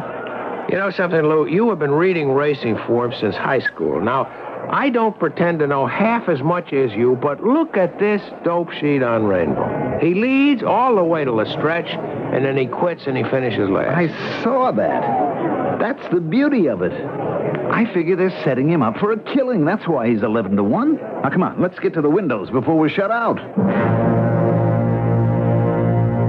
As usual, there was no standing up against Lou's enthusiasm. I bet $5 on Rainbow. Lou bet 100. Rainbow went out to a 6-length lead with Lou screaming, "What did I tell you?" and then stopped as if he'd run into a brick wall. He finished last again. But what happened next? That's the part that you're not going to believe. There you are. Well, you were smart only to bet 5. But this time, watch. Rainbow will do it. What? The race is over. 1 heat. They're going to run a second. I don't. You're not gonna bet him again. Jason, that's why you're a loser. You just don't understand. Now look at the tote board. Rainbow's up to 15-1. They're going to make a killing. Who's they? How do I know? The owners, the insiders. Oh, boy. You know, Lou, for an intelligent guy, I really think you don't have all your marbles. You don't know anything about gambling. I know enough not to put my money on a horse running against the very same horses that just beat him by 20 lengths. Jason, now look, it costs money to run a horse in this race, doesn't it? I know about entry fees. Well, there you are. Why do you think the owners would put up this much money to enter him if they didn't think he could win? This is a put-up job. I can smell it. Okay, you have every right to call me the world's biggest idiot, but you've never heard Lou sell. His belief was so strong, and he had the ability to sweep away all logic and actually convince you that he was right. At any rate, I bet another 5, and he put down his last 100, and then we rushed back to the track to watch and listen. And as they head into the stretch, it's Rainbow on top by 2 lengths, then Mark's Son, Villafranche, and Hesperus. Hesperus is moving on the outside. Mark's Son and Villafranche also moving up as Rainbow falters. It's Hesperus and Mark's Son. Hesperus and it's Mark's Son on the inside by a nose. There'll be a photo. Well, Lou. Well, there you are. Well, I still have a small bankroll left. I think I'll find me a poker game. I couldn't get sore at Lou. None of his friends could. I mean, if you liked him, and most people did, you put up with that fatal flaw in his character. However, I didn't hear from Lou for about a week after the incident at the racetrack, and I was concerned. I called and I left messages, but he didn't return the calls. So one night I decided to stroll over to his apartment on Lakeshore Drive. I missed his unfailing cheerfulness, and I also wanted to tell him that I'd finally met a girl that I wanted to marry. I wanted them to meet because it was important that they be friends. As I approached the entrance to his apartment house, I was surprised to see Lou come out, escorted by 2 men. Lou! Hey, Lou, hold up a minute. I didn't like the way the men kept Lou between them as they came to a stop. They were well-dressed, but something about them screamed hoodlum. Where you going, Lou? Did you forget our date? Oh, yes, it slipped my mind. Slipped your mind? You mean you forgot that I wanted to introduce you to Hillary? Jason, I'm sorry. These gentlemen drove everything out of my mind. Yeah, but Lou, we got important business together. You might almost say it's a matter of life and death. To Lou or to you? What's your name? Jason Clark. All right, Jason Clark. Your good friend here owes us 11 big ones, and we intend to get it. Now, how about it, Clark? This guy gonna stand up for your wedding? Gonna be your best man? Well, I sure hope so, if the girl will marry me. Fine. But how about you standing up for him and guaranteeing we get our dough? Okay, I'll guarantee you get your money. Yeah, there's a friend for you, Lou. You ought to be real proud. Yeah, you understand, I don't have that kind of money now, but... Sure, we understand. We'll give you a week to get it together. You shouldn't have done that, Jason. I make my problems and I solve them. I couldn't let them kill you. Look, I'm no good to them dead. I'll admit I might have crawled away with some bruises and maybe a couple of broken ribs. You haven't got that kind of loot. I'll manage to get you'll it do together. nothing. Now, look, I'm going out on the road and sell some swimming pools. 6 ought to do it. If I can't sell 6 pools in a week, I'll give up gambling. Lou did sell the pools. 7, as a matter of fact. He didn't give up gambling, and he met Hillary Jones, by this time my fiancée. To my delight, they hit it off beautifully. Hillary disapproved of Lou's gambling, but she was not a managing woman, and she didn't attempt to reform him. When Lou was in town, he was always welcome company, and we became a threesome, until tragedy struck. Lou was killed in an automobile accident. I didn't realize how large a part Lou had played in my life until he was gone. I asked Hillary to move up the date for our wedding, hoping that married life would help fill the void. Of course, dearest. We can get married tomorrow if you want. Did I ever tell you how much I love you? Frequently. But I never get tired of hearing you say it. You're a remarkable woman. I know that you and your folks wanted a big wedding with all the trimmings, and yet you're willing to marry me tomorrow. I love you, Jason. You know, I wouldn't ask you to disappoint your folks and run off and get married, but it would be great if we could move the date up a couple of weeks. No problem. Great. Let's celebrate. I tell you, I'll give you 10 minutes to change, and we'll have dinner at the pump room.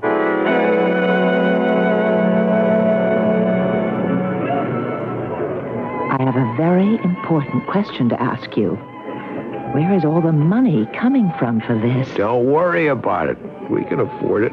Well, I know you do very well at the agency, but nowhere near well enough to be able to afford the luxuries you've lavished on me in the last few months. Best restaurants, the best seats for the best shows. You're objecting to the way I've been courting you? I love it. But where are you getting all the money? Ooh, you'd be surprised. Darling, I think we're heading for our first quarrel. Why are you so secretive? What's going on? I'll tell you, but only upon two conditions. First, that you won't repeat it to a soul. And second, that you won't make fun of me. I promise. Okay. I've been gambling. Gambling? And winning. What's happening to you? You're not a gambler. You never were. Don't you remember the hours we spent talking about Lou? Trying to come up with some way of curing his gambling habit? Cool it, Hillary. It's not really gambling. You're betting? Yeah. But I can't lose. I haven't lost a bet, not once. That's ridiculous. That's impossible. Not if you're getting tips from the right source. What source? Lou, of course. Lou tells me what to bet. And he's never been wrong.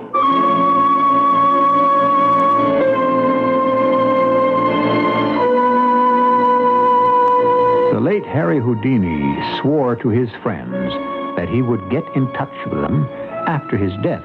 He even left very definite details as to how they would recognize his presence, even if he were unable to talk with them.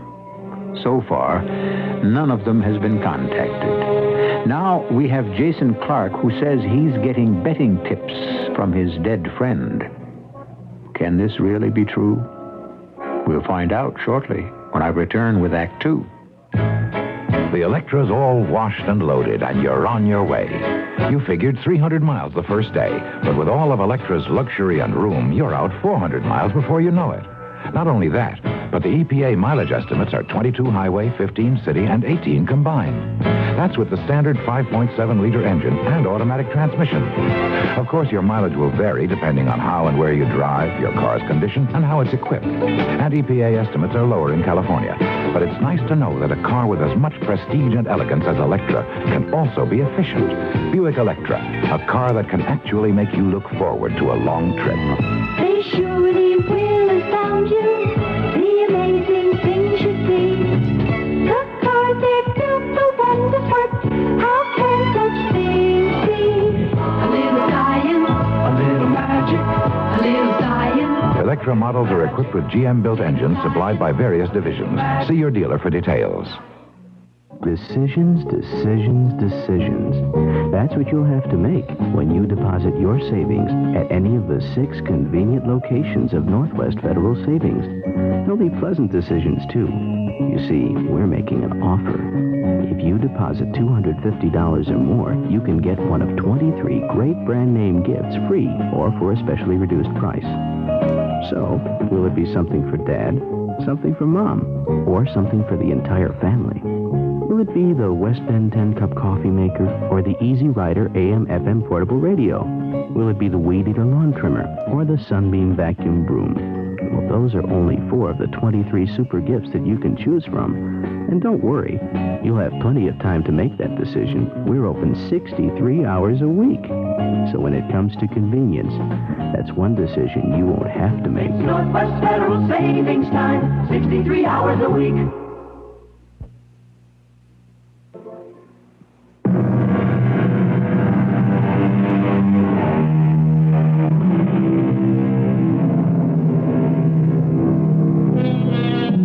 There are many spiritualists who claim to have regular conversations with the dead.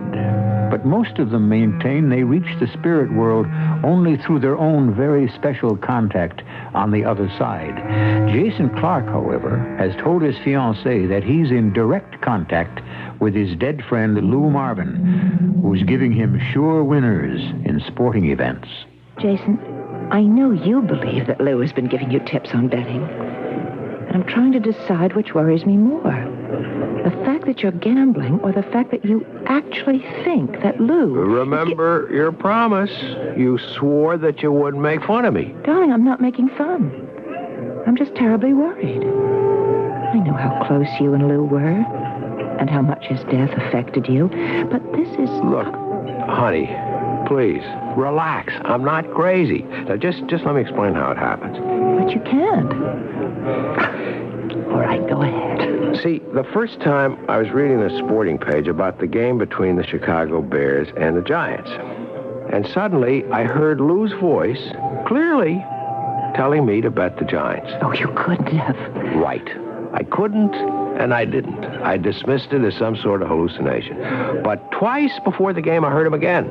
And it was just the way Lou used to talk. And I still didn't bet or do anything about it. And the Giants won. Oh, Jason, my love, that was just a coincidence. That's just what I thought until it happened again with a basketball game. So I made a small bet, and I won. And from then on, I've just listened to old Lou, and I haven't lost a single time. Darling, I'd like you to see a doctor. Yep. He's a good friend Hillary, of mine. It would please, Hillary, please. Just let me prove it to you. Wait a minute. I'll go out to the lobby and I'll get a newspaper. You just wait. Okay, here's a paper. Now look.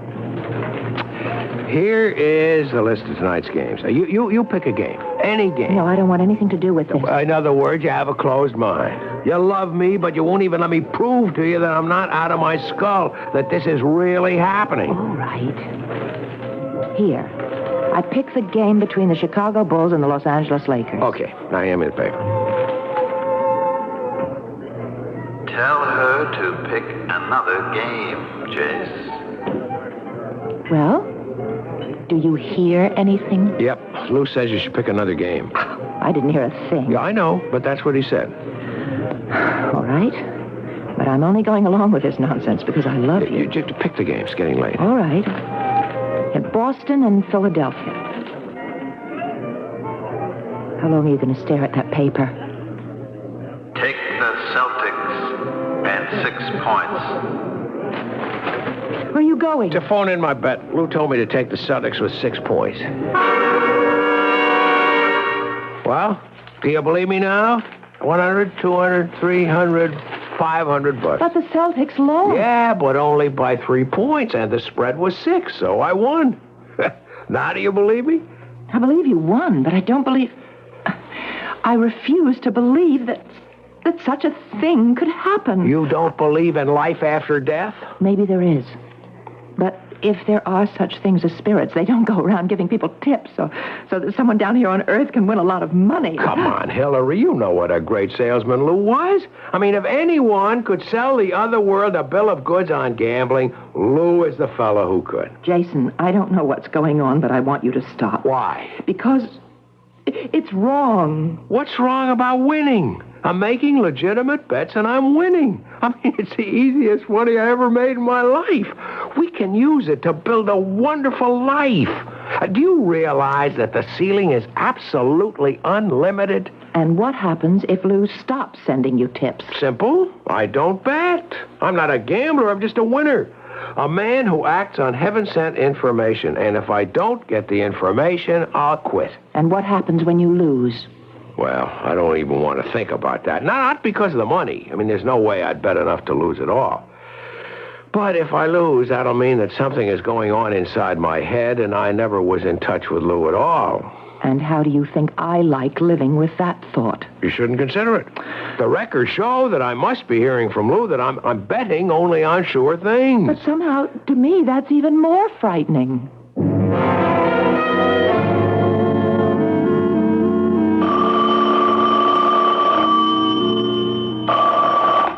Hello?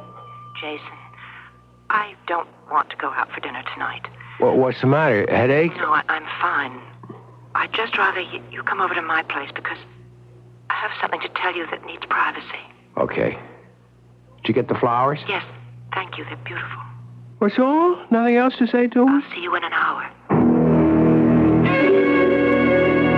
Jason, before I say anything, I want you to know that's the most beautiful engagement ring I've ever seen. Well, at last. I was beginning to think that either you hadn't received it or you didn't like it. No woman could look at it and not like it. It's really exquisite and expensive.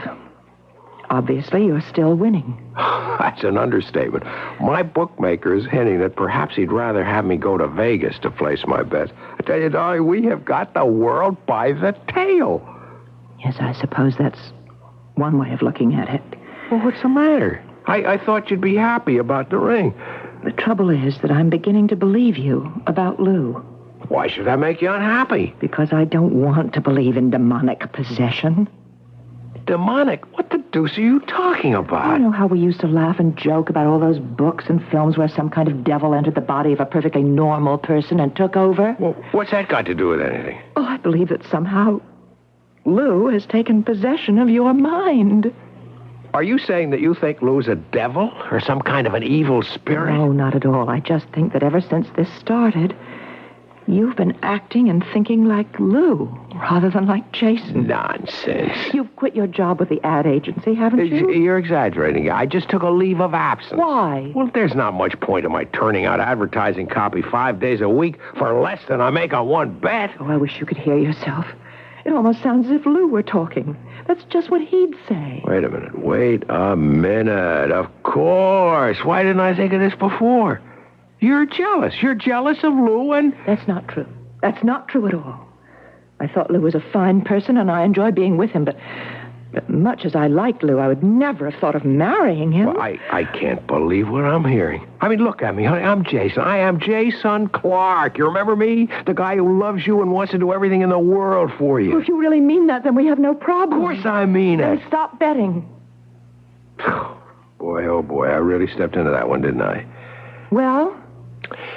Let me think about it for a minute. You think about it. I don't have to because I already know the answer. You're pushing me, Hillary, and I don't like to be pushed. Why don't you admit it? You're addicted, exactly the way Lou was addicted. You can't stop, not even from me. Can't you see that's not fair? I mean, Lou lost a lot of time. Sure, he won now and then, but he lost. I mean, if you want to say that I'm addicted, be honest. I'll admit that I'm addicted to winning. I'm sorry, Jason. Here. What's that? Your ring. I'm giving it back. I'm calling it quits. If I were a gambler, I might say I was cutting my losses because I know what you're doing is all wrong. I walked back to my place after Hillary had broken our engagement, feeling rotten. I had to face up to it. A lot of what Hillary had said was right. I just couldn't bear the thought of throwing away this golden opportunity. And I also had to admit that if I quit, it would probably break my link with Lou, and I didn't want to lose contact. I was feeling miserable when I opened the door to my apartment, and I froze.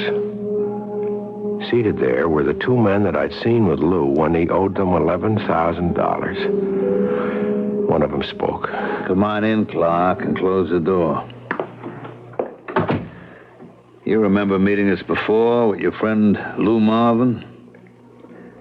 I'm Mr. Smith. This fella's Mr. Jones, my silent partner. How did you get in? Let's not waste time on unimportant matters. I don't remember the guy who said if you can't lick 'em, join 'em, but that's the way we feel. We want to go into business with you. Yeah, but I'm not in business. Wrong. Dead wrong. Now, you've been taking a lot of money.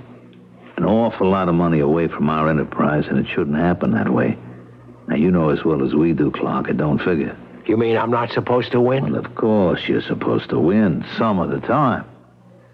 But even the luckiest gamblers we ever saw also lost some of the time. You're something else, Clark.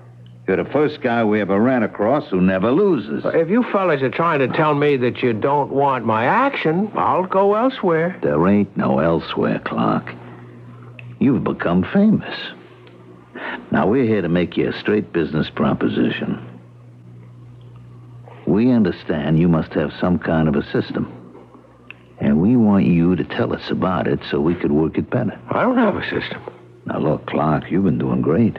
I mean great. But with us, you'll do even better. We can put down bets that no one would take from you. So it makes sense to let us in on it. Look, I told you, I don't have a system. You're not dealing with children when you talk with me and Jonesy. What, you want to make us believe you close your eyes, you stick a pin in a paper and come up with a winner? Of course I don't do anything like that. All right. So tell us, what do you do? This is ridiculous. Ain't it? You know, if anyone had ever told me I'd be sitting in a guy's apartment one night begging him to tell me how he picks winners, I'd have said he was bananas. But here we are. And we're asking you, and we're asking polite. Yeah, I understand that, but I have nothing to tell you. It's just that I get a feeling. Well, you're going to have to come up with something better. Maybe like somebody on the inside is giving you information, you're splitting with them. Is that the way you work it? Absolutely not. Okay, I'll buy that. Not because you tell us, but because we got connections, and we check them very carefully before we come here tonight. If there's anything I could do to help you, I would. You can. All you have to do is tell us how you figure the basketball games, the football games, the races. Just tell us. And we're in business. Okay, all right, okay. I'm using the rhythm system. You have heard of biorhythms and charts? Biorhythms? Yeah. See, look, here's what I do. I get the birth date of every player, and then I use my own system of determining the biorhythms of all the key players involved. And whichever team has the players, see, with the greatest number of high in all the three categories, which are emotional and physical and astrological, well, that gives me the clue as to how to bet. And I suppose you do the same thing with the horses. Nah, that'd be silly with horses. Oh! Oh, I'm sorry. My partner has a nasty temper. I don't like violence. But I can't blame him for punching you. So come up with some answers or Jonesy's going to get so mad, he might really hurt you.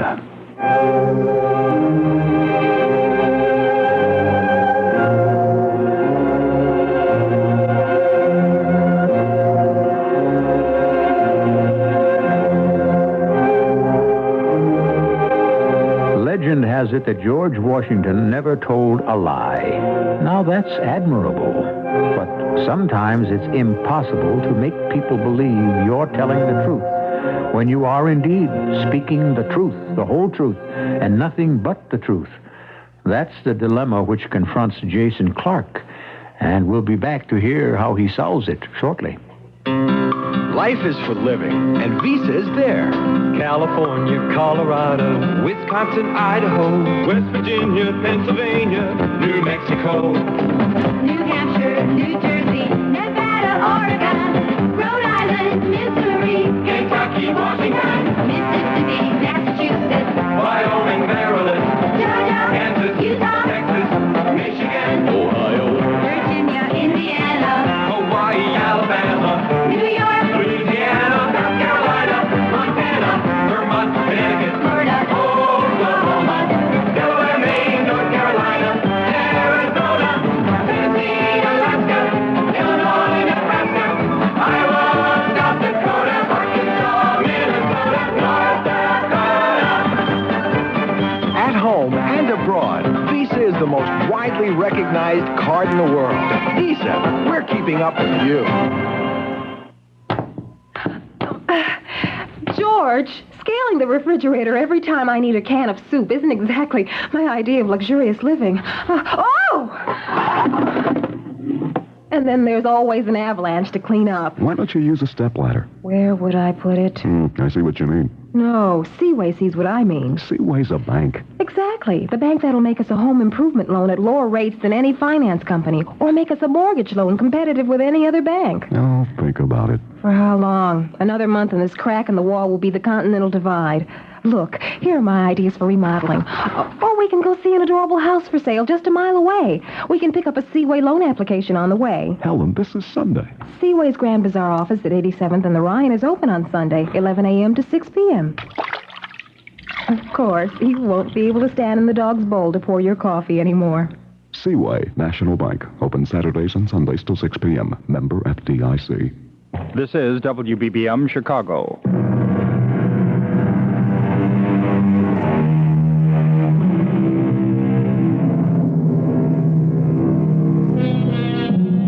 Each of us has his dreams. To those dreamers who lament the fact that their castles in the air don't materialize, I say, beware.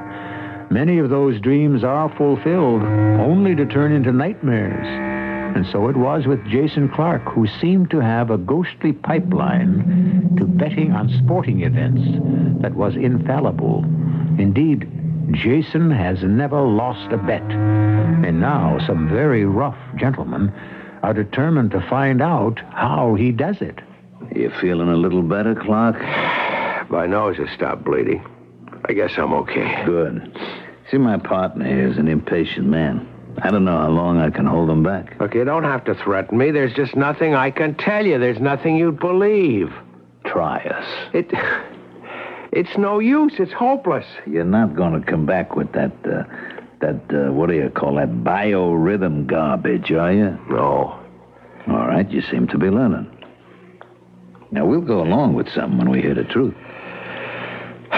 Okay, do you remember Lou Marvin? Sure. Swell guy. Now, you know that we were very close. Yeah. Look, that's ancient history. Marvin is dead. Yeah, and he's been giving me... He's been giving me tips. Hold it, Jonesy. That'll be time enough for your act. First, I want to hear the rest of this fairy tale. Oh, gosh, I told you that you wouldn't believe me. I'm trying, Clark. If I hear you correctly, you're getting tips from Lou Marvin, who died almost a year ago. That's right. How do you get in touch? I don't. He does. See, I'll be reading the sports news or listening to sports on the radio. Suddenly, I hear him tell me what team or what horse to bet. Mm-hmm. And I suppose you're the only one who could hear him, right? Now you've got it. No, you got it. 48 hours to come up with the real dope, or you're going to find yourself in a hospital.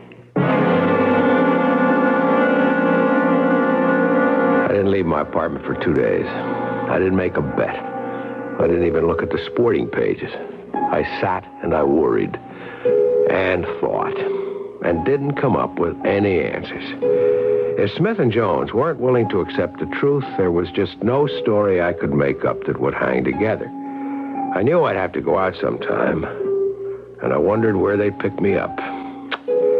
Late the second night, my phone rang. Hello? This is Smith. Remember me? Yeah. Have you changed your mind? I can't. You've got to believe I told you the truth. Boy, I've met some stubborn guys in my time, but you take the cake. Now listen. Listen good, because you won't be hearing from me again. Yeah, you know how Jonesy feels about you. But he's not stubborn. When I showed him that if we damaged you, we might be killing a goose that laid the golden egg, he saw the logic of that right away. That makes sense. So you've decided to leave me alone? That's right. But that girl you're going to marry, that Hillary Jones, there's really a good-looking dame. Listen, if you touch her... Now, you can stop us. Just tell us your system and nothing happens to her. But if you don't, when we get through with her, nobody would want to marry her. Think it over and call me tomorrow. You know the number. Although it was well past midnight, I called Hillary. I told her I had to see her. It was a matter of life and death. I think she was still too sleepy to understand what I was saying, but she agreed to allow me to come over. All right, Jason. Now that you've got me out of bed in the middle of the night, calm down, drink some coffee. Tell me what this is all about. Well, first, Hillary, I want to apologize. I take back everything I ever said to you. About what? About this betting. I was wrong and you were right. It's big trouble. And the thing I can never forgive myself for is that you're involved. I don't see how that's possible. Oh, darling, listen, start packing. You've got to go away. Will you please drink your coffee and make some sense? They're threatening you. That's why I called. Right after Smith hung up, we've got to find someplace where they can't find you. Listen, I know you're in some kind of panic and that you're worried about me. Why do I have to run away? Sorry, you're right again. You see, the fellas that I've been betting with came to see me. They thought that I had some kind of new foolproof system for picking winners, and they wanted to go into business with me. Of course, I told them I didn't have a system, and they didn't believe it. They threatened me. One of them took a punch at me. And finally, I told them the truth. You mean about Lou? Right. Of course, they didn't believe that either. And that was 2 days ago. Well, they called me tonight. They said they wouldn't hurt me since I'm the goose that lays the golden eggs, but if I didn't tell them, they were going to beat you up and scar you for life. That's why I'm here, and that's why you've got to get out of town now. No, that's not the answer, Jason. I don't intend to run away. Believe me, Hillary, this isn't the time for heroics. No, not for panic either. Running away won't solve anything. Well, what will? Wait a minute. I'm trying to see it their way. Now, remember when you first told me about Lou giving you tips? I didn't believe you. So I can understand why they didn't believe it either. Now, suppose you prove it to them. How? The same way you proved it to me. Give them a demonstration. Well, I'm not sure that Lou would go for that. Why not? I know how he felt about these guys. He hated them. And he's sure to know that they're with me, just waiting to cash in. But if he knows all that, he must know the spot you're in. Yeah, I suppose he does. But don't you think Lou was too good a friend of yours to let you down? He got you into this. Now give him a chance to get you out. We talked about it for the rest of the night, but I really knew deep down that it was the only sensible suggestion. Now it was up to me to persuade Smith and Jones to come to a demonstration. The next day, I called the number that Smith had given me. Hello? It's Jason Clark. Listen, I'm going to give you a demonstration. I'm going to show you just how I work it. Why don't you just write it out for us, or is it too complicated? It's very simple. But the only way that I'm going to get you to see how it works is to watch me in action. I don't like the way you're talking. You're not going to be stupid enough to try to pull another fast one, How can I? You're going to be right with me. You're going to see me and hear me, and then All right. Be at the Regal Hotel, room 915 at 4:30 this afternoon. That's too late. I want to be with you in time for the afternoon races. Okay. Then make it 12:30. Yeah, and have a daily racing form there, will you? How about a crystal ball? No, thanks. I'm bringing my own. All the way to the hotel, I was forcing my brain to send messages to Lou. They all added up to the same thing, a plea to him not to let me down. I got there on the dot, and the big gorilla called Jonesy let me in and hung a do not disturb sign outside, and then carefully locked and bolted the door. We sent down for some food. Help yourself. No, thanks. All right, Jonesy, give him the racing form. Let's watch him work.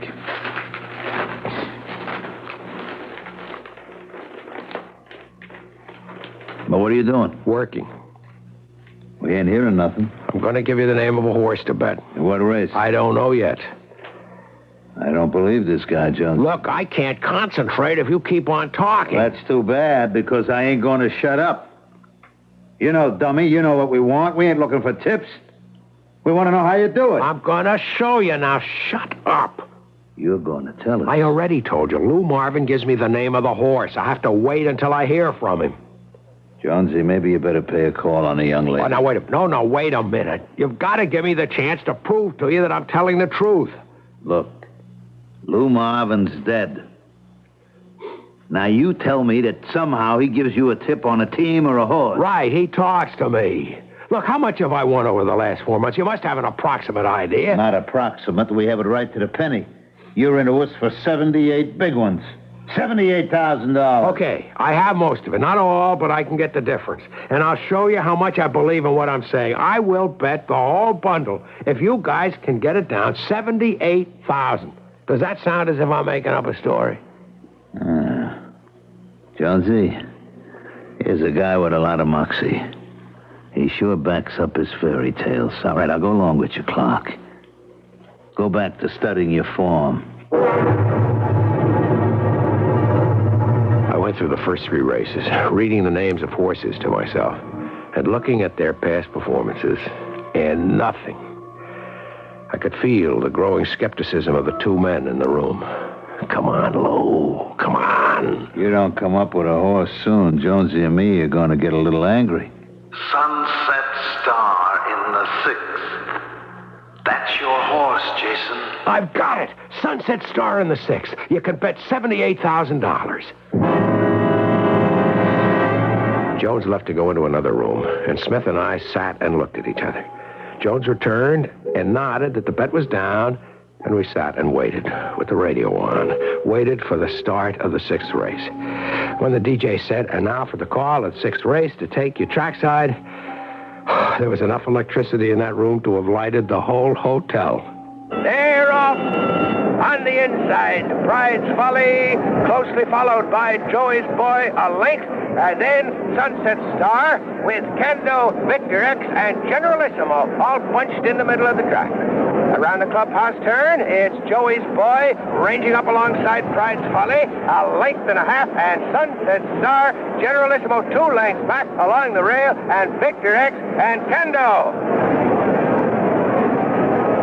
Along the backstretch, Sunset Star is making his move between horses, and now it's Sunset Star, Joey's Boy, and Pride's Folly neck and neck with Generalissimo closing in the center of the track.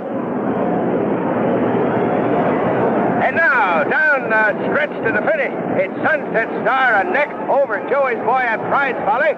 It's Sunset Star and Joey's Boy, and charging up alongside Generalissimo. Sunset Star and Generalissimo, Sunset Star and Generalissimo, and it's Generalissimo the winner. Sunset Star second, and a photo between Joey's Boy and Pride's Folly for show money. Okay, Clark. You showed us how it works. Lou, what happened? How could you do this to me? Look, you don't have to put on that Marvin act for us. We figured it right. You didn't have a system. You just got hot and ran the luckiest streak I've ever seen. Yeah, but the $78,000 that Jones bet. You don't think we'd have laid $78,000 on a tip from a ghost, do you? We still got all our marbles. Now we got our money back. That's okay. You want my advice? Just don't make any more bets.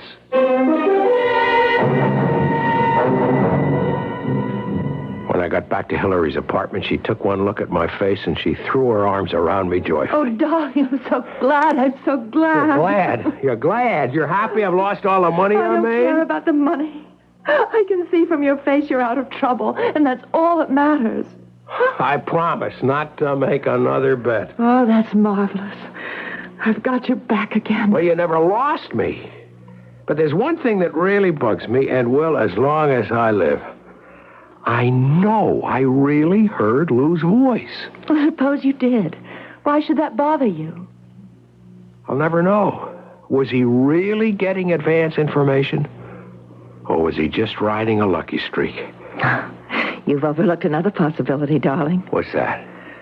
That Lou was truly a wonderful friend who saw what was happening and wanted you and me to live happily and safely ever after.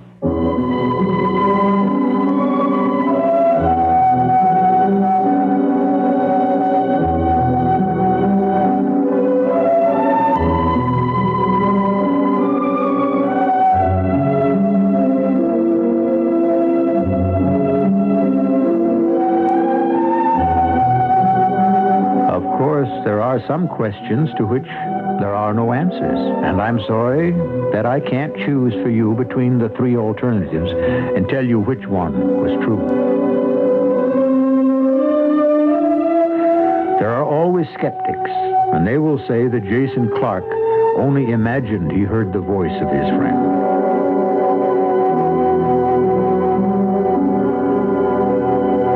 I'll be back with another interesting question shortly.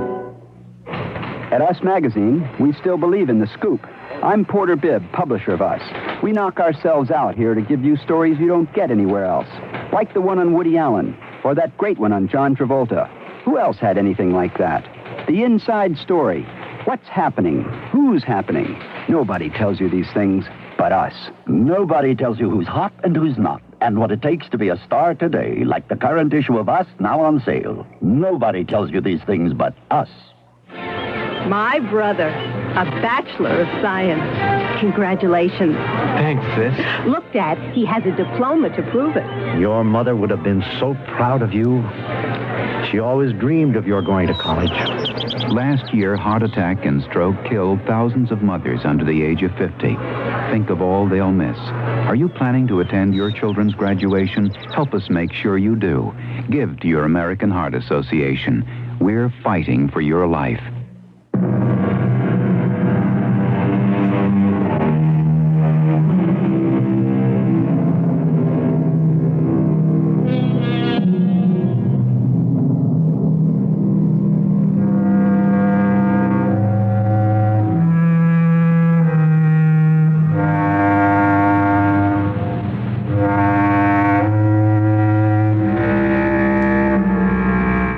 That intrigues me about today's tale of friendship and the compulsive gambler is, if indeed Lou Marvin was really sending messages from the spirit world to his friend and getting a vicarious pleasure from making bets through Jason, what happened to Lou when he could no longer gamble? Did heaven or Lou make some other arrangement?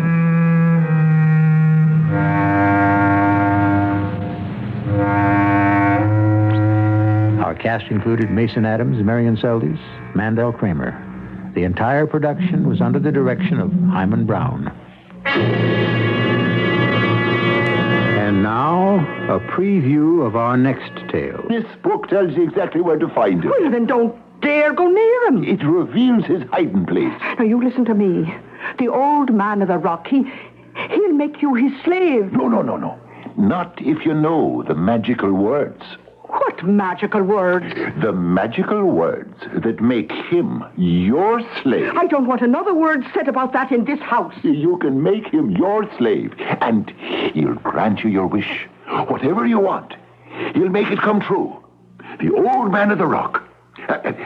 Tomorrow, I'll go to him. No, Terence. I don't want to be rich. You do. Oh, please, Terence, promise me. Please. But, Bridget, I believe I've never seen you so frightened before. Well, it's because I've never been so frightened before. Radio Mystery Theater was sponsored in part by True Value Hardware Stores and Buick Motor Division. This is E.G. Marshall inviting you to return to our Mystery Theater for another adventure in the macabre. Until next time, pleasant dreams.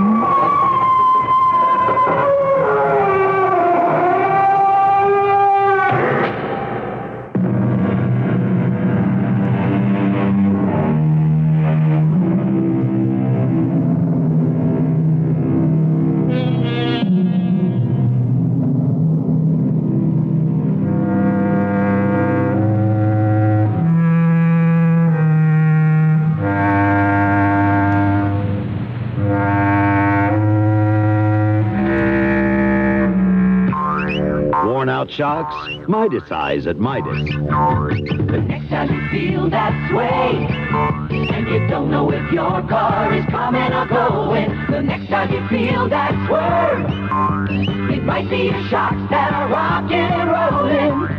Neutralize it, Midas-ize it, at Midas today. The next time you feel that sway, don't compromise. Midas-ize. Midas-ize your car and you'll never have to buy shocks for it again. Because at Midas, if anything ever goes wrong with one of our Lifeguard, SuperGuard, or SpringGuard shocks, we guarantee to replace it free for as long as you own your car. The next time you feel that sway, don't compromise. Midas-ize. In case you didn't know, the 46 Chicagoland Midas dealers can install mufflers on most foreign cars with the same expertise with which they've been installing mufflers on American cars for the past 20 years. CBS News. South Korean officials are praising President Carter's decision to scale back the planned withdrawal of American troops from that country. I'm Christopher Glenn, reporting on the CBS Radio Network. A spokesman for the ruling Democratic-Republican Party in Seoul called Mr. Carter's action an encouraging development. The president says he's reducing the planned pullout of U.S. combat units this year by 2/3. Only 1 battalion, or about 800 troops, will be coming home. Mr. Carter said he made the decision because of concern Congress may not act quickly enough on legislation to grant more than $1 billion in military assistance credits and military equipment turnover to the South Koreans. The ruling will not affect non-combat military personnel currently stationed in Korea. They'll be rotated back on schedule. And plans to balance the troop pullout by beefing up the U.S. Air Force presence in Korea will be carried out this fall. CBS News will continue after this. Stephen, can you afford this restaurant? I mean, look, flocked wallpaper. I want you to remember this date always and forever. Oh, Stephen. Are you ready to order yet, monsieur? Oh, yes, waiter. First, we'd like a bottle of Lancer's white wine, Vino Blanco. Excellent choice, sir. Oh, sure it is. Lancer's is light and crisp and refreshing and smooth and wonderful, just like you. I beg your pardon? I was talking to her. Oh. And for dinner? Well, she would probably enjoy her Lancers with your pheasant under glass. Oh. Perfect. And I think Lancer's white wine would undoubtedly augment your Dover sole. Oh, yes. Very good. So that's Lancer's Vino Blanco. Right. And the pheasant and Dover sole. Oh, wrong. Well, you said that. All I said was Lancer's white wine would enhance their flavor. Right, but look at your prices here. I couldn't touch anything on this menu. Stephen, we're not eating? Right. You have to eat, Oh, sir. not with Lancers, you don't. Something? A bread Just stick? chill the Lancers. You must order. I'll remember this date, all right? Lancer's Vino Blanco, the white wine that's perfect with or without food. Imported by Hubeline, Hartford, Connecticut. The leadership of the House Senate Conference Committee, which has been deadlocked on natural gas pricing policy since last December, is in agreement on a way out of the impasse and will submit the proposal to the full committee for a vote next week. The stalemate on natural gas prices has held up work on President Carter's overall energy program, and as Lee Thornton reports, the White House was pleased with news of the compromise. Mr. Carter pointed out that a solution to the natural gas issue had eluded presidents and Congresses for more than 25 years, and that there had not even been a congressional conference report on natural gas in 22 years. The president was especially pleased about the cost of the compromise to consumers. If the compromise is accepted by the Congress, new supplies of natural gas will flow to the gas-starved interstate system at reasonable prices, and consumers will pay no more than they would pay under the present regulatory system. Mr. Carter was lavish in his praise for both Democrats and Republicans who had worked close to 5 months on the compromise measure. The president used such terms as crucial breakthrough and long overdue step to describe what was really some of the best news the administration has had in months. Lee Thornton, CBS News, the White House. Police report the biggest break yet in the Golden Dragon Massacre last year in San Francisco's Chinatown. Jim Hamblin of station KCBS has the story. San Francisco police have made 2 additional arrests in the murder case that attracted national headlines when 5 people were massacred and others hurt in a blaze of shotgun fire inside a Chinatown restaurant in September of 1977. This past March, a young gang member was arrested, and now 2 additional gang members have been jailed and an arrest warrant issued for a third, described as a fugitive, armed, and dangerous. Police investigators have been quite closed-mouthed about developments and refused to answer questions. Deputy Chief of Police Clement Diamichis is in charge of the overall investigation. We're being very, very circumspect in the way we are releasing information regarding the police activities in this matter. Investigators want no technical errors to harm the case against the killers in court. Weapons used in the massacre have been dug out of the mud of the bay near International Airport. Jim Hamblin for CBS News, San Francisco. A Pan Am jet is to fly from Berlin to Murmansk in the far north of Russia Saturday to pick up the passengers and crew of a Korean airliner forced down by Soviet military planes to a crash landing on a frozen lake. More news after this. There's a host of interesting and informative broadcasts coming your way this weekend on most of these CBS radio network stations. On In the Spotlight tomorrow, Lee Jordan has a lively interview with actress Angela Lansbury. Lee will also offer his review of the new film, I Want to Hold Your Hand, along with guest critic Harry Ham of KMOX Radio in St. Louis. CBS News correspondent Charles Kuralt won't be with us this weekend. So Saturday on Dateline America, Don Perlman of WBBM Radio in Chicago will sit in with a report on the richest man in America, in Confederate money, that is. Sunday, sitting in for Kuralt on Dateline America will be David Hosley of KCBS Radio in San Francisco, who reports on a tour guide at Stanford University who is blind. These are just a few of the fascinating broadcasts for you when you listen here this weekend on most of these CBS radio network stations. The Postal Rate Commission is calling for an increase of 2 cents in the first-class rate, which would mean a 15-cent stamp on a letter. Final action on the reported decision will be taken May 12th. If the commission does go the 15-cent stamp route, it would reject suggestions from the Carter administration for a two-tiered first-class rate. Personal letters would still go for 13 cents, but business letters would cost 16 cents. I'm Christopher Glenn, CBS News.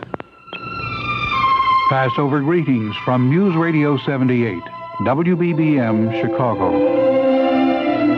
And a very good evening to you. WBBM News Time is now 11:30. I'm Frank Bernard with you at the anchor desk. Our writer-producer is Leon Colvin. Our writers are Don Schubel and Bob Say.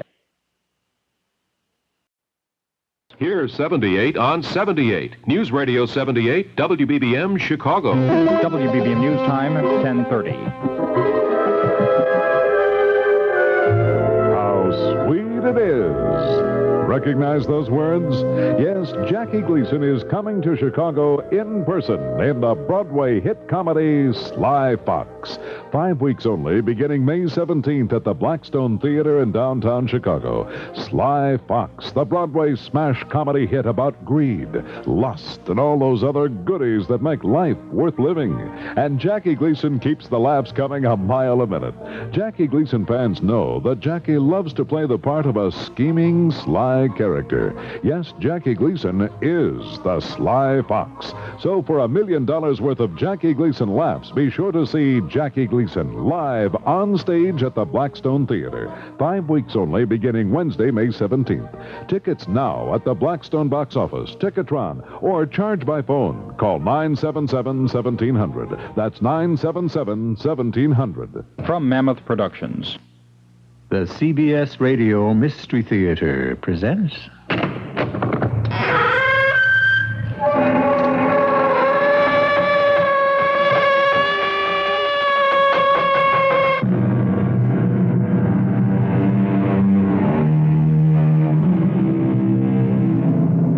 Come in. Welcome. I'm E.G. Marshall. Most of us move through familiar surroundings each day. Our lives involve a certain amount of routine. We see the same faces and hear the same voices. But there are lines of work that require daily confrontations with the new and the unknown. Such a job is journalism. It is said that a reporter never covers the same story twice. There are some stories he might wish he never covered once. I think you're just imagining things, Mr. Leach. If that's so, then why am I in jail? How should I know? I was only doing my job. I'm sorry, Darrell, no one knows I'm here. You're the only one who can help me. I'm sorry, Mr. Leach, but I've got my job, too.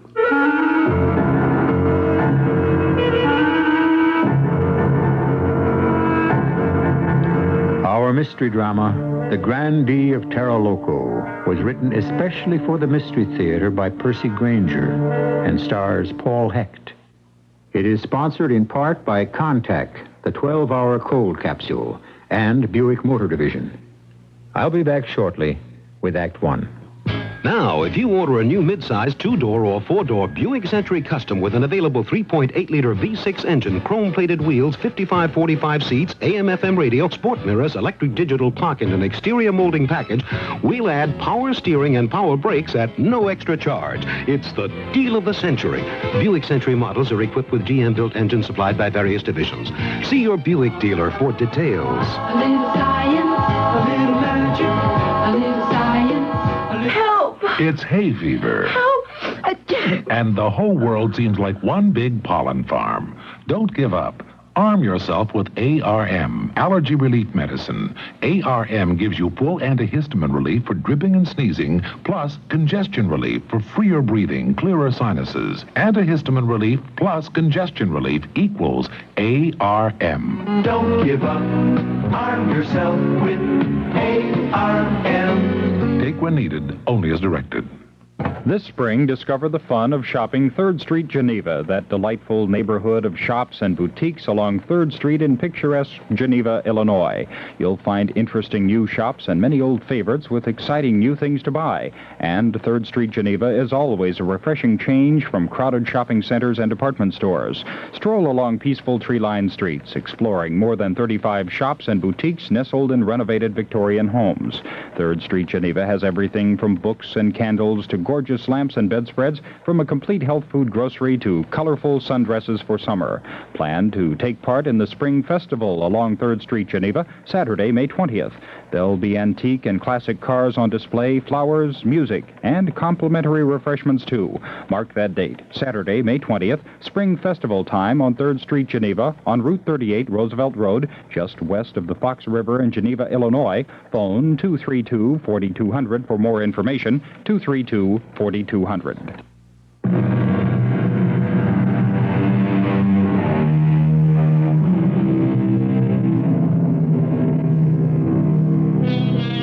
In journalism, truth is held up as a standard, but truth is a slippery word. Presumably, all reporters try to be truthful in everything they write, but the word itself is often taken for granted, unless the story is unusually controversial.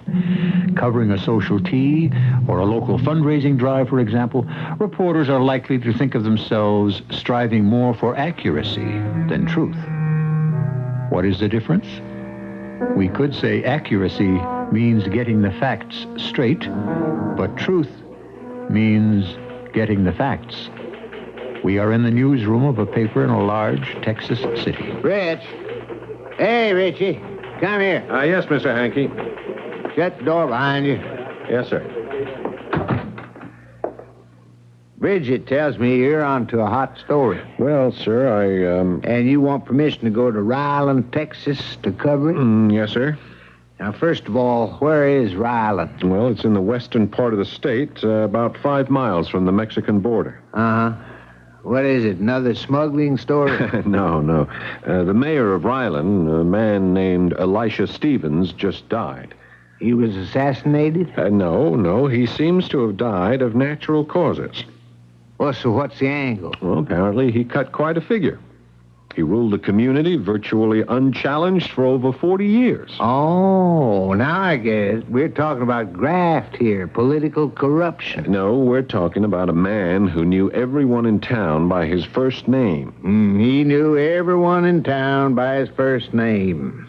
Richie, so far you're not making me want to rush out and buy a newspaper. Oh, look, I'm tired of covering nothing but murder trials and rising taxes. I want to do a feature article on this man. I think it's time we paid tribute to an honest politician. The last of a vanishing breed, the local folk hero, an elder statesman in small-town America. Elder statesman, small-town USA.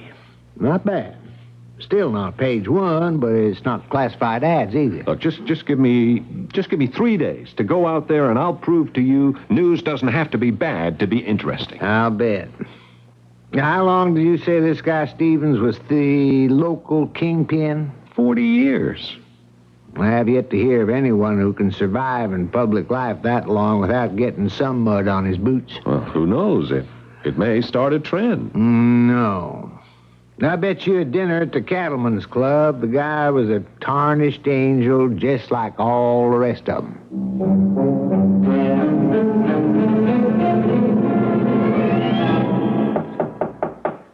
Come in. Hi, are you Mr. Fred Perkins? Oh, that's right. Oh, you're the new mayor of Ryland? Well, I'm city manager. I'm just filling in here till the new election's organized. Our former mayor died rather unexpected last week. Yeah, I know. That's why I'm here.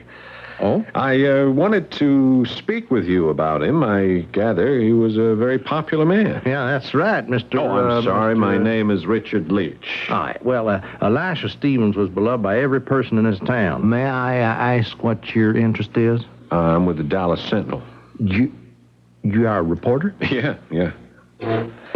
I'm planning to do a story, an in-depth profile on Mr. Stevens' life. Ah, well, I'd certainly be glad to help you out if I can. Thanks. You mind if I turn on my tape recorder? Oh, no, not at all. Help yourself. Thank you. They do make some people nervous. Well, you'll find Ryland a real friendly place. I ought to start off by telling you, as a matter of local pride, that we are the home of the world's largest tumbleweed. Yes, I noticed that in the town square. Yeah. Now, about Mr. Stevens. Well, Elisha Stevens, Mr. Leach, was Ryland. Now, most Texans, dream of building empires, but Elisha dreamed of building a community. Now, this county was desert when he and Lucy arrived in 1925. Terra Loco, they called it. It's a crazy land, that's what that means. Because so many folks went mad from the heat and lack of water. Now, Elisha set out to change all that. Now, he built an agricultural station that reclaimed half the county from the desert. Now, he is responsible for the finest public school system in West Texas. Why, the story goes he's even the one who roped that big tumbleweed out in the town square. Someone once called him Grandee of Terra Loco. Well, the name stuck ever since. What would you say was his single most important contribution? A personal example he set by his strength of character. He entered public life as a reform candidate, didn't he? In 1936, ran for county judge.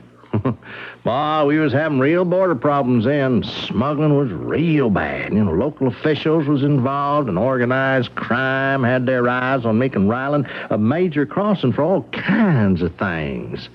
But, Elisha put on the robe, and, well, he put a stop to that. I mean, now, real quick. Is Mrs. Stevens still alive? Oh, yeah. And where does she live? Oh, well, hey, listen, I wouldn't go see her if I was you. Oh? Why not? Well, I just wouldn't think she'd want to be disturbed right now. You know how it is. Now, how did Stevens die? I beg your pardon? How did he die? Oh, yeah, it was coronary. Heart attack? Yeah. In layman's terms, that'd be what happened. It wasn't expected. Well, why do you say that? Well, I'm just repeating what you said a few moments ago, that his death was sudden. Oh, well, I see what, yeah. Did Stevens have a record of a heart condition? No. Oh, of course, he worked hard right up to including the day it happened. In fact, he died right in this chair where I am sitting. Was an autopsy performed? No, I don't know. Well, who was the attending physician? Dr. Jonas Green. Uh-huh. And who discovered the body? I did. Oh. And from here he was taken to the Memorial Hospital. Hey, you turned off the tape machine. Something wrong? No, could you give me directions to the hospital? Well, what's the matter? Mr. Perkins, is there any possibility in your mind of foul play? Oh, that's ridiculous. I'd like to double-check the medical report on his death. Well, you have your own car? Oh, yeah, sure. All right, then. And you go right back up Selms Avenue here at the Main Street. Yeah. Then you turn left and go on straight about half a mile. Uh-huh. The hospital's right there. You can't miss it.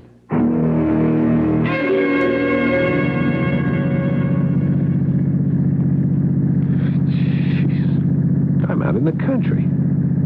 Got over 2 miles, no sign of a hospital anywhere. Oh, good. There's someone. Hey, excuse me. Yeah? I'm looking for Memorial Hospital. Well, mister, I hope it ain't an emergency, 'cause you're going plumb in the wrong direction. Hospital's back that way nearly 3 miles. I could have sworn he told me to turn left. Well, thanks. Thanks very much.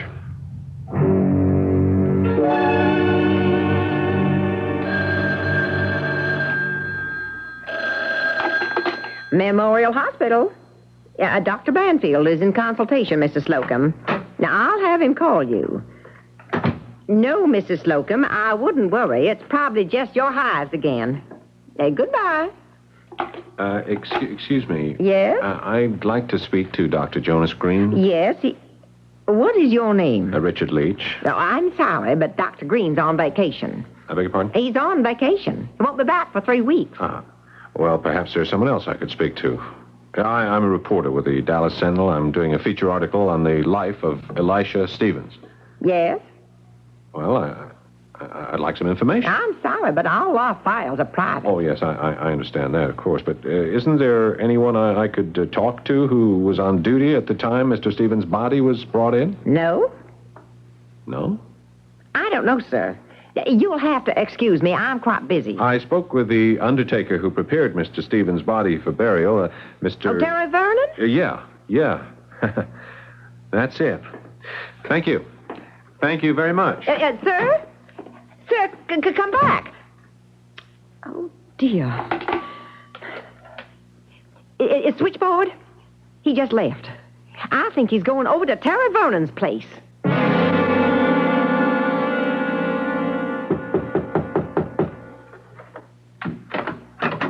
Well, hello, Mr. Leach.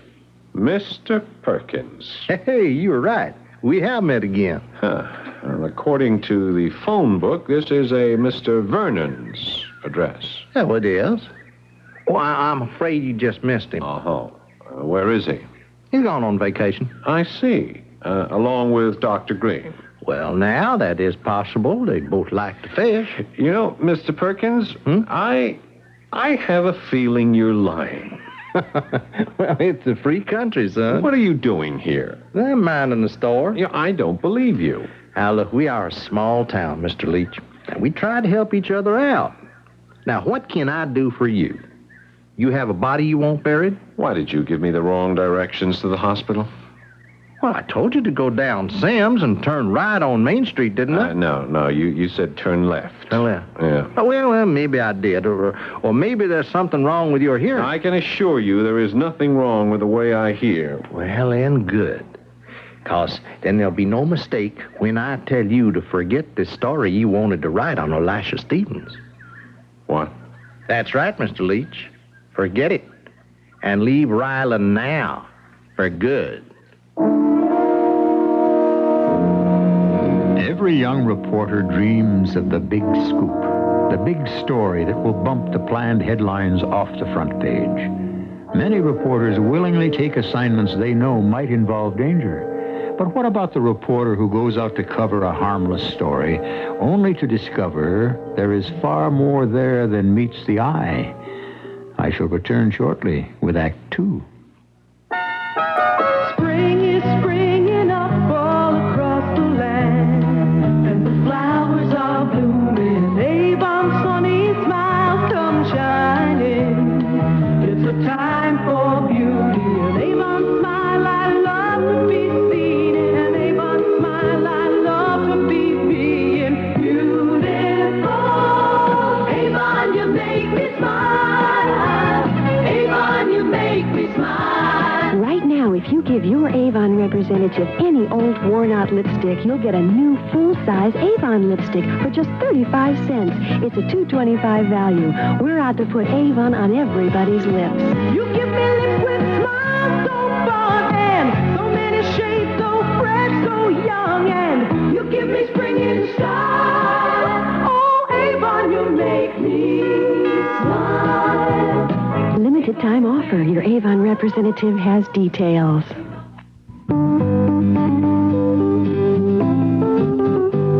It's Northwest Federal Savings Time, 63 hours a week. Hi, I'm Chuck Shaden, Vice President here at Northwest Federal. Let's have some fun with our jingle. Can you sing our jingle? Who doesn't know that one? It's Northwest Federal Savings Time, 63 hours a week. It's Northwest Federal Savings Time, 63 hours a week. Northwest Federal Savings and Loan, 63 hours a week. Do you ever see the Northwest Federal commercials? Yes, I do. Do you know the jingle? Yeah, jingle bell, jingle all the way. No matter how you sing it, Northwest Federal gives you 63 hours a week. If your bank doesn't give you that kind of convenience, it's time to sing a different tune. It's Northwest Federal Savings Time, 63 hours a week.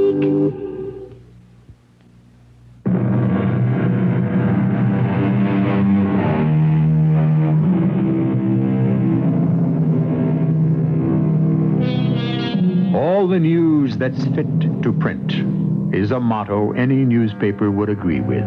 But sometimes those they write about might take exception. Beneath the respectful calm of a small town in mourning for its leading citizen, darker currents are beginning to surface. Elisha Stevens, the departed mayor, was ostensibly liked by one and all, but was there an unknown skeleton in his closet? Or is it the townspeople themselves who have something to hide? Our correspondent has been told in no uncertain terms to leave at once. Now, if you were an enterprising and curious young reporter, what would you do?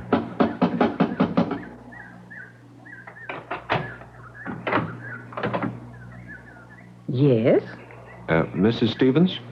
Yes? Hi, my name is Richard Leach. I'm a reporter with the Dallas Sentinel. Why, how do you do? Well, frankly, I'm not sure. I came out here to do an article on your late husband. You travel all this way? Yeah. Why, how nice. Oh, please, do come in. Oh, thank you. Thank you very much. We can sit here in the front parlor. Yeah. Well, I'm sure this is a difficult time for you. Yes. Yes, it is, but I don't mind.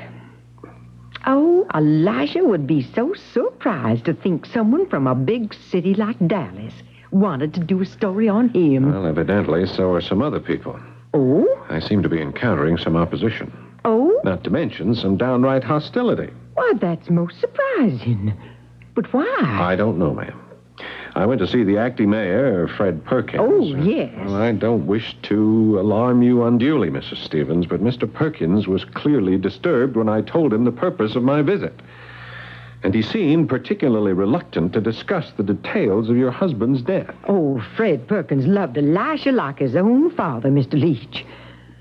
I should think that naturally he'd be reluctant to want to talk about his passing. Oh, would you like some elderberry wine? Oh, thank you. Thank you very much. I could understand that, Mrs. Stevens, but, would this reluctance extend to lying to me? You mean telling an untruth? And physically threatening me? Oh, my. I asked Mr. Perkins for direction to your local hospital. I wanted to speak with the attending physician at the time of your husband's death. Oh, yes, that would be Jonas Green. He's a very nice man. Yeah, Perkins deliberately misled me. And by the time I finally did reach the hospital, I was stonewalled by a nurse who... She sounded very much like she'd been coached on what to say. And what did she say? Well, she gave me a song and dance about Dr. Green being on vacation. Oh, but I believe he is. Is the Undertaker on vacation, too? You mean Terry Vernon? Well, I don't know about that. I went to Vernon's from the hospital, and I never got past the front door. I was met on the porch by Mr. Perkins, who was obviously tipped off by the nurse, who was obviously coached by Mr. Perkins. He made it quite clear that he wanted me to drop the story on your husband and get out of town. Oh, my, that doesn't sound like Fred at all. He's such a nice man. Mrs. Stevens, tell me, are you satisfied that your husband's death was a natural one? Why, yes. Ryland is only 5 miles from the border. There must be highly vested interests with good reason to want a man like your husband out of the way. But who? Yes, who indeed?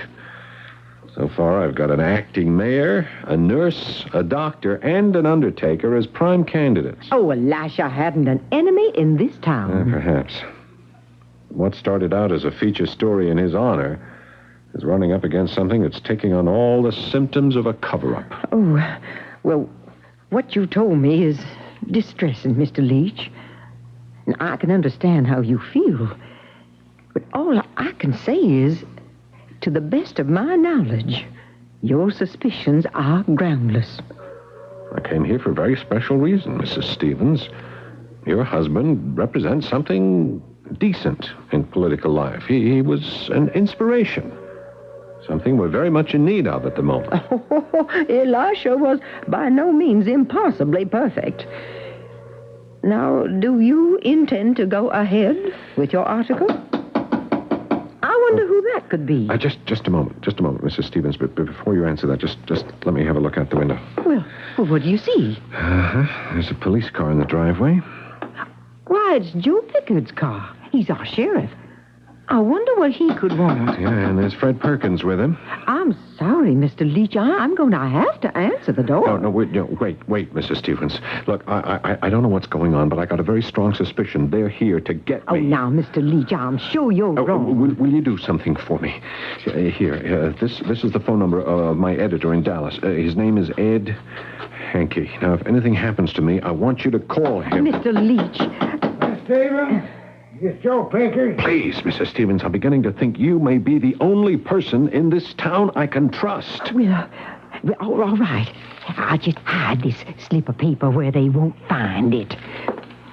Now, are you ready? Yeah, okay. Why, Sheriff, how are you? I'm sorry to disturb you, Miss Stevens. And Fred. Oh, what a surprise. Yeah, well, I'm looking for a young fellow by the name of Richard Leach. Well, he is here. Would you like to come on in? Actually, we'd just as soon speak with him out here on the porch. Is something the matter? Nothing you need to be concerned about, Miss Stevens. I just happened to notice that the inspection sticker on his car is expired. Oh, that's not true, Sheriff. You, Mr. Richard Leach? That's him. If we could just have a word with you outside. Excuse me, Mrs. Stevens. I'll be right back. Of course.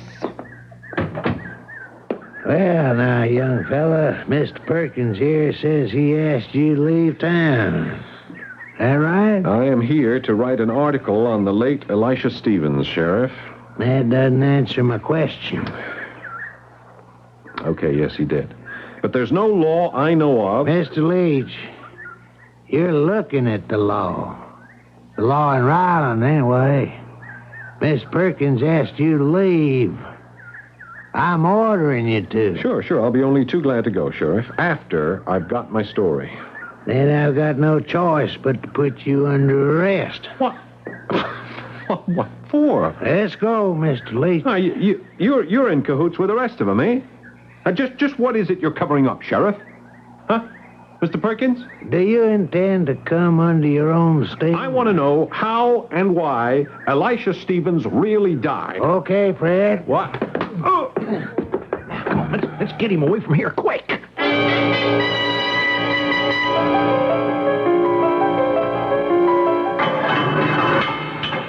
We'll just let you cool off in this cell for a bit, Mr. Leach. Sheriff, I am legally entitled to make a phone call. Go right ahead, if you can find a phone in here. I want an explanation, Sheriff. I want an explanation of what is going on. Doesn't everybody? I am legally entitled to hear the charges against me. You had your chance to leave peaceably, boy. You know, you're not going to get away with this. I am a reporter, Sheriff. I am here on assignment. If I'm not back in Dallas in 3 days, my boss is going to start making inquiries. Well, you can go right ahead and do that. He won't find a single person in this town who'll admit that you was ever here.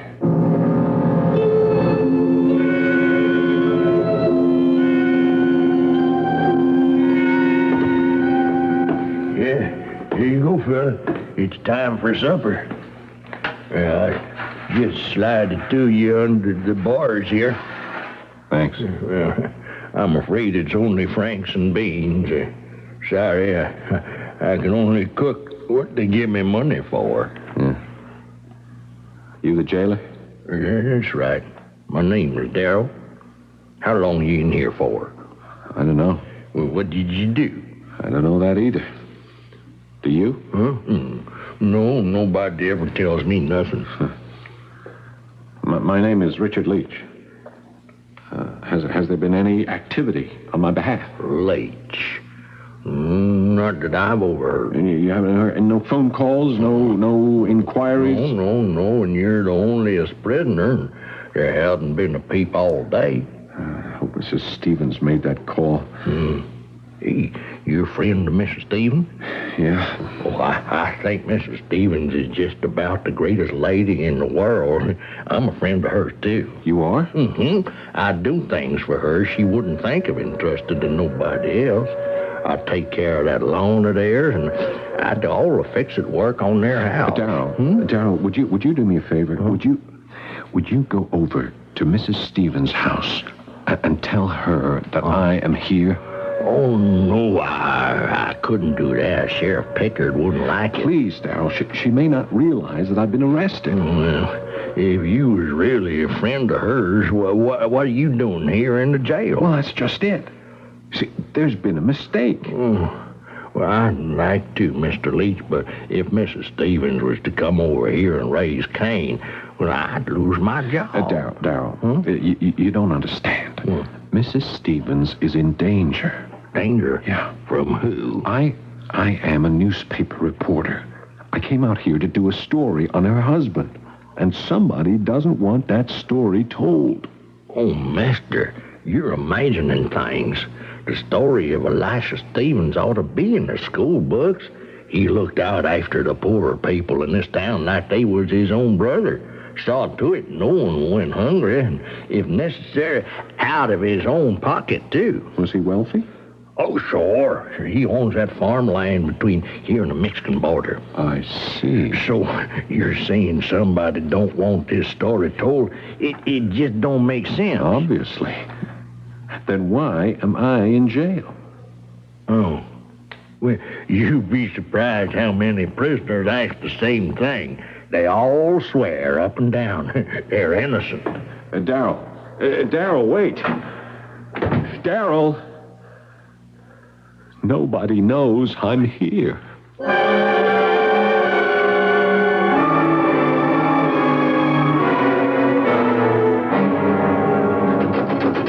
Mr. Leach? Mr. Leach, wake up. Here's your breakfast. I'm not hungry. I talked to Mrs. Stevens. Huh? What? Yeah, after I got off work last night, I kept thinking about what you said, that she might be in danger. I figured I just owed her too much to take that chance. Job or no job. You told her I was here? Yeah. What did she say? Well, you was right.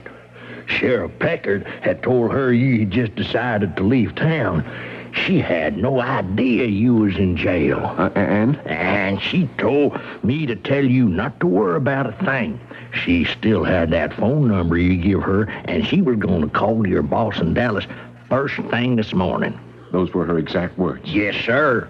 She told me to tell you that she'd take care of everything.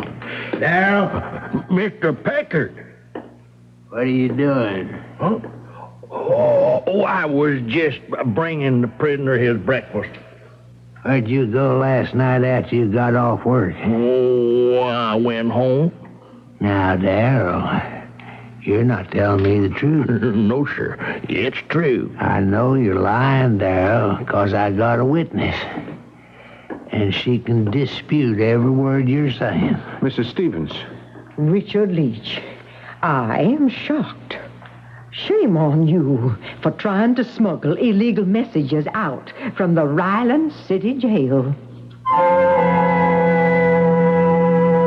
There is a caution in the Old Testament amongst Solomon's Proverbs, which Richard Leach would have done well to heed. It warns the wise man to beware to whom he speaks, for his words are like a weapon, and any weapon in the hands of the wrong person can be deadly. I shall return shortly with our third act. Maybe you've got a neighbor who just bought a new Electra, and he's gotten so smug and self-satisfied lately you can't stand it. Well, look at it this way. If you had just gotten a car with all the luxury and prestige of Electra and a trim European-like design that makes it easier than you might imagine to park and maneuver in city traffic, wouldn't you be a little insufferable for a while? We thought so. The new Electra at your Buick dealers now. A little science, a little magic, a little science, a The glittering condominium stands in the path of disaster. Time is running out for the people in the condominium. There's a hurricane watch along the coastal areas. Gale force winds expected to reach up to 70 miles per hour. They say a big one is coming up, but it's supposed to pass out to sea. Soon all the land swindles, payoffs, and broken marriages won't matter. Help me! I can't hold on! In John D. McDonald's condominium, people lose more than their investment. Condominium is now a Fawcett paperback, and it'll blow you away. Read Condominium. At last, a break for the business traveler. Delta Airlines announces the new low first-class fares starting May 19th, subject to CAB approval. With Delta's new fares, the difference between first class and tourist is reduced by as much as 52%. And there are no restrictions. In short, Delta is marking down the markup on first class. You see, under present regulations, the premium for flying first class ranges from 50% on short trips to up to 63% on long trips. Delta is cutting the premium to a flat 30% on trips to every Delta city in the United States. For example, first class from Chicago to New Orleans is $149. It will be cut to $125. First class to Miami-Fort Lauderdale from $198 down to $161. First class to Atlanta from $121 down to $101. Now executives can fly first class again, and first class makes any business trip better. Delta is ready when you are. This is WBBM Chicago.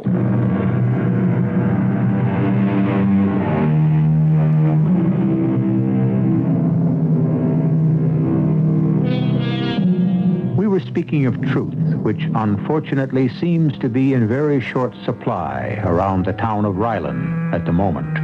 We know that the ways of a small and isolated community can sometimes seem strange to the outsider. But consider the extremity of Richard Leach's plight. In jail for reasons unknown, unable to call for help, and unable to find a single sympathetic ear. Mrs. Stevens. Sheriff, here's that piece of paper I told you about. The one on which Mr. Leach wrote the phone number he wanted me to call. Oh, thank you, Miss Stevens. I'm sorry you had to get involved in this at all. Oh, I don't mind. You have an unpleasant job, and I wouldn't want to make it any harder. Mrs. Stevens, did the sheriff force you to do this? Not at all. I'm here of my own free will. I have a right to know the charges against me. And I have a right to make a phone call. Mrs. Stevens, both of these things have been denied me. What? Is this true? Why, of course it isn't. Mr. Leach, you know that's a downright lie. What? You know we let you make not one but 2 phone calls, and the charges against you have been clearly stated. Well, I'm glad to hear that. Mrs. Stevens, the sheriff isn't telling you the truth. I haven't been allowed to call anyone. Nobody knows I'm here. Look, you must help me. There's a conspiracy here that involves a great number of people in this town. Something is being hidden. And if you don't help me, I'm afraid, Mrs. Stevens. I'm afraid. Young man, I do have a certain amount of influence, that is true, and I trust a small measure of respect. It would be both foolish and wrong of me to presume upon either by telling Mr. Pickard here how to do his job. You're all in this together, aren't you? Good day, Mr. Leach. And may God bless you. Well, now, Mr. Leach, if you have no more tricks up your sleeve, I think we can get on to the next order of business. What's that? Darrell. Yes, sir? Go across the street and fetch Fred Perkins here, will you?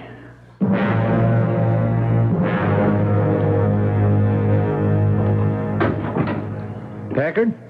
Darrell said to come on over. I think the coast is all clear now. Miss Stevens is gone. You mean she's not involved in this? No, not at all. Look, I just don't understand what's happening. I mean, this is like a nightmare.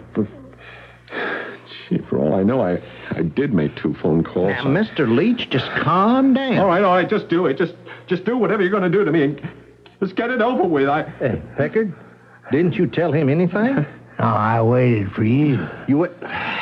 Mr. Leach, I am sorry. Now, I know we've gone about this all wrong, and It's just that, well, you coming out here just took us by surprise. What? Well, what Fred is trying to say is we've been a little rough on you, and we want to apologize. Well, wait. What are you doing? No, get away. Stay away from me. Mr. Leach, you're free to go. I'm free? That's right. What's the trick? Now, there is no trick, son. Oh, no. I'm sorry, fellas. No, I'm not going to make it that easy for you. Yeah. Prisoner shot while trying to escape. Here's your billfold and your car keys and everything else we took off you downstairs. No. Go ahead, take them. It's all right. Now, listen, we just had to keep you here until we found out whether or not you'd aroused Mrs. Stevens' suspicions when you went by her place yesterday. I don't get it. Yeah, well, Elisha Stevens didn't die of a heart attack, son. He took his own life. He committed suicide? That's correct. And that's your conspiracy, Mr. Leach.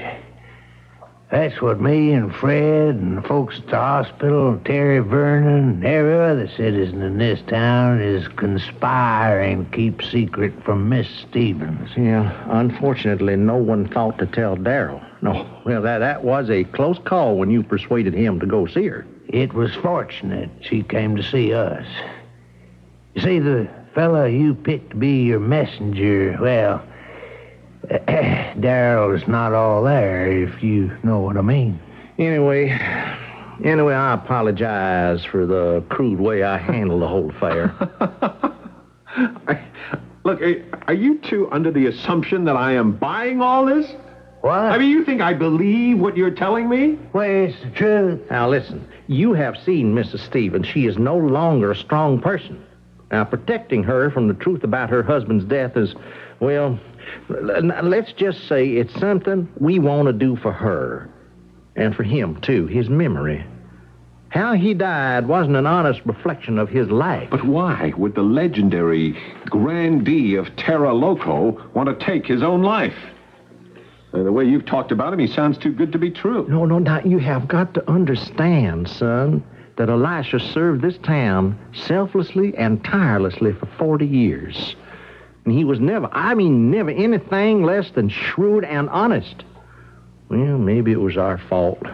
You know, we got so used to having him in the mayor's chair, we just didn't want to let him go. He was 81 years old 2 years ago when election time came around. He wanted to retire, but well, just the thought of it sent folks into kind of a panic. Maybe it wasn't a healthy situation, but that's how it was.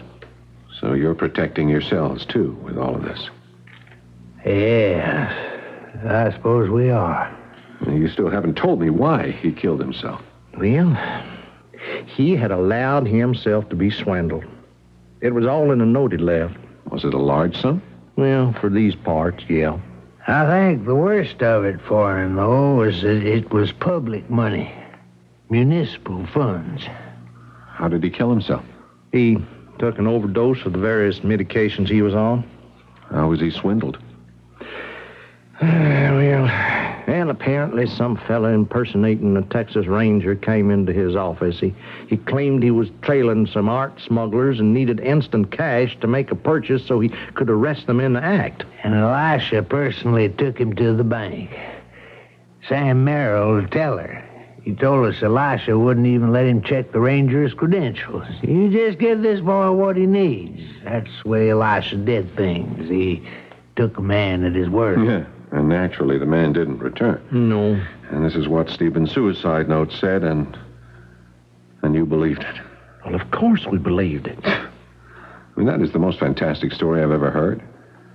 Well, I'd say Stevens was in cahoots with this guy, and the fellow double-crossed him. Oh, no, I don't think so, Mr. Leach. Elisha never would have done anything like that. Well, in any case, I've never met the person yet who, if given a choice, wouldn't prefer to be known as a villain rather than a sucker. No, I don't think Elisha would have made up that story. But how could any man in possession of his senses fall... Oh, I I see. Elisha's only sin was struggling to keep up appearances. It's not a very pretty thought, the spectacle of that old man being conned by a charlatan. In the old days, there wasn't a shrewder customer around than Elisha. No one ever put a thing over on him. Well, sure isn't the story I expected to get when I came here. You ain't planning to print this now, are you? Oh, yeah, of course I am. Well, then you missed the point, son. We don't want it printed. Think of Mrs. Stevens. But I don't owe anyone in this town a thing, at least of all her. She walked out of here content to leave me in this cell to rot. You ain't out of here yet, boy. Are you threatening me now? I'll thrash you within an inch of your life before I let you humiliate Miss Stevens or the town of Riley. Now. Hold off, Packard. Now, you're just going to make it worse. Sooner or later, someone be bound to find out anyway, so let him go. Let him print the story. Thank you. Thank you, Mr. Perkins. That's exactly what I intend to do.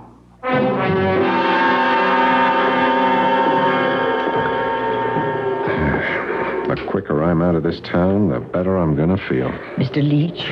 Mrs. Stevens. I've been waiting out here to speak to you. Well, you could have been waiting a long time, couldn't you?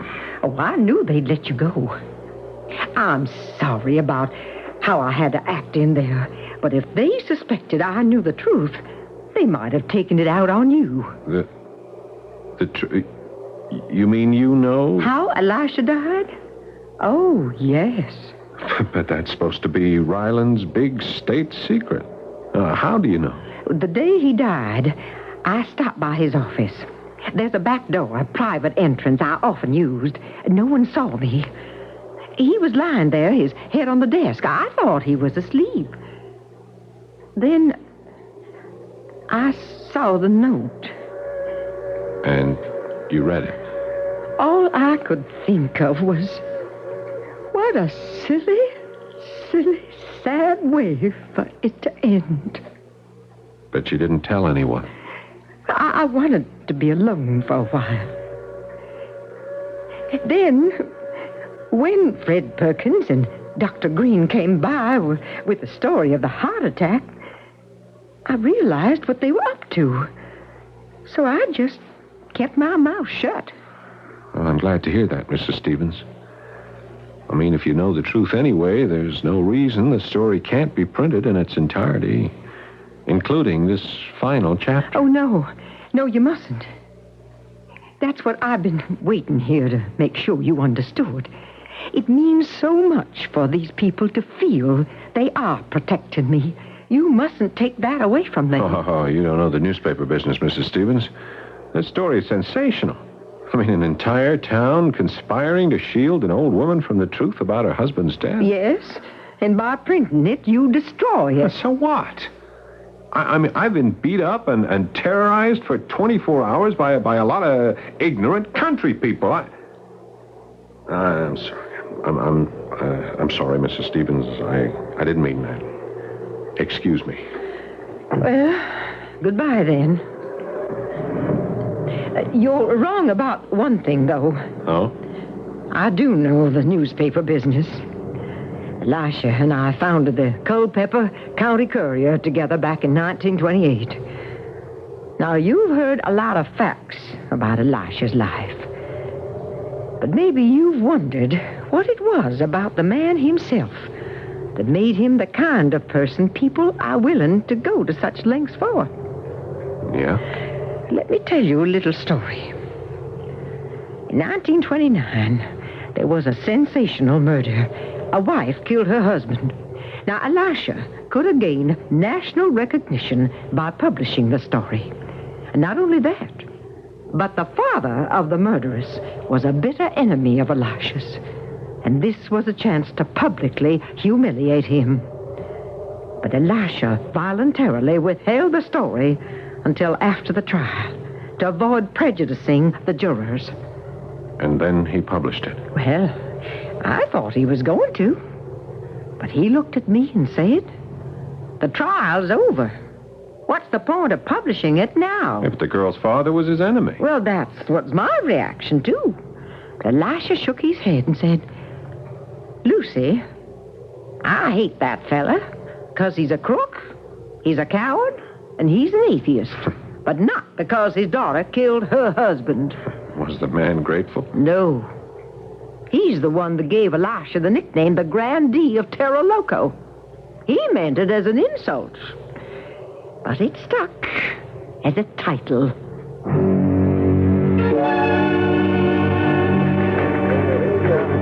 Richie, you're back. Good morning, Mr. Hankey. Come on in, come on in. So, how was the name of that place? Ryland? Yeah. Yes, I got a better story than I expected. Oh. Did your homespun hero turn out to have feet of clay after all? Mr. Hankey, I don't know if you're going to believe this. It's really pretty amazing. Well, I'm waiting. Did you know that Ryland is the home of the world's largest tumbleweed?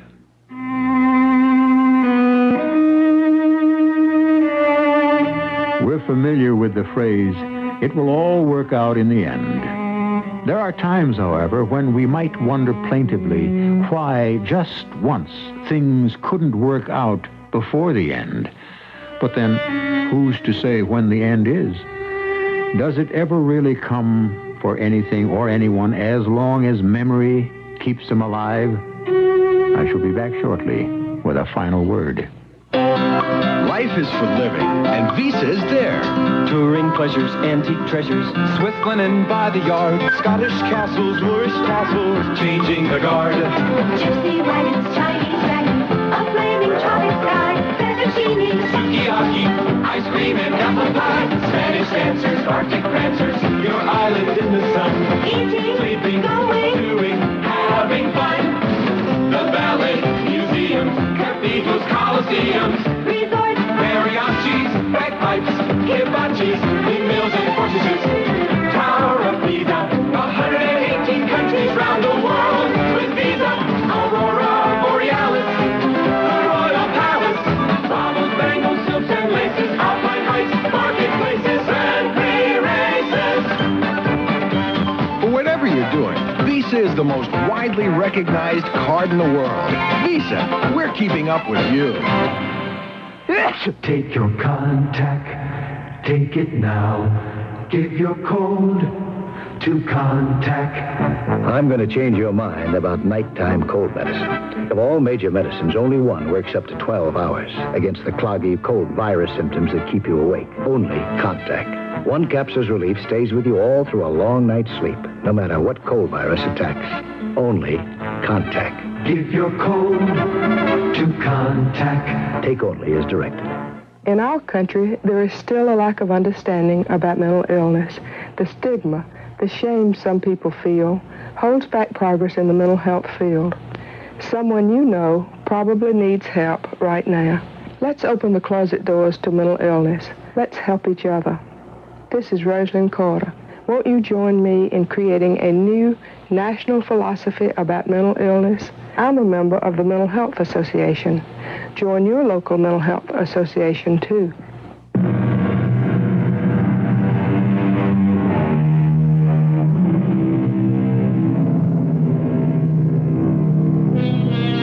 Elisha Stevens served his community selflessly for 40 years, but at the end made a single mistake. Was he then a tarnished angel? A cynic might say yes. But it was H.L. Mencken who pointed out that a cynic is a man who, when he smells flowers, looks around for a coffin. I'll leave the decision up to you. Our cast included Paul Hecht, Robert Dryden, Joan Shea, and Earl Hammond. The entire production was under the direction of Hyman Brown. Radio Mystery Theater was sponsored in part by ARM, Allergy Relief Medicine.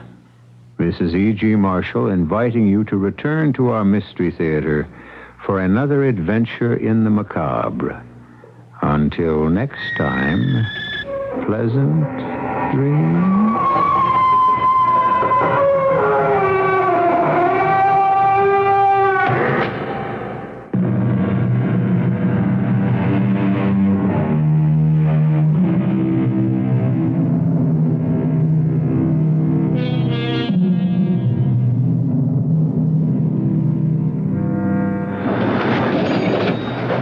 Saturday morning and look at all these groceries. I don't think I took enough money out of the bank to do any more shopping and still go to dinner and a movie Sunday night.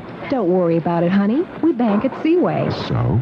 So Seaway's office in the Jewel Grand Bazaar at 87th and the Rhine is open 7 days a week. Sundays 11 a.m. to 6 p.m. Nah, those automatic machines never work right for me. It's not a machine. It's real people. Cashing checks, taking deposits, and handing out loan applications, just like every other day of the week. Oh, that reminds me. We can pick up our home loan application tomorrow, too. Swell. Come on. I've checked rates, and Seaways are just what we're looking for. Hey, let's go to Seaway now. Then I can buy that dress I've had my eye on for weeks, and we can go boogie tonight. If we run low on cash, we can still go back to Seaway tomorrow and get as much as we need. Thanks, Seaway. Now our bank account can't even rest on Sunday. Maybe not, but we can sleep in. Seaway's open till 6 noon. Seaway National Bank. 3 offices on 87th Street. Member FDIC. CBS News. Feathers have been ruffled in high places because of President Carter's decision to defer production of the neutron bomb. This is Doug Poling reporting on the CBS radio network. In a letter to the Comptroller General, Senator Bob Dole, Republican of Kansas, and 4 other senators are asking whether Mr. Carter should have consulted Congress before announcing his decision on the controversial weapon. Dole and the others want a clarification of the Congressional Budget Act.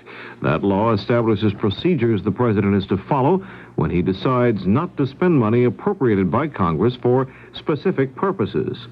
In its Tuesday editions, the New York Times says General Alexander Haig, the commander of NATO forces, threatened to resign recently over the administration's handling of the neutron bomb matter and other defense issues. The report says Haig was persuaded to stay on the job after talking to Secretary of State Vance and Defense Secretary Brown. More news in a moment. The road is long.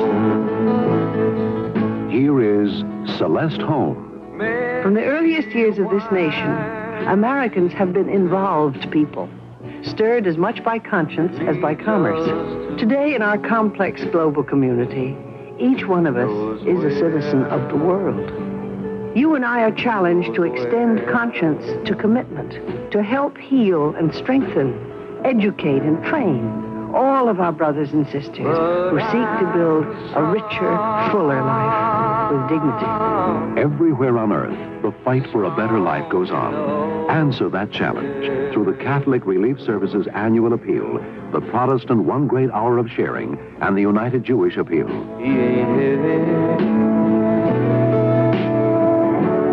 Here's my brother. Together, we have made a difference. Secretary of State Vance and his arms limitation negotiating team returned to Washington from Moscow late Monday afternoon. Vance went into a 1-hour meeting with President Carter to brief him on the talks. Vance is giving no details on the delicate negotiations, except to say some progress on a new arms control agreement is being made. Federal prosecutors on Monday told a Senate panel many labor union locals are still controlled by organized crime. Assistant Attorney General Benjamin Civiletti testified that one of the problems is the reassignment of federal strike force officers.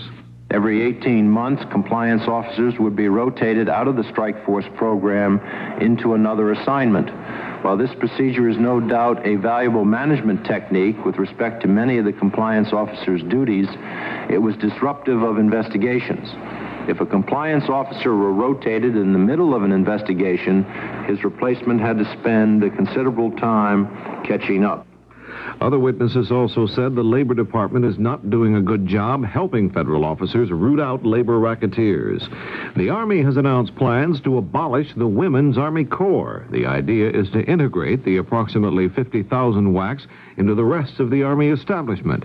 Brigadier General Mary Clark, the commander of the WACs, gave her personal response to the decision. I have mixed emotions. I've been in the Women's Army Corps for 33 years, but I do think that that now is the time to do this. I think that the Army is now recognizing that women will be equal partners in the Army, just along with their male counterparts. And because of this, I think probably now is the time to do it. General Clark's job will be done away with Friday when the WACs are disbanded. She'll be reassigned to another Army position calling for a one-star general. A complicated international prisoner exchange is underway. It got started yesterday when an Israeli businessman was released in Mozambique. Others expected to be freed include a convicted Soviet spy and a young American being held in East Germany. Congressman Benjamin Gilman of New York, who is acting as a middleman in the negotiations, says he hopes others can be freed, including Anatoly Sharansky, a Soviet dissident facing trial on charges he worked for the CIA. Now this. Do you realize you're slowly becoming part of the fastest growing minority in this country? What? Would you mind standing up for a minute? Huh? Hey, where are you going with my rocker? Are you willing to take old age sitting down? Sitting? You are going to be old someday, and you're going to have to face the same problems older people face today. What is this, some kind of joke? If you think it's funny now, wait a few years. I don't understand. The older you get, the fewer opportunities you'll have. You might even be deprived of your ability to make your own decisions. What can I do about it? Change your attitudes about aging. Try and imagine what you'll want to do, what you'll want to contribute. To get the facts and myths about aging, you can send for this free booklet, Facts and Myths About Aging, Box 28503, Washington, D.C., 20005. This message has been brought to you as a public service by this station, the Advertising Council, and the National Council on the Aging. A leading economist said Monday he expects the American economy to grow at a moderate pace through the middle of next year and then increase more rapidly. That assessment was given to the Senate Banking Committee by Otto Eckstein, president of Data Resources Incorporated. But a new survey by the University of Michigan says that for the first time since the 1974-75 recession, more consumers expect bad times than good over the next 12 months. This is Doug Poling, CBS News. Here's 78 on 78. News Radio 78, WBBM, Chicago. WBBM News time is 11:30. A very good evening to you. Frank Bernard with you at the anchor desk. Our writer-producer is Sandy Burgo. Our writer is Rita Rice. And these are among the stories we're watching for you tonight. Here's 78 on 78. News Radio 78, WBBM, Chicago. The CBS Radio Mystery Theater presents...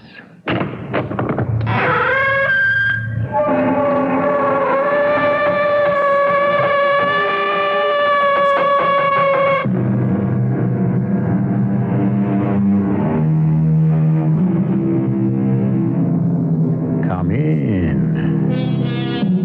Welcome. I'm E.G. Marshall. It stretches from the North Pole in the Arctic, passing 1,000 miles west of the Hawaiian Islands, all the way to Antarctica and the South Pole. It girdles half the globe vertically, but it is horizontally that its magic exists. It is the 180th line of longitude called the International Dateline, and its magic is this. Cross it going west, and you lose a day out of your life. But pass it traveling eastward, and you gain that day.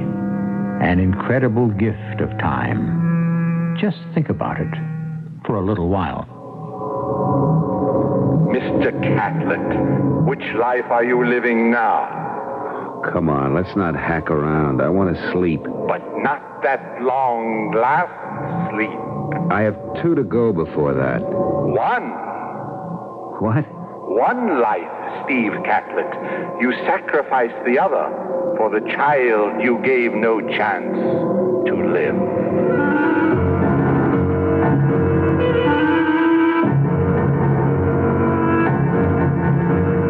Our mystery drama, International Dateline, was written especially for the Mystery Theater by Ian Martin and stars Michael Tolan. It is sponsored in part by ARM, Allergy Relief Medicine, and Buick Motor Division. I'll be back shortly with Act 1. The Electra's all washed and loaded, and you're on your way. You figured 300 miles the first day, but with all of Electra's luxury and room, you're out 400 miles before you know it. Not only that, but the EPA mileage estimates are 22 highway, 15 city, and 18 combined. That's with the standard 5.7-liter engine and automatic transmission. Of course, your mileage will vary depending on how and where you drive, your car's condition, and how it's equipped. And EPA estimates are lower in California. But it's nice to know that a car with as much prestige and elegance as Electra can also be efficient. Buick Electra, a car that can actually make you look forward to a long trip.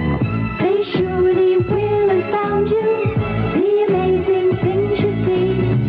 The cars they're built so wonderful, how can such things be? A little science, a little magic, a little science. Electra models are equipped with GM-built engines supplied by various divisions. See your dealer for details. I bought an economy car. Nice little car. Of course, I had to give up big car rides. I just bought a smaller car, too. I gave up a lot of passenger room. But with prices going up and up, I figure you gotta give up and up. Well, I didn't give up. I bought a new Plymouth Volare 4-door, and I didn't give up the things I want. I got the big car ride Frank gave up, the room for 6 Harry gave up, plus the compact economy they didn't give up. So why didn't they buy a Volare? I give up. Don't compromise when you economize. Although your mileage may vary, the EPA rates a 1-barrel, 6-cylinder Volare 4-door with manual transmission at 28 miles per gallon highway and 20 city. Don't give up. Get a Plymouth Volare. Don't give up. Don't give up. Don't give up. Get a Volare. See the 1978 Volare at Sandy McCoy & Sons, 89 South Route 12, Fox Lake, today.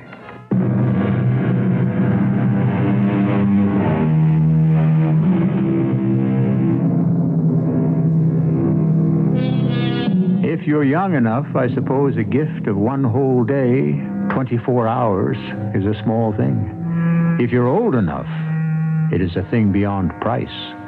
Even if you're just sort of middling, it is a donation from the gods that boggles the imagination to conceive what it might mean and how it might be used. This is how one man was able to use it.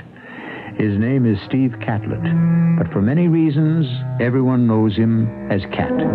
This story begins 35 years ago in a world gone mad, where most people in the Western Hemisphere measured their life expectancy in days or hours as death rained from the sky. What's the good word, Alfie? Not so good, Captain. The waist gunners took one bed in the chest. Half the tail section's gone and little bloater with it. Bombay doors won't close. What about the landing gear? Oh, the Jerry's fixed that on us all right. We'll never get it down. The bombs all gone away? Oh, yes, we left our calling card.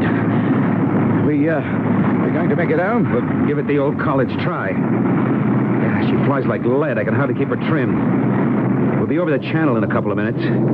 Before we get there, you, Walter Guinness, Morton, whoever's left, better hit the silk. And end up a ruddy POW? Not likely. Not while Hitler's still around. Well, it's either that or take a bath in the channel.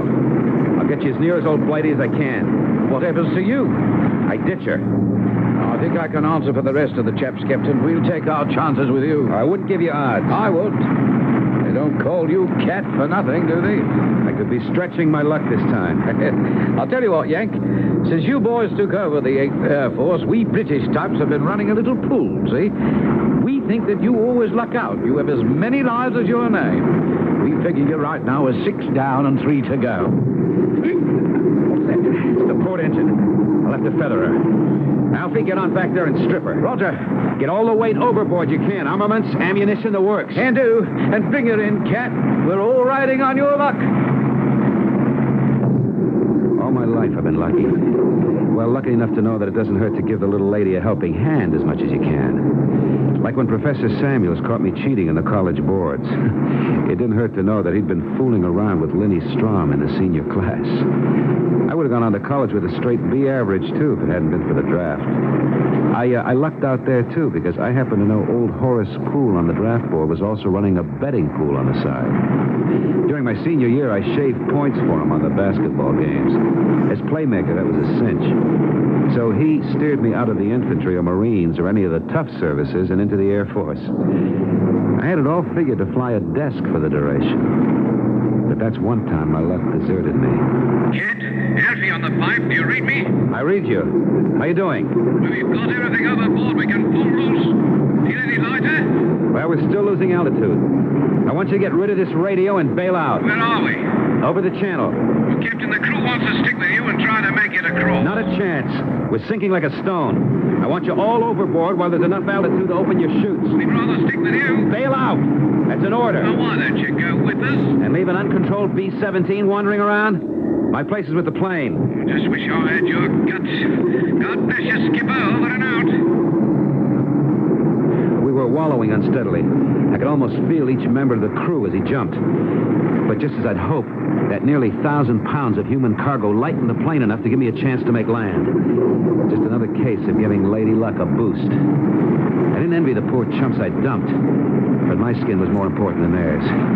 Now I could concentrate on getting it back in one piece. Wadding Shore Tower. Wadding Shore Tower, emergency. Emergency 1. This is Little Friend, Blue 1. Do you read me? Do you read me? Over. Acknowledge. Am feathering one engine. Tail section half gone. I am somewhere southeast of you. Altitude 5,000 and sinking fast. Can you get a fix on me? Impossible to see anything. Heavy overcast below. Losing altitude fast. How about if I hold the button down on radio and leave it open to...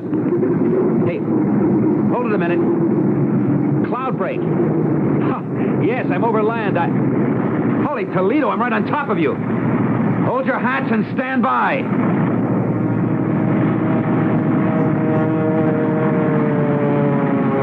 I remember the plane landing and then shearing sideways before I had time to cut the engines. I could feel her want a nose flip and was fighting desperately to keep my control. I remember slithering sideways straight for the control tower and wresting her somehow out of the skid. And then she was tipping forward. There was a tremendous ripping crash.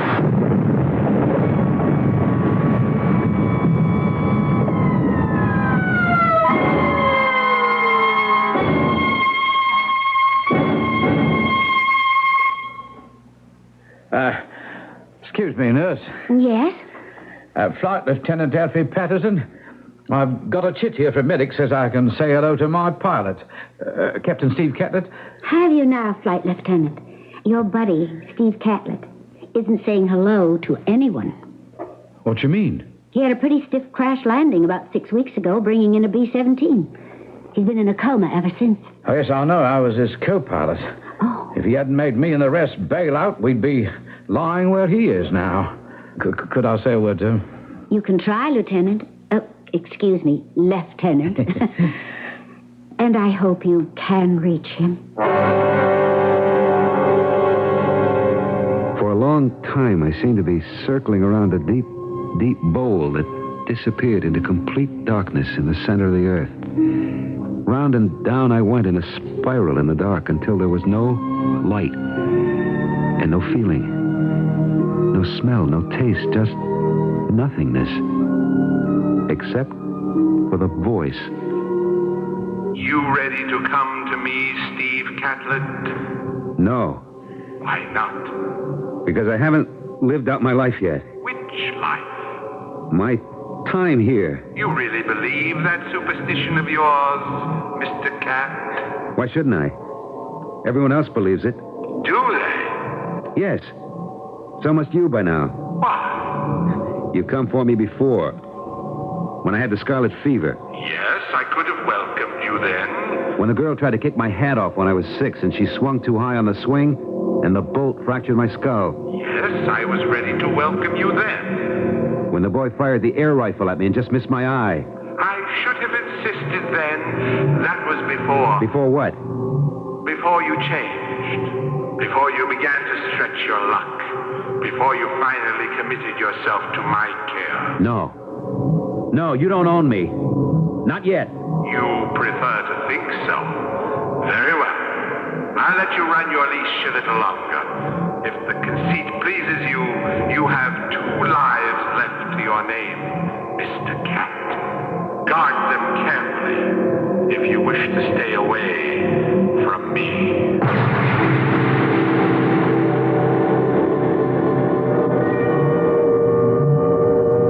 And now there was a light luminous behind the blackness. On a cushion of air, I was being carried slowly upwards, and the beginnings of all my senses, except sight and voice, were returning. I was conscious of voices talking about me, far away. He's quite a guy, isn't he? Salt of the earth. They don't come any better. I know I won't see his like again. Oh, don't say that. Why not? Well, it sounds like an epitaph. Oh, Lord knows I didn't mean it that way. The last thing I'd want to see old Cat do is cash in his chips. Anyway, as me and the boys figured it, it ain't time yet. He still has 2 lives to go. What does that mean? Steve Catlett, he's like a cat, you know? Always manages to land on his feet. You know how pursuit pilots keep a score of all the Jerrys they've shot down? Yes. Well, with Cat here, counting childhood accidents and all the rest through the Blitz, we made a joke that up to this last one, he's used up 6 lives. Oh, this one here would be the 7th. So he still has 2 to go. You think you'll come out of it? Oh, I do. It ain't his number yet. Why?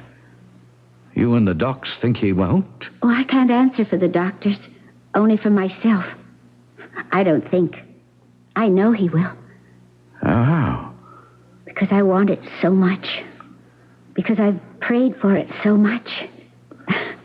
Ridiculous, isn't it? A man I've never really talked to. A man I don't even know. No, that isn't true. I've bathed him. I've shaved him. I've trimmed his hair. Held him in my arms. There's something between us. A bond that can never be broken. Well, not from my side, anyway. And I hope someday from his. He'd be a fool if he didn't grab it like a lifeline. Any man would be lucky to have a woman like you, Lieutenant... what's your name? Lisa Wright. Oh, my upfront moniker's Alfred, or Alfie for short. I'm pleased to know you, Lisa. Thank you, Alfie. Hey, it's him, the cat. He moved. Look, he's trying to open his eyes. He's coming around. Is there anything I can do? Yes. Get to the nurse's station and tell them to alert Dr. Sterrett and get him here fast. Roger. Get the doctor. Yes, sir. Oh, yes. Where? Yes, darling, it's all right. Yeah. It's going to be all right. Come alive again. Suddenly, the darkness was being stripped away, veil by veil. The dark smoke lifting and the beginnings of light seeping in behind my closed eyelids. Don't tremble, Cat. Don't be afraid. It's all right. It's all right. You're home safe. At last, I had the courage to open my eyes. And her face swam into view. Hey. Oh, here's something to wake up to. Where the devil have I been? Oh, that doesn't matter. Just glad to see you back. Oh, who are you? Lieutenant Wright, your nurse. Oh, too right. Oh, very right. I'm, Captain Steve Catlett, USAF. Yeah, that's my name. Am I back in the land of the living, or is this heaven? You're back. Either way you figure it. Well, I could settle for either with you around. You got a first name, Lieutenant Wright? Yes, Lisa. Mine's Cat. Short for Lucky. Looks like I haven't broken my streak. You brought your plane home safe? And some of the crew... No, I wasn't thinking of that. I was thinking about you. Oh, somewhere along the line I thought it was the end. And now it looks like a great new beginning. The luck still holds.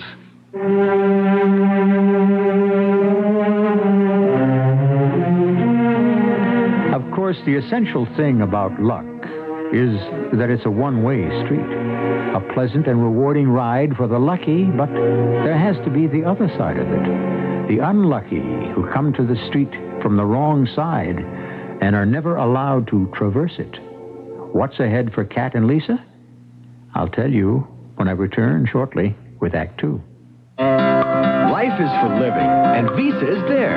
Tokyo, Paris, Yugoslavia, the coast of Monaco, Copenhagen, Barcelona, Mexico, Alaska, Geneva, Dublin, Montego Bay, Scotland, Ireland, Lisbon, London, San Diego, USA, Florence, Athens, Nicaragua, Hong Kong to Mazatlan, Osaka, Granada, Old San Juan, Gibraltar, Milano, Jamaica, Lugano, Jerusalem, Toronto, Sao Paulo, Bermuda, Zurich, Bogota, Tower of Pisa, 118 countries round the world with Visa.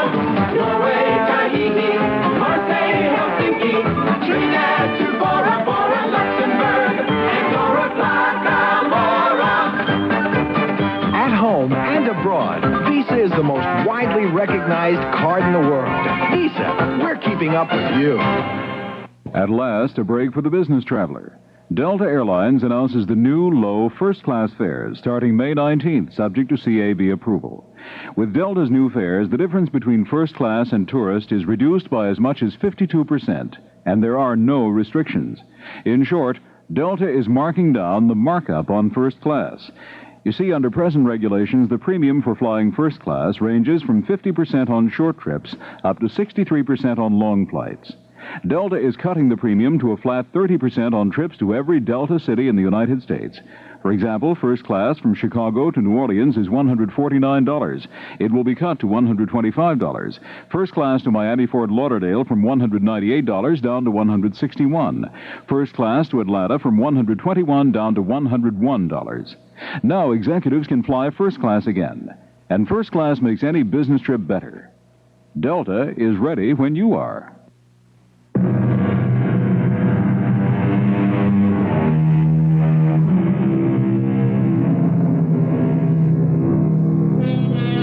Once Steve Catlett returned to consciousness, his recovery was breathtakingly fast. So, it must be admitted, was his relationship with his nurse, Lisa Wright.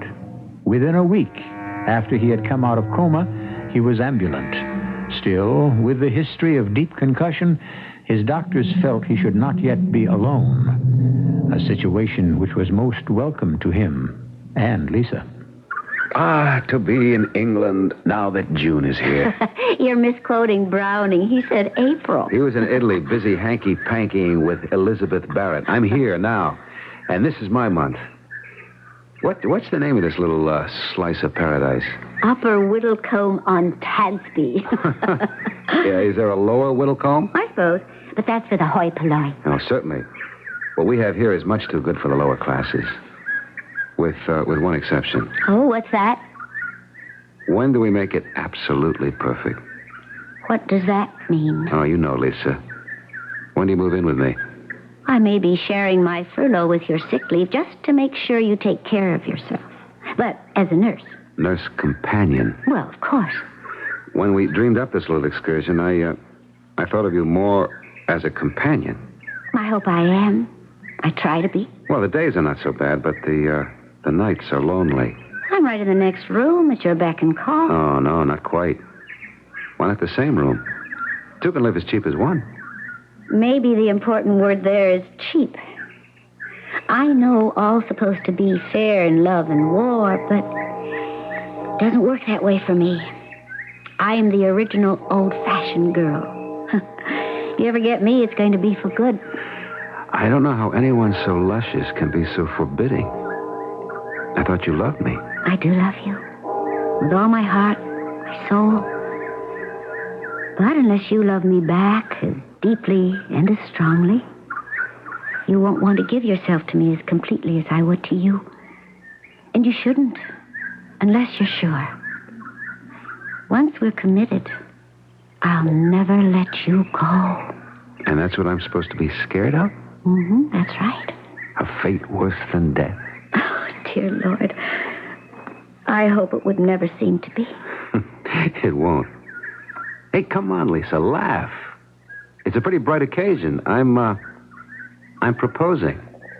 And for once, it's legal, moral, and binding. We'll be married as soon as the law allows. Oh, Cat. My darling. But in the meantime... Oh, there doesn't have to be any meantime. I've already spoken with the vicar. He's been waiting for my call for the last 2 days. I had no notion for being married, but I sure had one big king-size yen for Lisa Wright. So what the heck, if it pleased her? With the war looking like it would last forever, nobody figured to live long enough so it would come back to haunt us.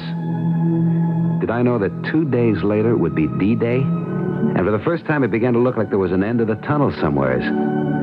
That meant I wanted no part of getting shot at again. So I wangled a desk job in London. Lisa's hospital was there, too, so we found a little flat and started to play at housekeeping. It was all right for a few months. And then I began to get the heebie-jeebies. Hey, Lisa, baby. What do you say? You want to go pup trotting? Oh, have a heart, Cat. I just came off a 4-day shift. So it'll do you good to cut up a little. Cat, What?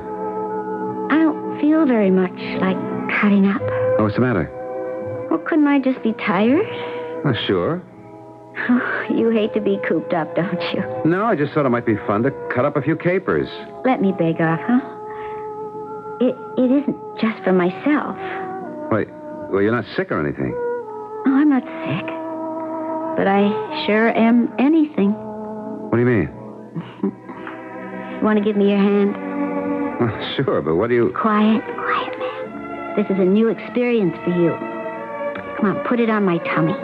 That's not so new. This is something else. Well, what do you feel? Nice. Putting on a little weight, maybe, but, Surprise? You gotta be kidding. How's that for kicks? You've got to be kidding. You mean that... The age-old question. The same old answer. How are you going to like being a father? Oh, I made all the right noises. I hope Lisa didn't guess. But, I mean, this wasn't my bag at all. I was really locked in now. The anchor stuck fast. And as the war started to open up and horizons got brighter, I began to search around in my mind for the easiest way out from under. And that's when I met Stan Newcomb. Hey, this is really a jumping joint. Man, you got to know it. Hey, listen, boy, I got a couple of super gals lined up. Do you want to cut out? You're talking to a married man. Well, what do you figure me for? But I ain't seen the old woman in 2 years. you know how it is. Well, my wife is pregnant. It's kind of near her time. I ought to be around. Why don't you give her a buzz and tell her things came up? What things? Well, like this. Now, you happy in your spot? What spot? I mean in the armed forces. Now you bring it up, no. The way things are going, the heat is on to get all us pilots back up in the air again. And me, I've had that. Well, how'd you like to jump with me to the Pacific? This war here is hot enough for me. I don't know. I want to get tangled with the Japanese. This is no combat, friend. This is easy bucket, MATS. Military Air Transport Service.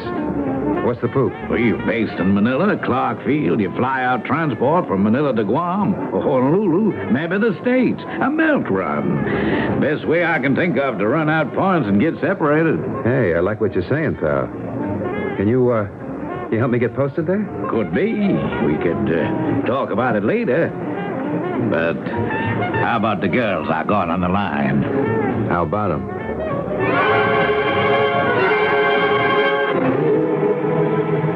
Hello? Are you there? It's Kat, honey. How are you? I'm fine. Cooking up a storm for you. Honey, I'm going to bomb out on you. Oh, no. Why? I can't tell you on the phone. New orders being cut. Oh? Well, when'll you be home? Don't count on me tonight. But I'm due back on duty tomorrow morning. Well, Operation Follow-Up, that's a service. Okay. There's a war on. We take it as it comes. The only thing is... Hun, forgive me, but I gotta cut out now. Sure.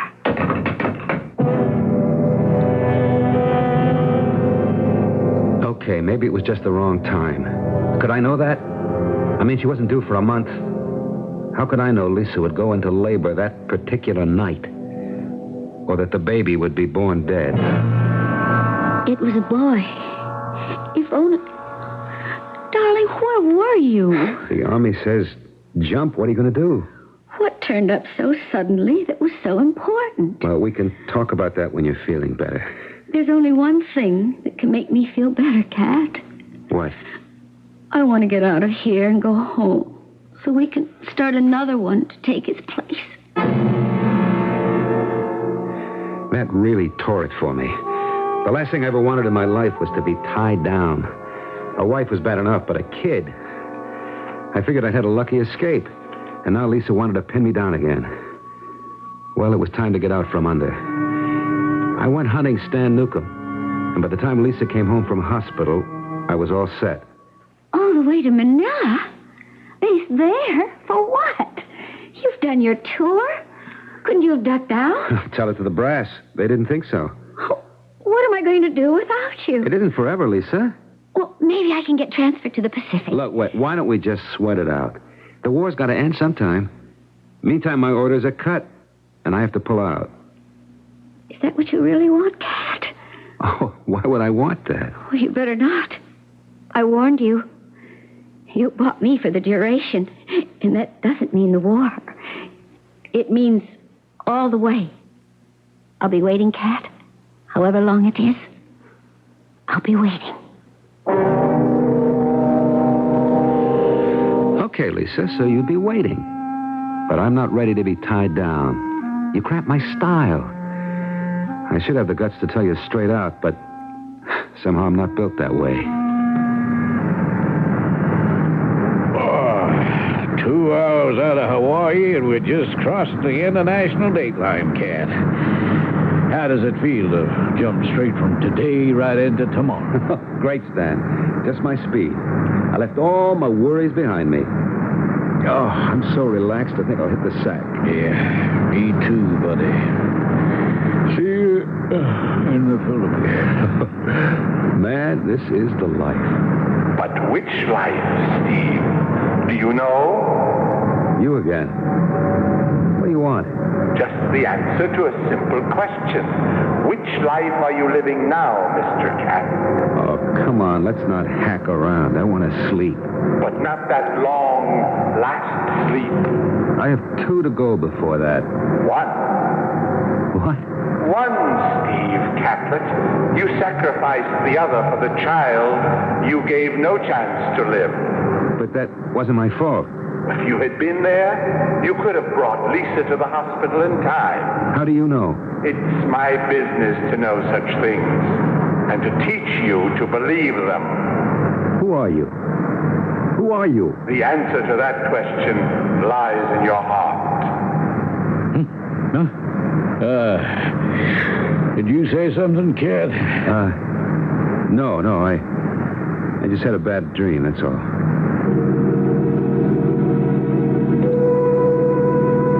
A bad dream? Possibly. A man with as few ethics as Steve Catlett could well be prone to them. But what is the voice that speaks to him?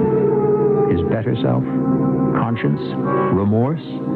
Does it come from beyond him or from his inner soul? And can it help him spend his last life in a better fashion than his others?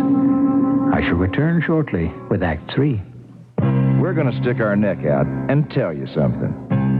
It's hard to mix with Arrow. Arrow shirts. And the reason is so simple. America's shirt maker is Arrow shirts. America's shirt maker has done it again with what is probably the best shirt collar ever made. Arrow's patented custom collar, and only Arrow's got it. It's a whole inch wider at the bottom than the top, just like your neck is. It's adjustable by a full half inch, and it's got a special notch so the neckband doesn't show over your tie. America's shirt maker is Arrow shirts. See why we're sticking our neck out. Stick your neck into an Arrow custom collar. America's shirt maker is Arrow shirts. If we're not already your shirt maker, we ought to be.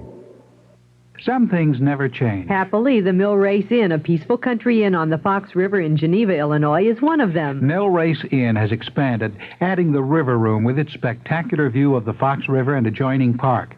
Yet the Mill Race Inn remains a warm collection of dining rooms abounding with antiques and greenery. Run by the Johns family for many years, Mill Race Inn still offers lunch and dinner Tuesday through Saturday and dinner Sundays. The famous Mill Race Ducks continue to entertain guests with their antics, and longtime friends can still count on a refreshment in the nearby gazebo, followed by a traditional Mill Race dinner of baked chicken, prime rib, or any one of a variety of other selections. Desserts are still homemade, too. The Mill Race Inn on the Fox River in Geneva, Illinois, where Roosevelt Road, Route 38, crosses Route 25. Thank goodness. Some things never change. For information, phone 232-2030. The Mill Race Inn will reopen in mid-May. This is WBBM Chicago.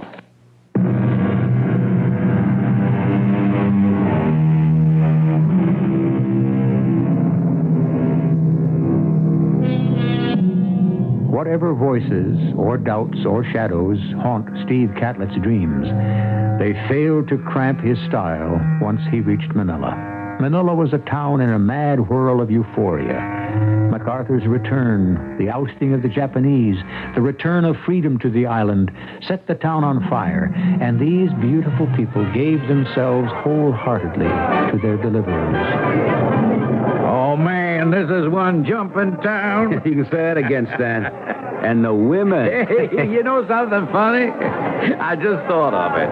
You know from where we are sitting right now, they're standing upside down. Who's standing upside down? Lisa and Claire, our wives. So what's so funny about that? Oh, come on. Don't you get it? How could they know what we're doing if they're looking the wrong way?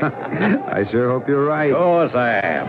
The thing to do, boy, is stay out of involvements. Safety in numbers. For a couple of months, it was a great life. The girls were plentiful, and the rum cost about 30 cents a fifth. Flight duty was a breeze. We'd climb to altitude, set her on automatic, and take turns sleeping off the high living. Oh, yes, we had it made all right. That is, until I met Purita. Have another drink, baby? No, thank you, Captain Catlett. And the name is not Baby. Oh, I'm sorry. I don't believe I caught it when we were introduced. I am Purita Illusorio, Miss Illusorio. Oh, well, that's a relief. Is it? From what I know of your reputation, would it make so much difference if I were married? Well, of course. Aren't you? Me? Oh, free, white, and unencumbered. Then don't let me cramp your style. Look, why don't we take a walk outside and find out what you meant by that remark? I could use some air, but that doesn't mean my explanation will bring you much pleasure. I'll take my chances. Purita, or Puring, which was her nickname, was a knockout. She glowed with some inner fire. Her skin was light burnished copper. Her eyes brown liquid shot with flecks of gold. And she moved as sleekly and gracefully as a cat. One thing she had in common with Lisa, she was untouchable unless... So I mumbled the right words and made the promises, pleading delay only until I could get the permission of my commanding officer to marry. Which, of course, I never intended to do. But the deception worked. And Puring and I took up housekeeping without benefit of clergy in her apartment in Ermita, downtown Manila. This run is getting to be Dolesville. How's about a few minutes of light chit-chatting? What's to talk about? Well, like, for example, there's a new dame in town, White Russian, and has she got a sister? Hey, come on, Stan. You know I don't make that kind of scene anymore. Too occupied with Purita, huh? Well, yeah, if you have to know. That's a pretty cozy little setup you have there, pal. Just a word to the wise. I'd think twice about getting too cozy with a little Illusorio dame. She comes of quite a Filipino family with a lot of clout.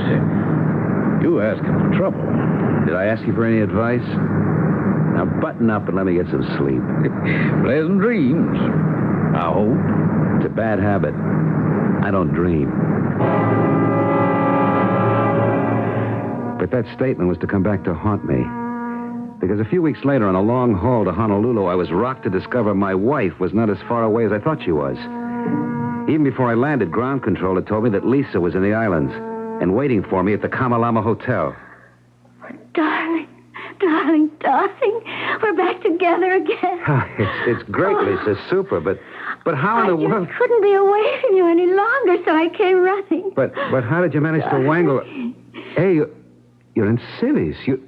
You mean that... Darling, the war's almost at an end. My enlistment was up. I grabbed at the chance to get out. But your career, Career? Oh, you think I wanted to be a nurse? That was my conscience working. Now I'm concentrating on something nearer to home. Us. I don't quite follow. As soon as I can get clearance, I'm coming to Manila so we can start being man and wife again. That really jolted me. I was going to have to do something about Puring, and fast. All the way back on our return to Manila, I was trying to figure it out. No, wait a minute. Hey, kid, wake up, man, wake up. I thought you didn't dream. Hey, what happened? You were talking in your sleep. What did I say? Hey, nothing your Uncle Stan don't know. So your wife is moving back in on you, huh? And you had yourself set up so pretty on each side of the international dateline. It's the two worlds. Looks like now you're going to have to settle for one. Yeah. But which? Well, that shouldn't be too hard. Two readers from another culture, another background. And anyway, she can't support you in the same kind of style as Eliza Wright. What does that mean? Don't you know who Lisa is? Her family, I mean? There's been a war on, remember? I never had a chance to meet them. Lisa never said much about them. I guess she figured she didn't have to. Not about George Llewellyn Wright. You ever heard the name? Well, I know her father's name is George, and that...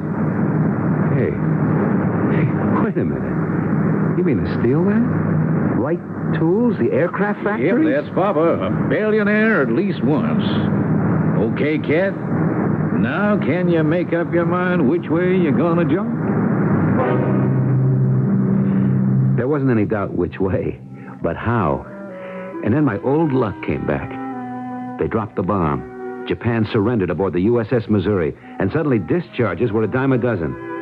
It was easy to persuade Lisa to forget Manila, since I'd be home. The only problem was Puring, who kept making more and more noises about marriage. Still, it looked as if I might get away with it. Till one evening at dinner time. I was scheduled out on a run that night at midnight when she dropped our own private bomb. Hi, Puring, honey. Oh, I'm glad you got home. I just got orders to pull out again tonight. You are not going anywhere tonight. Hey, baby. These are orders. In the Army, you got to obey orders. Cheat. You poisoned tongue. Hey, what's gotten into you? You have taken me, shamed me, and used me.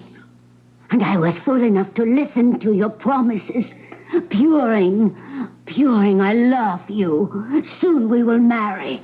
As soon as the commanding officer gives permission. That's Air Force regulation. You got to wait for that. How could he give you permission when you know, he knows, that you are already married? You have a wife. You cannot marry me. You liar. If I can't have you, no one can. I kill myself for how you have shamed me. But first, I kill you. Hey, Puring, put the bullet down. I kill you. You nothing. Here, I'll take that knife. I got your heart Now, out. watch it. Give it to me. No. Now, let's get rid of it. Then I kill you with my hands. Have a heart. I have no heart anymore. And you will not leave. I will scream the town down before you do. You're crazy. Because you made me so. Hey, for God's sakes, be quiet. I'll never be quiet. Not as long as... Shut up. Never.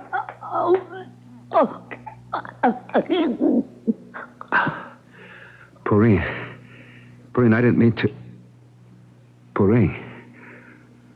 Oh, no. She's dead. It happened so fast I couldn't believe it. She was so little. Her neck, it had just snapped under my hands. At first I was paralyzed. It took 3 or 4 drinks before my mind started to move. And then I knew what I had to do. I wrapped her in a blanket, waited for dusk, carried her to my Jeep. On the way to the field, I sidetracked to a deserted bridge and dropped her in the Pasig River. The tide was going out. With any luck, she'd be carried out to Manila Bay in the China Sea. And then I headed for what I'd made up my mind would be my last flight out of Manila. Hey, kid, what's the matter with you? Your jumper's your name. I don't feel so hot. Maybe I'm coming down with something. Yeah, well, maybe you better let me take the first leg to Guam. You sleep it off. I wouldn't have believed it. I did sleep. Like I'd been knocked out. Then at Guam, Stan conked out while I took over. And now, wide awake, the horror of it was back with me. What to do? What to do? If only I could go back. If only today had never been. Then suddenly, gazing blankly at the instrument board in a sort of blinding flash, I saw we were just about to cross the international dateline. If only I could gain that day. If only there really was a gift of time that would... What would you do with it, cat? It's you again. It's me always. What would you do with the day, cat? I wouldn't kill her. I'd find some other way. And what would you give if you had the chance? Anything. Anything.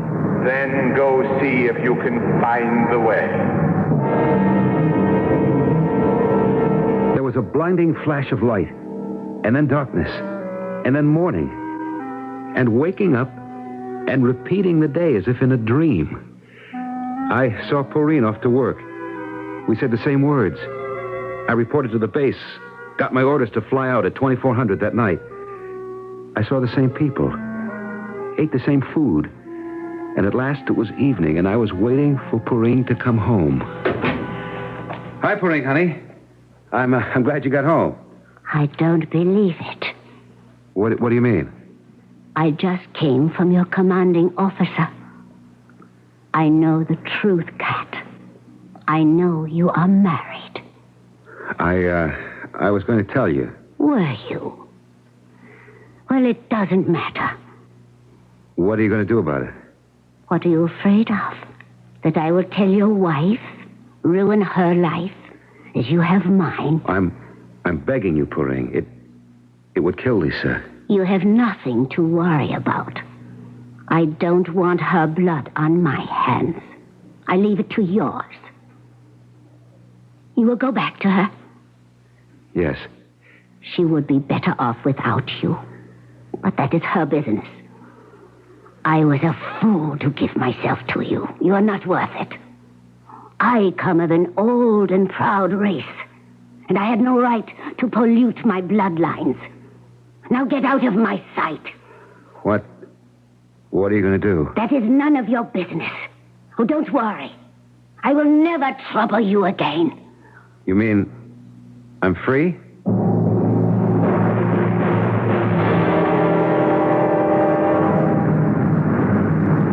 And now, once again, I'm sitting at the controls of the plane, crossing the international dateline, and listening to the voice. So we are back where we were. Yes, but I fixed it. It seemed to me the girl fixed it. What's the difference? She's gone. I'm free. You are free from her, but not from me. I'm grounding you for good, Mr. Pilot. At last. But you can't. Why not? I still have one life left. Oh, you did have one life left. But when you went back, you made an exchange, or rather, took someone else's instead. Porine? Porine. But I didn't kill her. No, she killed herself. Jumped from a bridge over the Pasig River to float out on the tide to Manila Bay and the China Sea. But that wasn't my fault. Of course it was your fault. Come along. Don't waste any time anymore. But Lisa needs me. The girl who just died answered that. Your wife is a million times better off without someone like you. No.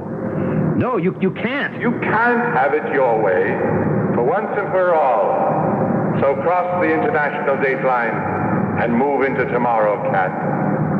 Too bad, isn't it, that that's the end. There aren't any more tomorrows for you anymore.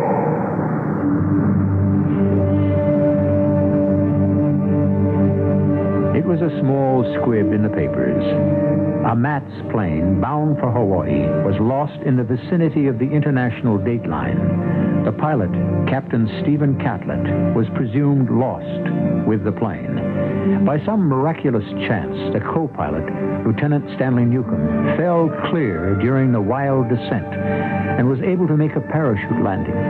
He was picked up in good condition by a passing destroyer. Lieutenant Newcomb was unable to account for the accident. He was asleep while the plane was under automatic control, and Captain Catlett was in full command. I'll be back shortly. Mateus Rosé and White Mateus. Two wines you can count on. You can't rely on the weather or the latest Wall Street trend. And it isn't easy to find a wine that'll please you and your friends. But there's two wines you can count on, two wines that always belong. Try Mateus today, White or Rosé, because with Mateus you can't go wrong. The imported Mateus wines, Rosé and White, they're wines you can count on, because when you see Mateus on the label, you know you just can't go wrong. Yeah, there's two wines you can count on. Two wines you can count on. Two wines that always belong. Try Mateus today, White or Rosé, because with Mateus you can't go wrong. Imported by Dreyfus Ashby and Company, New York, New York. Hey, hey, hey, Mateus today.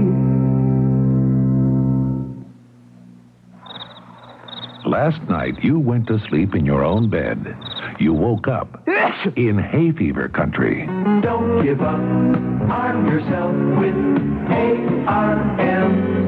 ARM Allergy Relief Medicine delivers full antihistamine relief for dripping, itching, and sneezing, plus a decongestant for freer breathing, clearer sinuses, more total relief. Arm yourself with ARM. ARM. Take ARM when needed, only as directed. The glittering condominium stands in the path of disaster. Time is running out for the people in the condominium. There's a hurricane watch along the coastal areas. Gale force winds expected to reach up to 70 miles per hour. They say a big one is coming up, but it's supposed to pass out to sea. Soon all the land swindles, payoffs, and broken marriages won't matter. Help me! I can't hold on! In John D. McDonald's condominium, people lose more than their investment. Condominium is now a Fawcett paperback, and it'll blow you away. Read Condominium.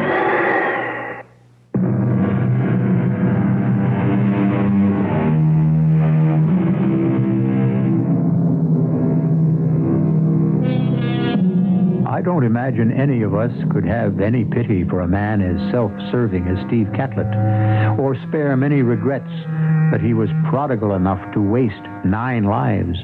But I do wonder how many of us would like to cross that international date line and get the gift of a day to mend things we may have done, which we wish we never had. Perhaps we'll never cross it.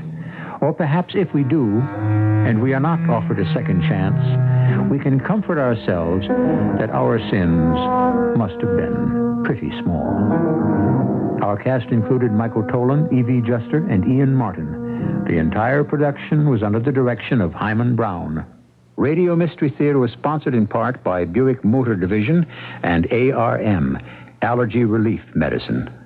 This is E.G. Marshall inviting you to return to our Mystery Theater for another adventure in the macabre. Until next time, pleasant dreams.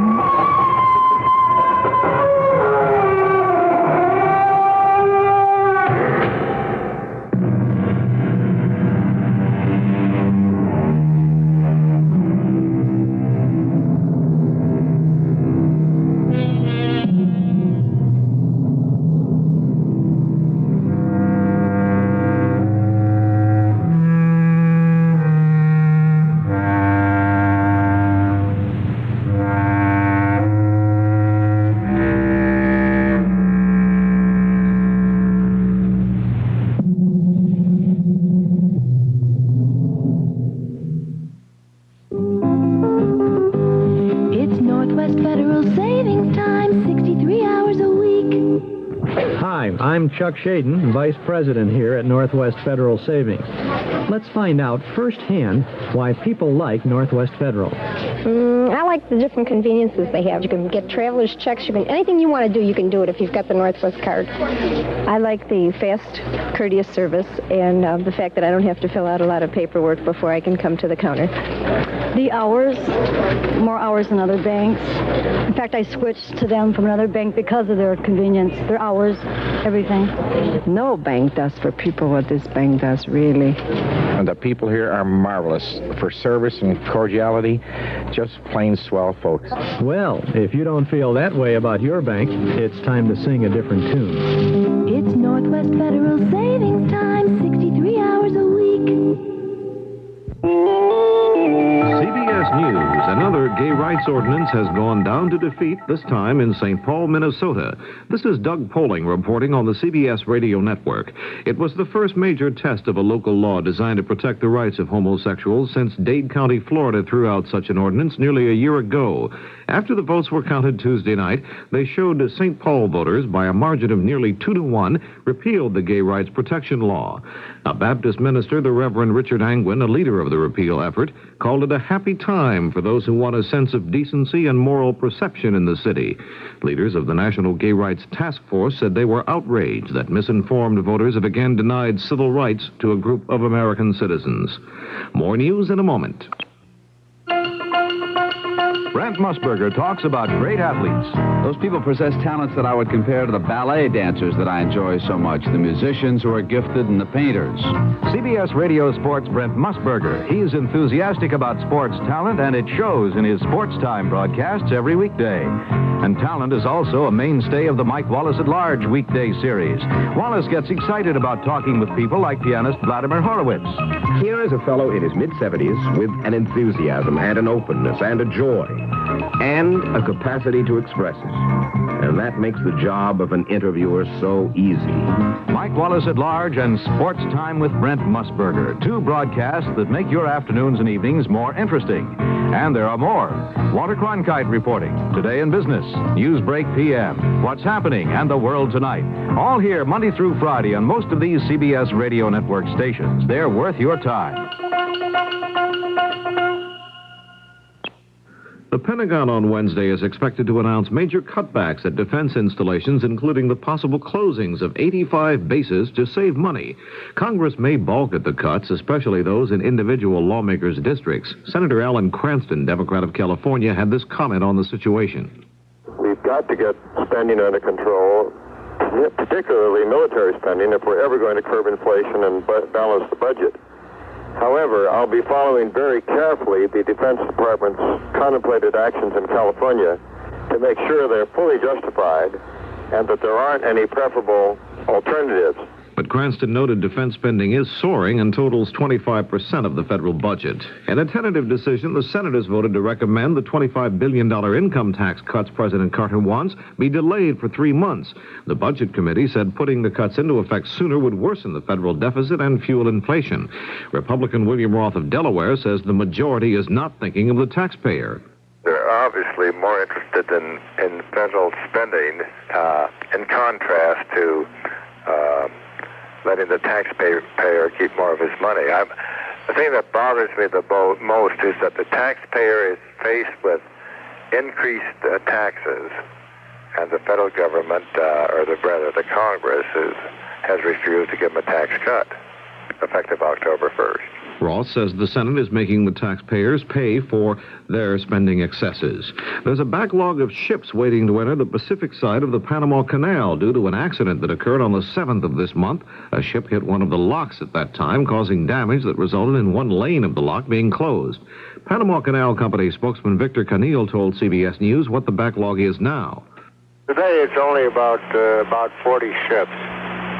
It's gradually been reduced from about 75 ships to now about 40 ships, and we expect to get it cleared this week. Canil says an unusually large number of ships are waiting to pass through the canal because of increased shipments following the settlement of the coal strike. 2 U.S. coffee roasters have again lowered wholesale prices, a move that should eventually be reflected on supermarket shelf prices. Folgers cut the price of regular coffee by 10 cents a pound to $2.93. A San Francisco roaster, MJB Company, reduced its prices by the same amount. Now this. What does the Salvation Army mean to you? A hot cup of coffee, a freshly baked donut, a place for down-and-out men to be rehabilitated, a house of worship? The Salvation Army is all of these things and more. Did you know that the Salvation Army operates a nationwide missing persons bureau that tries to locate long-lost friends and relatives? And to keep up with the times, the Salvation Army has programs in many major cities to treat the problem of drug abuse. But that's not all. The Salvation Army is on the scene, offering assistance whenever a disaster such as a flood, blizzard, or fire strikes. And the Army provides services to our armed forces, as well as our nation's senior citizens, homeless children, unwed mothers, and released prisoners. The list goes on and on. The Salvation Army meets the needs of many people in this complex society, and it is working daily to expand their network of services. The Salvation Army cares. The head of the Auto Workers Union suggests the nation's automakers impose a freeze on new car prices for the current model year and for 1979 cars and trucks to help curb inflation. Speaking in Washington, Douglas Fraser said the union would give that major consideration when it goes to the bargaining table in 1979. He said the auto industry